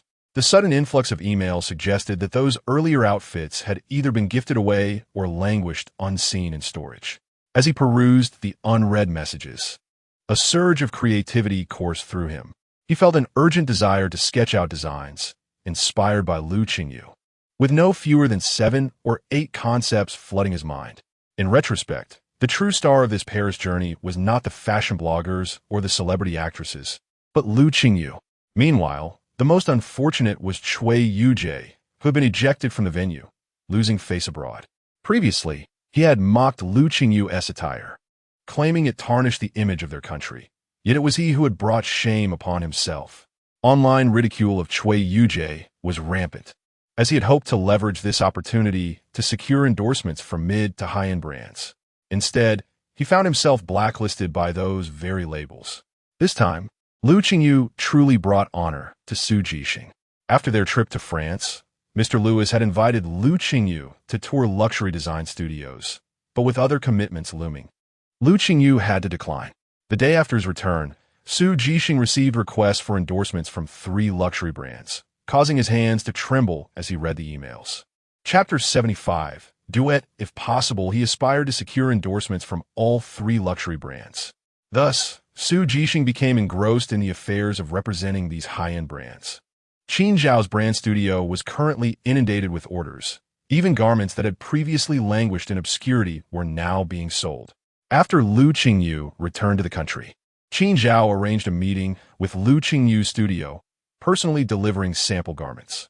Having seen Lu Qingyu online, Qingzhao found him exceptionally handsome, but upon meeting in person, he discovered he was even more striking. In the past, Lu Qingyu had suffered hardships that rendered him quite slender. Yet in the past 2 months, he had begun to eat better, gaining some weight while also engaging in muscle-building exercises, resulting in a remarkable physique.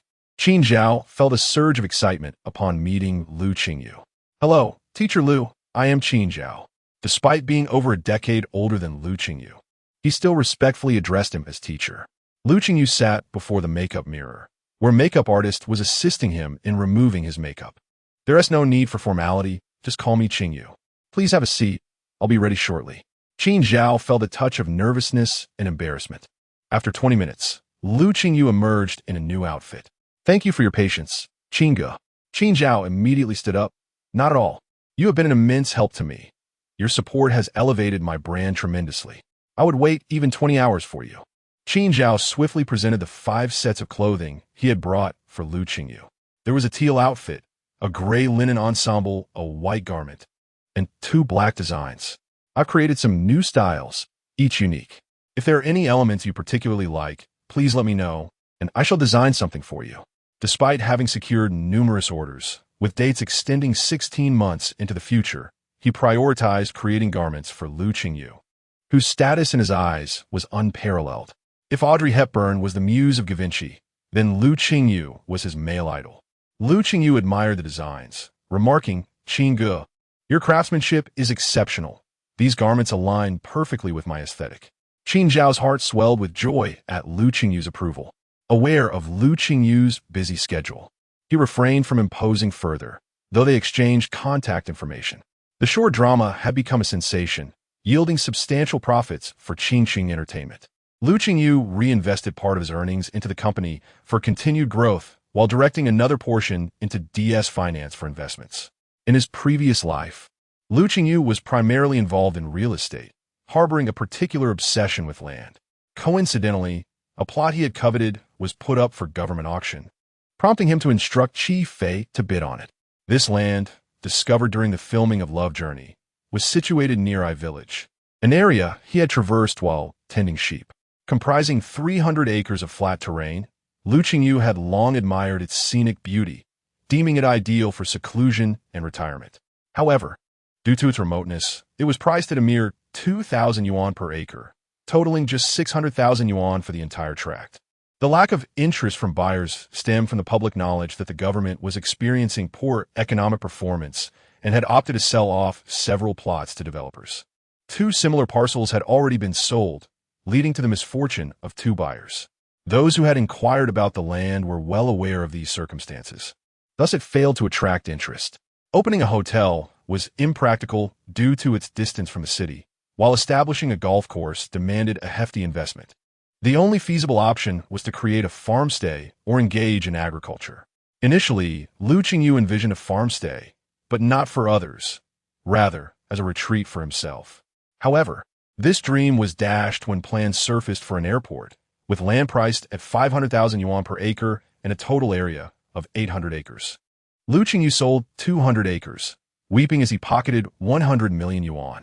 As for the remaining 100 acres, he intended to construct a hotel, the only one near the airport, promising immense profits. When Chi Fei learned this news, he was astounded. Wasn't the boss planning to establish a farmstay? How did he suddenly profit 100 million? His voice trembled as he called Lu Qingyu. Although Lu Qingyu felt a tinge of regret for the loss of his farmstay, he recognized that he would have to consider alternative locations. Meanwhile, those who had refrained from bidding on the land were consumed with regret. They could not fathom how the airport plans had materialized so rapidly, as no hints had been dropped during the auction. Due to his busy schedule, Lu Qingyu could only review the materials for the 3 companies each evening. Fortunately, both Wang Ning and Chi Fei, whom he had hired, were diligent and resolved numerous issues on his behalf. In the 4th episode of Music Partners, the theme was duets, and thankfully, the requirement for original compositions was lifted. Thanks to Lu Qingyu's influence, the program's viewership had been steadily climbing. The episode broke 10 million views as it went live, and the comments revealed that many viewers were drawn by Lu Qingyu's presence. At just 18, this young man had experienced a dramatic upheaval in his life, akin to a narrative propelled by luck. While his contemporaries in the entertainment industry remained mere trainees, Lu Qingyu had already appeared in 2 variety shows and produced numerous representative works, even becoming the standout at Paris Fashion Week. I'm here to see my brother. Just returned from France. Didn't he need to adjust to the time difference? Curiously, viewers wondered how this episode's theme would unfold. Song Ku, I will always support you. Xiao Xiao remains as beautiful as ever, utterly enchanting. Qing Ran is still as earnest as before. The competition allotted 2 hours for the guests to prepare. Song Ku, having suffered a prior defeat, was determined to redeem himself. He and Jiang Yu chose a classic love duet, A Dream in the Mortal World, the closing song of a film that had created quite a stir a decade ago. The song had become widely recognized, and during the 2-hour preparation, Song Ku adjusted the melody, infusing it with additional musical elements. Zhang Xiao and Wang Hai also selected a romantic ballad, as love songs were the predominant choice for duets. Lu Qingran and her mentor, Li Qingming, were not exempt from this trend, discovering that the repertoire for duet performances was quite limited.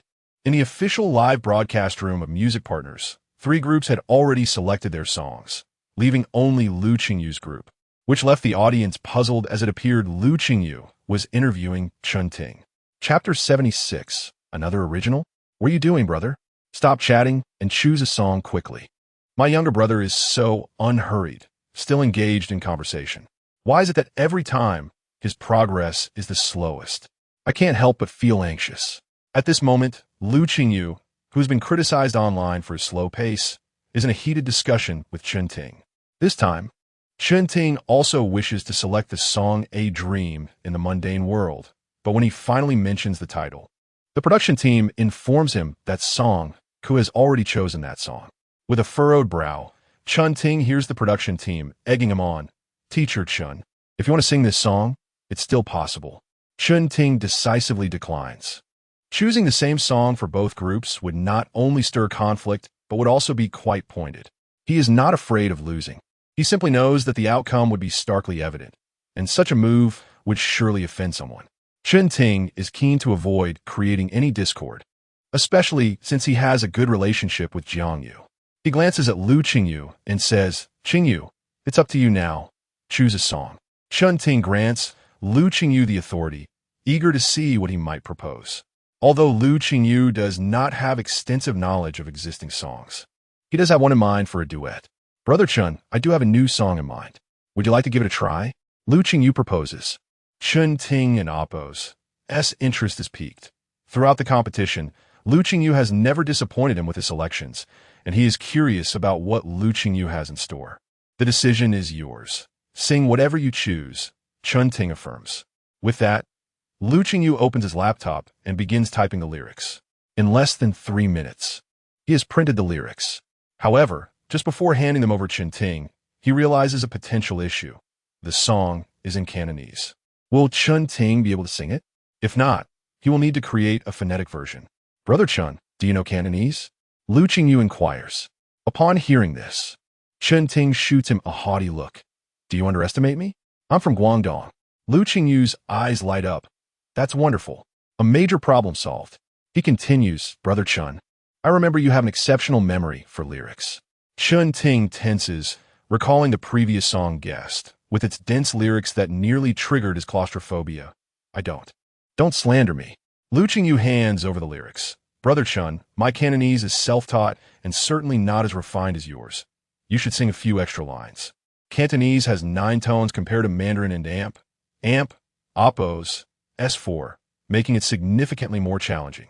With Lu Qingyu and amp, Appo's encouragement, Chun Ting considers singing a few extra lines, but upon reviewing the lyrics, he firmly declines.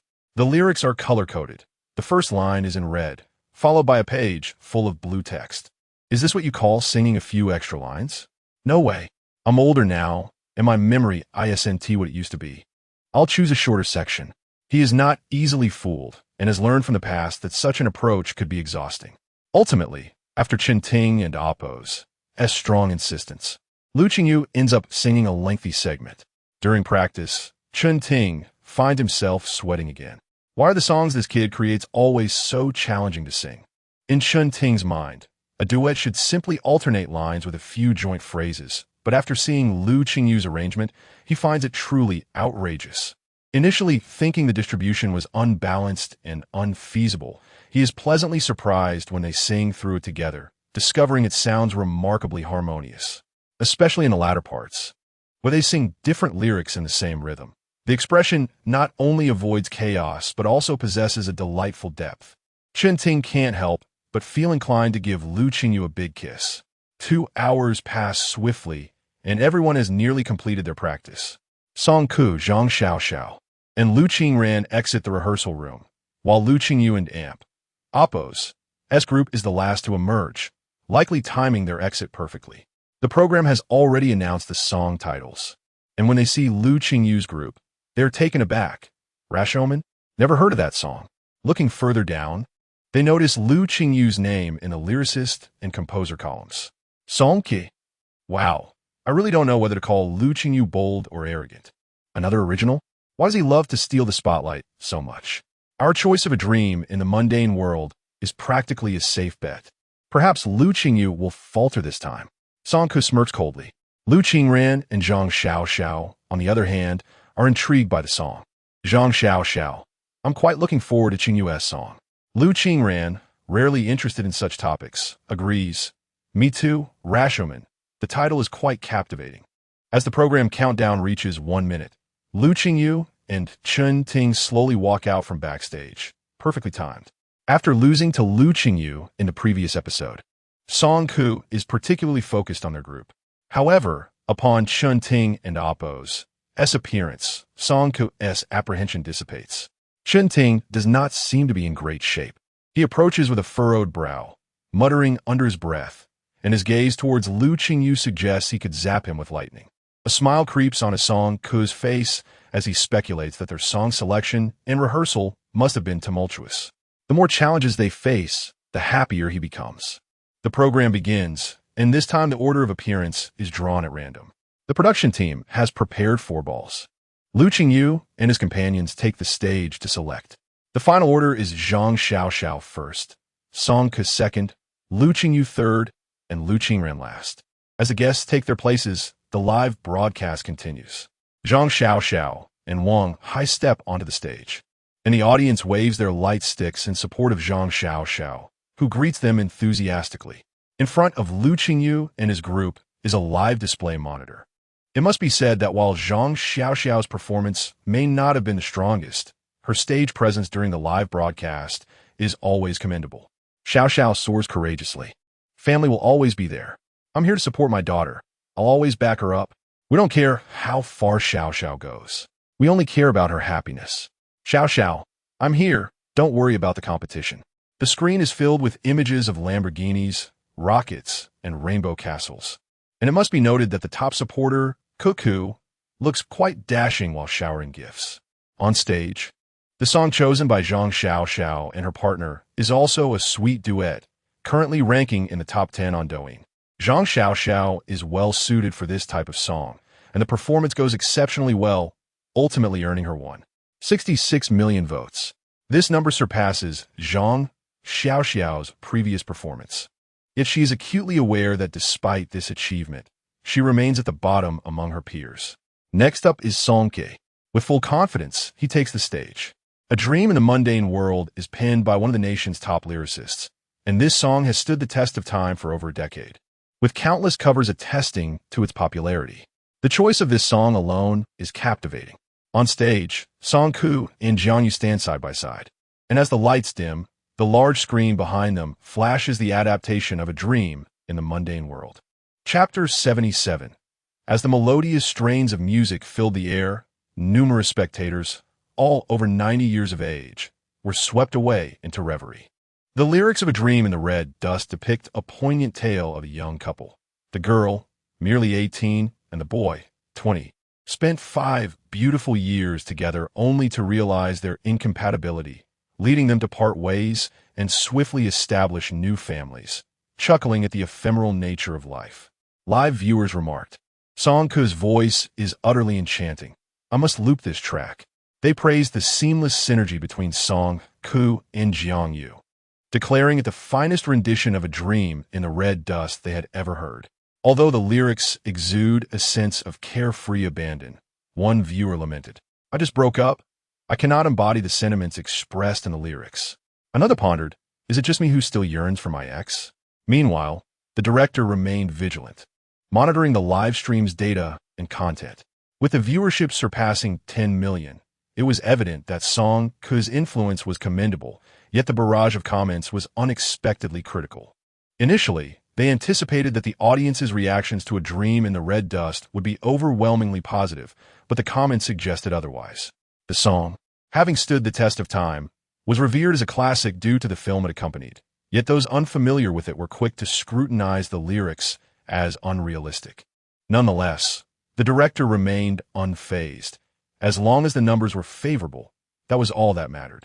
Upon the conclusion of Song Ke's performance, he beamed at the final vote count, 19 million. The thunderous applause resonated in his ears. Surpassing 2 million votes was astonishing. He cast a proud glance at Lu Qingyu, recalling his previous misstep due to overconfidence. This time, however, he was resolute in his determination to win. Lu Qingyu retorted, Why are you looking at me? I will not vote for you. The third group was finally Lu Qingyu's turn. During the previous performances, Chun Ting had hardly paid attention, his focus entirely on the song he was about to perform. Compared to before, the lyrics were fewer, but the complexity of the performance had escalated. The host announced, Please welcome Chun Ting and Lu Qingyu. The duo rose and made their way to the stage. As they took their positions, the stage dimmed before being split into 2 dimensions by a burst of blue and warm yellow light. On the left, Lu Qingyu stood enveloped in blue, while Chun Ting basked in warm yellow, creating the illusion of 2 individuals from disparate worlds. Lu Qingyu was pleasantly surprised by the stunning lighting, contemplating a gesture of appreciation for the lighting designer. As the music commenced, the title Rashomon appeared, accompanied by an introduction to the song. The audience erupted in excitement upon discovering that the song was an original composition by Lu Qingyu. Oh my, an original! My brother never ceases to amaze. His fans were indeed fortunate. Aside from his singing prowess, his prolific output was commendable. Given the song's Cantonese lyrics, not everyone could comprehend them. So, unlike the previous guests, Lu Qingyu's performance included not only images that complemented the lyrics, but also the lyrics themselves. Initially unaware of the song's language, the audience was momentarily taken aback until Chun Ting's deep voice resonated. If you have yet to perceive the absurdity of the rumors surrounding a madman, hand in hand. The comment section lit up. Cantonese. I'm from Guangdong, and I'm thrilled. The opening lines were captivating, brimming with meaning, igniting excitement among the audience. In typical duet fashion, the lyrics were generally shared evenly, with the first singer delivering 4 to 6 lines before the second took their turn. However, contrary to expectations, after only 2 lines from Chun Ting, Lu Qingyu continued singing. I am grateful for those who have loved me for 10 years without cease. Recently, an old classmate remarked that I have lingered in your heart for 600 weeks. Lu Qingyu's Cantonese was mesmerizing, captivating the audience as they absorbed the lyrics and his performance, akin to savoring a fine vintage. The storytelling within the lyrics was compelling, unlike previous duets that required interpretation. This song conjured vivid imagery in the minds of listeners. It's beautiful, I'm hooked. What a divine melody. I adore it. The audience marveled at Lu Qingyu's continued brilliance as he sang line after line, the disparity in lyric distribution becoming evident. Expecting a transition to Chun Ting, the audience shifted their gaze, only to find Chun Ting lingering at the edge of the stage, seemingly poised to sing. Yet Lu Qingyu's voice filled the air once more. Truth be told, I reminisce about that relationship without regret. Should we happen to meet again on the road, I would smile and inquire about your well-being. Your nightly updates on Facebook are futile to peruse. The audience, entranced by the song, found themselves immersed in its beauty. Yet, as professional singers, Song Ku and his peers instinctively began to analyze the performance. The song had become predominantly Lu Qingyu's, with Chun Ting's contributions seeming minimal. Was Chun Ting merely supporting Lu Qingyu, relinquishing his lyrics? Just as the audience began to perceive Chun Ting as a mere prop, he finally chimed in, joining Lu Qingyu for the concluding lines, marking the return of his segment. Chapter 78. I suspect he is writing about me. Lu Qingyu and Chun Ting sang simultaneously, yet each delivered distinct lyrics within the same melody. This unconventional approach astonished the audience, for they had never encountered such a style before. It was a common assumption that differing lyrics sung to the same melody would create a sense of chaos. However, the audience found the experience quite the opposite. They did not feel disarray. Rather, they perceived the emotional nuances expressed by the two protagonists standing at divergent perspectives. Song Ku and others seated in the audience were rendered speechless, recognizing that the song resembled a duet, articulating the sentiments of both parties in a romantic relationship. One side remained infatuated for a decade, unable to forget their beloved, believing their love to be profoundly touching. Conversely, the other party felt misunderstood, reflecting on the past 10 years as not entirely devoid of good moments, and believed it was time to let go. Chun Ting and Lu Qingyu harmonized beautifully, neither overshadowing the other's voice, while masterfully managing the dynamics to ensure the essence of the song was palpable. Their seamless performance evoked envy and admiration. The theme of love was rendered authentically and grounded in reality in Rashomon.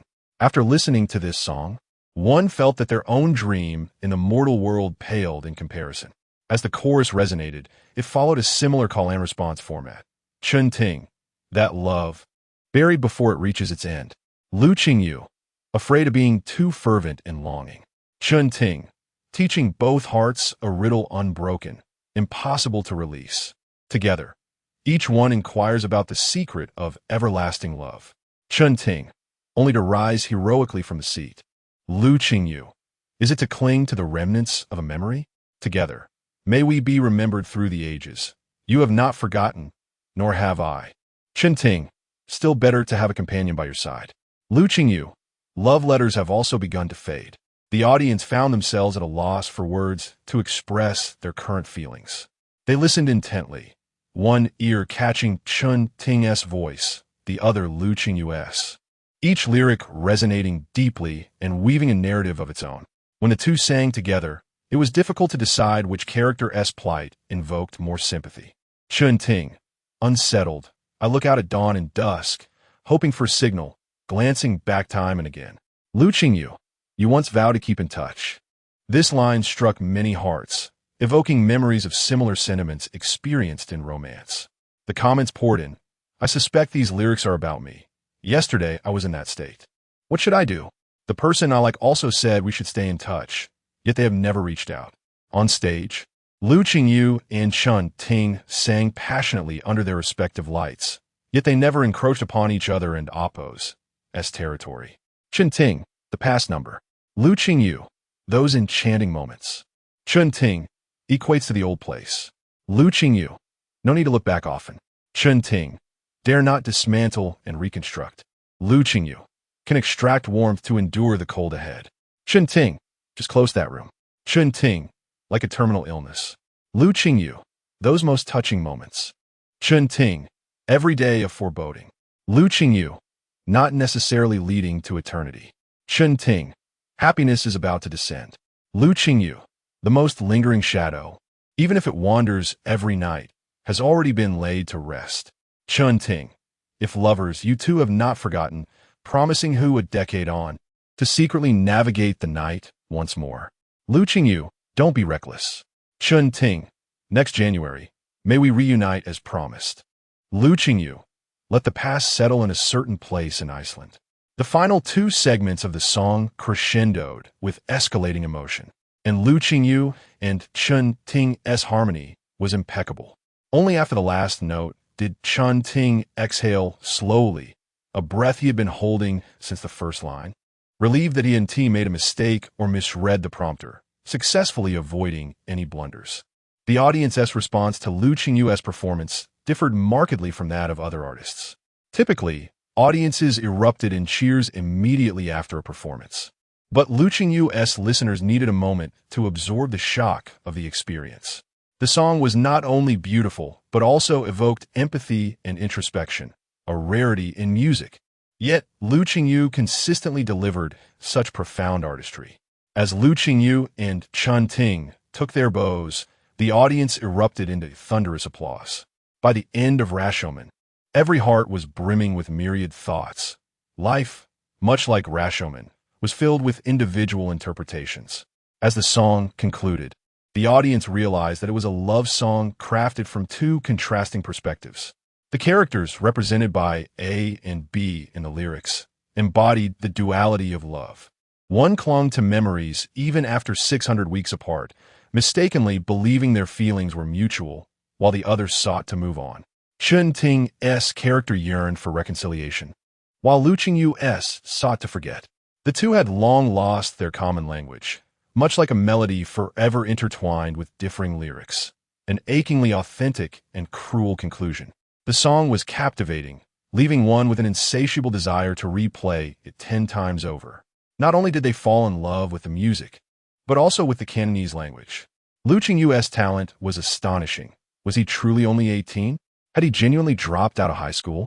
Votes were necessary. Everyone felt compelled to cast their ballots, even urging their mothers to vote. Songka glanced back, noting the audience's reaction was far more fervent than during the performance itself. Though the votes had yet to be revealed, a sense of impending defeat washed over him, accompanied by a feeling of powerlessness. 2 minutes later, the results were announced. Chen Ting felt a twinge of anxiety, while Lu Qingyu appeared remarkably at ease. Songka clenched his fists, palms slick with sweat. As the stage pulsed with a heartbeat-like rhythm, he felt his own heart race in tandem. On the big screen, after an exhilarating surge, the progress bar finally halted. Amidst the audience's ecstatic screams, Songku resigned himself to the outcome. 4.09 million votes. The count for this round nearly rivaled the total votes of the first 3 contestants combined. Chen Ting was stunned upon seeing the numbers. as was the director. Lu Qingyu's popularity was overwhelming. As Lu Qingyu stepped off the stage, Lu Qingran couldn't help but embrace him, exclaiming, "Qingyu, you sang splendidly." Lu Qingyu replied, "Thank you, Sister Lu. You too, keep it up." Chapter 79. Under the Sea, the final performance featured Lu Qingran, who, alongside her mentor, showcased an exceptional display of talent. Their profound understanding of one another resulted in a remarkably harmonious collaboration.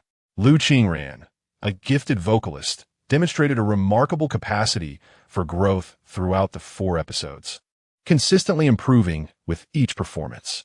The duo passionately expressed their emotions on stage, culminating in Lu Qingran finishing a mere 20,000 votes behind Song Ku. This performance hit Song Ku hard. He had always been the frontrunner in prior competitions, yet he had now stumbled against Lu Qingyu twice in succession. Coupled with the formidable presence of Lu Qingran, victory would have been elusive had his chosen song not held an inherent advantage. In the 4th round, Lu Qingyu once again claimed the top spot on the leaderboard. After the program, Su Jixing granted Lu Qingyu a day off, following her return from Paris Fashion Week. Lu Qingyu had been inundated with work, often resting no more than 4 hours a day. With her child still in a critical growth phase and the impending college entrance examinations looming, Su Jixing deemed it prudent to allow her some respite. Nevertheless, Lu Qingyu did not squander her time off. She seized the opportunity to address matters pertaining to her own company. The meteoric rise of Qingqing Entertainment took many by surprise. The entertainment industry was dominated by 12 companies, 4 major and 8 minor, collectively controlling 80% of the market share. Chunting's Black Pearl Entertainment was among the smaller entities, but due to its laid-back yet principled management approach, it languished at the bottom of the minor group. In contrast, Qingqing Entertainment, in just 3 months, had surged onto the list of the 8 minor companies thanks to a successful short drama. With adequate funding now in place, Qingqing Entertainment continuously upgraded and expanded its operations, evolving from producing short dramas of 3 to 4 minutes to high-quality productions lasting over 10 minutes, and even securing a Grade A film project within a mere 3 months. Wang Ning had become increasingly adept in his role. Nowadays, whenever Lu Qingyu stepped out, she was invariably followed by a throng of fans, and even with a mask and hat, she was easily recognized.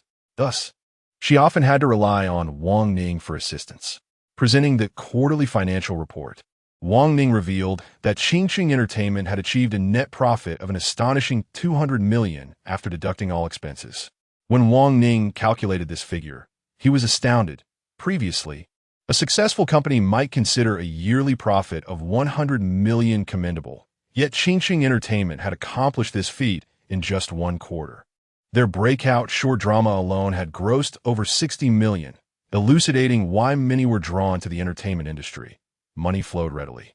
Wang Ning remarked, "Boss, regarding the newly acquired Grade A film project, I believe our company, primarily focused on short dramas, should capitalize on this opportunity to elevate our visibility in the industry. This will signal to other film companies that we possess the capability to deliver substantial content." After reviewing the project proposal, Lu Qingyu noted that the upcoming film was a modern romance titled Destined Lovers, a somewhat cliché narrative of a middle-class woman falling for a poor young man while rejecting the advances of a domineering CEO, opting instead to struggle alongside her love interest. Wang Ning had meticulously curated the production team, enlisting directors and creatives with established reputations. Understanding Wang Ning's rationale, Lu Qingyu acknowledged his authority to determine the strategic direction of the company.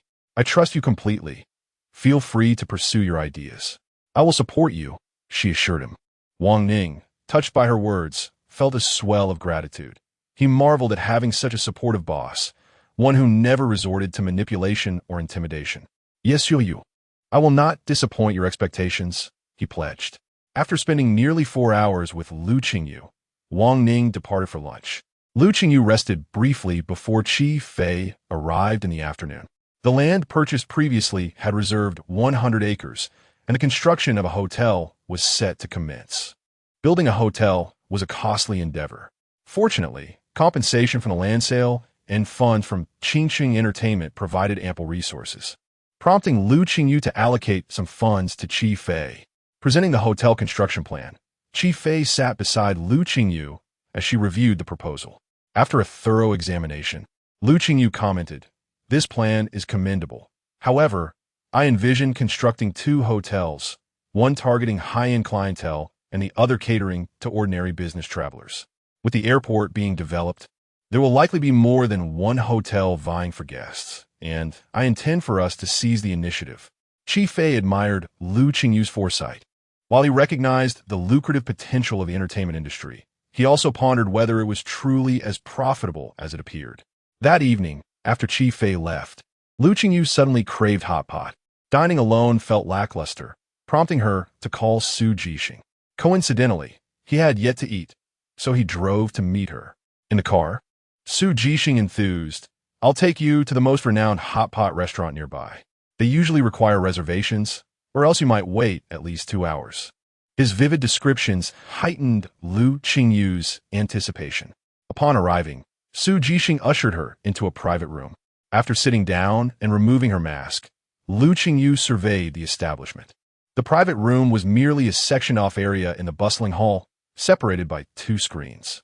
After inquiring about her preferences, Su Jixing ordered a spicy broth and a selection of specialties, including tripe and brain, along with 2 plates of meat and vegetables.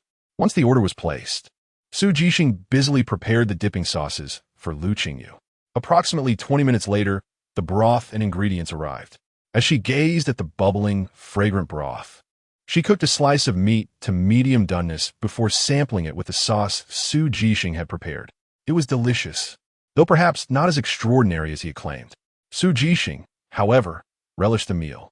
"How does it taste? Is it good?" he asked. Lu Qingyu replied, "It's all right. The flavor is decent, but the service pales in comparison to heir. Su Jixing raised an eyebrow. "Heir? What is that? A newly opened restaurant?" Lu Qingyu paused mid-bite, cautiously inquiring, "There's no heir here?" Su Jixing responded, "Is it a trendy spot? I haven't heard of it." Lu Qingyu set down her chopsticks and took a deep breath. "Do they not sing for customers celebrating their birthdays?" Su Jixing chuckled. "What would they sing for a birthday in a hot pot restaurant?" Lu Qingyu pressed on. "Do they not have noodle-flinging performances?" Su Jixing laughed. "What kind of fanciful notions do you have? Do you think a hot pot restaurant is a circus?" Feeling disheartened, Lu Qingyu thought it was time for heir to bring some excitement back into the hot pot industry. Chapter 80. Venturing into the culinary industry after finishing dinner. Lu Qingyu returned home and conducted an online search, only to discover that this world astonishingly lacked heir. Goodness, heir, the paradise for food lovers. How much vibrancy would the world forfeit in its absence? No one had ventured into this realm yet. Thus, he would be the progenitor of heir. How could he let this opportunity slip away? It was simply exhilarating. He felt that the meal had been incredibly worthwhile. Consequently, Lu Qingyu called Qi Fei late at night to convene a meeting.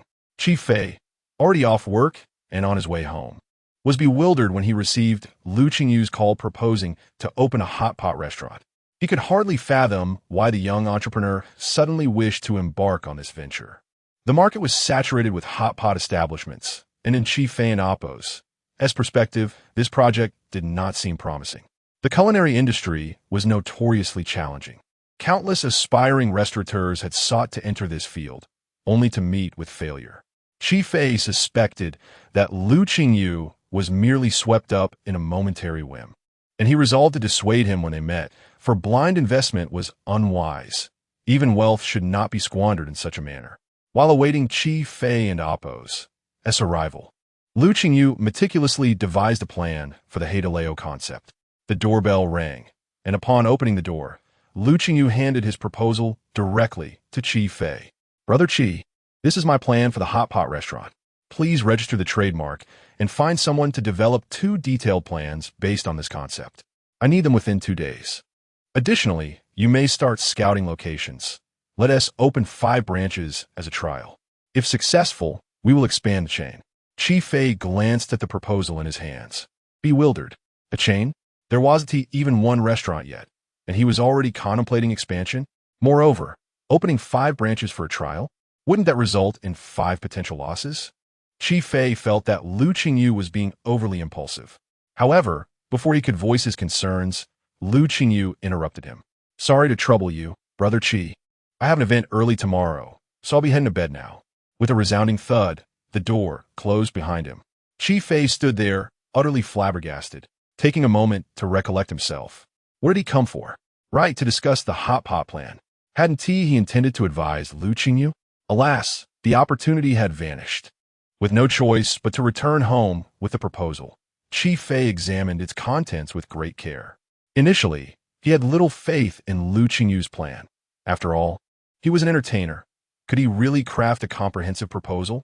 Yet, upon reading it, Chi Fei felt a surge of excitement. This hot pot restaurant must be launched, and it required substantial market groundwork. He firmly believed that, despite the fierce competition in the hot pot industry, they could carve out a niche for themselves. Bolstered by the Heideleo concept, with the hot pot endeavor entrusted to Chi Fei, Lu Qingyu resumed his bustling life. The following day, Su Jixing picked up Lu Qingyu for work, taking the opportunity to discuss the day's itinerary during the drive. Holding his smartphone's memo, Su Jixing stated, "We have 2 performance classes in the morning, followed by an advertising promotion event at 11. I've arranged an audition for a film and television project. We'll head there at 3. If all goes well, you'll join the production next week. Is that all right?" "Absolutely, Brother Su. No issues on my end," Lu Qingyu replied, having already completed a round of performance classes. Lu Qingyu's instructor had suggested he try for supporting roles in film and television to complement his theoretical knowledge with practical experience. Consequently, Su Jixing had selected some suitable projects, and recently, an A-list production had approved Lu Qingyu's audition request. Su Jixing purchased breakfast, intending for Lu Qingyu to have a bite during the ride. The bag contained 4 buns for eggs, 2 cups of soy milk, and a fried dough stick. Su Jixing implied that Lu Qingyu could choose what he wanted, leaving the remainder for himself and the driver. After hearing the day's agenda, Lu Qingyu devoured 4 eggs and 4 buns. While Su Jixing spoke, he did not glance up. Once the itinerary was discussed, he turned away. When Lu Qingyu returned the breakfast bag, the weight shocked Su Jixing. What? He hastily opened the bag to find it empty of eggs and buns. As the car came to a stop, Lu Qingyu grabbed a cup of soy milk, saying, "Brother Su, you don't need to buy so much next time. I can't finish it." Su Jixing exclaimed, "That wasn't tea bought according to what you can eat, my friend." He looked at the driver and silently handed him the remaining cup of soy milk and the fried dough stick. "Master, please have a bite to hold you over." The driver chuckled as he accepted the breakfast. "Thank you, Brother Su." With Su Jixing going hungry, he accompanied Lu Qingyu to class. Upon arriving at the company, Lu Qingyu attended his first class. Meanwhile, Su Jixing dealt with some business matters, and after sipping a cup of coffee, he too felt hunger pangs and ordered takeout, a portion of soup dumplings and a cup of soy milk. Half an hour later, the order arrived, and a receptionist delivered the takeout to Su Jixing's office. Just as he was about to eat, Chun Ting summoned him for a brief meeting. Once Su Jixing left the office, Lu Qingyu finished his first class and had a 15-minute break. He decided to visit Su Jixing's office and was thrilled to see the takeout. Brother Su is so considerate. He even ordered me extra. Thus, Lu Qingyu indulged in the meal, leaving only 1 soup dumpling for Su Jixing. Upon returning, Su Jixing noticed that the large takeaway container contained only a single dumpling. Xiao Exine, who visited my office while I was away. He inquired of the receptionist. "Qingyu came looking for you, but you weren't there?" He stayed for 5 minutes before leaving. Su Jixing was taken aback. After attending the morning event, Su Jixing took Lu Qingyu to the audition. Lu Qingyu paid little attention to their destination, but upon arrival, they entered through a side door and ascended to the 16th floor. Today, they were auditioning for the role of the male third lead in the production. Su Jixing provided Lu Qingyu with 2 A4 sheets, one detailing the character's background and the other containing the lines. Having arrived half an hour early, Su Jixing intended to give Lu Qingyu ample time to memorize his lines. Upon entering the audition waiting room, they found over 20 actors, both male and female, seated and engrossed in their character preparations. Lu Qingyu kept his mask on, and the others were too preoccupied to notice him. After reading the lines twice, Lu Qingyu had them memorized. As he stretched his neck and glanced around, a sense of familiarity washed over him. Why did the decor of this room seem so recognizable? Particularly the stone-carved mountains on the walls and the inscriptions. Rising with purpose, Lu Qingyu scanned the surroundings until his gaze fell upon a logo on the wall. Wait, Qingcheng Entertainment. Chapter 81. Audition. The audition had unexpectedly taken place at Lu Qingyu and Amp, Oppo's, own company. Sitting there, he felt a twinge of anxiety, as it was his first visit, and he never imagined it would be under such circumstances. He recalled how familiar the setting felt, remembering the photos of the office that Wang Ning had sent him during the move. To his surprise, the resource that Su Jixing found for him was Destined Lovers, a script he had seen just the day before when Wang Ning showed it to him. However, he had only glanced at it, paying little attention. Su Jixing had provided him with merely 3 pages of audition materials, devoid of any logos. Wang Ning was unaware that Lu Qingyu would be attending, as the audition was organized by director Lin Rui and the assistant director.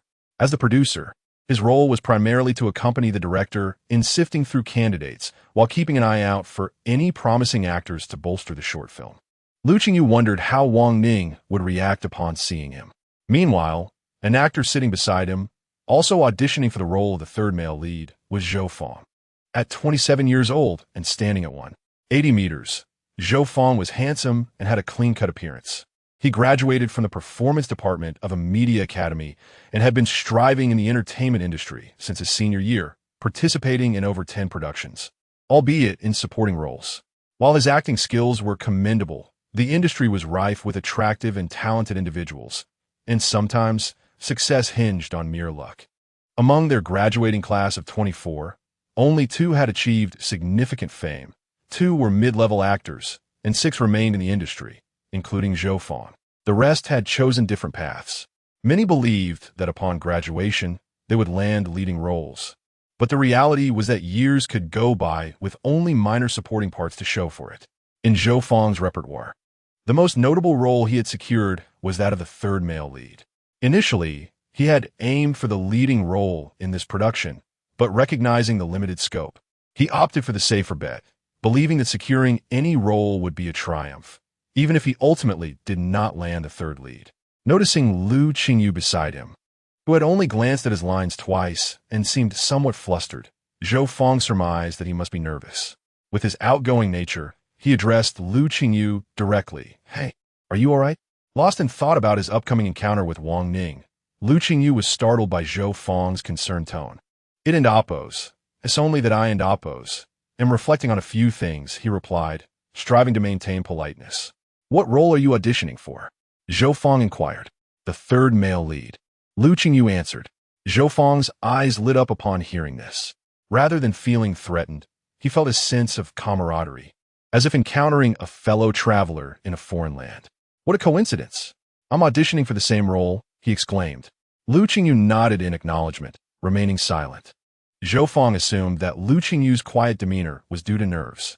Although Lu Qingyu wore a mask, his youthful aura suggested he was likely under 20.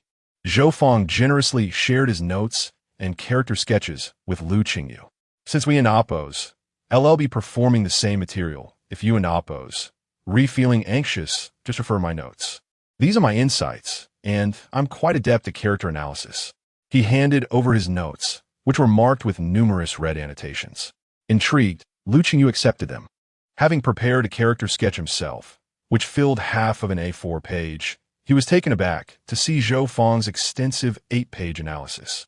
Upon reviewing the notes, Lu Qingyu marveled at how Zhou Fong had constructed a detailed backstory for the third male lead based on the script's context and dialogue, analyzing the character's personality development and highlighting key aspects to focus on during performance. It was impressively thorough. He couldn't help but admire Zhou Fong. If luck were to favor anyone, it should undoubtedly be someone as prepared as him. In the waiting room, actors were busy rehearsing their lines, each absorbed in their own world, when suddenly the glass door swung open, admitting another individual. This newcomer commanded attention, flanked by 2 assistants, one carrying water and the other a script. It was Chun Rue, a star who had gained fame through a series of hit short dramas. Lu Qingyu recognized him. He had participated in 6 of the 19 short films produced by Qingcheng Entertainment. Today, he was auditioning for the leading role. Wearing sunglasses and dressed in high-end fashion, Chen Rui surveyed the room as he entered. Upon noticing the crowd, a fleeting expression of disdain crossed his face, but it vanished quickly, unnoticed by most. As Chen Rui made his entrance, the atmosphere shifted and all eyes turned toward him. A mix of awe and trepidation rippling through the room. ISN and Oppos. T that Chen Rui? What brings him here? He can and Oppos. T possibly be auditioning for the lead, can he? I should have known better than to aim for the leading role. He's known for short dramas, but why is he here now? Great, there goes my chance at the lead. Wait, he ISN and Amp? Oppos. T that formidable, is he? Unbeknownst to them, Chen Rui's short dramas were produced by Qingyu Entertainment. Just as this project was akin to a professor favoring a known student during graduate admissions, regardless of external competition. As the murmurs began, Lu Qingyu noticed Zhou Fong stiffen momentarily upon Chen Rui's arrival. Were they acquainted? Just as he pondered this, Chen Rui approached Zhou Fong directly. Zhou Fong, is that really you? The collective gaze of the room shifted towards them, and Zhou Fong, who had been looking down, was compelled to meet Chen Rui's eyes. With no choice, he managed a polite greeting, hello. Disregarding Zhou Fong and Oppos, as apparent discomfort, Chen Rui deliberately chose to sit across from him. They had met 2 years prior, when Chen Rui played the second lead in a drama. However, on the third day of filming, he had been replaced by Zhou Fong after arriving late due to a night out. What role are you auditioning for? Chen Rui asked. Third male lead, Zhou Fong replied. Feigning surprise, Chen Rui exclaimed, really? I would have thought you and Oppos D go for the lead. You used to be so talented. Remember when the director praised your charisma? I assumed you'd audition for the leading role. If you were going for the third lead, you could have told me. I could have put in a good word with the director. We and Amp, Oppos, on friendly terms. Chapter 82. Justifiable Defense. Chen Rui feigned familiarity, treating Qingyu Entertainment as if it were his own home. With merely 10 minutes remaining until their turn for the audition, Zhou Fong wished to avoid further entanglement with Chen Rui. Zhou was acutely aware that Chen Rui was a petty individual. The resources he had lost were due to his own shortcomings, yet he irrationally believed that Zhou had sabotaged him, secretly throwing obstacles in his path. Particularly, during a previous production where Zhou inadvertently played a guard for Chen Rui, the latter had made things quite troublesome for him. Zhou Fong stated, I appreciate your goodwill, but it is unnecessary. His demeanor was indifferent, and had it been anyone else, they would have simply walked away. However, Chen Rui was different. He sought to humiliate Zhou Fong. The role swap incident had subjected him to ridicule online for quite some time, causing many producers to question his professionalism, resulting in a loss of numerous opportunities. Chen Rui detested Zhou Fong's air of superiority, questioning who he was pretending to be. With a slight chill in his tone, Chen Rui remarked, Zhou Fong, why put on such an act? Are you not here to audition for the role of the third male lead? If I assist you, you would avoid considerable trouble. Upon hearing this, the other 6 or 7 individuals auditioning for the same role shot Zhou Fong glances as sharp as knives. Whispers circulated among them. Should Zhou fail the audition, they would remain silent, but if he succeeded, they would undoubtedly believe he had secured the role through connections. Zhou Fong understood this implication, clenching his fists in restraint. This was not the time or place to engage in conflict, especially not with the director and producers potentially overhearing.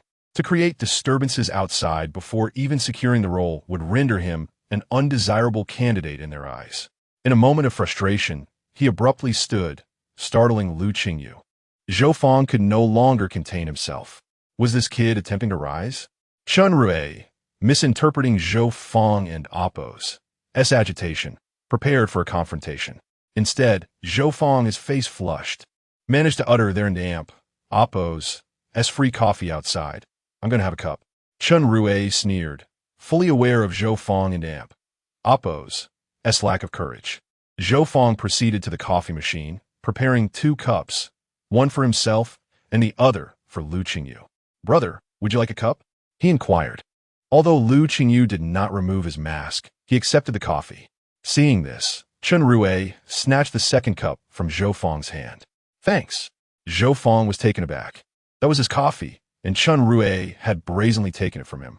He longed to retaliate, but chose to endure instead. Inside the room, Chen Rui had almost assumed the role of the interviewer, curious about Lu Qingyu, who was concealing his face. "What role are you auditioning for?" he asked. Lu Qingyu, holding his coffee, remained silent, unwilling to engage. Chen Rui, sensing Lu Qingyu's reticence, thought to provoke him further. "Do you think wearing a mask makes you a star? Are you deaf?" He kicked Lu Qingyu and Appo's chair, causing the coffee in Lu and Appo's hand to tremble, and the glint in Lu and Appo's eyes turned sharp. It was evident that the entertainment industry had a low threshold for entry, attracting all sorts of individuals. Zhou Fong felt a pang of anxiety watching Lu Qingyu's reaction. He feared his younger brother might act impulsively. "He is auditioning for the third male lead," Zhou Fong interjected hastily. Upon hearing this, Chen Rui was momentarily taken aback before bursting into laughter. "Did I hear correctly? He's auditioning for the third male lead? Zhou Fong, are you out of your mind? Why are you being courteous to him if he is competing for the same role?" Zhou Fong refrained from elaborating, while Lu Qingyu coolly replied, "Those who live by the sea are not as expansive as you think. If you're so idle, perhaps you should go to the restroom and retouch your makeup. Your concealer has settled into your eye bags." Chen Rui and Appo's expression darkened visibly, and Zhou Fong inhaled sharply, realizing he had underestimated his brother and Appo's sharp tongue. "He is just joking." Zhou Fong attempted to mitigate the tension. Chen Rui, incensed, retorted, "How dare you speak to me like that?"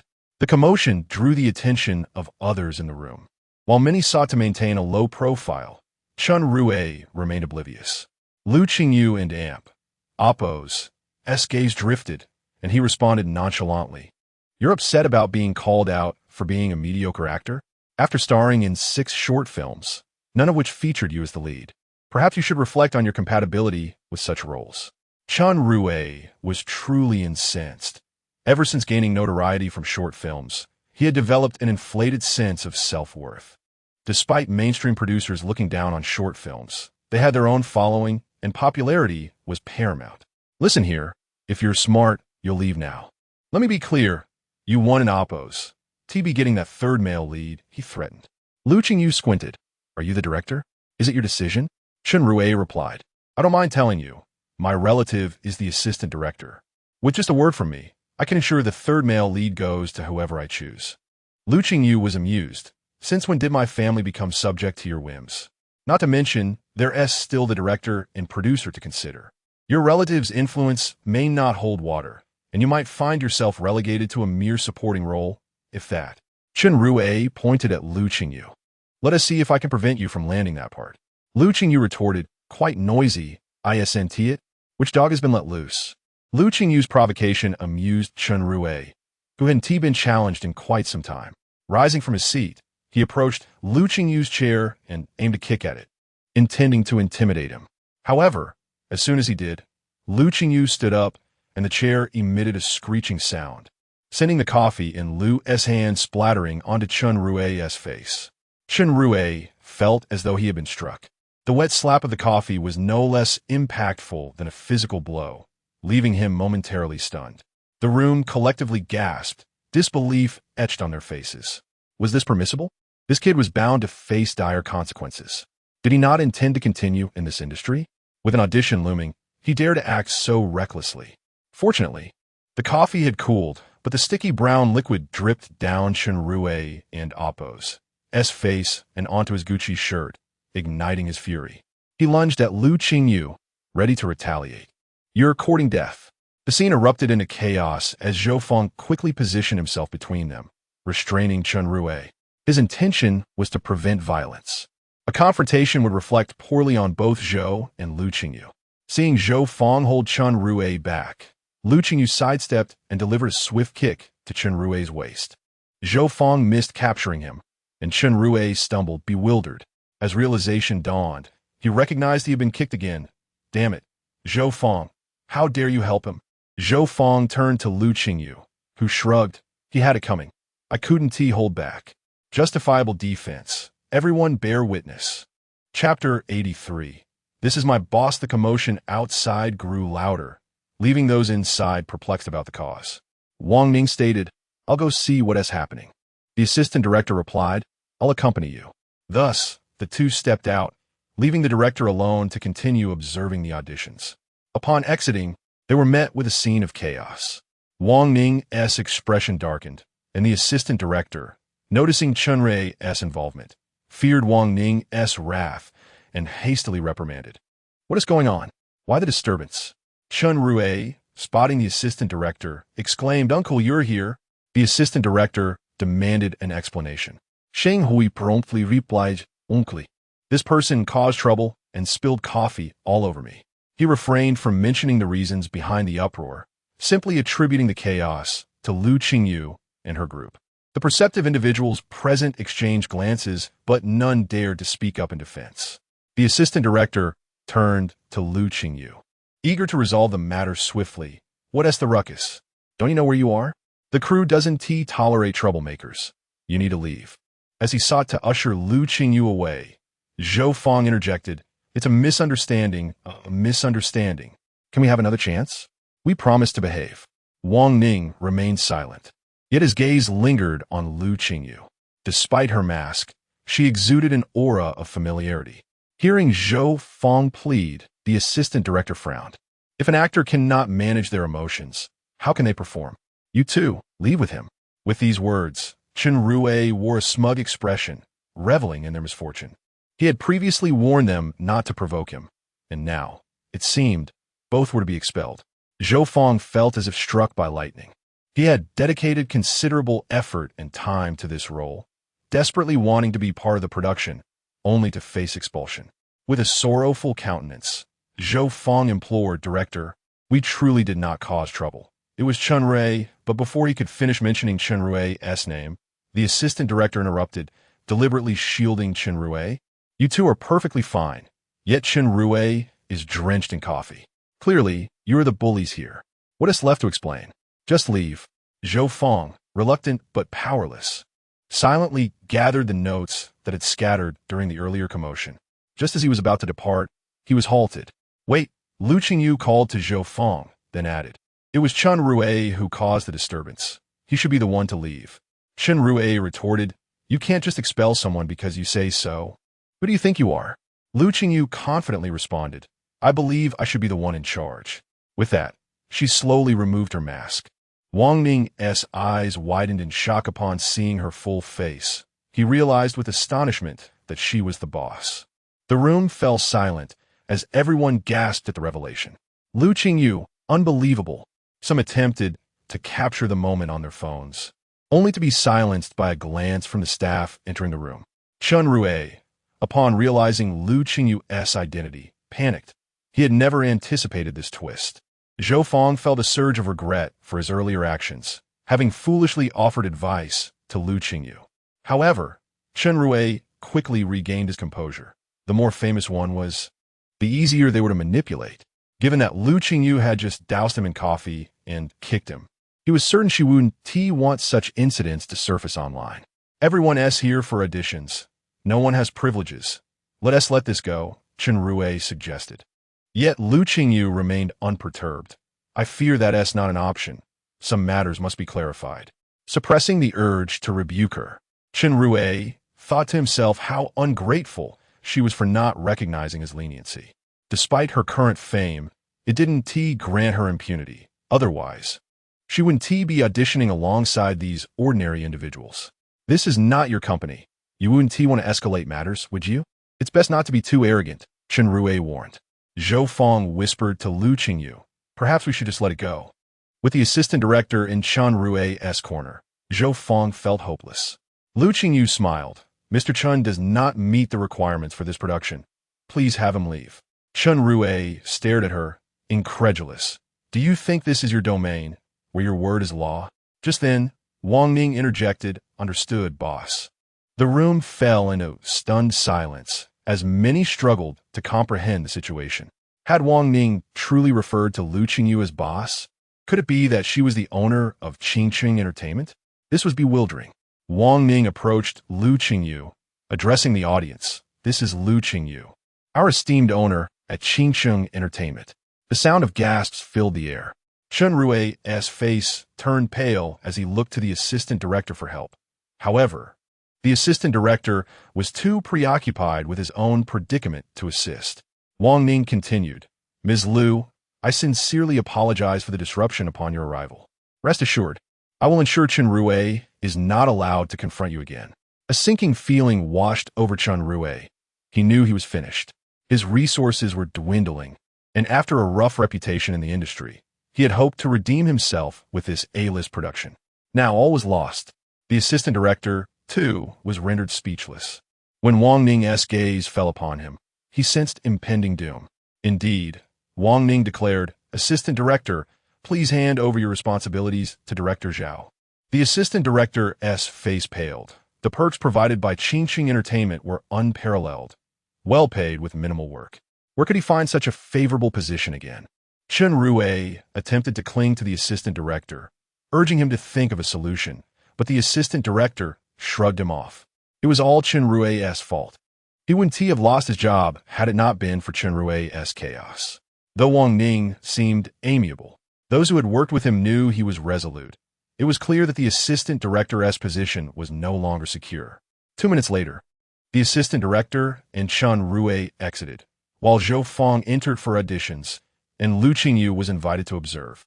Only then did the remaining individuals feel emboldened to discuss the unfolding drama. Chapter 84.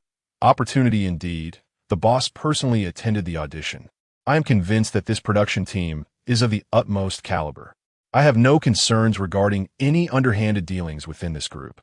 For even the owner must adhere to the established protocols when vying for a role, ensuring absolute fairness.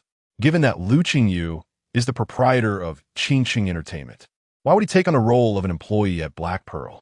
Could it be that he is an undercover agent? Zhou Feng felt a sense of unease as he overheard the discussions around him. The events had unfolded so abruptly. Just moments ago, he was on the verge of being ousted, and now, a dramatic twist had occurred. The very individual he had been trying to engage with turned out to be Lu Qingyu, and, even more astonishingly, he was the owner of Qingyu Entertainment. The sudden revelation was utterly unforeseen. Following the dismissal of the assistant director, the integrity of Qingyu Entertainment remained unscathed. The principal and assistant directors were merely temporary replacements. And for the lead director, having any individual in the role sufficed. The identity of that individual was indeed inconsequential. The auditions continued, with Wang Ning escorting Lu Qingyu into the office. Wang Ning assumed Lu Qingyu's unexpected arrival indicated a surprise inspection of his work rather than an interest in the audition process.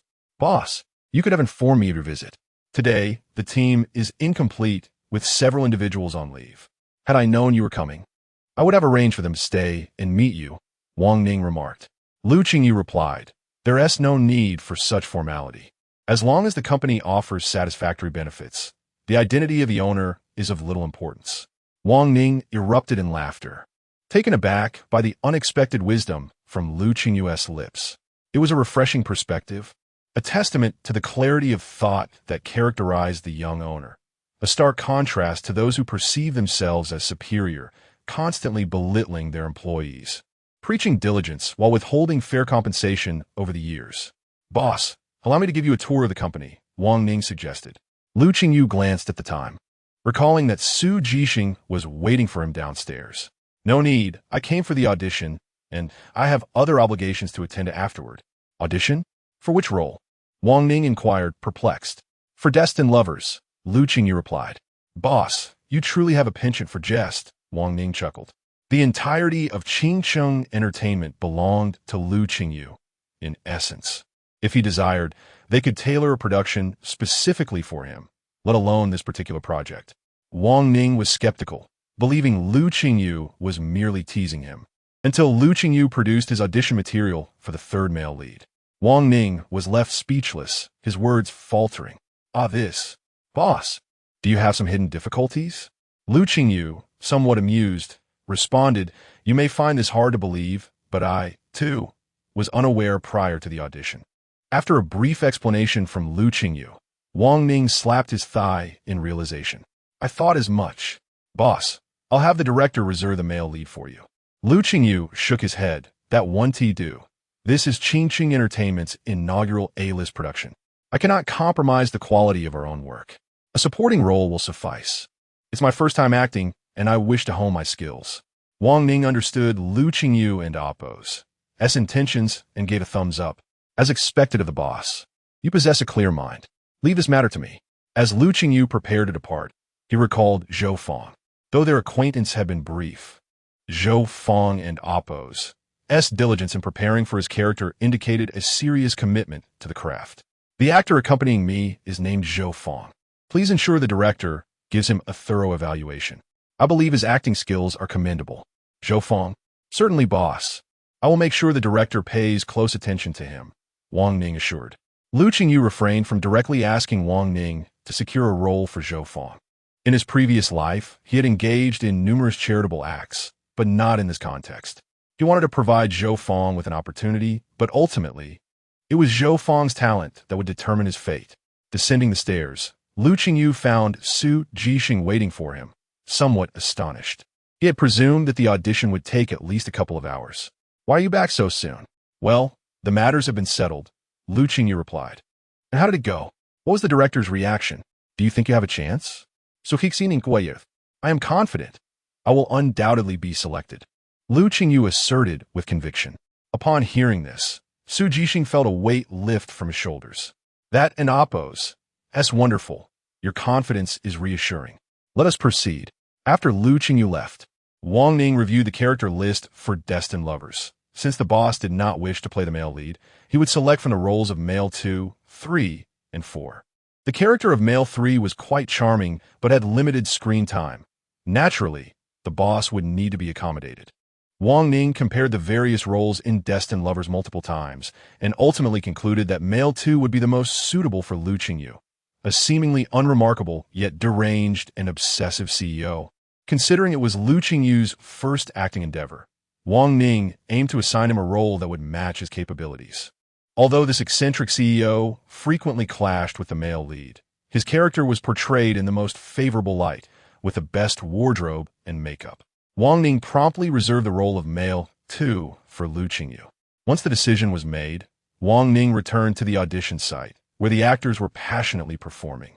Upon spotting the name on the list, Zhou Fong, he realized this was the very individual Lu Qingyu had recommended.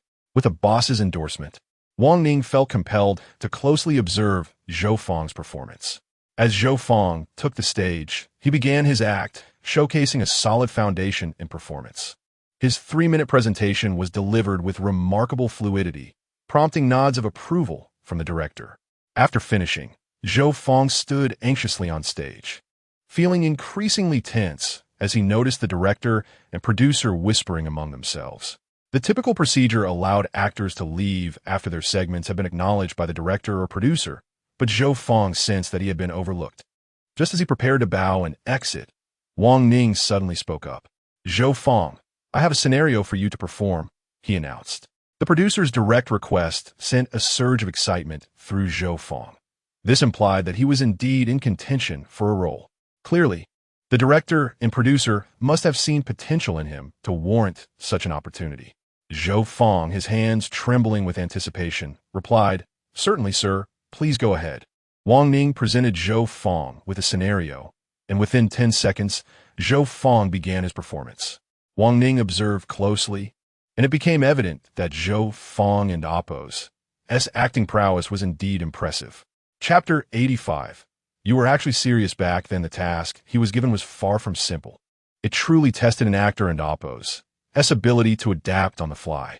However, Zhou Fong not only executed flawlessly, but also displayed remarkable ingenuity in certain details. The director's gaze towards him shifted, revealing an increasing interest in Zhou Fong. Wang Ning assigned him a scene featuring the protagonist, a segment that previous auditionees had performed, yet none had left him particularly satisfied. But now, it was evident that Zhou Fong was indeed impressive. 3 minutes later, as Zhou Fong completed his performance, both Wang Ning and the director nodded in approval. Let's wait for the news. Zhou Fong left with a buoyant spirit, feeling that his chances of securing the role of the male 3rd character were promising. After Su Jixing finished an afternoon event with Lu Qingyu, he took her home that evening. Su Jixing managed Lu Qingyu's fan club and diligently reviewed its content each night to ensure he missed no updates regarding her. As Lu Qingyu fiddled with her phone, she suddenly heard Su Jixing chuckling ahead and curiously inquired, "Su Ge, what has you so amused?" Su Jixing shared a post from the fan club, remarking on the absurdity of netizens claiming that he was the owner of Qingxing Entertainment after merely taking her for an audition that afternoon. He shook his head in disbelief. If they believe that, then if I were to book you a hotel, they might say the hotel belongs to you as well. Have they lost all sense of logic in their fabrications? Hey, there's even a doctored image, which is quite excessive. They've altered your likeness to portray you as the legal person behind Qingxing Entertainment. This is unacceptable. I must contact our legal department to trace the source and issue a lawyer's letter. Su Jixing was about to call the company's legal team when Lu Qingyu gently patted his shoulder. "Su Ge, please wait a moment. I'll call back after this." That might not be feasible. Lu Qingyu loosened her seatbelt and leaned forward. "Is it possible that this company actually belongs to me?" As the phone on the other end buzzed with a waiting tone, Su Jixing dismissed her claim, but their eyes met when she leaned closer. Lu Qingyu's gaze was not playful. It was earnest and profoundly sincere. One could sense that to doubt her words would invite calamity. The phone call connected, but he abruptly hung up, his heart racing as a chill coursed through him. "Are you serious?" Dragon Country people do not deceive their own. An intense silence enveloped them. 2 seconds later, Su Jixing pivoted in disbelief. You're the owner of Qingxing Entertainment?" Lu Qingyu confirmed, "Indeed." Su Jixing was rendered speechless. How could this be? That was an actual company, one with established achievements. He recalled their first meeting 3 months prior, when Lu Qingyu had appeared disheveled, seemingly struggling. If he truly owned a company, how could he have been in such a state? Were you deceiving me back then?" Su Jixing questioned, suspecting Lu Qingyu's earlier appearance had been a ruse. "I did not." Confusion clouded Su Jixing's mind. If she hadn't deceived him, then why the disheveled appearance? Why sign with Black Pearl Entertainment if she was already a boss? What was her motive? Why did you sign with us if you already own an entertainment company? When I signed with you, I had no money. I only had a few hundred yuan earned from street performances. Have you forgotten that after we signed, you were the one who provided me with housing and clothing? Su Jixing could hardly forget. She had dressed like a small beggar, yet had high demands for a large apartment and branded clothing.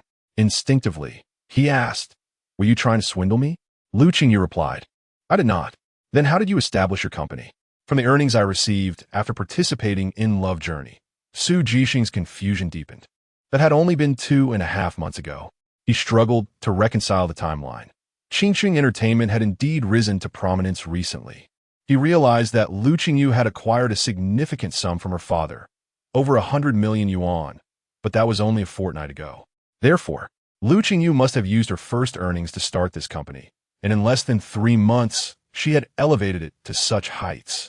Could she truly be a business prodigy? Suddenly, he recalled her ambitious note on the aspiration wall when she joined. Acquire Black Pearl within 2 years. She was utterly serious.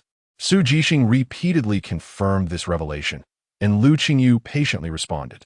It took him over half an hour to grasp the magnitude of the situation. Silence enveloped them as they neared her residential area, but Su Jixing could not contain his curiosity any longer. "Why didn't you tell me sooner? You never asked. Children, you are only 18. Don't you want to show off a little? Discretion leads to great wealth." There was one question that lingered in Su Jixing's mind. When he struggled to voice, "Do you wish to terminate our contract?"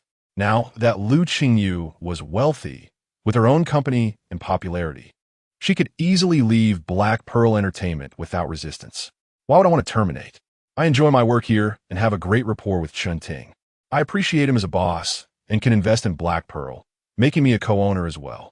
I can earn dividends while avoiding the costs of breaking the contract. The first step in financial management is knowing how to spend wisely." Hearing this, Su Jixing instinctively exhaled in relief. As long as she remained under contract, everything would be fine. If she chose to leave, he would undoubtedly be the one to suffer the most. Lu Qingyu was a rare talent he had painstakingly recruited, young, popular, and well-liked by the public. He envisioned propelling her to superstardom within a decade. If she departed, it would be a significant loss, and finding a suitable replacement would be exceedingly difficult. The following day, Zhou Fong spent the entire day in a state of anxious anticipation, awaiting news from the production team. Chapter 86. The fifth competition in the discussions between the director and Wang Ning. The protagonist of Destined Lovers ultimately chose Zhou Fong. In the afternoon, after all the casting decisions were finalized, Wang Ning instructed his team to notify each candidate via email. Zhou Fong anxiously monitored his inbox throughout the day, having cleared it entirely to ensure he would immediately notice any correspondence regarding Destined Lovers. The hours dragged on painfully, and by noon, exhaustion overcame him, leading him to unintentionally drift into slumber. When he awoke, it was already 3 in the afternoon. Upon waking, Zhou Fong hastily reached for his phone and opened his email to find the red notification in his inbox, causing his breath to quicken. Upon opening it, he discovered it was from the Destined Lovers team. Congratulations, Mr. Zhou Fong. You have been selected for the lead male role in Destined Lovers. Please report to the third-floor conference room of Qingyu Entertainment at 9 a.m. on the 12th of this month to sign the contract. The words lead male sent his heart racing as if it were suspended over a hot stove. Lead male? Wasn't he considered for the third male role? Doubt crept in, and he reread the email carefully, ensuring he had not misread it. No mistake, it was indeed the lead male role. With a sudden burst of joy, Zhou Fong leapt from his bed, exhilaration coursing through him. Lead male, I'm the lead male. This felt like a windfall from the heavens. He could hardly fathom that he had actually secured the lead role. In a frenzy of excitement, he called his parents. After years in the industry, without an agency or manager, he had finally achieved his dream.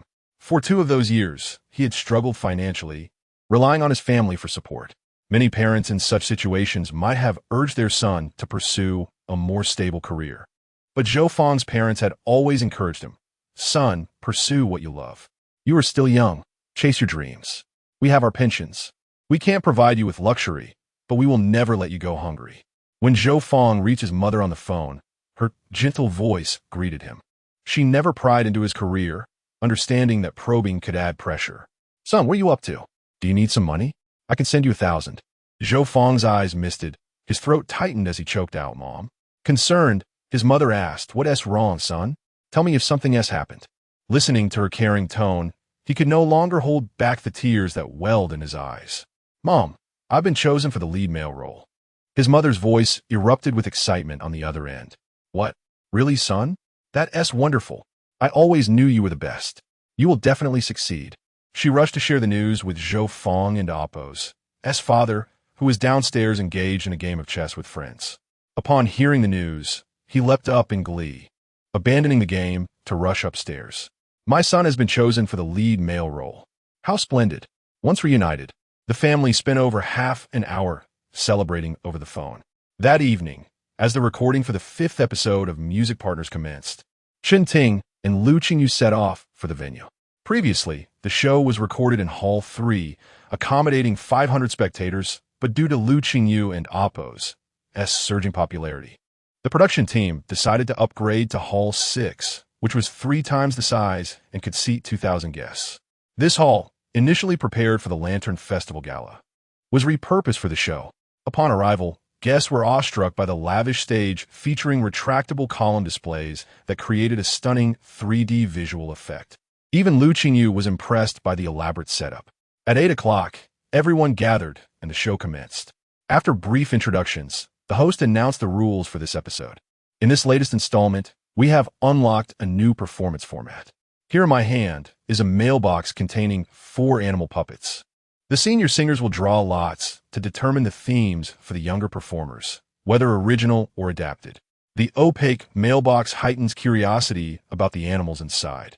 However, it seems there are not many songs about animals, so if anyone struggles to find a song, they may need to create an original. Zhang Xiaoxiao and Lu Qingran exchanged glances, both aware of this challenge.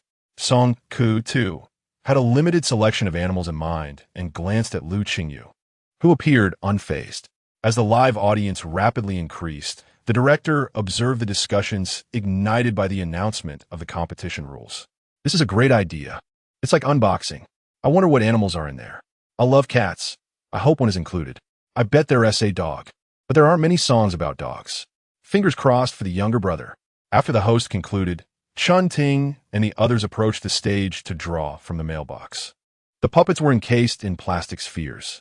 The first to reveal was Zhang Xiaoxiao's partner, who excitedly opened the sphere to find a bird. Within moments, he recalled a song about birds, and Zhang Xiaoxiao felt fortunate. The next was Lu Qingran's mentor, who, upon opening his sphere, discovered a wolf. She recalled a song about wolves that she had enjoyed and considered singing it. The third draw belonged to Song Ku's partner, Jian Yu, who had seen the favorable draws of his predecessors and felt a sense of anticipation. He curiously opened his sphere to unveil an elephant. Chapter 87 Big Fish. When Song Ku saw the elephant, he breathed a sigh of relief, knowing there was a popular song about elephants that he could choose. The last one was Chun Ting, who took the stage and retrieved a ball from the box. Everyone eagerly watched Chun Ting, anticipating him to unveil the plastic ball. Chun Ting was also quite excited, hoping to draw a favorable animal for Lu Qingyu, preferably one with an existing song. Anything like a tiger, lion, cat, or dog would suffice. Amidst the crowd's anticipation, Chun Ting opened the plastic ball, and a fish fell out. Chun Ting was stunned, instinctively thinking it was over. A fish? There are braised, steamed, and sweet and sour recipes, but no songs. It was over. He had drawn a fish. As far as he knew, there was only one song about fish, titled Catching Loach. In the pond beneath the sky, loaches are everywhere. Does your little brother enjoy catching loaches? Chun Ting looked at Lu Qingyu with a sense of guilt, lamenting his unfortunate luck. He usually fared well in mahjong, yet now he felt utterly at a loss. As he stepped down from the stage, his expression bore a hint of grievance. Qingyu, it's over. I drew a fish. Lu Qingyu had many fish-related songs in mind, but judging by Chun Ting's expression, it seemed there weren't many in this world. Playfully teasing, Lu Qingyu remarked, "Boss, in that case it must be braised." Though Chun Ting felt disheartened, he couldn't help but smile at Lu Qingyu's jest. "You're joking again. This time, you might have to write one yourself." Lu Qingyu replied, "Boss, do you still not trust me?" Rest assured. Hearing this, Chun Ting felt a slight alleviation of his anxiety. The four groups of guests headed to the arrangement room to prepare their pieces, with cameras trailing behind for the live broadcast. Speaking of fish, the first song that appeared in Lu Qingyu's mind was Big Fish, a piece with profound artistic conception, beautiful melody, and exquisite lyrics.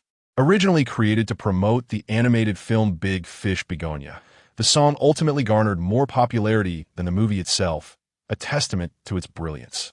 Once Lu Qingyu settled on the song, he began to write. The other three groups were racing against time to practice or adapt their tunes. Song Ku was the first to finish, taking 1 hour and 20 minutes. As he exited the arrangement room, he happened to pass Lu Qingyu's, glancing inside to see Lu Qingyu seemingly working on a melody. The soundproofing was exceptional, and Song Ku did not observe anything amiss.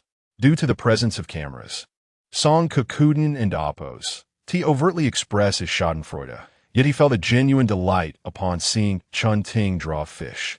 How could one possibly write about such an animal? If it were up to Song Ku, he certainly wouldn't amp, oppose, to know where to begin. At that moment, Zhang Xiaoxiao and Lu Qingran emerged, exchanging glances before heading to the stage.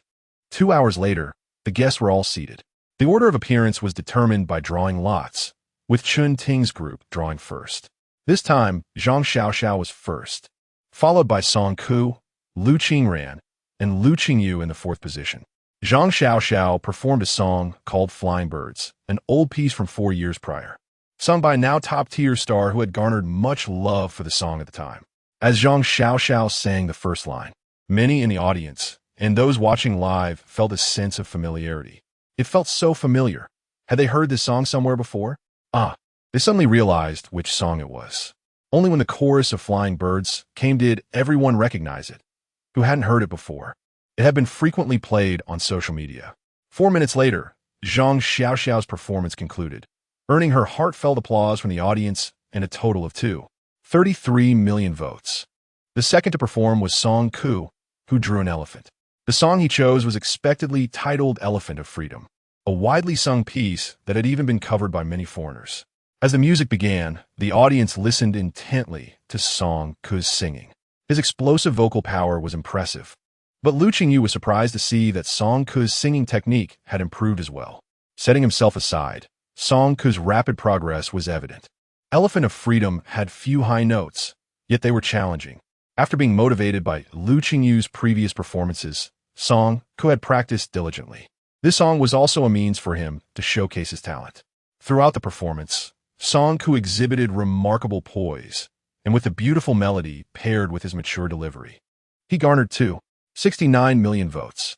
Upon seeing this figure, Song Ke felt a sense of stability. This was his best result thus far. The third to take the stage was Lu Qingyu, who had made significant adaptations to her song, even increasing the tempo. Ultimately, Lu Qingyu received 2.55 million votes, falling short of Song Ke, which brought him a sigh of relief. To be honest, Song Ke found Lu Qingyu's singing somewhat precarious.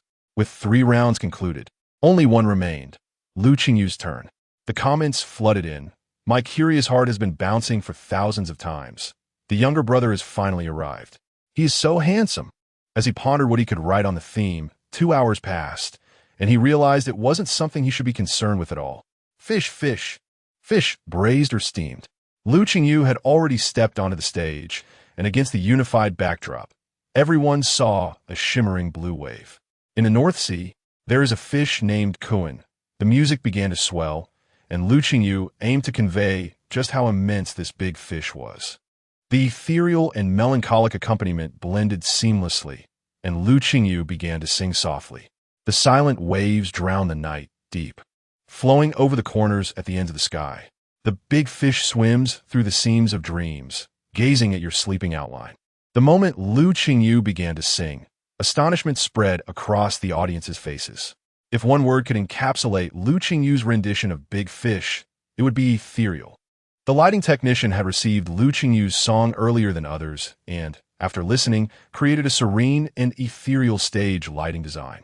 Using a jewel blue hue, it evoked the sensation of drifting through the ocean.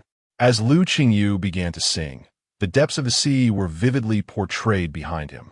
Seeing the sea and sky merge, listening to the winds rise and the rains fall, holding your hand, blowing away the vast, misty waves. The wings of the big fish are already too expansive. I released the ropes of time. The lyrics were imbued with deep affection. Whether depicting the scene of gazing at the sea and sky or holding hands, evoking a sense of longing among the audience. Chapter 88. Deceived by scalpers, the music flowed like silk in the air as Lu Qingyu's stage gradually ascended.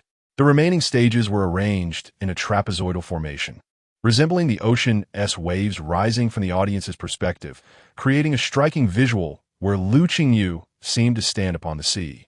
As the chorus resonated, afraid you might fly far away, afraid you might depart from me, but most of all, I fear you may forever linger here. Each tear flowed toward him, cascading back to the depths of the sky's ocean.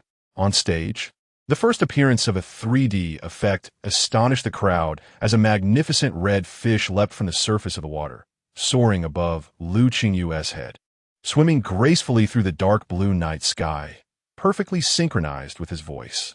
The stars twinkled, and the audience held their breath in awe. Oh my, this is truly breathtaking. This stage must have cost a fortune. The special effects are absolutely mesmerizing. Prior to the live broadcast, viewers speculated about the effects, but those present felt the genuine shock of the moment. Lu Qingyu and her companions were envious. Why didn't they experience such grandeur during their performances? They were so close to the stage that several couldn't help but stand and reach out, as if they could touch the grand fish. The special effects team stood proudly in the back, arms crossed, satisfied with the spectacle they had created. Coincidentally, during their tests of the 3D effects, they had used the image of a large fish leaping from the water, which they then incorporated into Lu Qingyu's performance. Witnessing the audience's astonishment, they felt a sense of accomplishment, believing that this lavishly funded stage would undoubtedly trend on social media. As the interlude paused, Lu Qingyu began the song anew, and the audience became entranced by its essence. Song Ke felt a wave of despair, although the vote count had yet to be announced. Lu Qingyu's performance was undeniably superior, a truth he could no longer deny. During the final segment of the second rendition, watching you fly, far away, watching you depart from me. It seems you were destined for the horizon. The music did not fade as anticipated. Instead, it swelled, leaving the audience perplexed. Suddenly, just as they felt the music reach its zenith, there was a brief silence before they encountered the siren. The divine and exquisite melody echoed throughout the vast venue, reminiscent of an ancient deity and Apo's descent. The audience felt as though they had entered the world conjured by the song, experiencing a sense of spiritual purification. Wow, this is amazing. A tingling sensation spreads from the crown of my head to the soles of my feet. Is there some sort of energy in this song? It's extraordinary. I would dare to call it a divine serenade. The emergence of the siren is nothing short of miraculous. The great fish danced between the sea and sky, shedding its shackles, ultimately soaring into the distance. Chen Ting, seated among the audience, could barely contain his excitement. He was astounded that Lu Qingyu could produce such beautiful tones. Lu Qingyu's brilliance filled him with pride. The other three seasoned singers couldn't and amp, Apo's, help but envy Chen Ting for being associated with such talent. Lu Qingyu, still under 20, was a prodigy. What incredible luck Chen Ting had to encounter someone so gifted. It was truly fortunate for him. Luo Qingran, usually composed, couldn't restrain herself from shouting, "Qingyu, you're amazing." Zhang Xiaoxiao whistled loudly, giving Lu Qingyu 2 thumbs up. The director beneath the stage was beaming with joy. They had surpassed 15 million views. The real-time updates on Weibo showed 8 trending topics related to the program musical partners, 4 of which were linked to Lu Qingyu. Much to their delight, as their stage also gained popularity. This was a resounding success, elevating their production standards and reputation. When the music finally ceased, both mentors and audience members rose to their feet, applauding. For this song, I believe the scalper ticket I purchased for $18.88 was worth every penny. The experience was simply staggering, and it's a shame we couldn't record it. I would love for others to witness this performance. This stage will be celebrated for a lifetime. Lu Qingyu is phenomenal. Amid the cheers and shouts from the audience, Lu Qingyu bowed in gratitude. The host took the stage to announce the locking of votes. Everyone was curious to see how many votes Lu Qingyu would garner, and whether he would surpass his own record. Eyes fixated on the stage, the progress bar on the large screen glowed red as it surged forward. When it surpassed 3 million, the audience's hearts raced. At 4 million, Chen Ting felt as though he could scarcely breathe. Finally, the progress bar froze at a staggering figure, leaving everyone breathless. Wow, 12 million votes. Brother, you're incredible. The data was astounding. Lu Qingyu was extraordinary. Luo Qingran jumped up in joy, thrilled for Lu Qingyu's success, even though it was his achievement. Song Ke felt utterly defeated. He had been overly confident, realizing that there were always greater heights to strive for. The chief director was equally astonished by the figures. This vote count could indirectly indicate the program's audience size. Although specific data had yet to be released, he could envision that they had undoubtedly broken previous records. By the time the program concluded, it was nearly midnight. Chen Ting and Su Jixing escorted Lu Qingyu home for some rest. The fervor surrounding musical partners remained high, and the chief director regretted that the program was scheduled for only 6 episodes, as were the contracts with the guests. They had never anticipated such immense popularity. Upon returning home, Lu Qingyu opened Weibo to find his inbox overflowing with messages, thousands of notifications from the night alone, far too many to read. The comments section had exceeded 30,000 responses, and Lu Qingyu replied to a few of the initial messages. Yang Yi, who left a comment for Lu Qingyu, never expected a reply. This was the nature of fandom.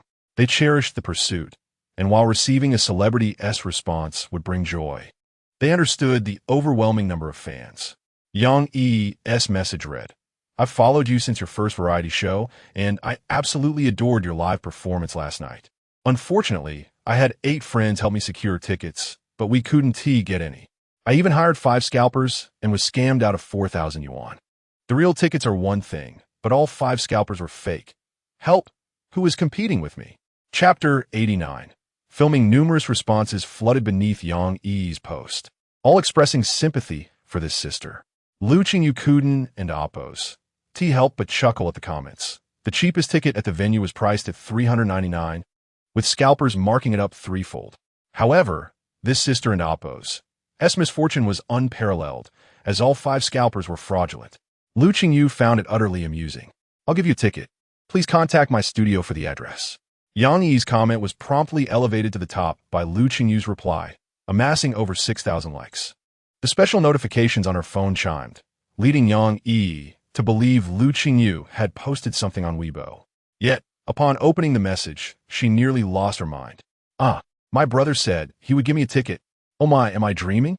Without hesitation, she slapped herself, the sting confirming her reality.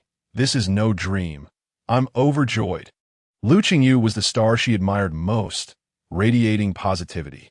"I declare, from this day forth, I am a loyal fan of Lu Qingyu. No one shall deter me." After responding to over 10 comments, Lu Qingyu exited the thread. The crew of Fated Lovers was preparing to commence filming.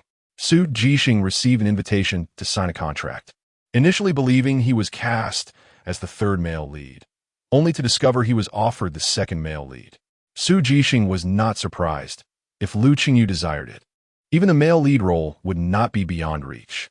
Fated Lovers adopted a format of filming while broadcasting, comprising 16 episodes, with 1 episode released weekly.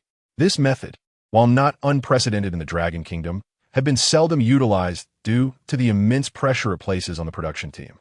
However, it allowed the director to observe audience discussions in real time, facilitating script adjustments by the writers. Once production began, Lu Qingyu and Zhou Feng reunited. This time, Zhou Feng genuinely expressed gratitude towards Lu Qingyu. On the day of his signing, producer Wang Ning had informed him that it was Lu Qingyu who advocated for him to explore a different role. Touched, Zhou Feng reflected on their brief acquaintance, having spent less than 30 minutes together in the waiting room. Yet Lu Qingyu had provided him with a life-altering opportunity. Zhou Feng's enthusiasm was palpable, his eyes sparkling as he gazed at Lu Qingyu. "Teacher Lu, you're here." Lu Qingyu greeted Zhou Feng, feeling somewhat odd being addressed as teacher by someone older. "Just call me Qingyu. Teacher feels strange." Zhou Feng eagerly acquiesced. "All right, Qingyu, I shall address you as such from now on." The first day involved a script reading, with the formal filming commencing the following day. The entire cast, including the male and female leads and supporting roles, gathered together. They commenced reading the script, sharing their interpretations of their characters, occasionally interjecting with the director and Oppo's insights. The script reading occupied the entire day, and Lu Qingyu, having prepared diligently, embodied the character of a CEO with remarkable depth. In certain melodramatic scenes, such as the 2nd male lead seeking revenge on the male lead for being with the female lead, Lu Qingyu effortlessly channeled his prior life experiences, executing the performance with precision. The following day, Su Jixing drove Lu Qingyu to the filming location. It was Lu Qingyu and Oppo's first experience on set, and Su Jixing exhibited even more nervousness than Lu Qingyu, repeatedly advising him on set protocols during the car ride. Upon arrival, the director led the cast in a ritual for good luck before filming commenced. The actors quickly fell into character, and Zhou Feng was also adjusting his demeanor. Lu Qingyu had only 2 scenes with the male lead that day. The female lead was an employee at the 2nd male lead and Oppo's company, and on her first day, he discovered she had saved him during childhood. Impressed by her exceptional capabilities, he developed feelings for her. Conversely, the male lead, having grown up in an orphanage alongside the female lead, shared a childhood bond. The first scene involved Lu Qingyu inviting the female lead to dinner, followed by an awkward rejection when he attempted to gift her something. The second scene portrayed Lu Qingyu harboring resentment upon witnessing the female lead with the male lead. The remaining scenes primarily featured interactions between Lu Qingyu and Zhou Feng. As the director observed Lu Qingyu through the lens, he couldn't help but exclaim, "What a handsome fellow." The camera often fails to capture true beauty. Some individuals, despite their striking appearance, may appear diminished on screen, while others, weighing merely 50 kilograms, can seem heavier. Yet, some people, like Lu Qingyu, possess an exquisite photogenic quality, their features lending a cinematic allure. Initially, Wang Ning had reserved the second male lead role for Lu Qingyu, and while the director harbored doubts, he had no authority to contest the company's decisions. Lu Qingyu, despite his youth, effectively embodied the role of a domineering CEO. As soon as he donned the suit and styled his hair, he transformed into the quintessential heir of a financial empire. Utilizing his acting prowess, he began to delineate the character Gu Shi, proving that a diligent scholar lacks no shortcomings. The initial filming progressed smoothly, with occasional minor errors promptly corrected by the director's guidance. However, Zhou Fang's performance proved unexpectedly erratic. Cut! Zhou Fang, what is going on? You and the second male lead are rivals. Your gaze should convey disdain, not admiration.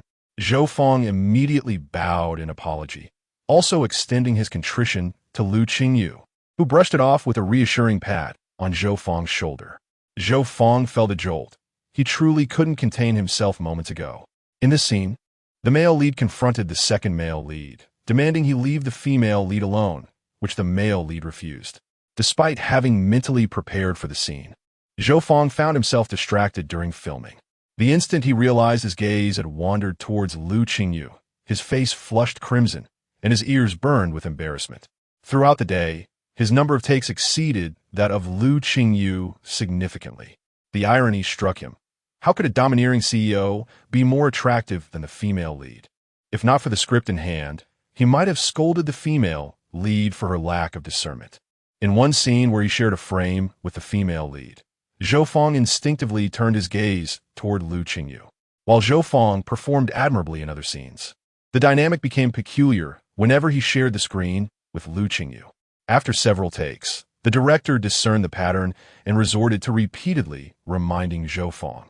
Thus, after 2 days of filming and 1 day of editing, the first episode of Fated Lovers premiered. Fans across the board eagerly awaited its release, with Lu Qingyu's fans buzzing with excitement. As they opened the first episode, they consumed every second with bated breath. After watching, they exclaimed, "Ah, I shipped the male lead and the second male lead." Chapter 90. The bonds of brotherhood. In the initial episode of Destined Lovers, the audience was taken aback when, within just one evening, the narrative took an unexpected turn. Firstly, it must be acknowledged that Lu Qingyu's appearance was indeed visually captivating, and the audience's admiration was entirely understandable. The first episode spanned 62 minutes, and the progress bar indicated 3 significant peaks. The first upon Lu Qingyu's debut, the second when he observed the male and female leads together with a hint of jealousy, and the third during his confrontation with the male lead. The narrative veered off course during the latter 2 peaks. While there are fans of childhood sweethearts, the consensus after viewing the first episode was, is the female lead truly necessary? Can't the male lead and the second male lead be together? Is the second male lead jealous of the male lead rather than the female lead? Oh my, Lu Qingyu's eyes. Who is he really looking at? I feel like the moment they confront each other, the younger brother will push the male lead against the wall, prompting the male lead to ask, "Have you lost your mind?" The buttons on that white shirt are about to pop. The younger brother could exert a bit more force. Some netizens even hastily edited a main storyline featuring the first and second male leads, garnering over 500,000 views overnight. After watching the video, they unanimously agreed. This was indeed the correct narrative. Once the first episode of Destined Lovers concluded, director Wang Ning and the cast anxiously awaited the audience and Oppo's reaction, as it directly impacted their future endeavors. A lackluster response could shorten the planned 16 episodes to merely 12. The director, who had recently taken to scouring online comments, stumbled upon various viewer reactions and videos. Selecting a few trending videos, he watched in bewilderment. What on earth? Did the editor make a mess of it? He promptly reviewed the original footage, which appeared perfectly fine. Having previously navigated the world of short dramas, Wang Ning was accustomed to the unconventional pairings fans sometimes championed. However, the popularity of the first and second male leads as a couple had caught him off guard. Glancing at the trending keywords, he hesitated. The popularity of Destined Lovers is beneficial. It brings financial gain to Qingqing Entertainment, and Lu Qingyu, as both owner and actor, stands to profit significantly. In light of this, I must prioritize my boss's interests. Wang Ning promptly contacted the marketing team, boost the popularity of the first and second male leads pairing. Wang Ning reassured, "Boss, I know you want Team Mind." At that moment, Lu Qingyu sneezed twice. He had yet to assess the airing results of Destined Lovers. His phone buzzed, and to his surprise, he discovered a message from Lu Qingran. Lu Qingran was resting at home that day and had fortuitously come across Lu Qingyu's latest work while scrolling through her phone. Having participated in various programs together, she was unaware of Lu Qingyu and Appo's acting abilities. Out of curiosity, she decided to watch the first episode. After finishing, she excitedly messaged Lu Qingyu, "Qingyu, tell me secretly, does Gusher end up with Mo Sheng?" Lu Qingyu stared at the WeChat message. "What are you talking about?" Lu Qingran sent another message. "I checked. The writer of your show previously wrote BL novels. I knew my instincts were correct." Lu Qingyu replied. "No, Lu Jia, please calm down. You might be misunderstanding things." Lu Qingran insisted, "No need to spoil it for me. I understand what's happening. If it were a standard production, it surely wouldn't be allowed to air, right? So you can only do it secretly. Oh my, just thinking about it makes me so excited. Qingyu, I want to take up more of your time. Focus on your acting." Su Jixing also noticed the online buzz and had prepared for the possibility of Lu Qingyu's pairing being popular. However, he did not anticipate that the support for the first and second male leads would surpass that of the first male and female leads. This, he realized, warranted an increase in the hype surrounding Lu Qingyu. Consequently, Su Jixing also instructed the marketing team to amplify the heat. Within a single night, Lu Qingyu and Zhou Fong soared to the third spot on the trending charts. Zhou Fong was equally surprised by the sudden surge in his popularity, albeit this fame was not precisely as he had envisioned. Overnight, he gained 170,000 fans, and the volume of emails and comments on Weibo far exceeded anything he had received in the past 6 or 7 years. Zhou Fong felt a surge of excitement, a genuine sense of emerging from obscurity. The following day, everyone returned to the set as usual. The actors had received their scripts prior to filming, and barring any unforeseen circumstances, they were expected to adhere to the script. However, their situation was somewhat unique. The production team filmed while airing, with the writer present on set. After reviewing the comments on the first episode, the director specifically asked the editor to make slight adjustments to the plot. When Lu Qingyu received the script the next day, it felt somewhat peculiar. In the earlier narrative, his affection for the female lead was overtly apparent, with numerous lines clearly reflecting his love for her. However, these had now been altered to convey a more subtle emotional undertone. Additionally, the previously resolute stance during his confrontations with the male lead had become somewhat ambiguous in the dialogue. Lu Qingyu found it challenging to grasp the emotional nuances and decided to consult the writer, who was conveniently nearby. "Excuse me, in this scene, the second male lead uses his position to seize the project from the male lead. When the male lead confronts him, the second male lead states it is a lesson, implying that if he does not distance himself from the female lead, this will continue. I have no questions regarding this plot point, but I'm struggling to comprehend the second male lead and Appo's emotions in this scene." The writer glanced at the revised content, which had been altered overnight per the director and Appo's instructions.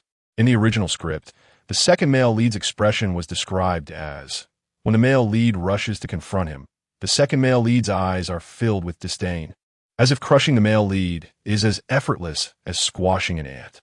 However, the revised content read, the second male lead and Appo's gaze towards the male lead is ambiguous, exhibiting a calm demeanor laced with a hint of expectancy in the face of the male lead's fury. Lu Qingyu asked, "What does ambiguous mean? What emotion should I convey?" The writer adjusted her glasses, a restrained smile gracing her lips as she gazed into Lu Qingyu's clear eyes. "You see, when you confront the male lead, you should embody a sense of curiosity and exploration." Lu Qingyu was perplexed, but shouldn't it be jealousy and hatred? The writer, embodying the essence of her profession, continued, "Consider this. The second male lead is handsome and wealthy. In reality, wouldn't such a person be brimming with confidence?" Lu Qingyu pondered this and admitted indeed. The writer elaborated. Would a confident individual feel jealousy or hatred towards someone less attractive or less wealthy? Lu Qingyu conceded, "Well, not really." "Exactly," the writer affirmed. "Thus, the second male lead's gaze should convey an inquisitive sentiment, as if he wishes to understand why the female lead favors someone like the male lead. What is about him that captivates her? Realization dawned on Lu Qingyu. Now that you mention it, I understand, teacher. With newfound clarity, Lu Qingyu returned to filming. While the writer wiped the sweat from her forehead, thinking to herself, I am, after all, a professional screenwriter. Chapter 91. Pre-exam public opinion, the filming progressed smoothly, with a multitude of ardent fans supporting the pure love genre. Each day following the premiere of the first episode, Lu Qingyu consistently trended on social media, eliciting envy among peers. Where there is admiration, there inevitably arises jealousy. The platform airing Fated Lovers is owned by Penguin, which is invested in a film titled 3 Lives, 3 Worlds, a romantic tale set in the Republic of China. The lead actor is the popular idol Su Haokai, marking his debut in the film industry. Given the significance of this project, both Su Haokai's management and Penguin placed considerable emphasis on it, even embedding promotional clips for 3 Lives, 3 Worlds within the endings of all their productions, having initiated a marketing strategy a month in advance. Penguin anticipated that such a vigorous promotion would ensure the film's success upon release, yet their calculations proved erroneous. Su Haokai was taken aback as his inaugural work was overshadowed by Fated Lovers. His agent had hoped to leverage 3 Lives, 3 Worlds as a stepping stone. If the film in Oppo's performance was commendable, it would unlock superior opportunities. However, the current predicament was that Su Haokai lacked prominence. Each time his agent discussed the project, producers would inquire about its release date, seemingly oblivious to its existence, while expressing their interest in the thriving Fated Lovers. Hearing this, Su Haokai and Oppo's agent felt disheartened. It has already aired. The viewership crossed 8,000 yesterday. Producers quickly grasped the situation, recognizing that a mere 8,000 views for a rising star was hardly impressive. Nevertheless, they remained diplomatic. The figures sound promising, but my roster is fully booked at the moment. There are no roles available for Mr. Su. Perhaps we may collaborate in the future. Each mention of Fated Lovers only deepened Su Haokai's resentment, particularly towards the trending Zhou Feng and Lu Qingyu. With the imminent college entrance exams, Su Jixing ensured Lu Qingyu and Oppo's schedule accommodated his study time. The exams spanned 2 days, and aside from requesting leave from the filming crew, other commitments remained unchanged. Due to the need for leave, Lu Qingyu often found himself working late into the night. On this particular evening, he wrapped up filming past 3 o'clock. Su Jixing had dozed off in the car for several hours. Once Lu Qingyu finished, Su Jixing drove him back to the hotel. Qingyu, the exams are in 2 days. Shouldn't you review your notes? At that moment, Lu Qingyu could not suppress a yawn. He felt confident about the exams and deemed last-minute cramming unnecessary. No need, Su Gu. There's nothing more to prepare. Su Jixing, observing Lu Qingyu through the rearview mirror, thought it made sense. In 2 days, little could be learned, and the outcome seemed predictable. After dropping Lu Qingyu at the hotel, it was already past 4, with dawn approaching. Su Jixing set his alarm for 10 o'clock to begin work the following morning. They needed to rise by 8 for makeup and preparation. Get some rest. I'll wake you in the morning. Lu Qingyu nodded and quickly fell asleep, while Su Jixing also took a moment to rest. Awakening around 7, Su Jixing adhered to his routine of checking the news on his phone. His heart sank when he saw Lu Qingyu trending, not for Fated Lovers, but due to the college entrance exams.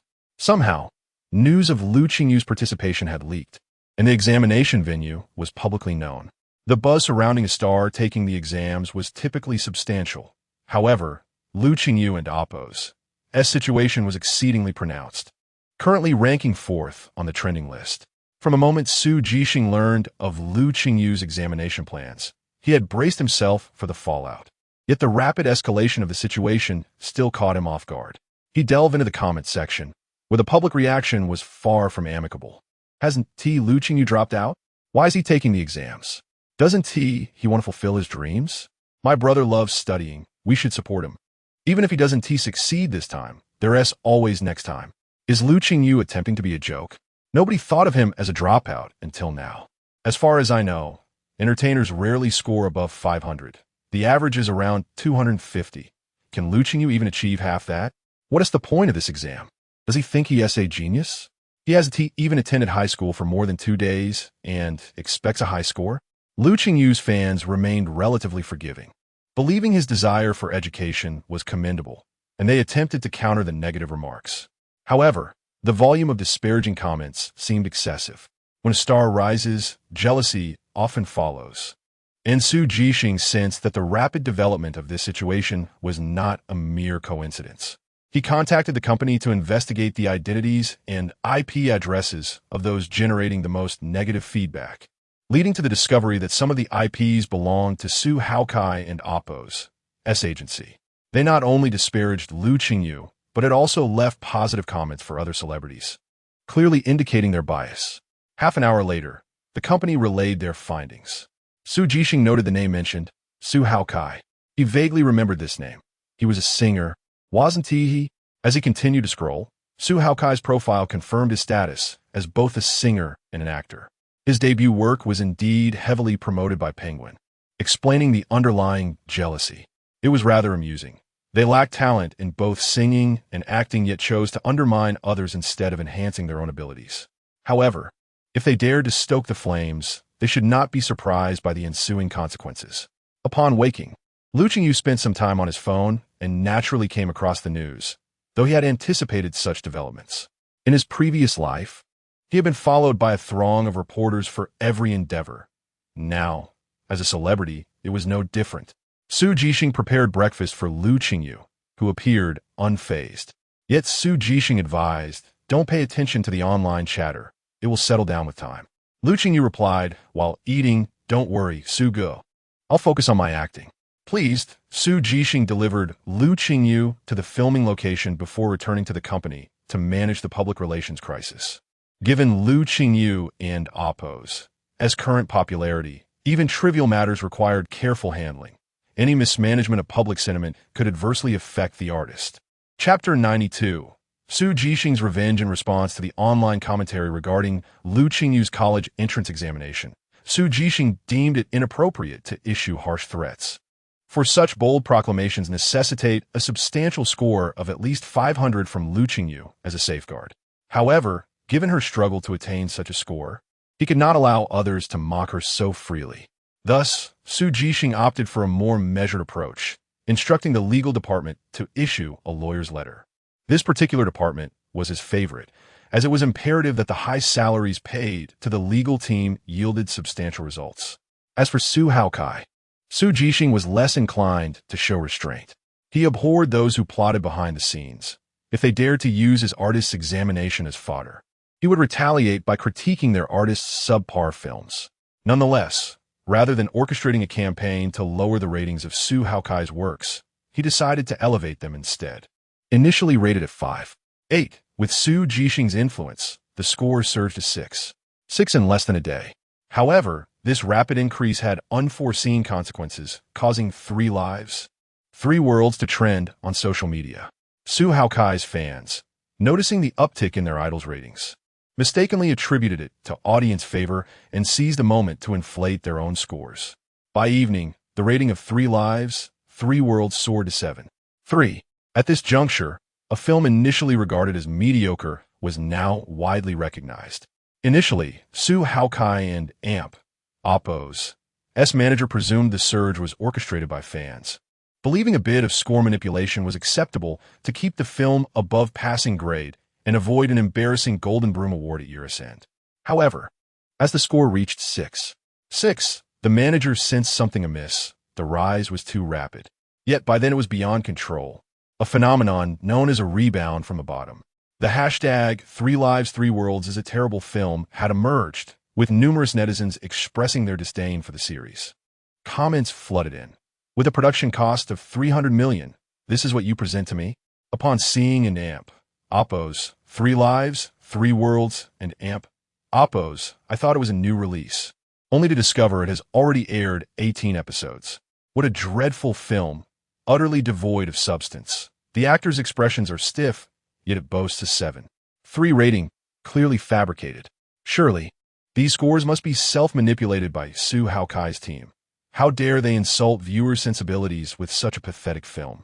I came to watch, thinking the rapid rating increase indicated a quality film, only to find this score utterly unreasonable. It's absurd. While portraying affluent characters, this one resembles a nouveau riche. Feeling deceived, viewers began to inundate 3 lives, 3 worlds with low ratings. By 6-0 and Oppo's clock, when Su Haokai and Oppo's manager finally grasped the situation, it was too late. An avalanche of poor reviews and low scores had already poured in. By 8 o'clock, the rating plummeted to a mere 4.3, prompting them to frantically delete negative comments. Su Jixing, witnessing this score, felt immense satisfaction. They would undoubtedly be contenders for the Golden Broom Award this year. In an emergency meeting, Su Haokai's management convened, aware that nurturing an artist is no simple task and eager to shield Su Haokai from potential backlash. Prior to the meeting, Manager Yang was summoned for a private discussion. The manager, frowning, inquired, "What is going on?" "I hear this was a deliberate setup." Yang wore an arrogant expression, akin to a street thug ready to exact revenge. "I've discovered it was Lu Qingyu's manager. I must teach him a lesson." The manager, suppressing his frustration, observed Yang's brazen demeanor. Having only 3 years of experience as a manager and being a relative of the manager, Yang had been advised numerous times about maintaining a professional image, yet he remained oblivious. The company often opted for either family members or highly skilled professionals for artist management, with Su Jixing being a prime example of the latter, while Yang had attained his position through connections. As the manager recalled Su Jixing's reputation, he felt a wave of apprehension. Despite being from a relatively small company, Su Jixing was renowned for his ability to elevate talent to stardom. Why would Su Jixing suddenly target Su Haokai? As far as I know, the artist he manages is Lu Qingyu, with whom we have no connections. Yang, growing more indignant, slammed his hand on the table, exclaiming, "Manager, that brat stole the limelight from Kai and Amp, Oppo's popular show, causing it to flop. I couldn't Amp, Oppo's stand it. So I had someone push for trending topics when I learned Lu Qingyu was taking her exams." The manager and Oppo's head throbbed with frustration. He muttered curses under his breath, realizing that Yang's actions had inadvertently provoked the ire of someone as formidable as Su Jixing. So it was our artist who instigated this chaos, the manager thought, now rendered speechless. You know the quality of Su Haokai's production? You, as a manager, chose such a terrible script, and you didn't even bother to inform me? I had to swallow my pride to negotiate with Penguin for that project, just to ensure you wouldn't and Oppo's face utter humiliation. Yang had accepted a substantial bribe from the production company, bypassing the manager and Oppo's approval, convinced that his familial ties would shield him from repercussions. "Manager, don't worry. I'll handle this. I will get back at Su Jixing," Yang asserted defiantly. At this moment, the manager's anger reached a boiling point. He hurled a stack of documents at Yang, leaving him stunned. "How dare you be so arrogant? Do you even comprehend who Su Jixing is?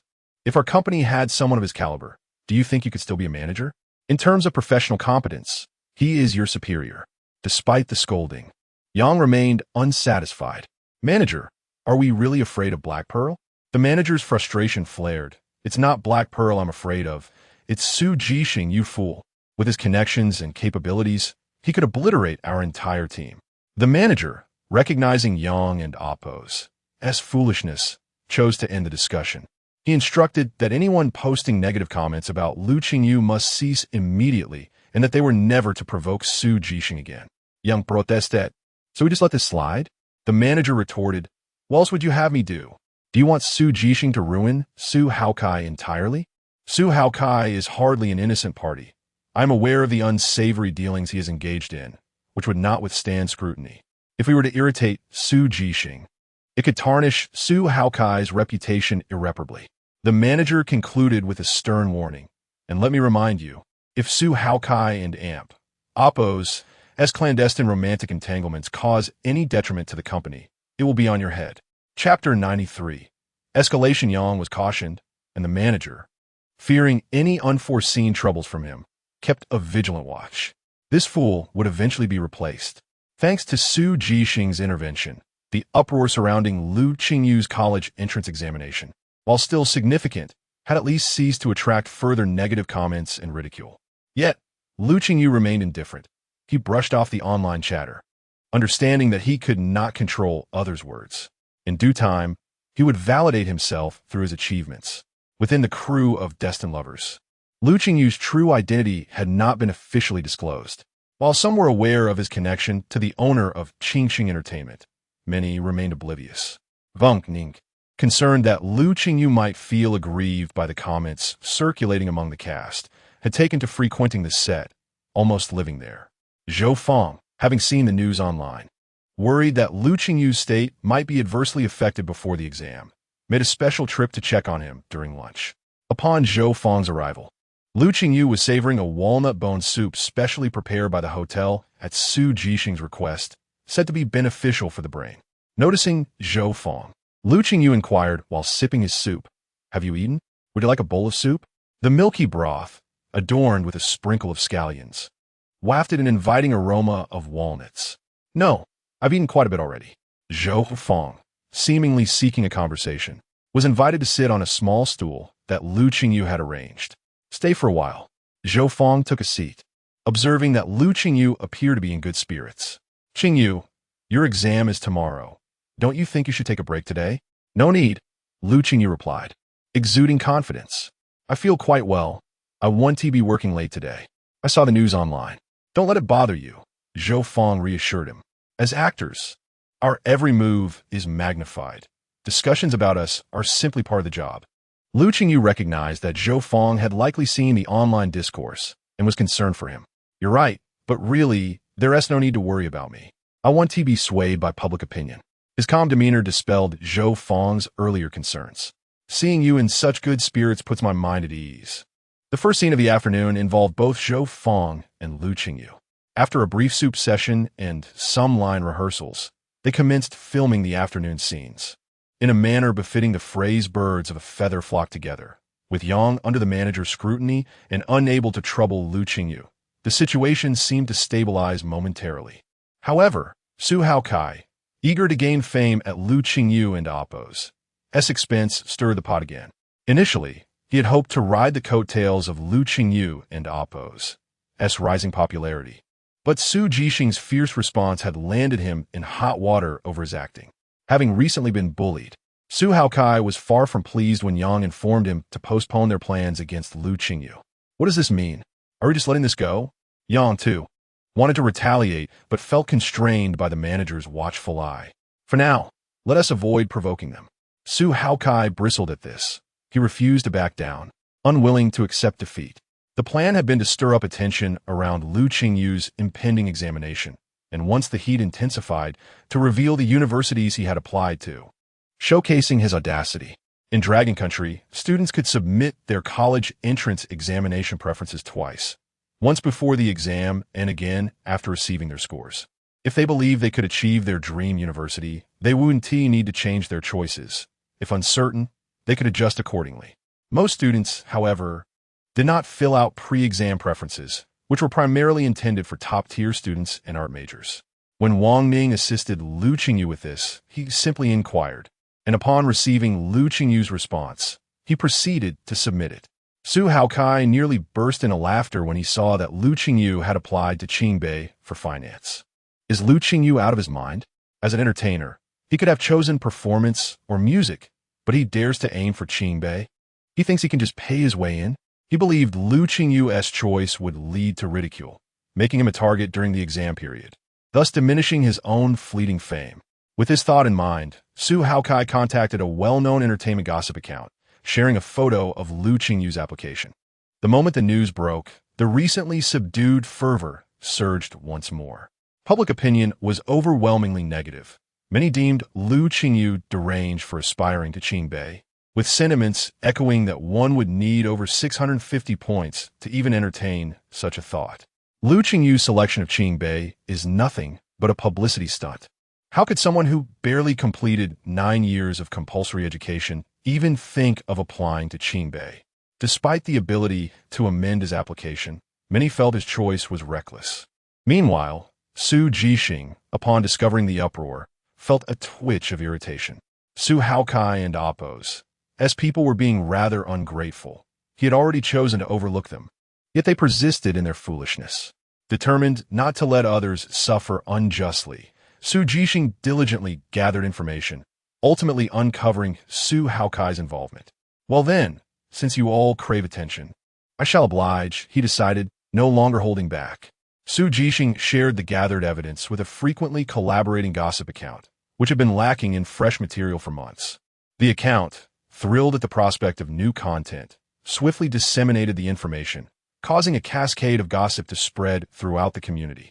Su Haokai's scoundrel ex-girlfriend DT, dead unpaid. Su Haokai's reputation plummeted as revelations emerged about his simultaneous relationships with 6 women, who he had coerced into buying him luxury items while he himself, with ample earnings from his engagements, borrowed money from them without repayment.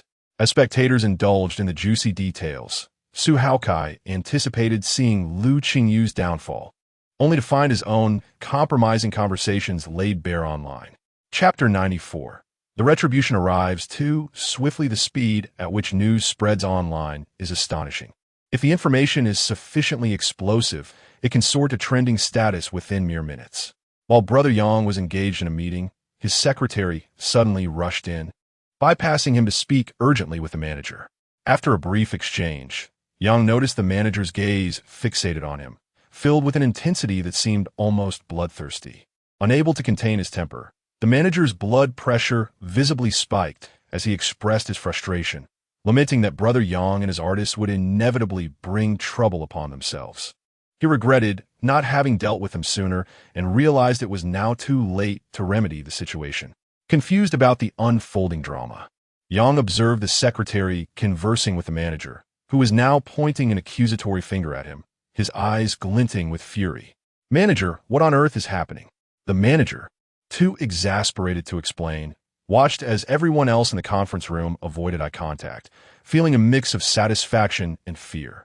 The satisfaction stemmed from witnessing Yang, typically so pretentious, being reprimanded, while the fear arose from the manager's volatile state, indicating that the situation was indeed serious. 10 minutes later, the company convened another meeting, this time an emergency session without Brother Yang. The manager was filled with regret, realizing that his earlier kindness had allowed 2 ticking time bombs to remain in play, and now they had detonated. The fallout from this explosion threatened not only their careers, but also the company's reputation, upcoming projects, and the livelihood of other artists. Su Haokai, witnessing his name trending across various news outlets, felt a surge of panic. He quickly dialed Brother Yang, hoping the company would assist him in managing the crisis. After numerous calls, he finally reached someone, only to be met with a barrage of insults from Brother Yang, leading to his number being blocked. This time, Su Haokai felt genuine fear. Previously, Brother Yang would have rushed to issue a statement on his behalf, but now it seemed the company was distancing itself. Ignoring the throngs of reporters outside, he made his way to the company headquarters. Upon breaching the reporters' barricade, Su Haokai was shocked to find that Brother Yang had been terminated. He was ushered into the conference room, where the manager awaited him, accompanied by the legal team. The manager immediately began to lament his plight. "Manager, those online are slandering me.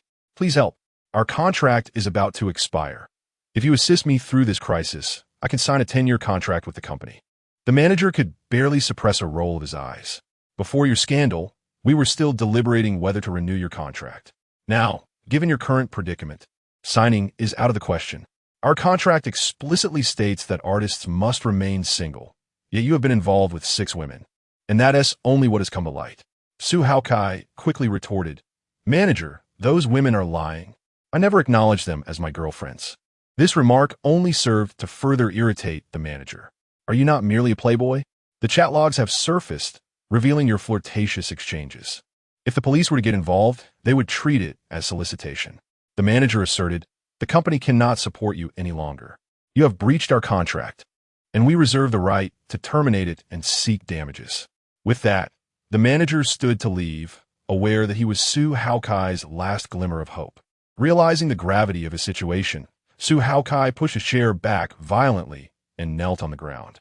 "Manager, you cannot do this. The company cannot sever ties with me." He would prefer the company to merely shelve him, as that would spare him from exorbitant penalties and potentially allow for a future comeback. The manager replied coldly, "If we do not terminate the contract, are we to lie on your behalf and wait for even more damaging information to emerge online?" Su Haokai was left speechless, genuinely frightened. "No, it cannot end this way. I've generated so much revenue for the company. They cannot simply abandon me. I have several advertisements directly commissioned for me by clients who adore me. They insisted on having me." The manager laughed in disbelief. "With your current reputation, do you think they would still want you?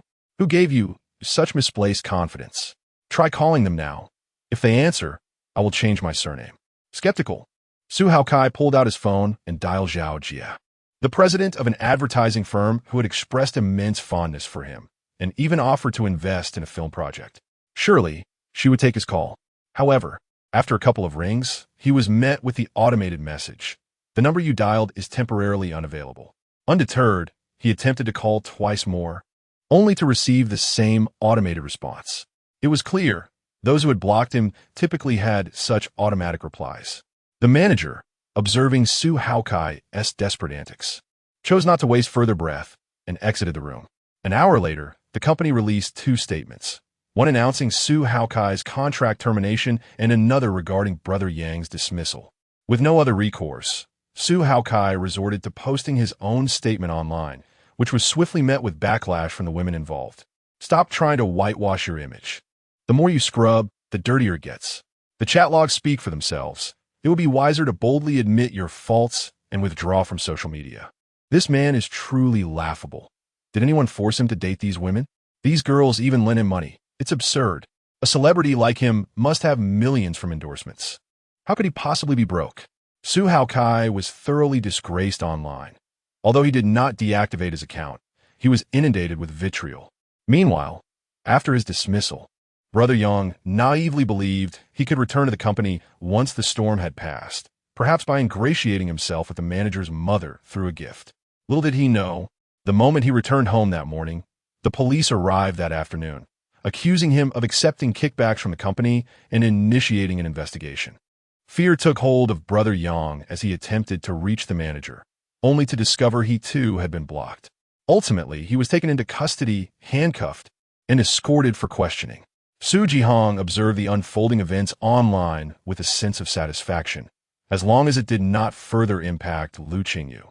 That evening, he picked Lu Qingyu up to take her home, having stayed with her these past few days to provide care. The following day, Lu Qingyu had an exam, and he ensured that all necessary materials were prepared with utmost clarity, including her admission ticket, ID, pencils, and erasers. Concerned about Lu Qingyu's well-being, Su Jihong personally prepared breakfast, boiling 2 eggs and cooking a bowl of noodles. After she took a bite, he hurriedly ushered her out the door towards the examination hall. Chapter 95. The Celestial Agent upon arriving near the examination venue.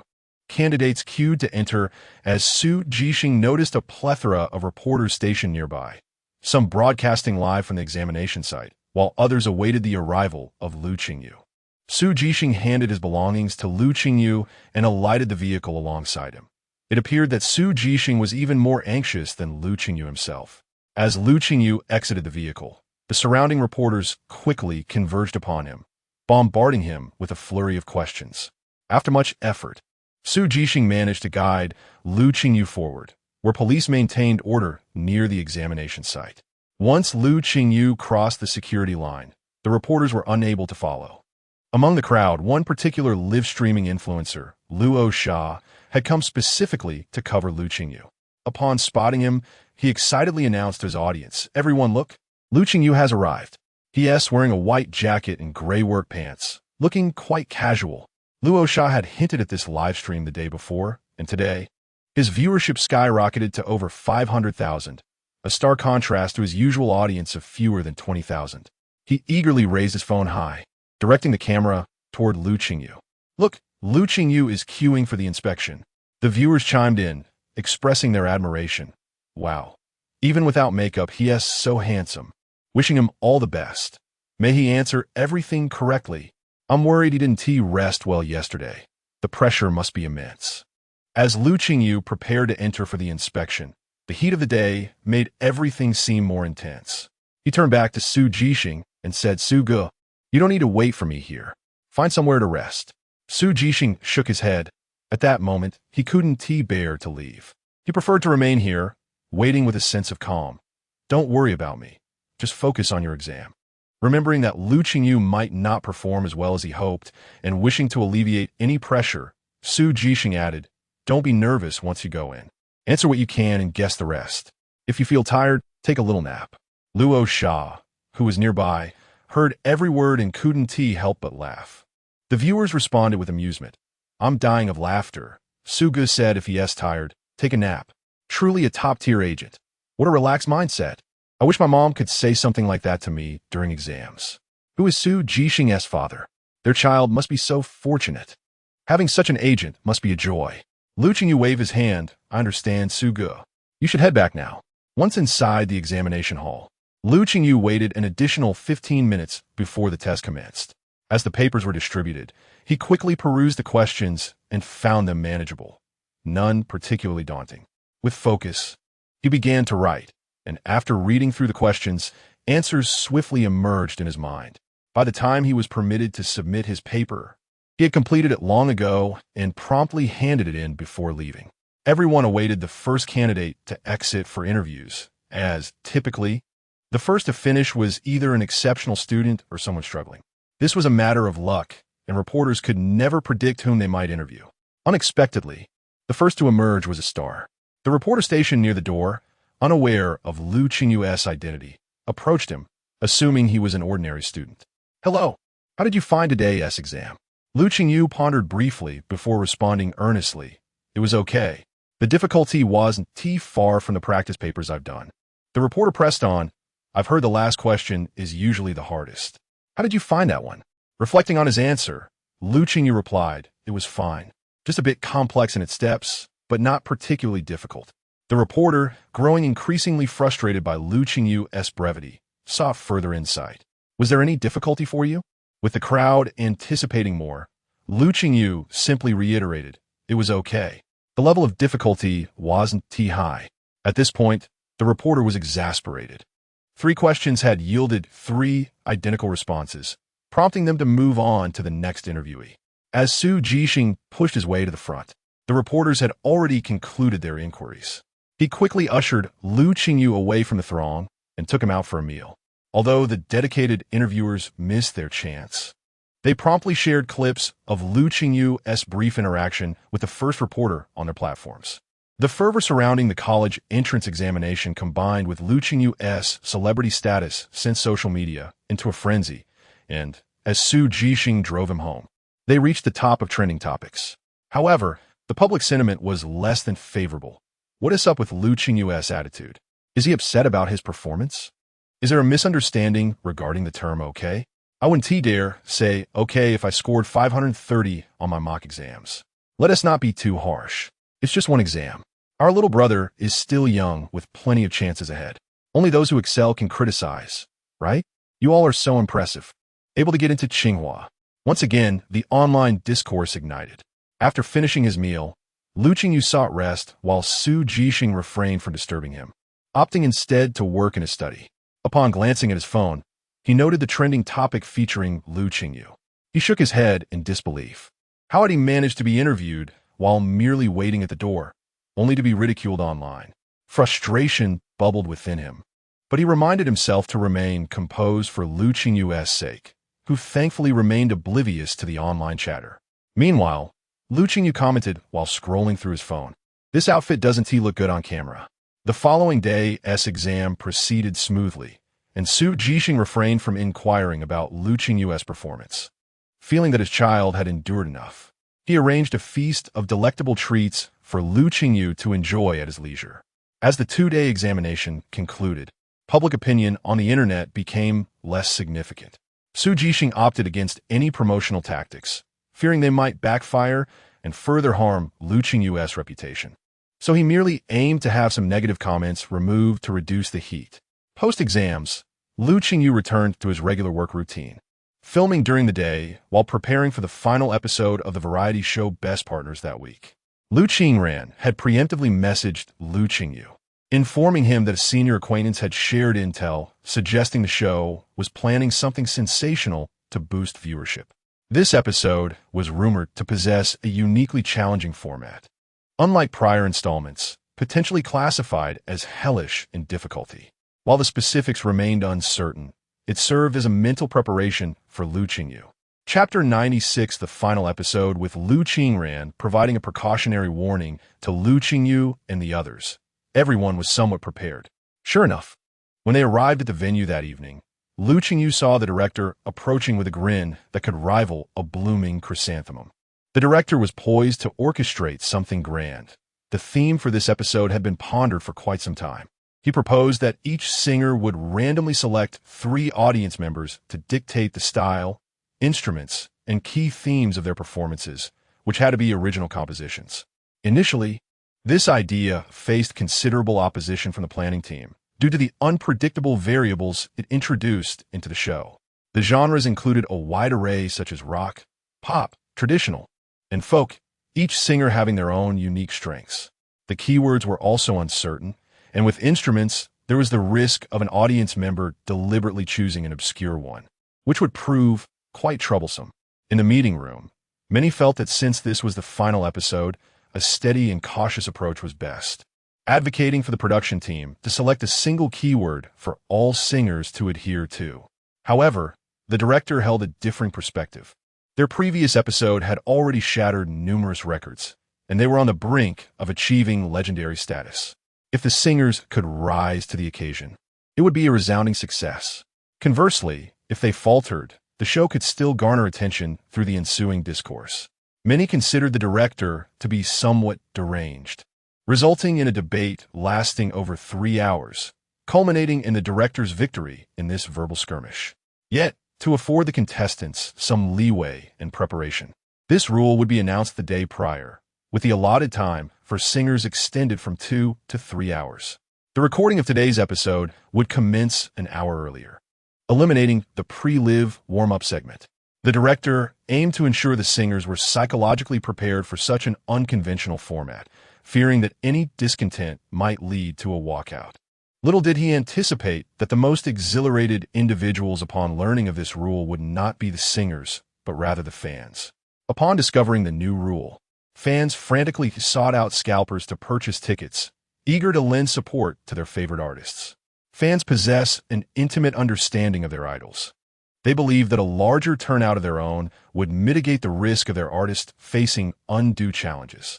Lu Qingran and Zhang Xiao felt a twinge of discontent upon learning of the rule, their enthusiasm for participating in this chaotic variety show waning.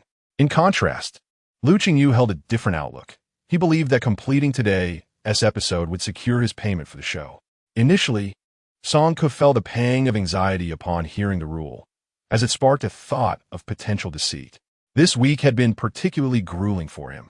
Having lost to Lu Qingyu twice, with only 1 episode remaining before the conclusion of the show, if he could not best Lu Qingyu before the finale, he feared the next opportunity might be elusive. He was determined not to allow Lu Qingyu to become a mental adversary. Song Ke relentlessly listened to Lu Qingyu's past musical works, begrudgingly acknowledging the excellence of his lyrics. However, Lu Qingyu's musical style seemed somewhat inconsistent, yet his performances always astonished, revealing a depth of experience that belied his youth. This contradiction left Song Ke feeling increasingly perplexed. After repeated listens in an attempt to discern Lu Qingyu's musical style, he found himself arriving at no conclusions, his anxiety mounting as the final episode approached. Suddenly, a bold notion struck him. He suspected Lu Qingyu might be cheating. After all, how could one person be so extraordinarily talented, especially at the tender age of 18? This daring hypothesis allowed Song Ke to rationalize everything that had transpired. As he pondered how to defeat Lu Qingyu, he recalled the newly announced rules for the final episode, at which point a series of schemes began to form in his mind. The show would randomly select 3 audience members to dictate the style, keywords, and themes for the singers. This randomness introduced significant variability. According to the production team's method, the lighting technician would illuminate the audience, and when the artist called stop, the spotlight would land on a chosen audience member who would provide the prompts. Song could remember the lighting technician Xiao Lu. With a little incentive, he could influence the selection process to ensure that his fans were favored when the spotlight shone on Lu Qingyu's group. His fans were acutely aware of his previous losses, thus they would not pose him a challenging task should he encounter Lu Qingyu. Conversely, his own fans would offer simple prompts, knowing precisely his preferred music genres, instruments, and song styles. If executed correctly, he was certain he would emerge victorious in this episode. Song could envision countless scenarios. If Lu Qingyu was indeed cheating, what harm was there in a little manipulation on his part? Ultimately, he resolved to reach out to the lighting technician to secure an advantage. If he triumphed in this final episode, he could disregard his previous defeats. On Saturday night, the countdown to the final episode of Musical Partners began with 15 minutes to go. The director, accompanied by the entire crew, meticulously inspected the equipment and stage to ensure a seamless broadcast. Additionally, they monitored the live stream reservations, as the buzz surrounding the show had propelled it to trending status. As the show commenced, all 8 guests were in position, with Lu Qingyu and Chen Ting ready to perform. Despite the presence of 8 singers, only 4 new and 4 seasoned performers would take the stage, each allotted 10,000 votes to cast for 3 singers excluding their own. With 5 minutes remaining, Lu Qingran seized the opportunity to converse with Lu Qingyu, wishing to inquire about his recent experiences following the high-stakes examination. "Brother, how did your exam go? Do you feel confident about surpassing the 250 mark?" Chapter 97. Cheating institutions like Beijing Film Academy do not impose stringent requirements for academic scores. A score of 250 is deemed average. When she applied to the music conservatory, she achieved an impressive 298, securing the top position. Lu Qingran utilized her own past score to inspire Lu Qingyu, aiming to instill some confidence in her.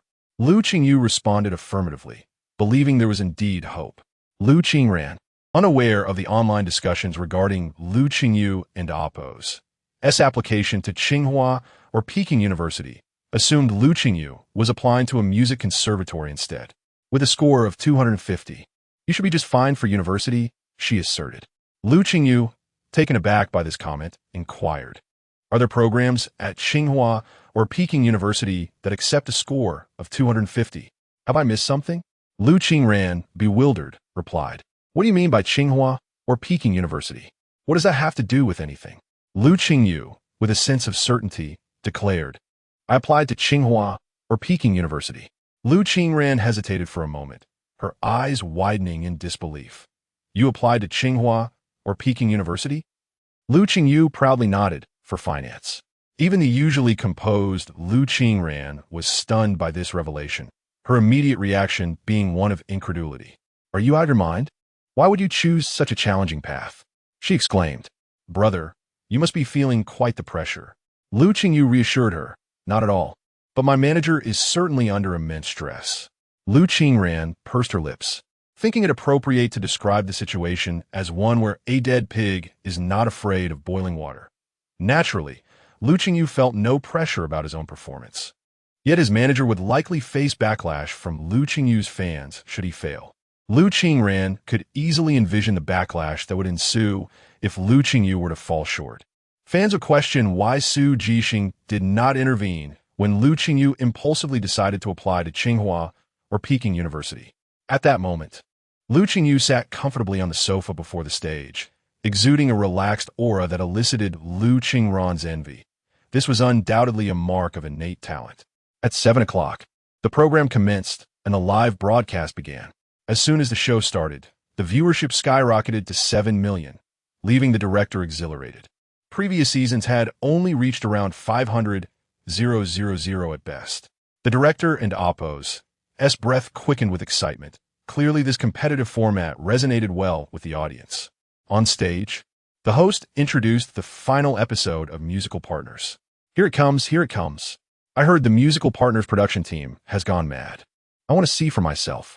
This is the first time I've witnessed such a bold competitive format in a variety show. It truly tests a musician's caliber. I'm curious whether the randomly selected audience members will be eccentric. I hope the questions are challenging and stimulating. We enjoy a thrill. Let's cheer for our brother. It's the final episode. Stay steady." The order of appearance was determined by the points from the previous episode, with higher scores resulting in later appearances. Zhang Xiaoxiao was the first to take the stage.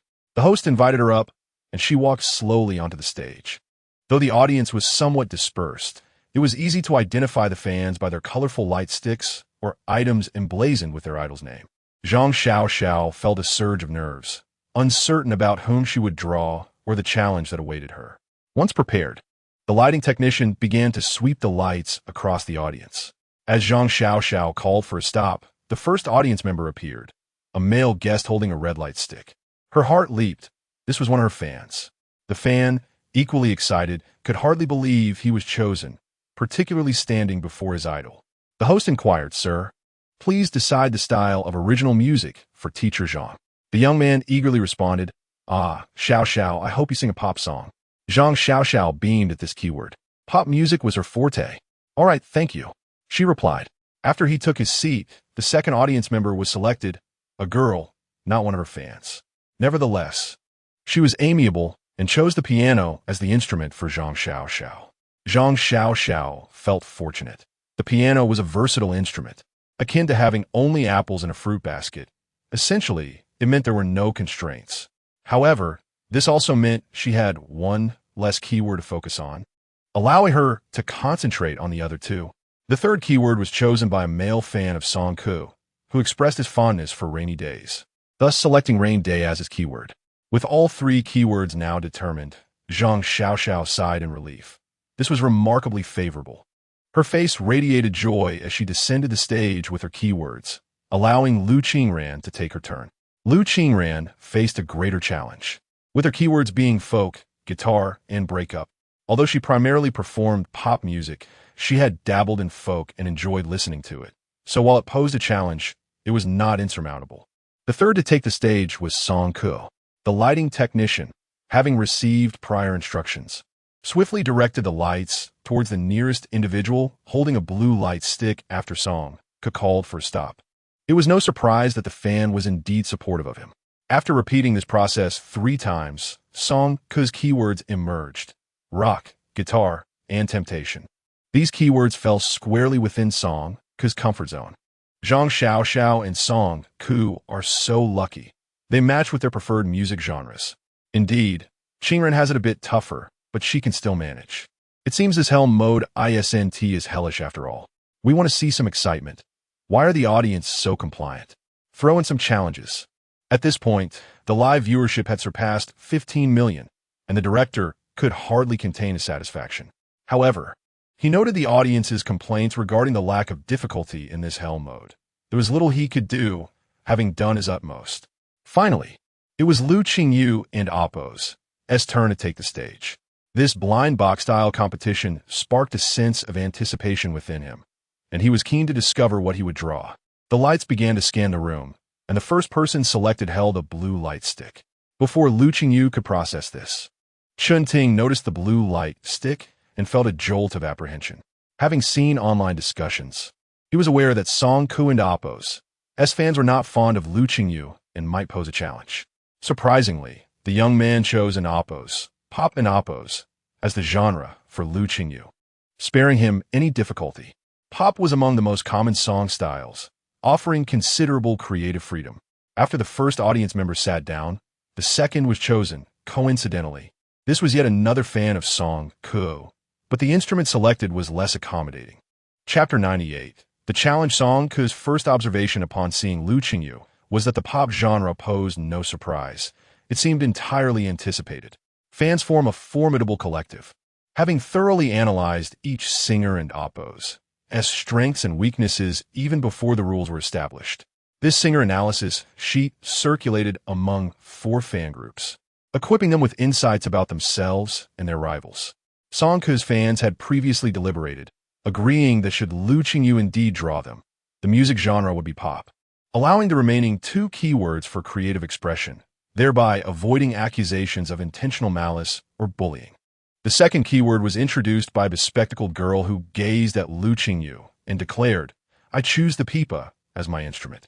The mention of the pipa sent a wave of astonishment through the audience. Wasn't the pipa an ancient instrument? How could it possibly align with Lu Qingyu's pop style? Upon hearing pipa, the director felt a chill run through him, as he instinctively searched for songs featuring the instrument in his mind, only to discover that, apart from pure pipa music, none existed. As anticipated, the pipa was indeed an ancient instrument. How could it be fused with pop? Lu Qingyu cast a worried glance at the stage, recognizing that Lu Qingyu had significantly raised the difficulty level.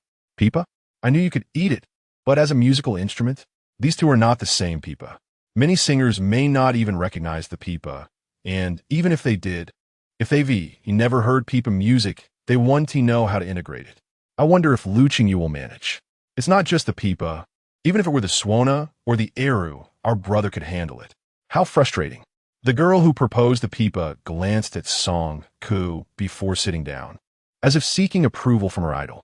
The choice of the pipa was a painstaking selection from a myriad of instruments that were ill-suited for pop music, such as the suona and heir.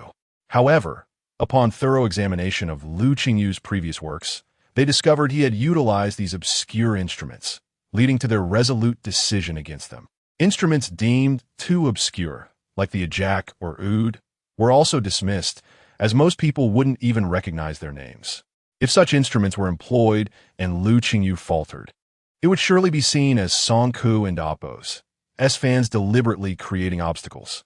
Lu Qingyu and Appo's fans exclaimed, "Isn't this just a blatant challenge?"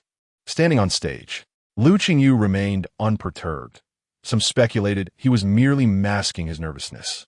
The third audience member chosen was once again a girl, brandishing a blue glow stick. Remarkably, she too was a fan of Song Ku. The director furrowed his brow. How was it possible that Lu Qingyu had drawn Song Ku's fans? Was this a deliberate attempt to stir trouble?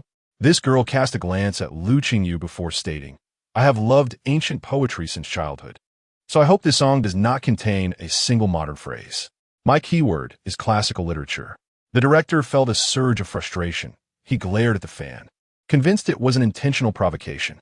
What is this? No modern language allowed. How on earth can we sing? Good news. The final episode of Music Stand features hellish difficulty. Bad news. All the difficulty rests on Lu Qingyu alone. Poor Lu Qingyu. He is only 18.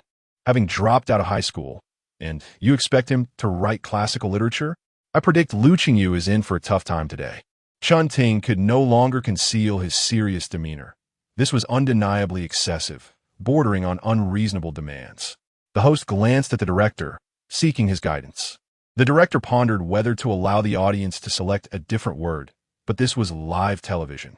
Such a change would constitute a live broadcast incident. And even if the keyword were altered, there was no certainty that Lu Qingyu would perform well.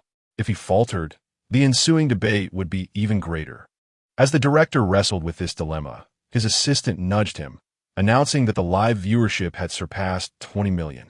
The director gasped at the soaring ratings and instructed the host through his earpiece, "Continue." Upon receiving the directive, the host proclaimed, "The keywords for all singers have now been revealed. You have 3 hours to prepare. The countdown begins now." As soon as the host finished speaking, Chun Ting sprang from his seat and approached Lu Qingyu. "Qingyu, do you need any assistance?" It must be noted that the keywords provided by the audience were indeed quite challenging, yet fortuitously. Lu Qingyu had a song in mind that perfectly matched all 3 keywords. Pipashing, was this not a fortuitous opportunity? Maintaining an air of ease, Lu Qingyu responded, "No need, Brother Chun. Don't worry, I'm confident." Upon entering the arrangement studio, Lu Qingyu immediately immersed himself in the composition process. The 3 hours granted were indeed well utilized. Meanwhile, the rivalry between Lu Qingyu's fans and Song Ku's fans erupted online. Song Ku truly cannot bear to lose. His keywords are so convoluted. Do they think we can't see they are stirring trouble? Lu Qingyu's fans should refrain from unfounded accusations.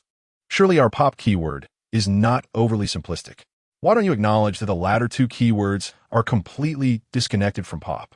You're clearly being deliberate. Other singers face the keywords without complaint. Why are Lu Qingyu's fans the only ones making a fuss? Is it a lack of ability that makes them fear losing? Who is truly afraid of whom? Su Jixing observed the online scuffle and urged the president of Lu Qingyu's fan club to send a message internally, advising against further entanglement with Song Ku's fans. The outcome was still undetermined. It was premature to make judgments. Su Jixing recognized the formidable challenge that lay ahead for Lu Qingyu, yet his unwavering composure indicated to him that Lu Qingyu was indeed capable. As the final showdown commenced, the singers embarked on their creative endeavors. The 3 hours slipped by swiftly, and during this time, Music Stand consistently trended, with live viewership exceeding 22 million, making it the highest-rated show in the music variety genre. Not only were the audience eager to witness the artist's creations, but the production team was equally filled with anticipation. Given the time constraints, Lu Qingyu had a considerable amount of vocal harmonies and theatrical tones to manage himself in Pipa Xing. When the 3 hours concluded, everyone returned to their designated seats. The first to take the stage was Zhang Xiao, presenting an original song related to rainy days, infused with a refreshing essence. The lyrics, set against a backdrop of youthful romance, resonated with many as they recounted chance encounters in the rain. Zhang Xiao's melodious voice evoked a sense of tranquility, and the lyrics subtly conveyed the innocent feelings of young love. This performance marked Zhang Xiao's finest moment in the program, earning her the director's approval. Zhang Xiao's rendition was met with widespread adoration from the audience, culminating in an impressive vote tally of 3.99 million, surpassing her previous achievements. Chapter 99. The Pipa song. When the votes were announced, Zhang Xiao was overjoyed. She understood her own abilities well. Her primary goal was no longer to win, but simply to surpass herself. The second performer was Lu Qingyu, a talented young woman who delivered an outstanding performance. She thrived under pressure, and her song about heartbreak contrasted sharply with Zhang Xiao and Oppo's style. Although the lyrics were simple, they were infused with the essence of life, and the melody carried a melancholic undertone. When her high notes erupted, they conveyed a poignant sense of emotional release. And it was evident that this song would undoubtedly secure a spot in the top 3 on the music charts, a must-listen for anyone experiencing a breakup. Ultimately, Lu Qingyu received an astonishing 4.76 million votes, a count that even she had not anticipated, and she was thoroughly satisfied with the outcome. The third performer was Song Ku, whose 3 defining keywords were rock, guitar, and allure. These concepts posed no challenge for him. Rather, they allowed him to thrive. It was as if he had entered a realm where he truly belonged. On stage, Song Ku wore a short leather jacket, a chunky silver chain around his neck, paired with white suit pants, and his hair was dyed with blue highlights. Holding a guitar, he exuded an air of fashion. Rock music was his forte, and now that he was in his element, he radiated confidence. His fans erupted with excitement as the energetic music played, and Song Ku began his rock performance, captivating the audience. His song was characterized by a heavy metal style, showcasing masculine charm and aligning perfectly with the theme of allure. Numerous musicians in the audience nodded in approval as they listened, appreciating the authenticity of the rock genre and its exceptional arrangement. The audience stood in unison, moved by Song Ku's fervent performance, and he felt it was one of his best moments. Perhaps the intensity of the final competition had unlocked his potential, and Song Ku was filled with confidence, certain that he would emerge as the champion. As Song Ku concluded his performance, the crowd erupted in cheers, expressing gratitude for the delightful music he had shared. When the host announced the votes, Song Ku felt a surge of tension, but when he saw the final count of 6.13 million votes, he couldn't suppress his smile, securing 1.37 million more votes than Lu Qingyu. He was confident that victory was assured. With his head held high, he descended from the stage, casting a triumphant glance at Lu Qingyu, reminiscent of a victorious rooster. This moment transported him back to his school days when he consistently ranked first in academics, only to face fierce competition from a talented new student. Yet, despite those challenges, he always emerged victorious in the final exams. In the end, admiration still rested upon him, much like how Lu Qingyu was perceived. It mattered little how well he performed throughout the year, as long as he excelled in the finals. Now it was Lu Qingyu and Oppo's turn to take the stage, and Chen Ting and Lu Qingyu watched anxiously from the audience, uncertain of what song he would choose. However, most held low expectations. given the peculiar keywords provided by the audience. Curiosity lingered, as many were eager to witness a star's potential downfall, while Lu Qingyu's fans merely hoped for a complete performance. Regardless of its quality, as long as he delivered. Dressed in a traditional Chinese-style outfit designed by Qin Zhao, the moonlight blue color had become his signature hue, complemented by black straight-leg pants and ankle-high black marten boots, blending elegance with a hint of wildness. As the audience speculated about Lu Qingyu's song choice, the words "the Pipa song" appeared on stage, leaving everyone momentarily stunned. Is this the Pipa song I know? Can the Pipa song really be sung? My brother always surprises us. Go for it. Upon seeing the title, even Chen Ting was intrigued. The music began, and after a brief introduction, Lu Qingyu started to sing. At the head of the Xuanyang River, I bid farewell at night. Maple leaves and reeds rustle in the autumn breeze. The host dismounts. The guest is on the boat, raising a toast, wishing to drink without music. Drunk and unable to celebrate, sorrowful at parting at the time of separation. The river is vast, and the moon is dim. Suddenly, I hear the sound of the pipa. The host forgets to return. The guest does not depart. I secretly inquire, who is playing? The pipa's sound pauses, as if waiting to speak. He is actually singing the ancient poem, the Pipa Song. How fascinating. It's incredible that classical poetry can be transformed into song. Moreover, it's in a pop music format. How unbelievable. I'm thrilled. I sense this song will become a hit. How cool. Lu Qingyu is brilliant.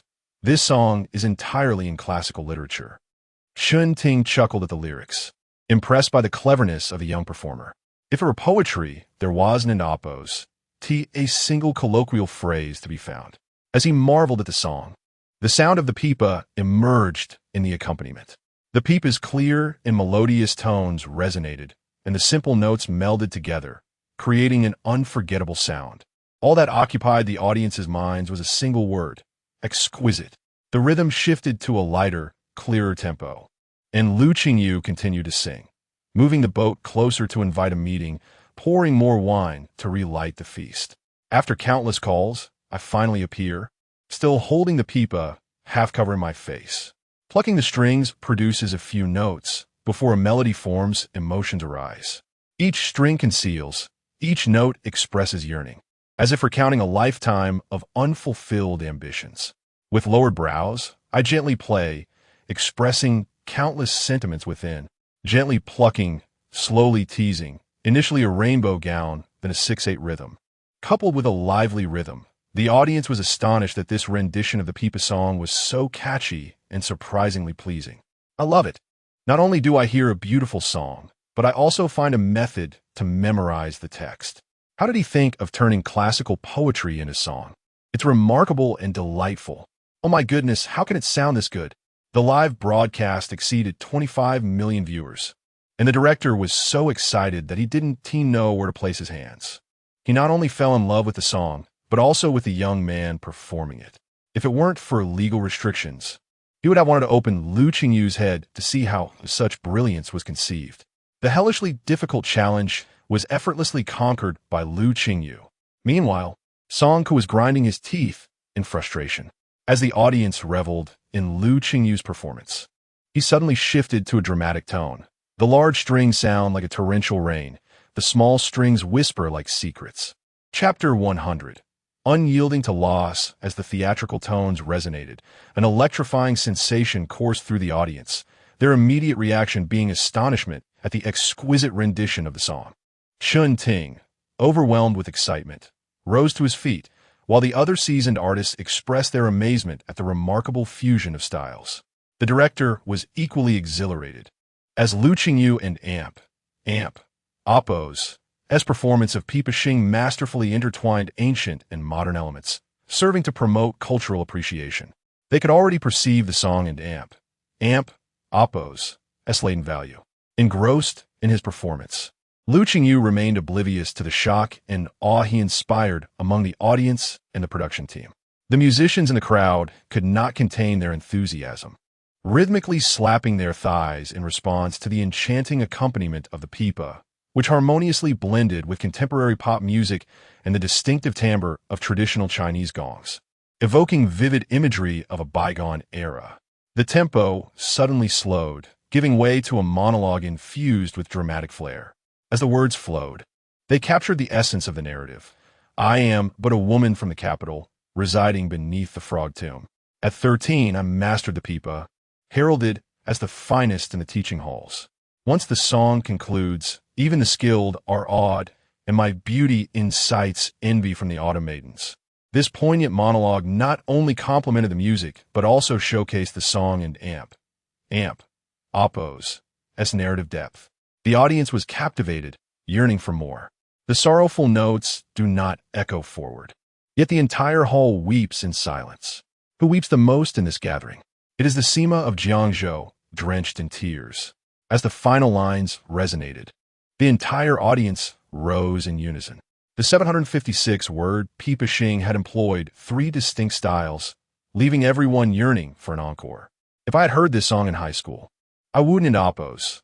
Have struggled to memorize an Appo's, Pipa Xing and Appo's, for 2 months. Is this the song I once despised? How did I suddenly fall in love with it? I must be bewitched. I now feel compelled to memorize and Appo's, Pipa Xing and Appo's. This is magnificent. If I could recite my poetry in high school like this, I and Appo's, easily memorize 3 pieces a day. I and Appo's am utterly amazed. I've fallen for Lu Qingyu. As Lu Qingyu concluded his performance, the audience erupted in fervent applause. Even the production staff momentarily paused their tasks to cheer for him.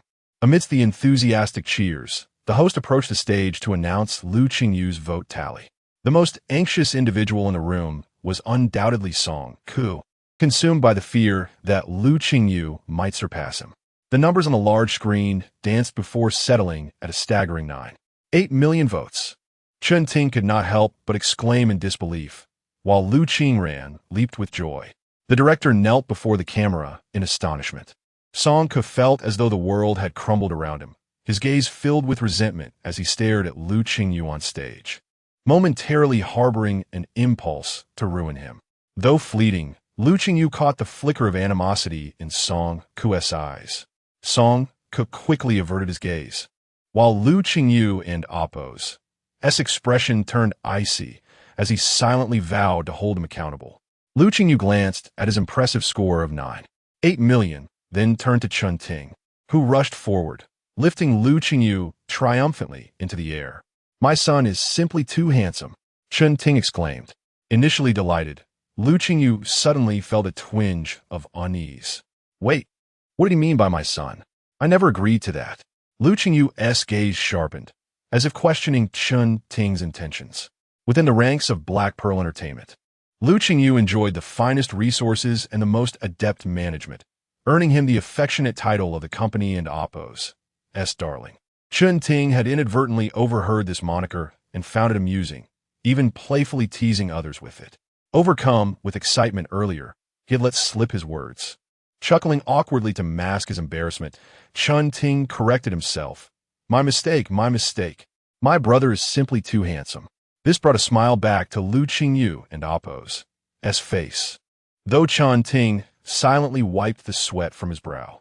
In the final episode of Music Partners, Lu Qingyu maintained his champion status, achieving a remarkable 6 consecutive victories. With the show and Appo's endorsement, he transitioned from a burgeoning second-tier artist to a solidified second-tier star, his popularity rivaling that of top-tier celebrities. The current season of Music Partners had reached legendary status, and the production quality had soared to new heights. The director, both elated and anxious, reveled in the show's success, yet fretted over the upcoming season. Lu Qingyu had quintupled the program and Appo's viewership, leaving the director pondering which artists could possibly maintain this momentum. Noticing that Lu Qingyu lingered, the director approached him eagerly. Teacher Lu, may we have a word? As Lu Qingyu followed the director backstage, the director inquired, do you have any interest in continuing with the next season? Understanding that Lu Qingyu was under contract with an agency, the director sought to gauge his attitude, which was crucial for any potential invitation. The director believed the production team had treated Lu Qingyu fairly, ensuring no misleading edits and providing the best equipment and staff. However, he overlooked the day's events. Lu Qingyu recognized the director's desire for his stance, but he was no novice. He had been the one at a disadvantage today. As the lighting technician and Oppos, as blatant favoritism was evident to all. The audience comprised 8 fan groups, including those of veteran artists and casual viewers.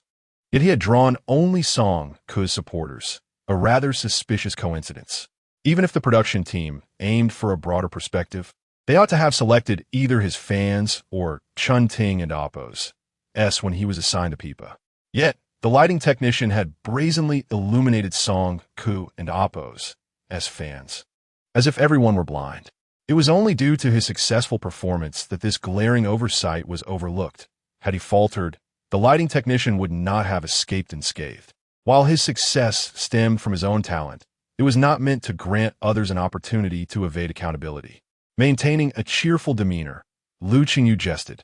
The hellish mode designed by the director seems to have befallen me alone. I dare not return a second time. The director's heart sank as he comprehended Lu Qingyu's implication. During the live broadcast, the atmosphere had been tense, and no one had delved into the details of the audience selection process. However, those involved understood the underlying issues. Having risen through the ranks of stage management, the director was well acquainted with the intricacies at play. This situation could escalate significantly. Had it been anyone else, they would not have maintained such a friendly demeanor, and legal action would have been swift. The director felt a chill of cold sweat trickle down his back. Brother, this is an oversight on our part, and I assure you I will address it. Lu Qingyu was no naive individual. Mere words would not suffice. Actions were required. He suspected that the director's resolution would merely involve dismissing the lighting technician, a superficial remedy that would not suffice to placate him. They say that experiencing minor setbacks in youth is beneficial, but for Lu Qingyu, he would not accept any losses. If losses were to be endured, let others bear them. He would not accept even the slightest disadvantage.